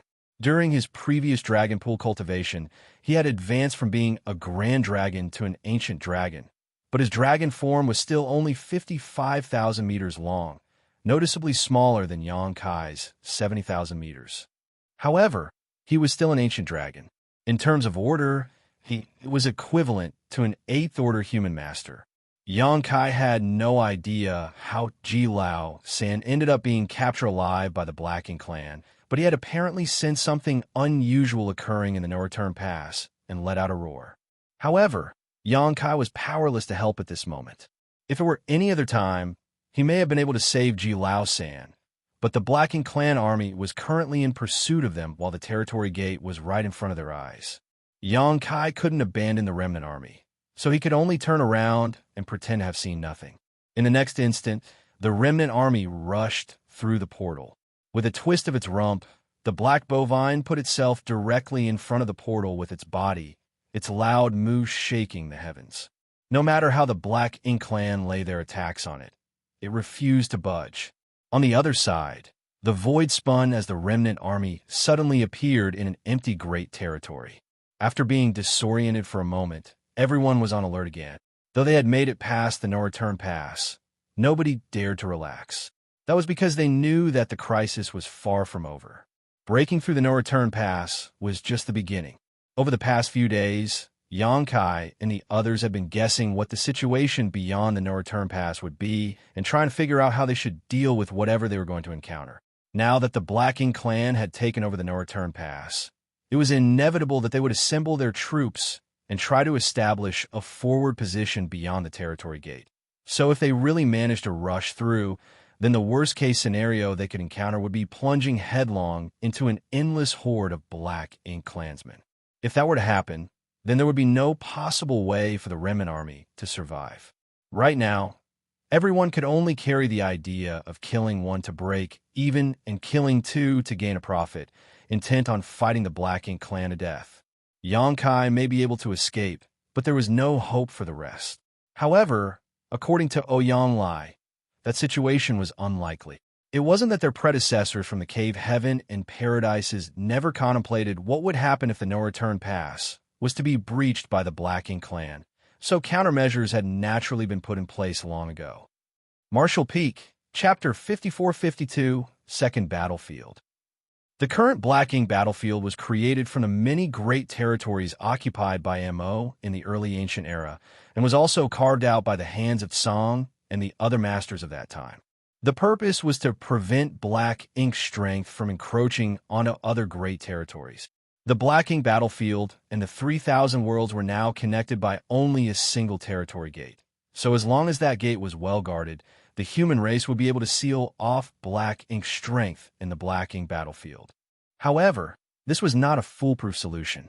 Mo was such a bizarre and powerful existence that the ancestors of the human race, after the era of Song and the other martial ancestors, wondered on more than one occasion what would happen if the territory gate connecting the 3,000 worlds and the Black Ink battlefield were to be broken through by the Black Ink clan.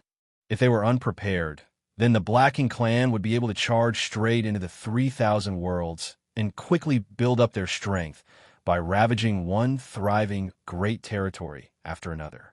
When that time came, the mighty force of the Black Ink clan would surely snowball in strength until the human race could no longer stop them. So, in order to deal with this possibility, their ancient ancestors completely cleared out the great territory that the Black Ink battlefield was connected to. Thus, the great territory was named the Barren Territory. If the Black Ink battlefield was the first battlefield between the human race and the Black Ink clan, then the Barren Territory would be the second battlefield as imagined by the ancient ancestors. In other words, there was, in actual fact, more than one strategic point between the 3,000 worlds and the Black Ink battlefield. Besides the no-return pass, there was the barren territory. The barren territory was where one ended up after passing through the territory gate. There were originally several territory gates connecting to many other great territories from the barren territory, but as it could hypothetically become the second battlefield, then it was naturally better not to leave too many territory gates behind. The ancient ancestors destroyed or sealed most of the territory gates, while leaving only a single one intact, and the great territory that gate connected to was the Shattered Heaven. Xianxia only learned about this from Ouyang and the others when they were planning their attack on the no-return pass. After all, he didn't enter the Black Ink battlefield through the usual route. Xianxia had followed a void corridor from Black Territory to the Blue Sky Theater back then.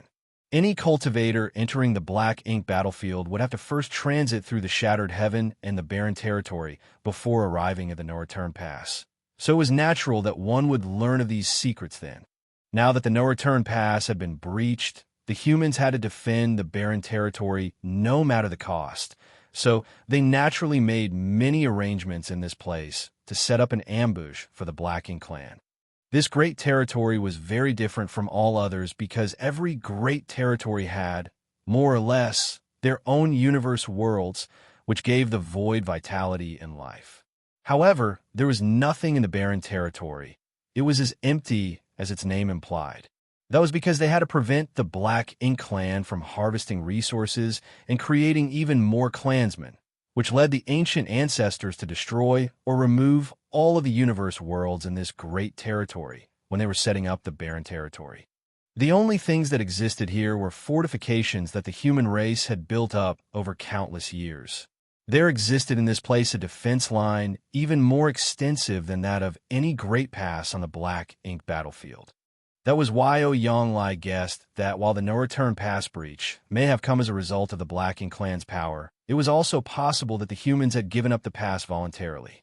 After all, after evacuating and withdrawing from outside of the primordial heaven's source grand restriction, if the humans fell back to the Barren Territory, they would be in a better position to engage the Black Ink clan there with the arrangements they had made beforehand.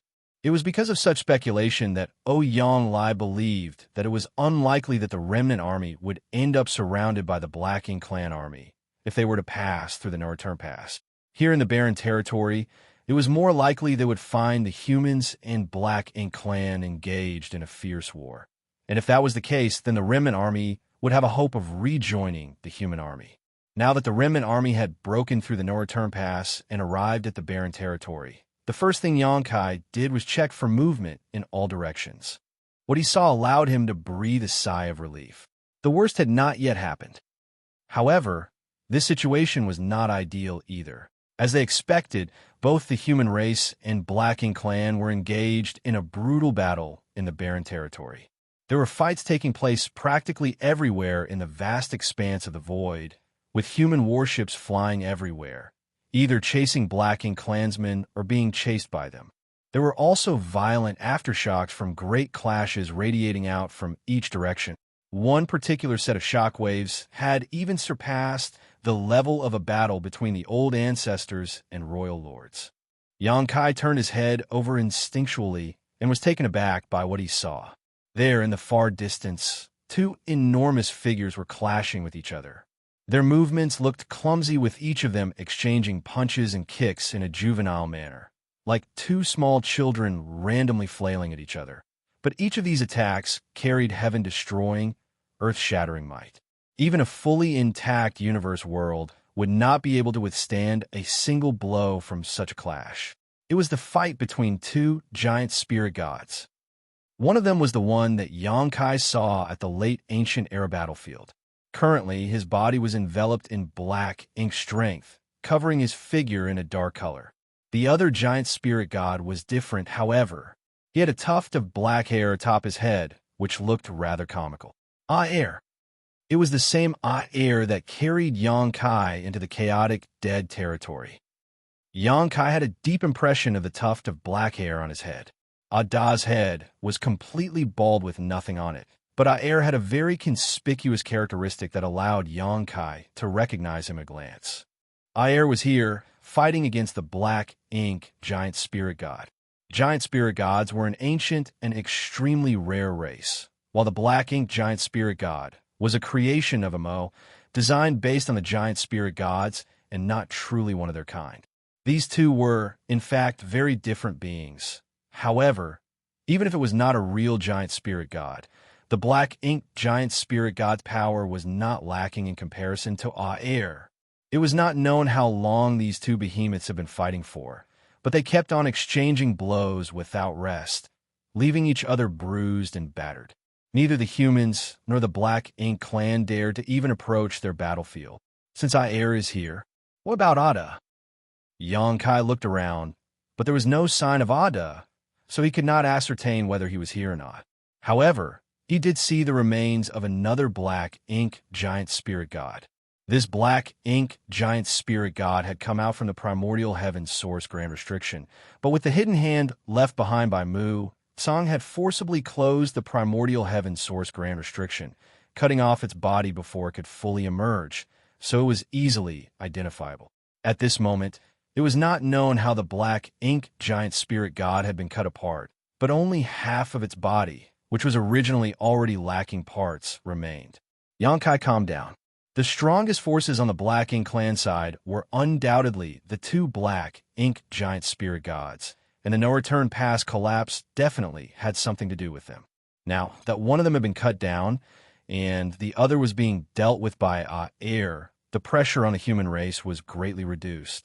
Apart from the battlefield of the two giant spirit gods, Xianxia also saw dragons and phoenixes soaring through the void. There were also other divine spirits of all shapes and sizes in their true forms, fighting bloody battles in every direction. Xianxia did not have time to keep observing the situation, though, as there were already gazes locked onto him from all directions. The sudden emergence of the remnant army from the no-return pass naturally attracted attention, especially from the Black Ink clansmen nearby, who rushed over in droves. They were surprised, but they had no time to think about what had happened at the no-return pass. There was one source of headache for the remnant army, however, and that was the presence of a royal lord.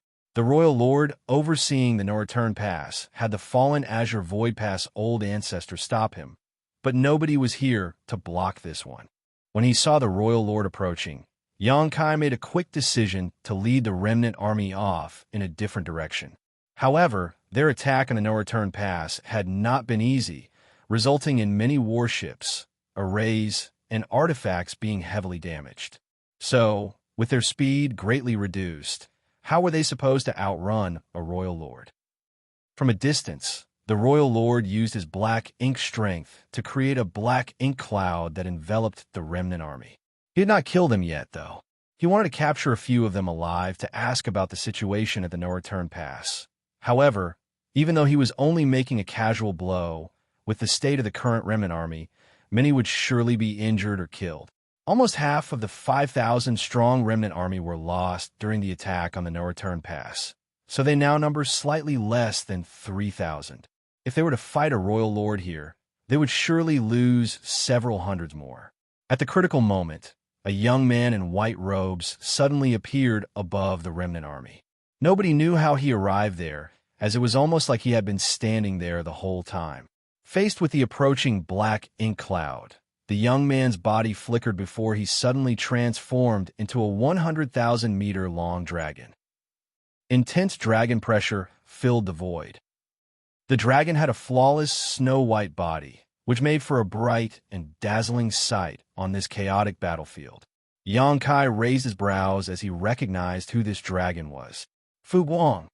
It was the ancient dragon that he saw at the bottom of the dragon pool. Before Xianxia entered the dragon pool, Fu Guang had been in retreat inside the dragon pool for 5,000 years in order to break through to become a divine dragon. The strength division of the dragon clan was simple. Once one reached 10,000 meters, they were a grand dragon, 50,000 meters, an ancient dragon, and 100,000 meters, a divine dragon.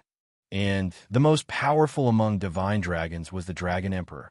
Not all divine dragons were dragon emperors, But every Dragon Emperor was an extremely powerful divine dragon of their generation.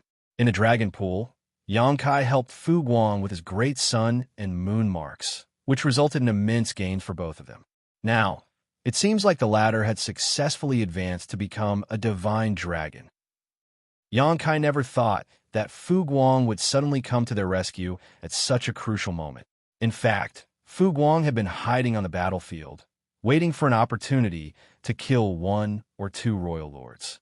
After becoming a divine dragon, Fu Guang had become significantly stronger than an ordinary royal lord, so if he was able to catch one by surprise, he might actually succeed in killing them.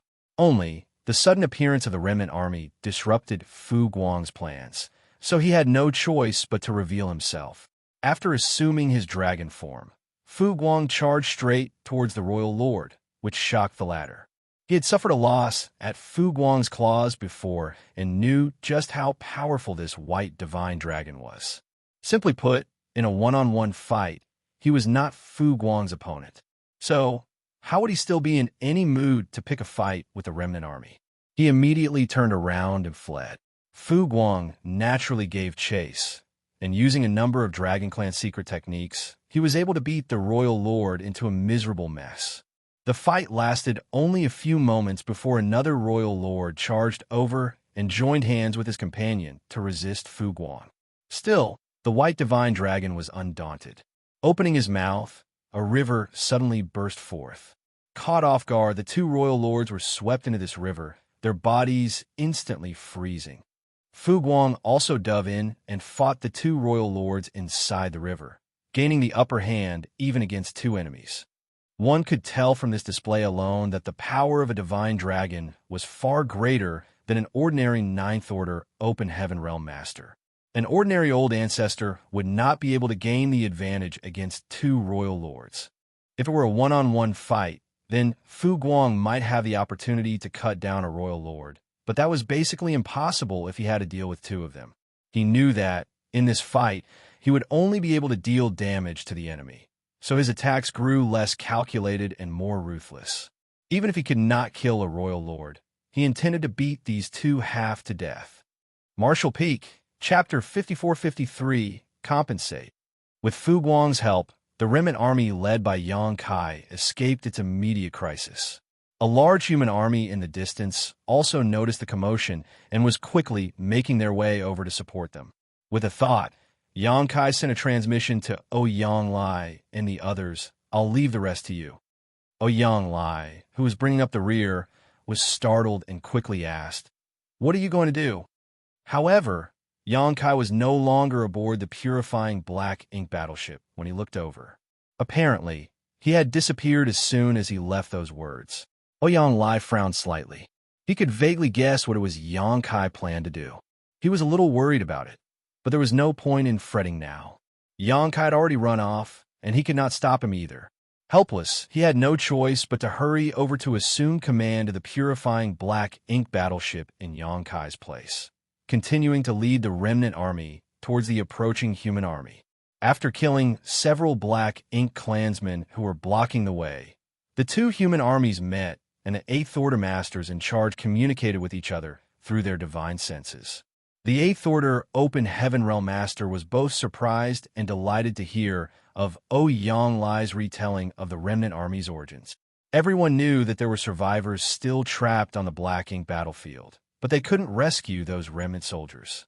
They never thought that these ragtag soldiers they believed were destined to perish under siege by the Black Ink clan would actually be able to break through the no-return pass. Only now could the remnant army be considered safe, unlike the precarious situation they were facing before.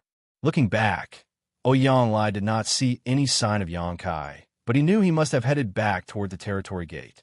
At the same time, on another battlefield far away in the barren territory, several women were positioned in a battle formation, their graceful bodies shuttling back and forth like a spinning whirlwind, a seemingly uncountable number of black ink clansmen perishing at their hands as they continued charging forward. Their strength wasn't particularly impressive, all of them only being in the Seventh Order Open Heaven realm. However, After spending countless years together, they had created a tacit bond with each other and were also imparted a profound formation from a senior expert, allowing them to even resist territory lords if they combined strength. One white-robed woman among them wielded a crystal sword, her own temperament cool like ice itself.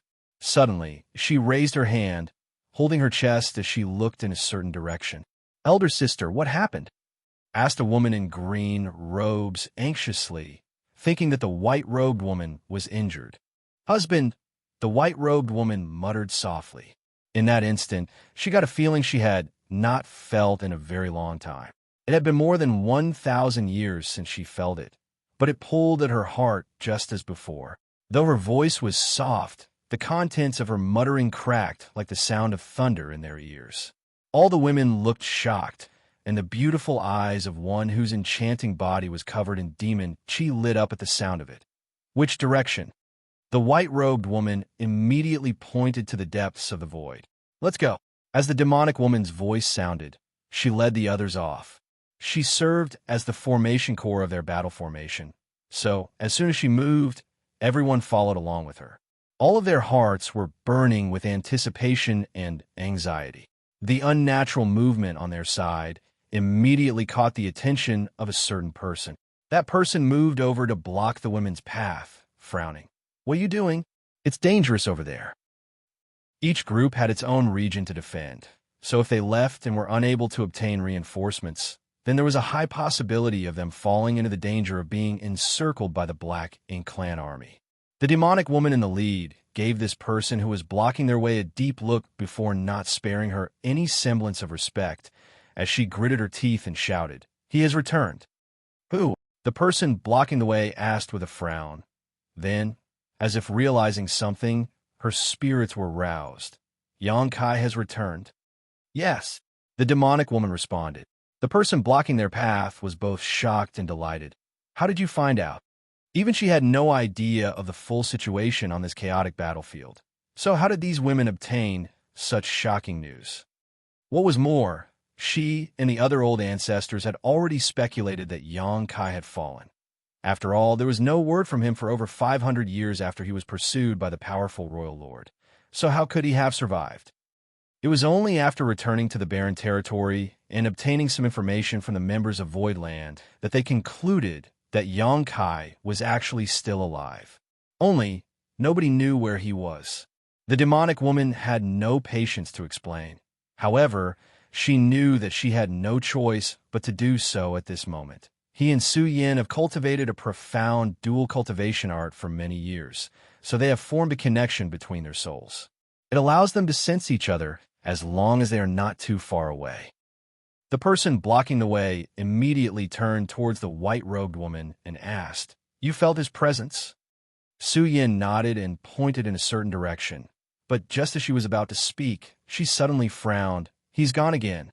The demonic woman was furious and ground her teeth at the person who was blocking their way.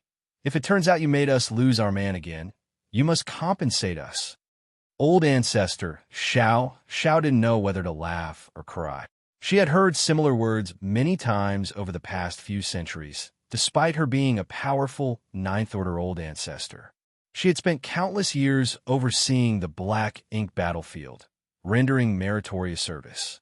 All of her juniors and subordinates always treated her with the utmost respect, but this woman from the demon race showed no such inclination. When she learned that Xianxia had been serving under her all this while for so many years, but ended up missing, she made a huge uproar about making her compensate for this. But what kind of compensation could she possibly offer? She did not even have the slightest idea where Xianxia was. The battle on the barren territory was currently raging. The human soldiers from the Great Passes had suffered heavy casualties. So, after retreating to the barren territory, they had a discussion with the Cave Heavens and Paradises and decided to recruit soldiers from the second-class forces to form a new army to bolster their ranks. There were countless second-class forces in the 3,000 worlds, and there were many masters among these great forces who were in the 5th and 6th order open heaven realm. All of them were qualified to join the battle against the Black Ink Clan. In the past, these second-class forces were kept from this war because the cave heavens and paradises were there to oversee the black ink battlefield. Now that the black ink battlefield had been lost to the enemy, the barren territory had become their last line of defense. If they failed to defend even here, then the 3,000 worlds were doomed. Facing such a crisis, the cave heavens and paradises had to abandon their old conventions. Voidland was also considered a second-class great force, so naturally, it was unavoidable that some of them would be conscripted. With her connection to Xianxia, old ancestor Xiao took command of Voidland's open heaven realm masters, intending to shelter them as best she could. Yet, she never expected that this wife of Xianxia's would be so bold. Even more difficult for old ancestor Xiao to understand was how much of a womanizer that little bastard actually was. To have attracted so many women to his side, yet all of them were so attached to him. Old ancestor Xiao was stupefied, but more so, impressed. To be honest, when old ancestor Xiao found out that Xianxia's wives, plural, were coming to the barren territory to join the fight, she was quite surprised. Without thinking much of it, she immediately took the reinforcements sent from Voidland under her wing. However, when these alluring women came to report to her, old ancestor Xiao was flabbergasted. 1, 2, 3, 4, 5. There were a total of 9 women. Human, demon, monster, divine spirits. A variety of races were included among them. That brat, he is truly uninhibited. How was he able to bear such a load? But what made old ancestor Xiao even more speechless was the fact that apart from the 9 wives who had already married him officially, there seemed to be a good many women still back in Voidland who shared an ambiguous relationship with him.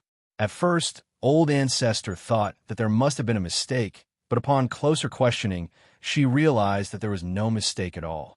She suddenly felt as if her understanding of Xianxia was lacking. That brat gave the impression of an upstanding and earnest man all those years on the black ink battlefield. She had never seen any semblance of such philandering from him. Even Feng Ying and Bai Yi, 2 women of exceptional beauty and strength who were in his squad, were only regular comrades to him. Old ancestor Xiao could not help but criticize him inwardly. Sure enough, one cannot judge a book by its cover. If one were to peel back that bastard's prim and proper skin, then one would surely find a flowery bunch of innards inside. Compensate us. The demonic woman was still shouting, while the other women wore indignant expressions on their faces. Helpless, old ancestor Xiao turned her head and looked in that direction. After some thought, she turned to ask Su Yin, "Could there be any mistake with your senses?" Su Yin replied coldly, "I have never been mistaken. In that case, what would the sudden loss of that sensation imply?" Old ancestor Xiao then asked. Su Yin explained, "He has either died or left the range of our connection. I cannot sense him across great territories or over extremely large distances. However, my cultivation is now far higher than it was before. As long as he remains in the barren territory, I should be able to sense him." Old ancestor Xiao nodded. "That direction is where the territory gate is located. He must have fought his way here from the black ink battlefield. Since he lost the connection, then he must have gone back. I will go and check it out. None of you are allowed to make any rash moves while I am gone." Saying so, she dashed off in that direction. The women were left to look at each other, not knowing what to do. Shuiyu looked at Yu Rumeng. "Elder sister, what should we do?" Yu Rumeng's face was gloomy for a while before she grit her teeth and shouted, "We wait." Just now, she had been too agitated and was about to lead her sisters over in the heat of the moment. But even though they were no longer as weak as they were in the past, it was still not wise for them to run around on such a chaotic battlefield. All these years, they never knew what happened to Xianxia until the human race army retreated to the barren territory. Only then did they hear about Xianxia from some of the soldiers who fought alongside him. All of them were heartbroken and wished for nothing more than to fight side by side with their husband. Now that their husband had finally returned, as the eldest sister, Yu Rumeng would not be able to explain to Xianxia if anything were to happen to any of them. Even though she wanted to rush over to see what the situation was herself, she had no choice but to resist that urge. Clenching her fists, she led the others towards a group of Black Ink clansmen, venting their endless rage on them. The Black Ink clansmen that they fought were filled with grievances, wondering just what had come over these madwomen for them to act so viciously. On the other side, old ancestor Xiao transformed into a stream of light that swept across half of the battlefield, heading straight for the territory gate. Her ostentatiousness naturally attracted the attention of many royal lords. Neither the old ancestors nor the royal lords would move casually on this battlefield, forming a kind of mutual restraint towards each other. A rash move from either side could precipitate a major battle. However, old ancestor Xiao couldn't care less about the bigger picture at this moment. Frankly, she blamed herself for losing Xianxia, and she'd been feeling guilty about it all these years. However, with so many soldiers dying on a battlefield, she had no way of protecting all of them, even if she was in the Ninth Order Open Heaven realm. There was no helping it if there was no news of Xianxia, but now that she had a solid lead, she naturally wanted to look into it. Before old ancestor Xiao could reach the territory gate, though, a royal lord swooped in to stop her. Naturally, the two of them promptly engaged in a shocking battle. Martial Peak, Chapter 5454, Sealing the Gate. At that moment, Xianxia had already passed through the territory gate. He did not encounter any obstacles along the way, both because he had used his space principles to merge with the void to hide his aura, making it difficult for the Black Ink clan to notice him, and because the portal was being guarded very closely. The Black Ink clan had already begun their attack on the barren territory. This was their battlefield against the human race, and as long as the human defense lines here were completely destroyed, they would be able to conquer the entire 3,000 worlds.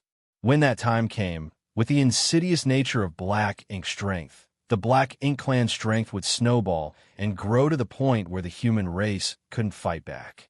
Therefore, it did not matter to them whether they guarded the territory gate or not.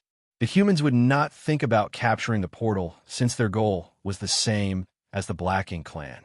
Only by fighting here could they be rid of them once and for all. As for capturing the territory gate, nobody had even thought about it, since it was a senseless endeavor. As such, Xianxia had no difficulty crossing the portal.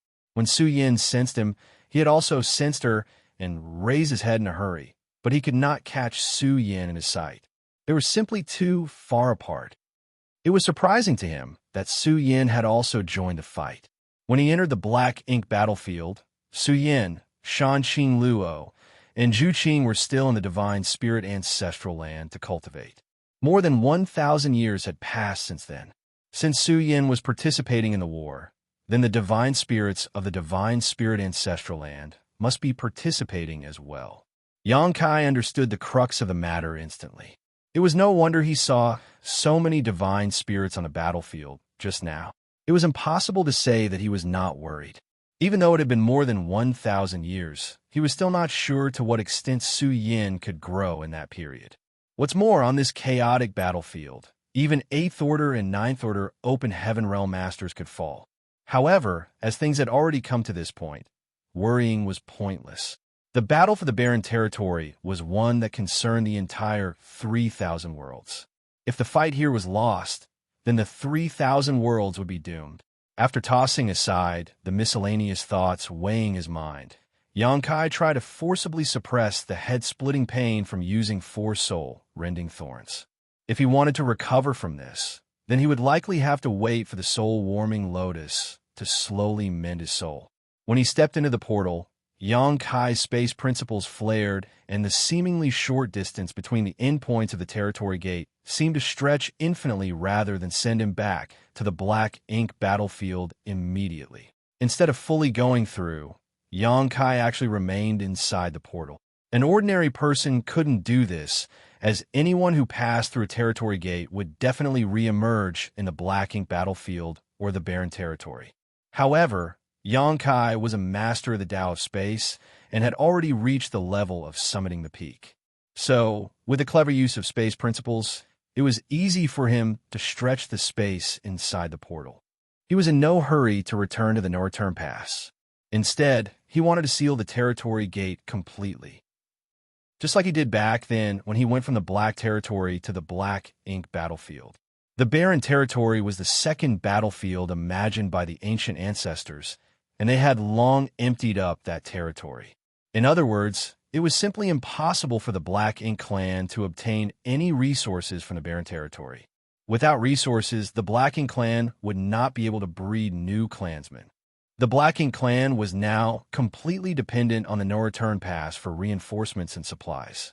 Tens of thousands of Black Ink clan teams were sent to harvest resources across the Black Ink battlefield and deliver them to the Black Ink nests, where new clansmen were bred. At this moment, all of the high-ranked Black Ink nests were located in or around the no-return pass, even using the destroyed Great Passes as platforms. As such, as long as the territory gate connecting the Black Ink battlefield to the Barren Territory was closed, the flow of supplies and reinforcements to the Black Ink clan would be cut off. Without reinforcements, one more death on the battlefield would mean one less Black Ink clansman to deal with. Sooner or later, they would be wiped out by the human race. Even if all the Black Ink clansmen in the Barren Territory were wiped out, it would be difficult to say that the scourge of the Black Ink clan was completely dealt with. But at the very least, the 3,000 worlds could be kept safe, and the situation would basically return how it was to before the no-return pass was lost. With that logic in mind, Xianxia knew he had to seal the territory gate connecting the no-return pass and the Barren Territory. No one else had the means to achieve this. Currently, the clan leader of the Phoenix clan may have the necessary skills to achieve this as well, but she was far too big of a target. As a master on par with the current Dragon clan leader, she was under constant watch by at least 2 royal lords, making it impossible for her to move as she pleased. As early on as when he decided to attack the no-return pass, Xianxia had this idea in mind. Only, he never mentioned it to anyone. If the remnant army managed to break through the no-return pass, then it would be just as Xianxia hoped. While if all seemed lost, he could still take the opportunity to rush towards the territory gate alone while the remnant army held off the Black Ink clan. Originally, Xianxia planned to seal the territory gate as they passed through it. However, what he saw in the no-return pass made him change his mind slightly. Right now, the remnant army had already arrived at the Barren Territory, and a large human army had rendezvoused with them, temporarily putting them out of danger. Only now did Xianxia turn back to the portal. As space principles fluctuated, the territory gate began to shrink and flicker. Xianxia had done something similar more than 1,000 years ago, so he naturally had no difficulty now. As soon as the sealing process began, its visual manifestation in the Barren Territory began showing signs of distortion. The portal, which was originally a giant, churning tear in the void, now seemed as if an invisible force had smoothed out its chaotic lines. The speed of rotation gradually decreased, and the torn traces were rapidly healing over. At first, the Black Ink clan did not notice anything, but soon enough they detected the abnormality of the territory gate. Even though they had no idea what this occurrence meant, they relied on the territory gate to provide support and reinforcements to their army, so they dared not be careless. At once, a royal lord went forward to investigate. What the Black Ink clan could notice, the humans naturally noticed as well. In particular, the Phoenix clan, who were proficient in the Tao of Space, could tell what the source of the portal's change was, and a loud phoenix cry was soon sent out in all directions. When the human masters learned that someone was sealing the territory gate, all of their spirits were lifted, and they all rushed towards the location of the portal to stop the Black Ink clan from disturbing the process. The 2 armies immediately engaged in a brutal fight to the death around the territory gate, with masters from both sides falling frequently. Even the powerful divine spirits were not spared from the carnage. Inside of the territory gate, Xianxia pushed his space principles to the limit. He knew that as soon as he made his move, the Black Ink clan would definitely notice, so he had to act quickly to avoid being stopped by them.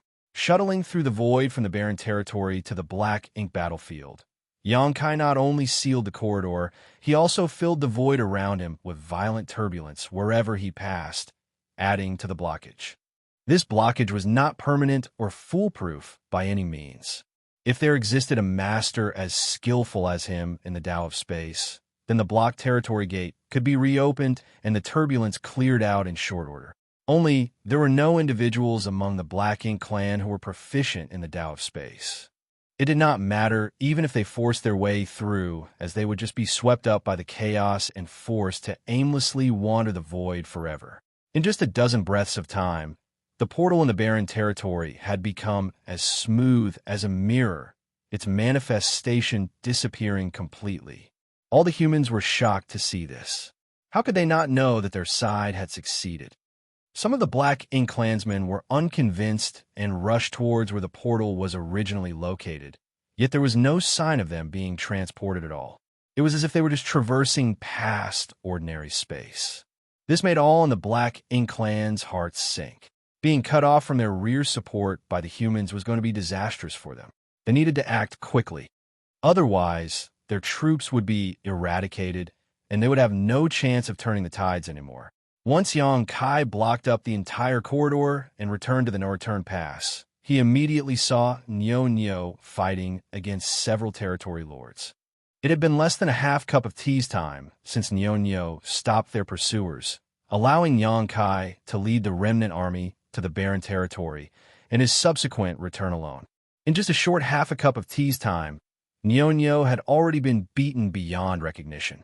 Countless pieces of his body were torn to shreds, and he was now practically a broken skeleton that barely managed to maintain its original shape. The ox monster was certainly very strong, but it was still no match for a dozen innate territory lords combined. In a few more moments, it would surely be torn completely to shreds. Xianxia could not bear to watch this scene any longer, but he had no intention of helping either.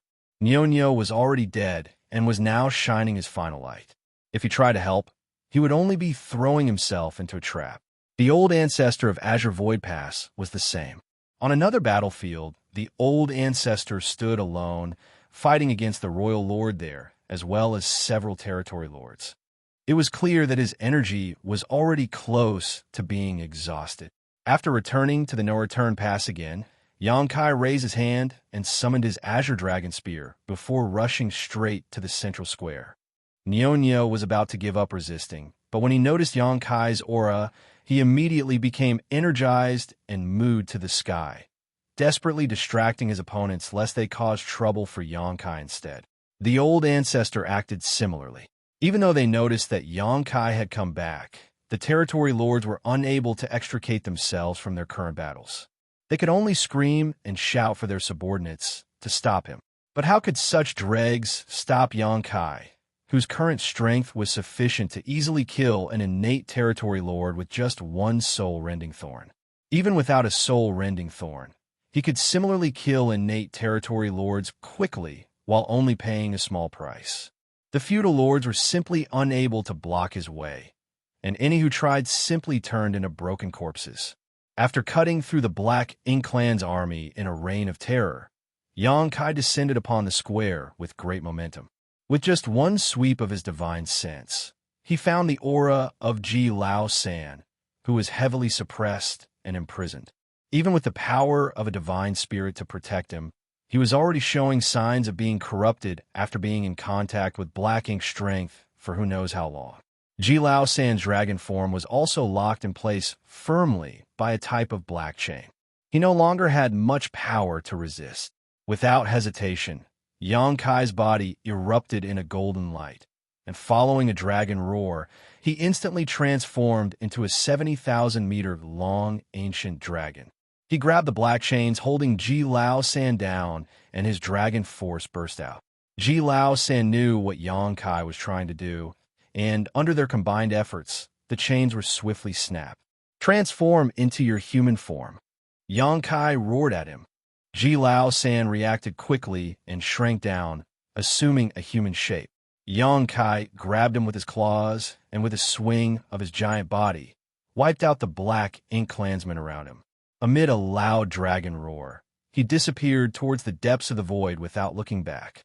From the distance, a loud dragon roar resounded. "I've blocked the territory gate and cut off the supplies to the Black Ink clan on the other side. Victory will surely be ours." The Azure Void Pass old ancestor, who was fighting the royal lord silently and without rest, suddenly grinned at his words and shouted, "Good boy." In the next moment, his old flesh completely transformed into a sword light. Man and sword merged into one and slashed out at the royal lord, horrifying the latter. Martial Peak, Chapter 54-55, Erosion of Black Ink Strength. Xianxia had already disappeared with Jilao San, so he was unable to see the glory of the old ancestor's final attack. Naturally, he also had no idea that the royal lord at the no-return pass had nearly been cut in half by this shocking move. As the sword light disappeared, so did the old ancestor. Only an everlasting sword intent remained behind, cleaving open countless cracks in the void. The slash also left a 3-meter-long gash through the front of the royal lord's chest, where his flesh could be seen turning inside out, from which black ink strength constantly spurted. With a look of shock still on his face, the royal lord turned in Xianxia's direction and shouted through gritted teeth, "Follow him." In the next instant, 8 territory lords soared towards the depths of the void in the direction Xianxia escaped him. The royal lord's face was incredibly gloomy. Despite him personally overseeing this place, a small human army was still able to break through their blockade and pass through the no-return pass, which was a great shame to his name. But what made him feel even more indignant was the 8th Order Master from earlier. That human was too strong. In just this battle alone, that one 8th Order Master had cut down 6 territory lords. The royal lord made a move personally to exterminate this threat, but he did not expect a 9th Order Open Heaven Realm Master to come out to hinder him at the critical moment. Worse yet, that 8th Order Open Heaven Realm Master came back and rescued the dragon imprisoned by them in the no-return pass after so much difficulty, delivering another slap to his face. In a fit of rage, the royal lord's body flickered and appeared in front of Xianxia, who had been beaten to pieces. With just a single punch, this still-defiant ox monster was reduced to paste. "Wastes! All of you!" the royal lord roared. Even with several territory lords uniting their strengths, they were held up by a literal dead thing until now, which made him extremely dissatisfied with their performances. The territory lords felt ashamed after being criticized, but they did not dare to retort. At this time, a feudal lord came forward to give a report. "Sir Royal Lord, there's something unusual happening to the territory gate on this side. Please inspect it, sir." The royal lord's heart clenched at those words, and he turned back to look at the portal, a single glance being enough to send a chill down his spine. He hadn't noticed the changes in the territory gate before, but now that he looked over, he saw that the portal was gone. He quickly rushed over to try and pass through the gate, but it was useless. He tried a few more times, but it still did not work. Only then did he realize that the humans had somehow closed the territory gate leading to the 3,000 worlds by some unknown means. The royal lord became even more livid, and when the 8 territory lords who had gone to chase after Xianxia returned empty-handed, his rage reached a peak. Xianxia had escaped from the pursuit of a royal lord when he was only in the 7th Order Open Heaven Realm. So now that he was in the 8th Order, what could a few territory lords do even if they tried to catch him? His dragon form made him an extremely conspicuous target, so not long after leaving the no-return pass, Xianxia returned to his human form and wrapped Jilao San with his power. With a few successive instantaneous movements, the pair left the territory lords, chasing them far behind. But Xianxia did not stop immediately, and instead continued escaping towards the depths of the void. It was not until half a month later that he found a barren universe world to settle down on and recuperate. While moving deeper into the universe world, Xianxia opened up 2 shelters for them and told Jilao San, "Rest by yourself for now. I need to heal my wounds." Jilao San nodded with a complicated expression on his face, remaining silent.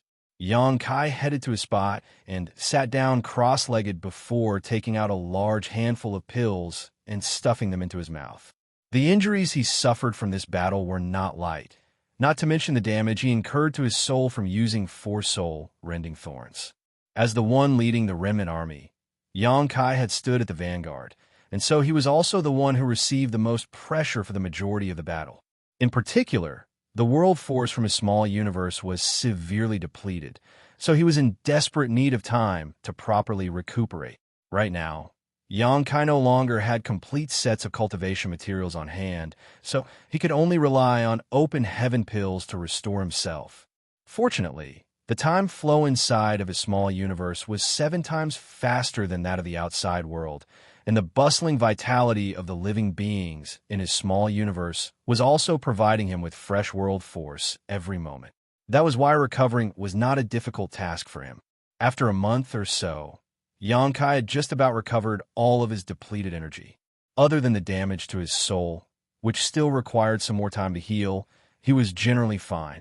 The wounds on his soul did not need him to sit in meditation to recover, because he had the soul-warming lotus, which would automatically nourish and repair it. Yang Kai got up and went to where Ji Lao San was resting. And when he heard the noise, Ji Lao San, who was circulating his dragon force and recovering his energy, opened his eyes and got up. Many thanks for this life-saving grace, Brother Yang. Looking at the spirited Yang Kai, Ji Lao San could not help but recall the scene from back then, when Yang Kai had just arrived at the no-return pass all those years ago. At that time, he still looked down on this guy and would repeatedly seek trouble with him. Who would have thought that hundreds of years later, it would be this guy who would save his life? I've troubled you this time, Brother Yang.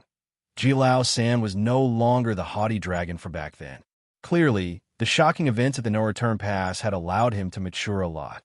However, it was not only those events that made him change. Yang Kai was part of it, too. Even though Yang Kai was a human who chanced upon a dragon source, allowing him to acquire a dragon vein, the source he possessed was actually from the 3rd-generation Dragon Emperor. This point alone made it so that no dragon would dare to underestimate him. Furthermore, the Dragon Clan's elders had intended for Yang Kai to record his name in the Dragon Tome back then at the no-return pass. The Dragon Tome was a sacred treasure to the Dragon Clan, which had existed since their founding. It could be said to be one of the Dragon Clan's most important possessions, on par with the Dragon Pool itself. There were countless dragonkin in the 3,000 worlds, but only true dragons who were recognized by the Dragon Clan had the qualifications to record their name in the Dragon Tome. Furthermore, Yang Kai was the first dragonkin to become a true dragon and gain this qualification since ancient times. The elders even promised to record his name with his own surname. If that truly were to happen, then a new lineage would be born in the Dragon Clan. Since the beginning of history, the feat of ancestral establishment was achieved by only 3 members of the Dragon Clan, resulting in the current Fu, Zhu, and Ji families. If Yang Kai had agreed at the time, then a new Yang bloodline would have been born in the Dragon Clan. However, due to the bloodline great oath from the ancient past, Yang Kai refused the kindness of the elders and chose not to record his name in the Dragon Tome, even though the benefits of doing so were not small. Even without recording one's name, Yang Kai had already become a pure blood dragon after advancing to become an ancient dragon. It could be said that there was no difference between him and dragons like Ji Lao San, who were born and raised as dragons. In fact, thanks to his source, he was even more powerful. The dragons would not so much as spare a glance at the dragonkin of mixed bloodlines. But how could Ji Lao San act recklessly in front of his own kin? Not to mention, he just received Yang Kai's life-saving grace. Upon hearing Ji Lao San's words, Yang Kai knew that he had misunderstood him and tried to explain, "I didn't return to the no-return pass just for you, Brother Ji. The main reason was to seal the territory gate." Ji Lao San was stunned when he heard what Yang Kai said, but then he looked delightfully surprised in realization. The portal has been blocked. He had been confined this whole time and enveloped by a thick black ink cloud, so he was completely oblivious to outside matters. Yang Kai nodded. "I came from the barren territory and blocked the portal using my secret technique. The Black Ink clan should not even think about opening the portal again unless they have a master as skilled as me in the Tao of Space." Ji Lao San was ecstatic. This way, our side only needs to take care of the enemies in the barren territory, and the Black Ink clan's plan to invade the 3,000 worlds will be completely crushed. He had been in no-return pass for a long time, so Ji Lao San naturally knew about the barren territory. Every so often, He would even use a soul clone to run around the barren territory when he was bored. Only, the barren territory was quite literally barren, with only the necessities left behind by the human ancestors to wage war. Ji Lao San only went a few times before losing interest. Rather than go to that damn place, he might as well stay in the no-return pass and quarrel with the phoenixes. With his spirits raised, Ji Lao San thought of something again and mentioned tentatively, "But blocking the territory gate doesn't mean the war will end." Xianxia was surprised. "Why do you say that?" Rather than answer his question, Ji Lao San asked, "I heard that the humans encountered an extremely ancient master during a previous crusade called Song." Xianxia nodded. Ji Lao San said, "Truthfully, the ancient books of the Dragon Clan do have some records about this, but only in scattered fragments. Perhaps it may have something to do with the Dragon Clan's decline at the time." Xianxia nodded thoughtfully. Based on what Song told him back then, the divine spirits were active during the primordial era, the era in which they ruled over the vast universe. It was just that their vicious battles against each other caused many divine spirits and their clans to go extinct. By the time the early ancient era arrived, it was the monster races that assumed dominance. During the early ancient era, monster beasts ran rampant, and the human race were put in a difficult position. Under the influence of some sort of mysterious power, Song and the other 9 martial ancestors entered the grand ancient ruins boundary, and with the power of the world tree, gained enlightenment to the path to the open heaven realm. It was only after this that the human race was able to slowly rise. During the age when the humans were rising up, the divine spirits had already begun to decline, and the Dragon Clan spent all their time in the ancestral land, so they did not know much about the outside world. However, they still had some record from that time. "Does Brother Yang know how the Black Ink battlefield was formed?" Xianxia nodded. "Senior Tsung told me about it. It was the 10 martial ancestors that carved out the battlefield." Ji Lao San corrected. "What they carved out was merely the great territories that had already been taken over by Black Ink strength. A boundary was built between those great territories and those not occupied by the Black Ink clan." After a pause, Ji Lao San said, "Let's put this another way. Does Brother Yang know why the Black Ink battlefield is so vast and expansive?" Xianxia said hesitantly, "I heard that it was made up of a fusion of many great territories." Ji Lao San nodded. "Exactly. Then, why did these great territories fuse together?" Xianxia's expression changed as he realized what Ji Lao San was trying to say now. Ji Lao San sighed. "Black Ink strength is an extremely sinister power. Not only can it corrupt the bodies and souls of living beings, it can even erode the boundaries between great territories. Once the density of Black Ink strength reaches a certain point in a great territory, the boundary wall will disappear, and without that barrier, the great territories will naturally fuse into one." Xianxia exclaimed, "The barren territory." He finally understood why Ji Lao San said blocking the portal would not end the war. He had indeed sealed off the no-return pass from the barren territory for now, but if the boundary walls of the barren territory were to be eroded, then it would fuse with the shattered heaven. If that were to happen, the defensive line constructed by the humans in the barren territory would become meaningless. Ji Lao San went on, "You don't have to worry too much though, Brother Yang. Even though the Black Ink clan is strong right now, without any supplies, it will become difficult for them to produce more members or Black Ink strength. The barren territory is not small by any means, so it would be unfeasible for the Black Ink clan to try and erode the boundary walls using just the Black Ink strength available to them. I'm only telling you this in case you suffer a loss due to something similar happening in the future." Xianxia nodded. "Many thanks for the lesson." Ji Lao San added, "Besides, if I know about this, then the elders of my Dragon Clan and the Phoenix Clan should know about it too. They will take the necessary precautions. No matter what, the Black Ink Clan has already lost half the battle since the territory gate has been blocked by you, Brother Yang." Martial Peak, Chapter 54-56, The Way Back. During the late ancient era, the reason why the boundary walls between the great territories eroded so easily was mainly because of Mo. Mo was the origin of Black Ink strength, and its power was incredibly pure and powerful. Most of the boundary walls between the great territories occupied by the Black Ink clan were personally eroded by its hands. The boundary walls were a real existence. Only it was difficult for ordinary people to even perceive them. The places where the territory gates were located were essentially gaps in the boundary walls, as well as the portals that connected two great territories. In fact, boundary walls were incredibly sturdy existences. Otherwise, it would be impossible for the humans to confine the Black Ink clan inside the Black Ink battlefield.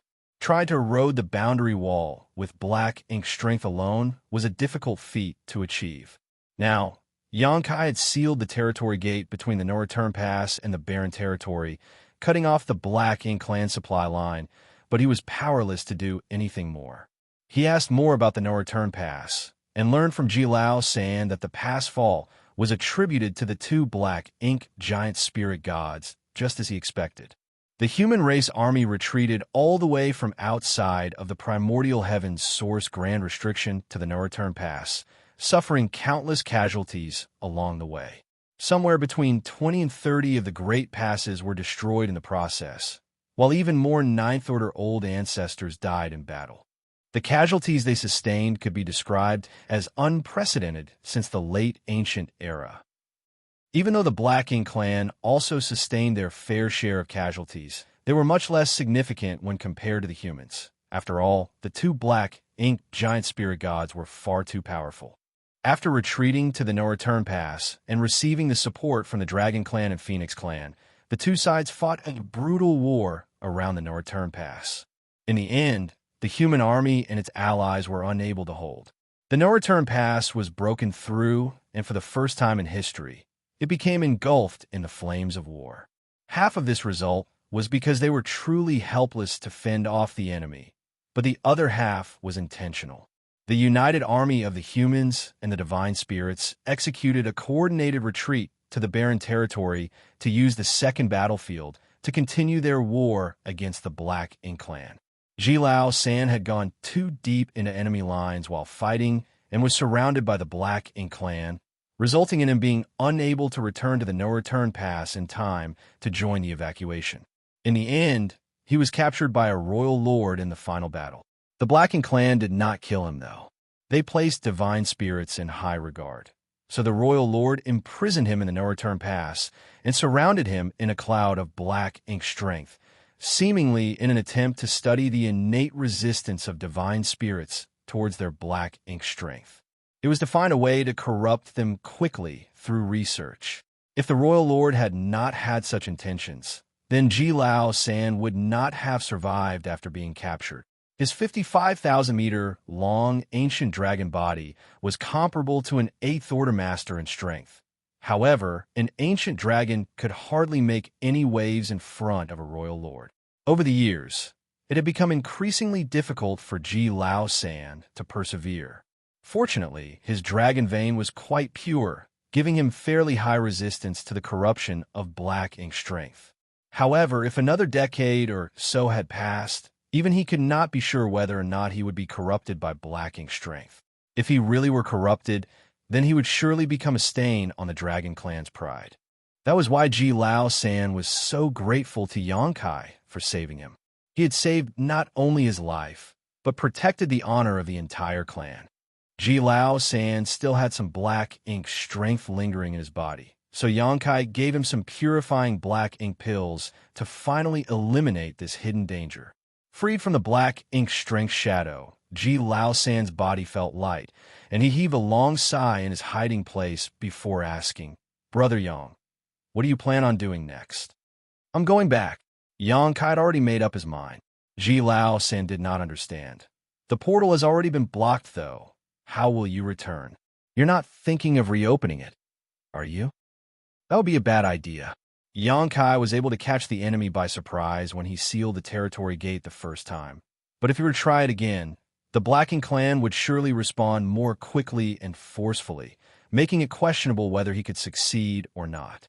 If things progressed as expected, the Black Ink clan would have already tightened their guard around where the territory gate used to be while they looked for a way to reopen the portal. "That won't be necessary." Xianxia shook his head.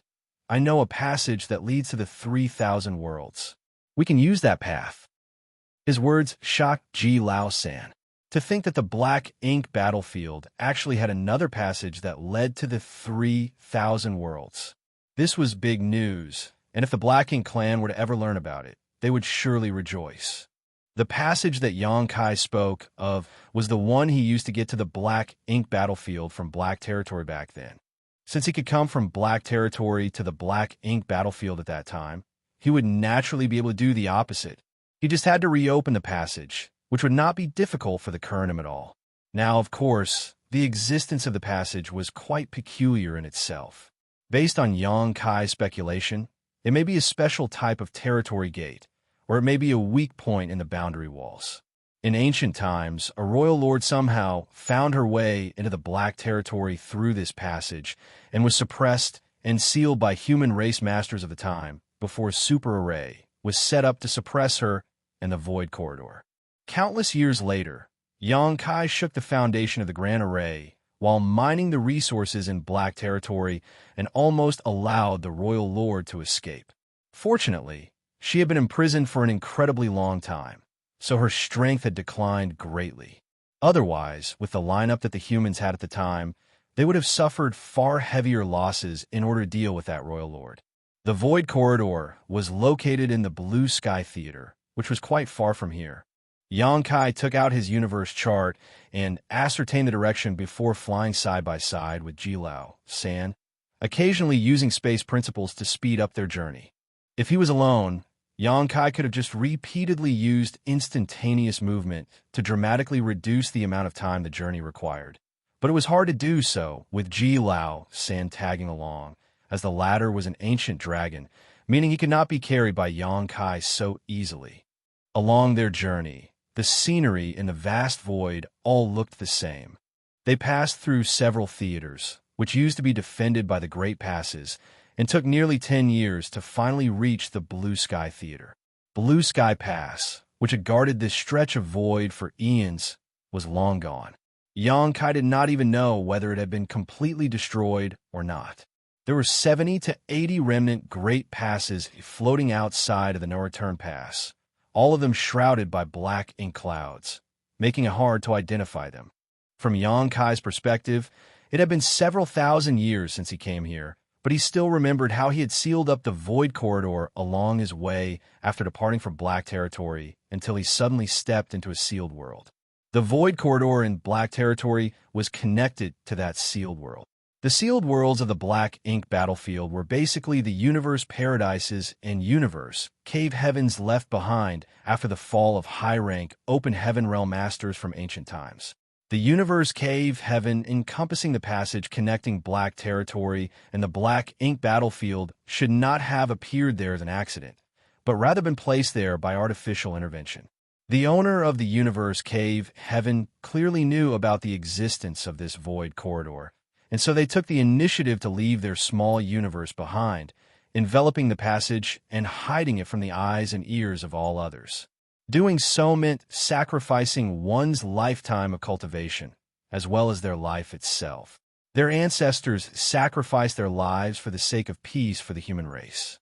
Countless years later, their descendants still upheld this philosophy. That was why Meng-Chi, whom Xianxia encountered in the sealed world, willingly sacrificed himself without a single word of complaint in order to keep the Void Corridor a secret. The sacrifice of this unnamed ancestor was worth it.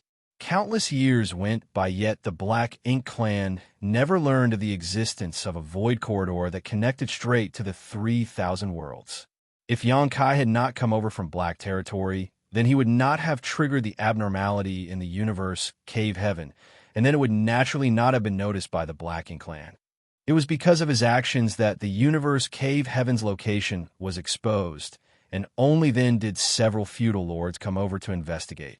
Fortunately, the passage had been sealed shortly after it opened, so the feudal lords couldn't have detected anything. There were several feudal lords and their subordinates, as well as other high-rank Black Ink clansmen who came to investigate the sealed world.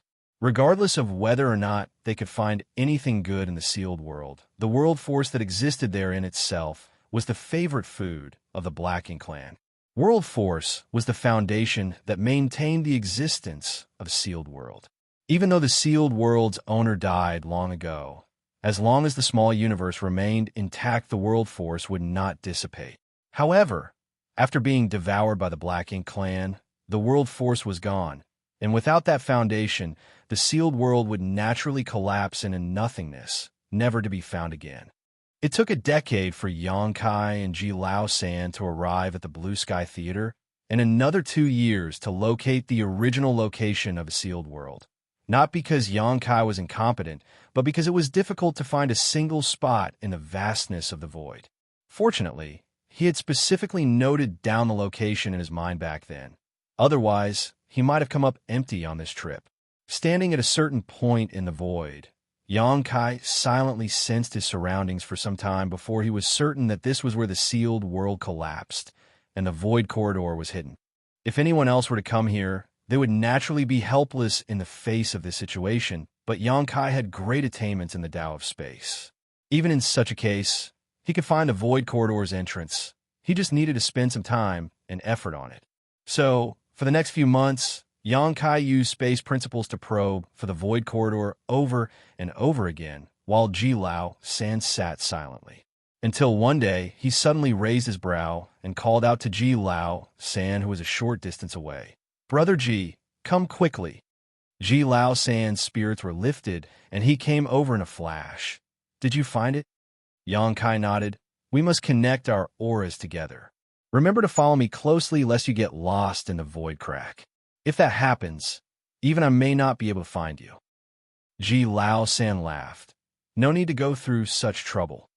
While saying so, his body flickered and he took on his dragon form. Only this time, rather than a 55,000-meter-long ancient dragon form, he transformed into a tiny dragon, no longer than an ordinary snake. This was also one of the Dragon Clan's secret techniques, allowing even a dragon that could cover the sky to become as small as a mustard seed. Xianxia knew this secret technique too. However, he could not shrink himself as small as Ji Lao San could. Currently, his dragon form could range between 70,000 meters and 70 meters long. Seeing this display, Xianxia decided in his heart that he had to properly cultivate this Dragon Clan's secret technique once he returned. After all, sometimes it was quite inconvenient for him to fight when his body was too large. The snake that Ji Lao San transformed himself into wrapped itself around Xianxia's arm. Xianxia could not help but chuckle. Then, while madly surging his space principles, a ripple appeared in the void in front of them. A short while later, the sealed portal slowly revealed hints of itself. Xianxia was the one who sealed off this void corridor nearly 1,000 years ago, so it was naturally no problem for him to open it again. However, not only did he have to open the void corridor today, but he also had to seal it behind him as he passed through, so he still faced some difficulty. Marshall Peak, Chapter 54-57, Battle Outside the Universe Temple. This was also the reason why Xianxia had not brought the remnant army back to the 3,000 worlds via this particular route. After gathering the remnant army, they numbered almost 5,000. There were simply too many of them. In a unique environment like this void corridor, Xianxia was only capable of protecting 1 or 2 people at most. Thus, he could not bring all of them with him. If they were caught up in the void turbulence, they were bound to be swept away into the void crack, never to find their way out again. Thinking about the remnant army, Xianxia couldn't help feeling depressed. 5,000 of them had attacked the no-return pass, but less than 3,000 made it through. Not to mention, that was with the assistance of the old ancestor and Nyo holding back their enemies. Without their help, all 5,000 of them would have died that day. Composing himself, Xianxia concentrated on forging a path forward. The void corridor to Black Territory was much longer than the one at the no-return pass. At present, he had to open a path in front of him, while simultaneously closing it behind him. Therefore, it was a huge challenge to his mastery of the Tao of space. Ji Lao San, who had transformed into a small dragon resembling a snake, had wrapped himself tightly around Xianxia's arm. Looking around at the dangerous void turbulence swirling around them in all directions, he secretly felt speechless. It was his first time entering a place like the Void Crack. In the past, he had heard from the Phoenix clan at the No Return Pass that Void Cracks were extremely dangerous, and the slightest negligence could cause a person to lose their way forever. Nevertheless, he did not truly understand the risks, since he only heard stories but never experienced them in person. He once asked one of the Phoenix clan members to bring him deep into the Void Crack so that he could experience the environment for himself. But that Phoenix clan member had sternly reprimanded him for making such a request. After all, though the Phoenix clan was proficient in the Tao of Space, most would rather choose not to venture deep into a Void Crack for no reason, much less bring another person along with them. Xianxia's movements had a sense of rhythm and order to them, even though he looked like he was struggling somewhat. This guy's attainments in the Tao of Space are probably higher than most of the Phoenix clan members. Ji Lao since secretly speculated in his heart. Not only was Xianxia an ancient dragon, allowing him to be proficient in the Tao of Time, but he also had such profound attainments in the Tao of Space. Just what kind of freak was he?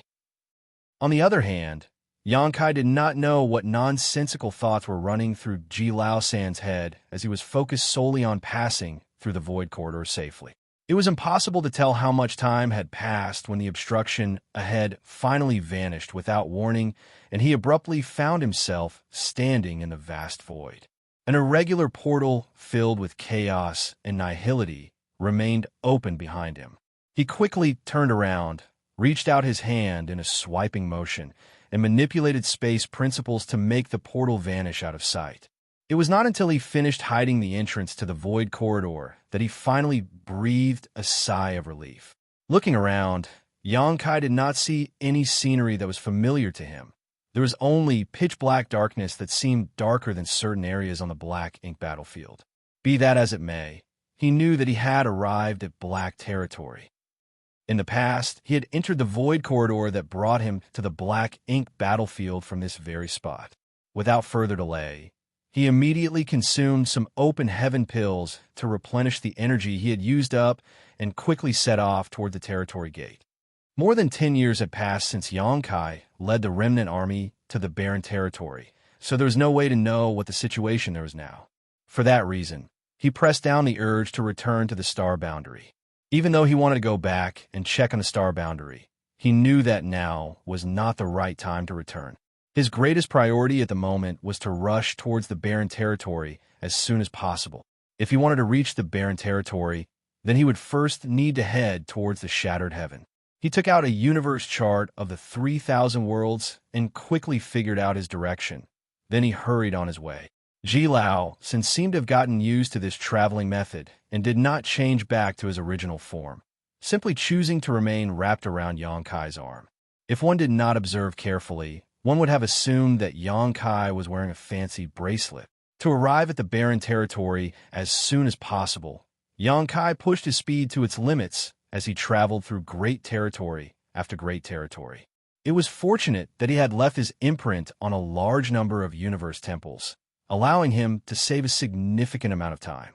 One day, Xianxia's figure appeared atop a universe temple's universe array of a certain great territory before he immediately flew out.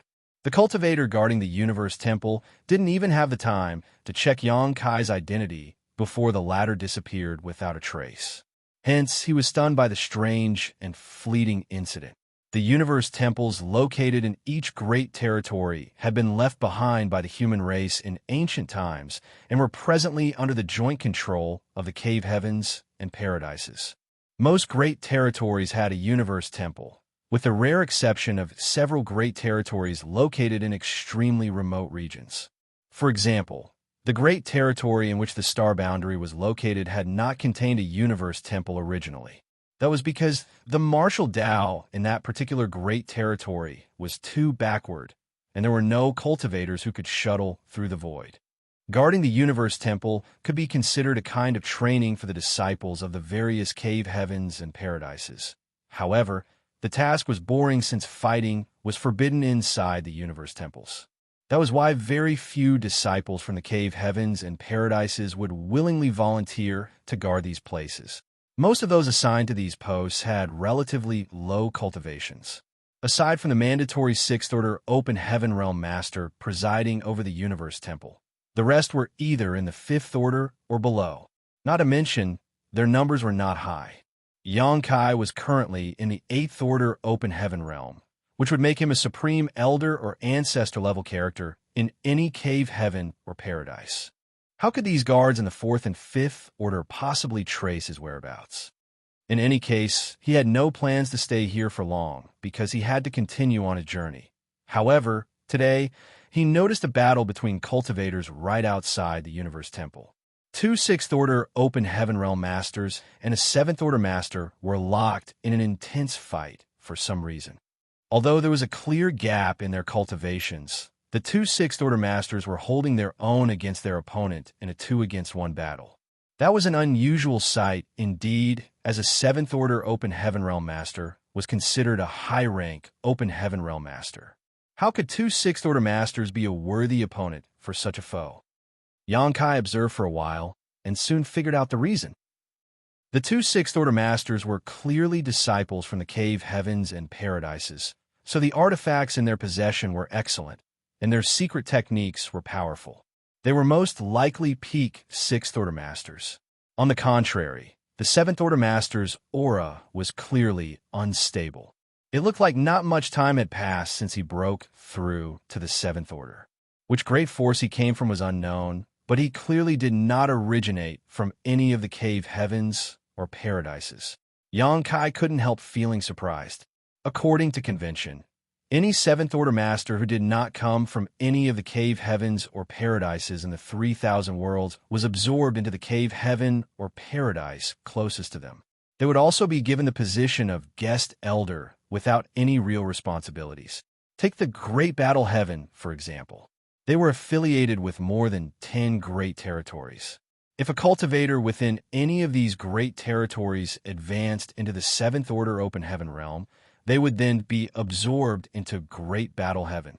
However, all the Seventh Order Open Heaven Realm Masters who became guest elders of the cave heavens and paradises in this manner would vanish without a trace soon after. There are no exceptions to this unspoken rule since time immemorial. As a result, the general public in the 3,000 worlds had various misunderstandings towards the cave heavens and paradises. The general assumption was that the cave heavens and paradises were using their authority to suppress all other great forces to prevent any unaffiliated cultivators from reaching the Seventh Order Open Heaven realm, lest the foundation of their ruling position be shaken. That was why they immediately captured and subdued any cultivator who was discovered to have advanced to the Seventh Order Open Heaven realm. Of course, the truth of the matter was that most of those cultivators who advanced to the Seventh Order Open Heaven realm were sent to the Black Ink battlefield. As for the others, they simply entered seclusion in the cave heavens and paradises. It was not that the cave heavens and paradises were trying to suppress the other great forces. On the contrary, they wanted more Seventh Order Masters to appear, as such cultivators could not be considered weak. They were qualified to become squad leaders and vice-squad leaders on the Black Ink battlefield. For countless years, the cave heavens and paradises had nurtured countless disciples who were then dispatched to the Black Ink battlefield. As a result, they suffered countless casualties as the same cycle repeated generation after generation. If Seventh Order Open Heaven Realm Masters were born from other great forces, then they should also do their part to maintain the peace of the 3,000 worlds. However, participation was not mandatory. The Seventh Order Open Heaven Realm Masters who were welcomed into the cave heavens and paradises will be told about the secret of the Black Ink battlefield by the Sect Master in person. Then they were given the choice to enter the Black Ink battlefield and contribute to the safety of the human race or remain within the sect for the rest of their lives. Information regarding the Black Ink clan and Black Ink strength could not be leaked to the public. Therefore, the Seventh Order Open Heaven Realm Masters who were aware of this secret could only remain within the confines of the cave heavens and paradises. Consequently, only the cave heavens and paradises could be ranked as first-class forces. No matter how large or powerful other great forces became, they could only be considered second class because no Seventh Order Open Heaven Realm Masters were overseeing them. Due to these circumstances, many Sixth-Order Open Heaven Realm Masters in the second-class Great Forces did not dare to advance into the Seventh-Order Open Heaven Realm, even though they had the heritage and capital to do so, as they were worried that they would suffer at the hands of the Cave Heavens and Paradises if they did so. It was not that these great forces were too weak and could not produce Seventh-Order Masters, but that the cultivators simply did not dare to advance to that realm. That was also how some Seventh-Order Open Heaven Realm Masters and Eighth-Order Open Heaven Realm Masters eventually found themselves hiding in Shattered Heaven. They secretly snuck into the Shattered Heaven before reaching the Seventh Order or Eighth Order in order to avoid the pursuit of the Cave Heavens and Paradises. Although they seemed free and relaxed, only they knew about the pain and suffering they endured. After all, the Shattered Heaven was not a pleasant place. Even though this practice of the Cave Heavens and Paradises caused great dissatisfaction among the countless second-class Great Forces, there was nothing that could be done. They could not allow the information regarding black ink strength to become common knowledge. If that were to happen, those with immoral intentions would inevitably take the initiative to seek out black ink strength. Even Vice Sect Master Yuan Du of Langya Paradise could not resist the temptation of black ink strength. He had actively sought out black ink strength and absorbed it into his body before spreading it to a number of elite disciples, transforming them into black ink disciples. It had to be said that Yuan Du was a Vice Sect Master belonging to one of the 72 Paradises. If even such a character could not resist temptation, how were others with lower strength, status, and talent do so? Most cultivators would gain the courage to break the rules and make some unexpected choices when faced with the limitations of their martial Tao. Over the years, the Cave Heavens and Paradises might have made mistakes in other aspects. Nevertheless, there was no denying that they had performed splendidly in terms of protecting the 3,000 worlds. Outside this universe temple, the two Sixth-Order Open Heaven Realm Masters were fighting a newly advanced Seventh-Order Open Heaven Realm Master. Xianxia only needed a single glance to determine that the Seventh-Order Open Heaven Realm Master had come from one of the second-class Great Forces and not one of the Cave Heavens and Paradises. There was also a large ship outside the Universe Temple with several Fifth and Sixth-Order Open Heaven Realm Masters standing on the deck, observing the battle. The Seventh-Order Open Heaven Realm Master was an old man with a white head of hair and beard. After advancing to the Seventh-Order Open Heaven Realm, he thought that he could easily escape the two Sixth-Order Open Heaven Realm Masters from Golden Antelope Paradise. But it wasn't until they started fighting that he realized how powerful these two were. He could only lament the fact that it had not been long since his advancement, so he could not bring out the full strength of a Seventh-Order Open Heaven Realm Master.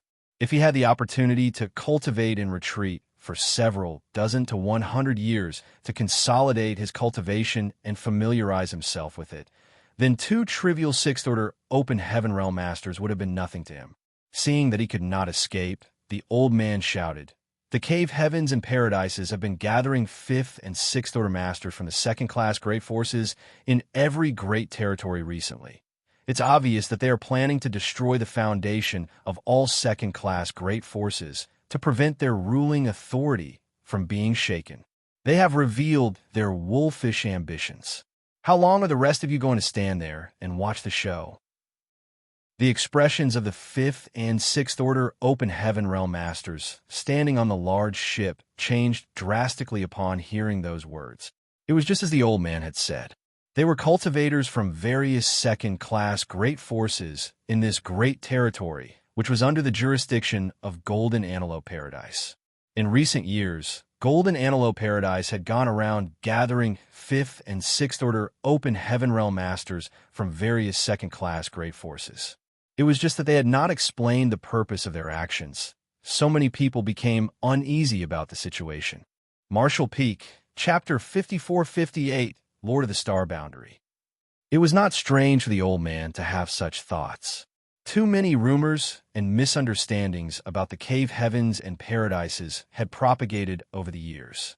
Many had the same thoughts as the old man, but did not dare to voice their opinions.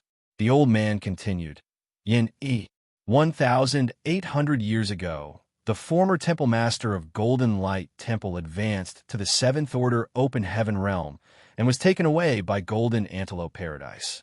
Have you heard from him since then? A scholarly Sixth Order Open Heaven realm master stood on a large ship with a gloomy expression. He was none other than Yin Yi of Golden Light Temple, whom the old man had addressed. The old man then shouted, "Bien Yuan Shan, 3,200 years ago, your ancestor showed outstanding talent and advanced directly to the Sixth Order Open Heaven realm. He was expected to advance to the Eighth Order one day, but more than 3,000 years have passed since he was recruited by these people. Have you seen or heard from him even once?" The Bien family has repeatedly gone to the Golden Antelope Paradise to request a meeting with him, but they were always refused. Isn't that right? A middle-aged man, standing beside Yin Yi on the large ship, looked bitter. He was Bien Yuan Shan, the person whom the old man had called out in his speech. The Bien family was not particularly outstanding in this great territory. Nevertheless, it was true that an exceedingly talented ancestor who was born to them around 3,000 years ago. In addition to outstanding talent, that ancestor was also blessed with great luck. He had managed to obtain a complete set of Sixth Order materials from somewhere and advanced directly to the Sixth Order Open Heaven realm. With the limited financial resources of the Bien family, it would have been impossible for him to obtain a complete set of Sixth Order materials for his advancement otherwise. Unfortunately, he was taken away by the masters of the Golden Antelope Paradise not long after he ascended to the Open Heaven realm. After that incident, the Bien family had gone to the Golden Antelope Paradise on numerous occasions to meet their ancestor. However, it was just as the old man had mentioned. Their attempts had been fruitless to date. This incident had been a painful thorn in their hearts since then. The descendants of the Bien family had never forgotten that a mighty individual who had advanced directly into the Sixth Order Open Heaven realm with the expectation to one day become an Eighth Order master had been born from their humble family. Judging by the talent of their ancestor, he should have advanced to the Seventh Order Open Heaven realm by now, since more than 3,000 years had passed. Bien Yuan Shan naturally felt bitter and depressed to be reminded of this incident. If the Bien family had received the protection of a Seventh Order Open Heaven realm master, they would not have fallen into such desolation. The Seventh Order old man had clearly lived for a very long time. Therefore, he was extremely knowledgeable about the secrets of the nearby great forces. He called out to each person and mentioned various incidents that were related to them, causing many Fifth Order and Sixth Order Open Heaven realm masters on a large ship to become furious. He called out to 6 people in quick succession, all of whom were similar to Yin, Yi, and Bien Yuan Shan. Their ancestors or elders had either shown outstanding talent or advanced to the Seventh Order Open Heaven realm. Consequently, they were taken away by Golden Antelope Paradise and disappeared without a trace. The second-class great forces had always harbored some resentment towards the cave heavens and paradises. It was just that they buried these feelings in their hearts and did not dare to express them out loud. Now that the old man had flamed these resentments, though, hostility began to bubble to the surface. When the 2 Sixth Order Open Heaven realm masters fighting the old man saw where the situation was going, one of them shouted, "Jiu Yin, stop talking nonsense. We can still resolve this issue if you stop now. If you insist on being stubborn, then don't blame us for showing no mercy." The old man, called Jiu Yin, coldly snorted. "This old master is speaking nonsense? You should know well just how many dirty things the cave heavens and paradises have done over the years. This old master is simply revealing the truth. Don't even think about capturing and imprisoning this old master. Now that this old master is in the Seventh Order Open Heaven realm, I can just kill you both here and then escape to the Shattered Heaven to live freely." The other Sixth Order Open Heaven realm master shook his head. "Jiu Yin, the truth is different from what you believe. Golden Antelope Paradise has indeed acted a bit ambiguously over the years, but we had no other choice. If you wish to know the truth, then please stop resisting. The truth will naturally come to light once my senior brother guides you to a certain place." Yin sneered coldly. This old master has lived for so many years. I am not a 3-year-old child. How can I be deceived by such nonsense? While speaking, his attacks became more and more ruthless as he addressed the people on the ship once more. Why aren't you doing anything? Are you truly planning to follow in the footsteps of your ancestors? The people on the large ship had seemingly been bewitched and were eager to take action. The expressions of the Golden Antelope Paradise disciples, who were tasked with the responsibility of guiding these people, changed drastically at those words and raised their vigilance significantly. Needless to say, there were more than just the 2 6th-order Open Heaven Realm Masters among the Golden Antelope Paradise disciples here. There were several other 5th-order Masters on the ship, but their numbers were not high. After all, the battle in the Barren Territory was currently in an extremely dangerous state. The Cave Heavens and Paradises simply could not afford to spare much manpower. If it really came down to a fight, they might not be a match for the people gathered here. In the worst case, they might even lose their lives. Kill them all. This old master will bring you to the shattered heaven. We will never be controlled by others again. Yin yelled. At this moment, he spotted an opening and slammed his palm towards one of the 6th-order Open Heaven Realm Masters. World force surged madly from the palm of his hand, enveloping it in an unstoppable force. The 6th-order Open Heaven Realm Master turned pale with fright. He had been distracted for a moment just now, and that momentary distraction had given Yin an unexpected opportunity. That palm strike was not something he could bear. If he was struck by that blow, then he would either end up dead or heavily injured. At that point, his junior brother would be forced to confront Yin by himself, which was clearly impossible. When the other 6th-order Open Heaven Realm Master saw that his senior brother was in danger, he tried to help. Unfortunately, there was not enough time. In his desperation, he could only roar at the top of his lungs, Yin, stop! Not only did Yin refuse to stop, but he channeled even more strength into his attack. His palm was about to land on the 6th-order Open Heaven Realm Master's forehead when all of a sudden, a hand appeared out of nowhere and lightly grabbed Yin by the wrist. Yin's aura that was flaring madly suddenly withered like a deflated ball. Yin was horrified, but when he tried to withdraw his hand, he discovered that he could not move a muscle. His body seemed to be imprisoned in place. Shifting his eyes, he saw a tall and handsome young man had appeared in front of him at some point.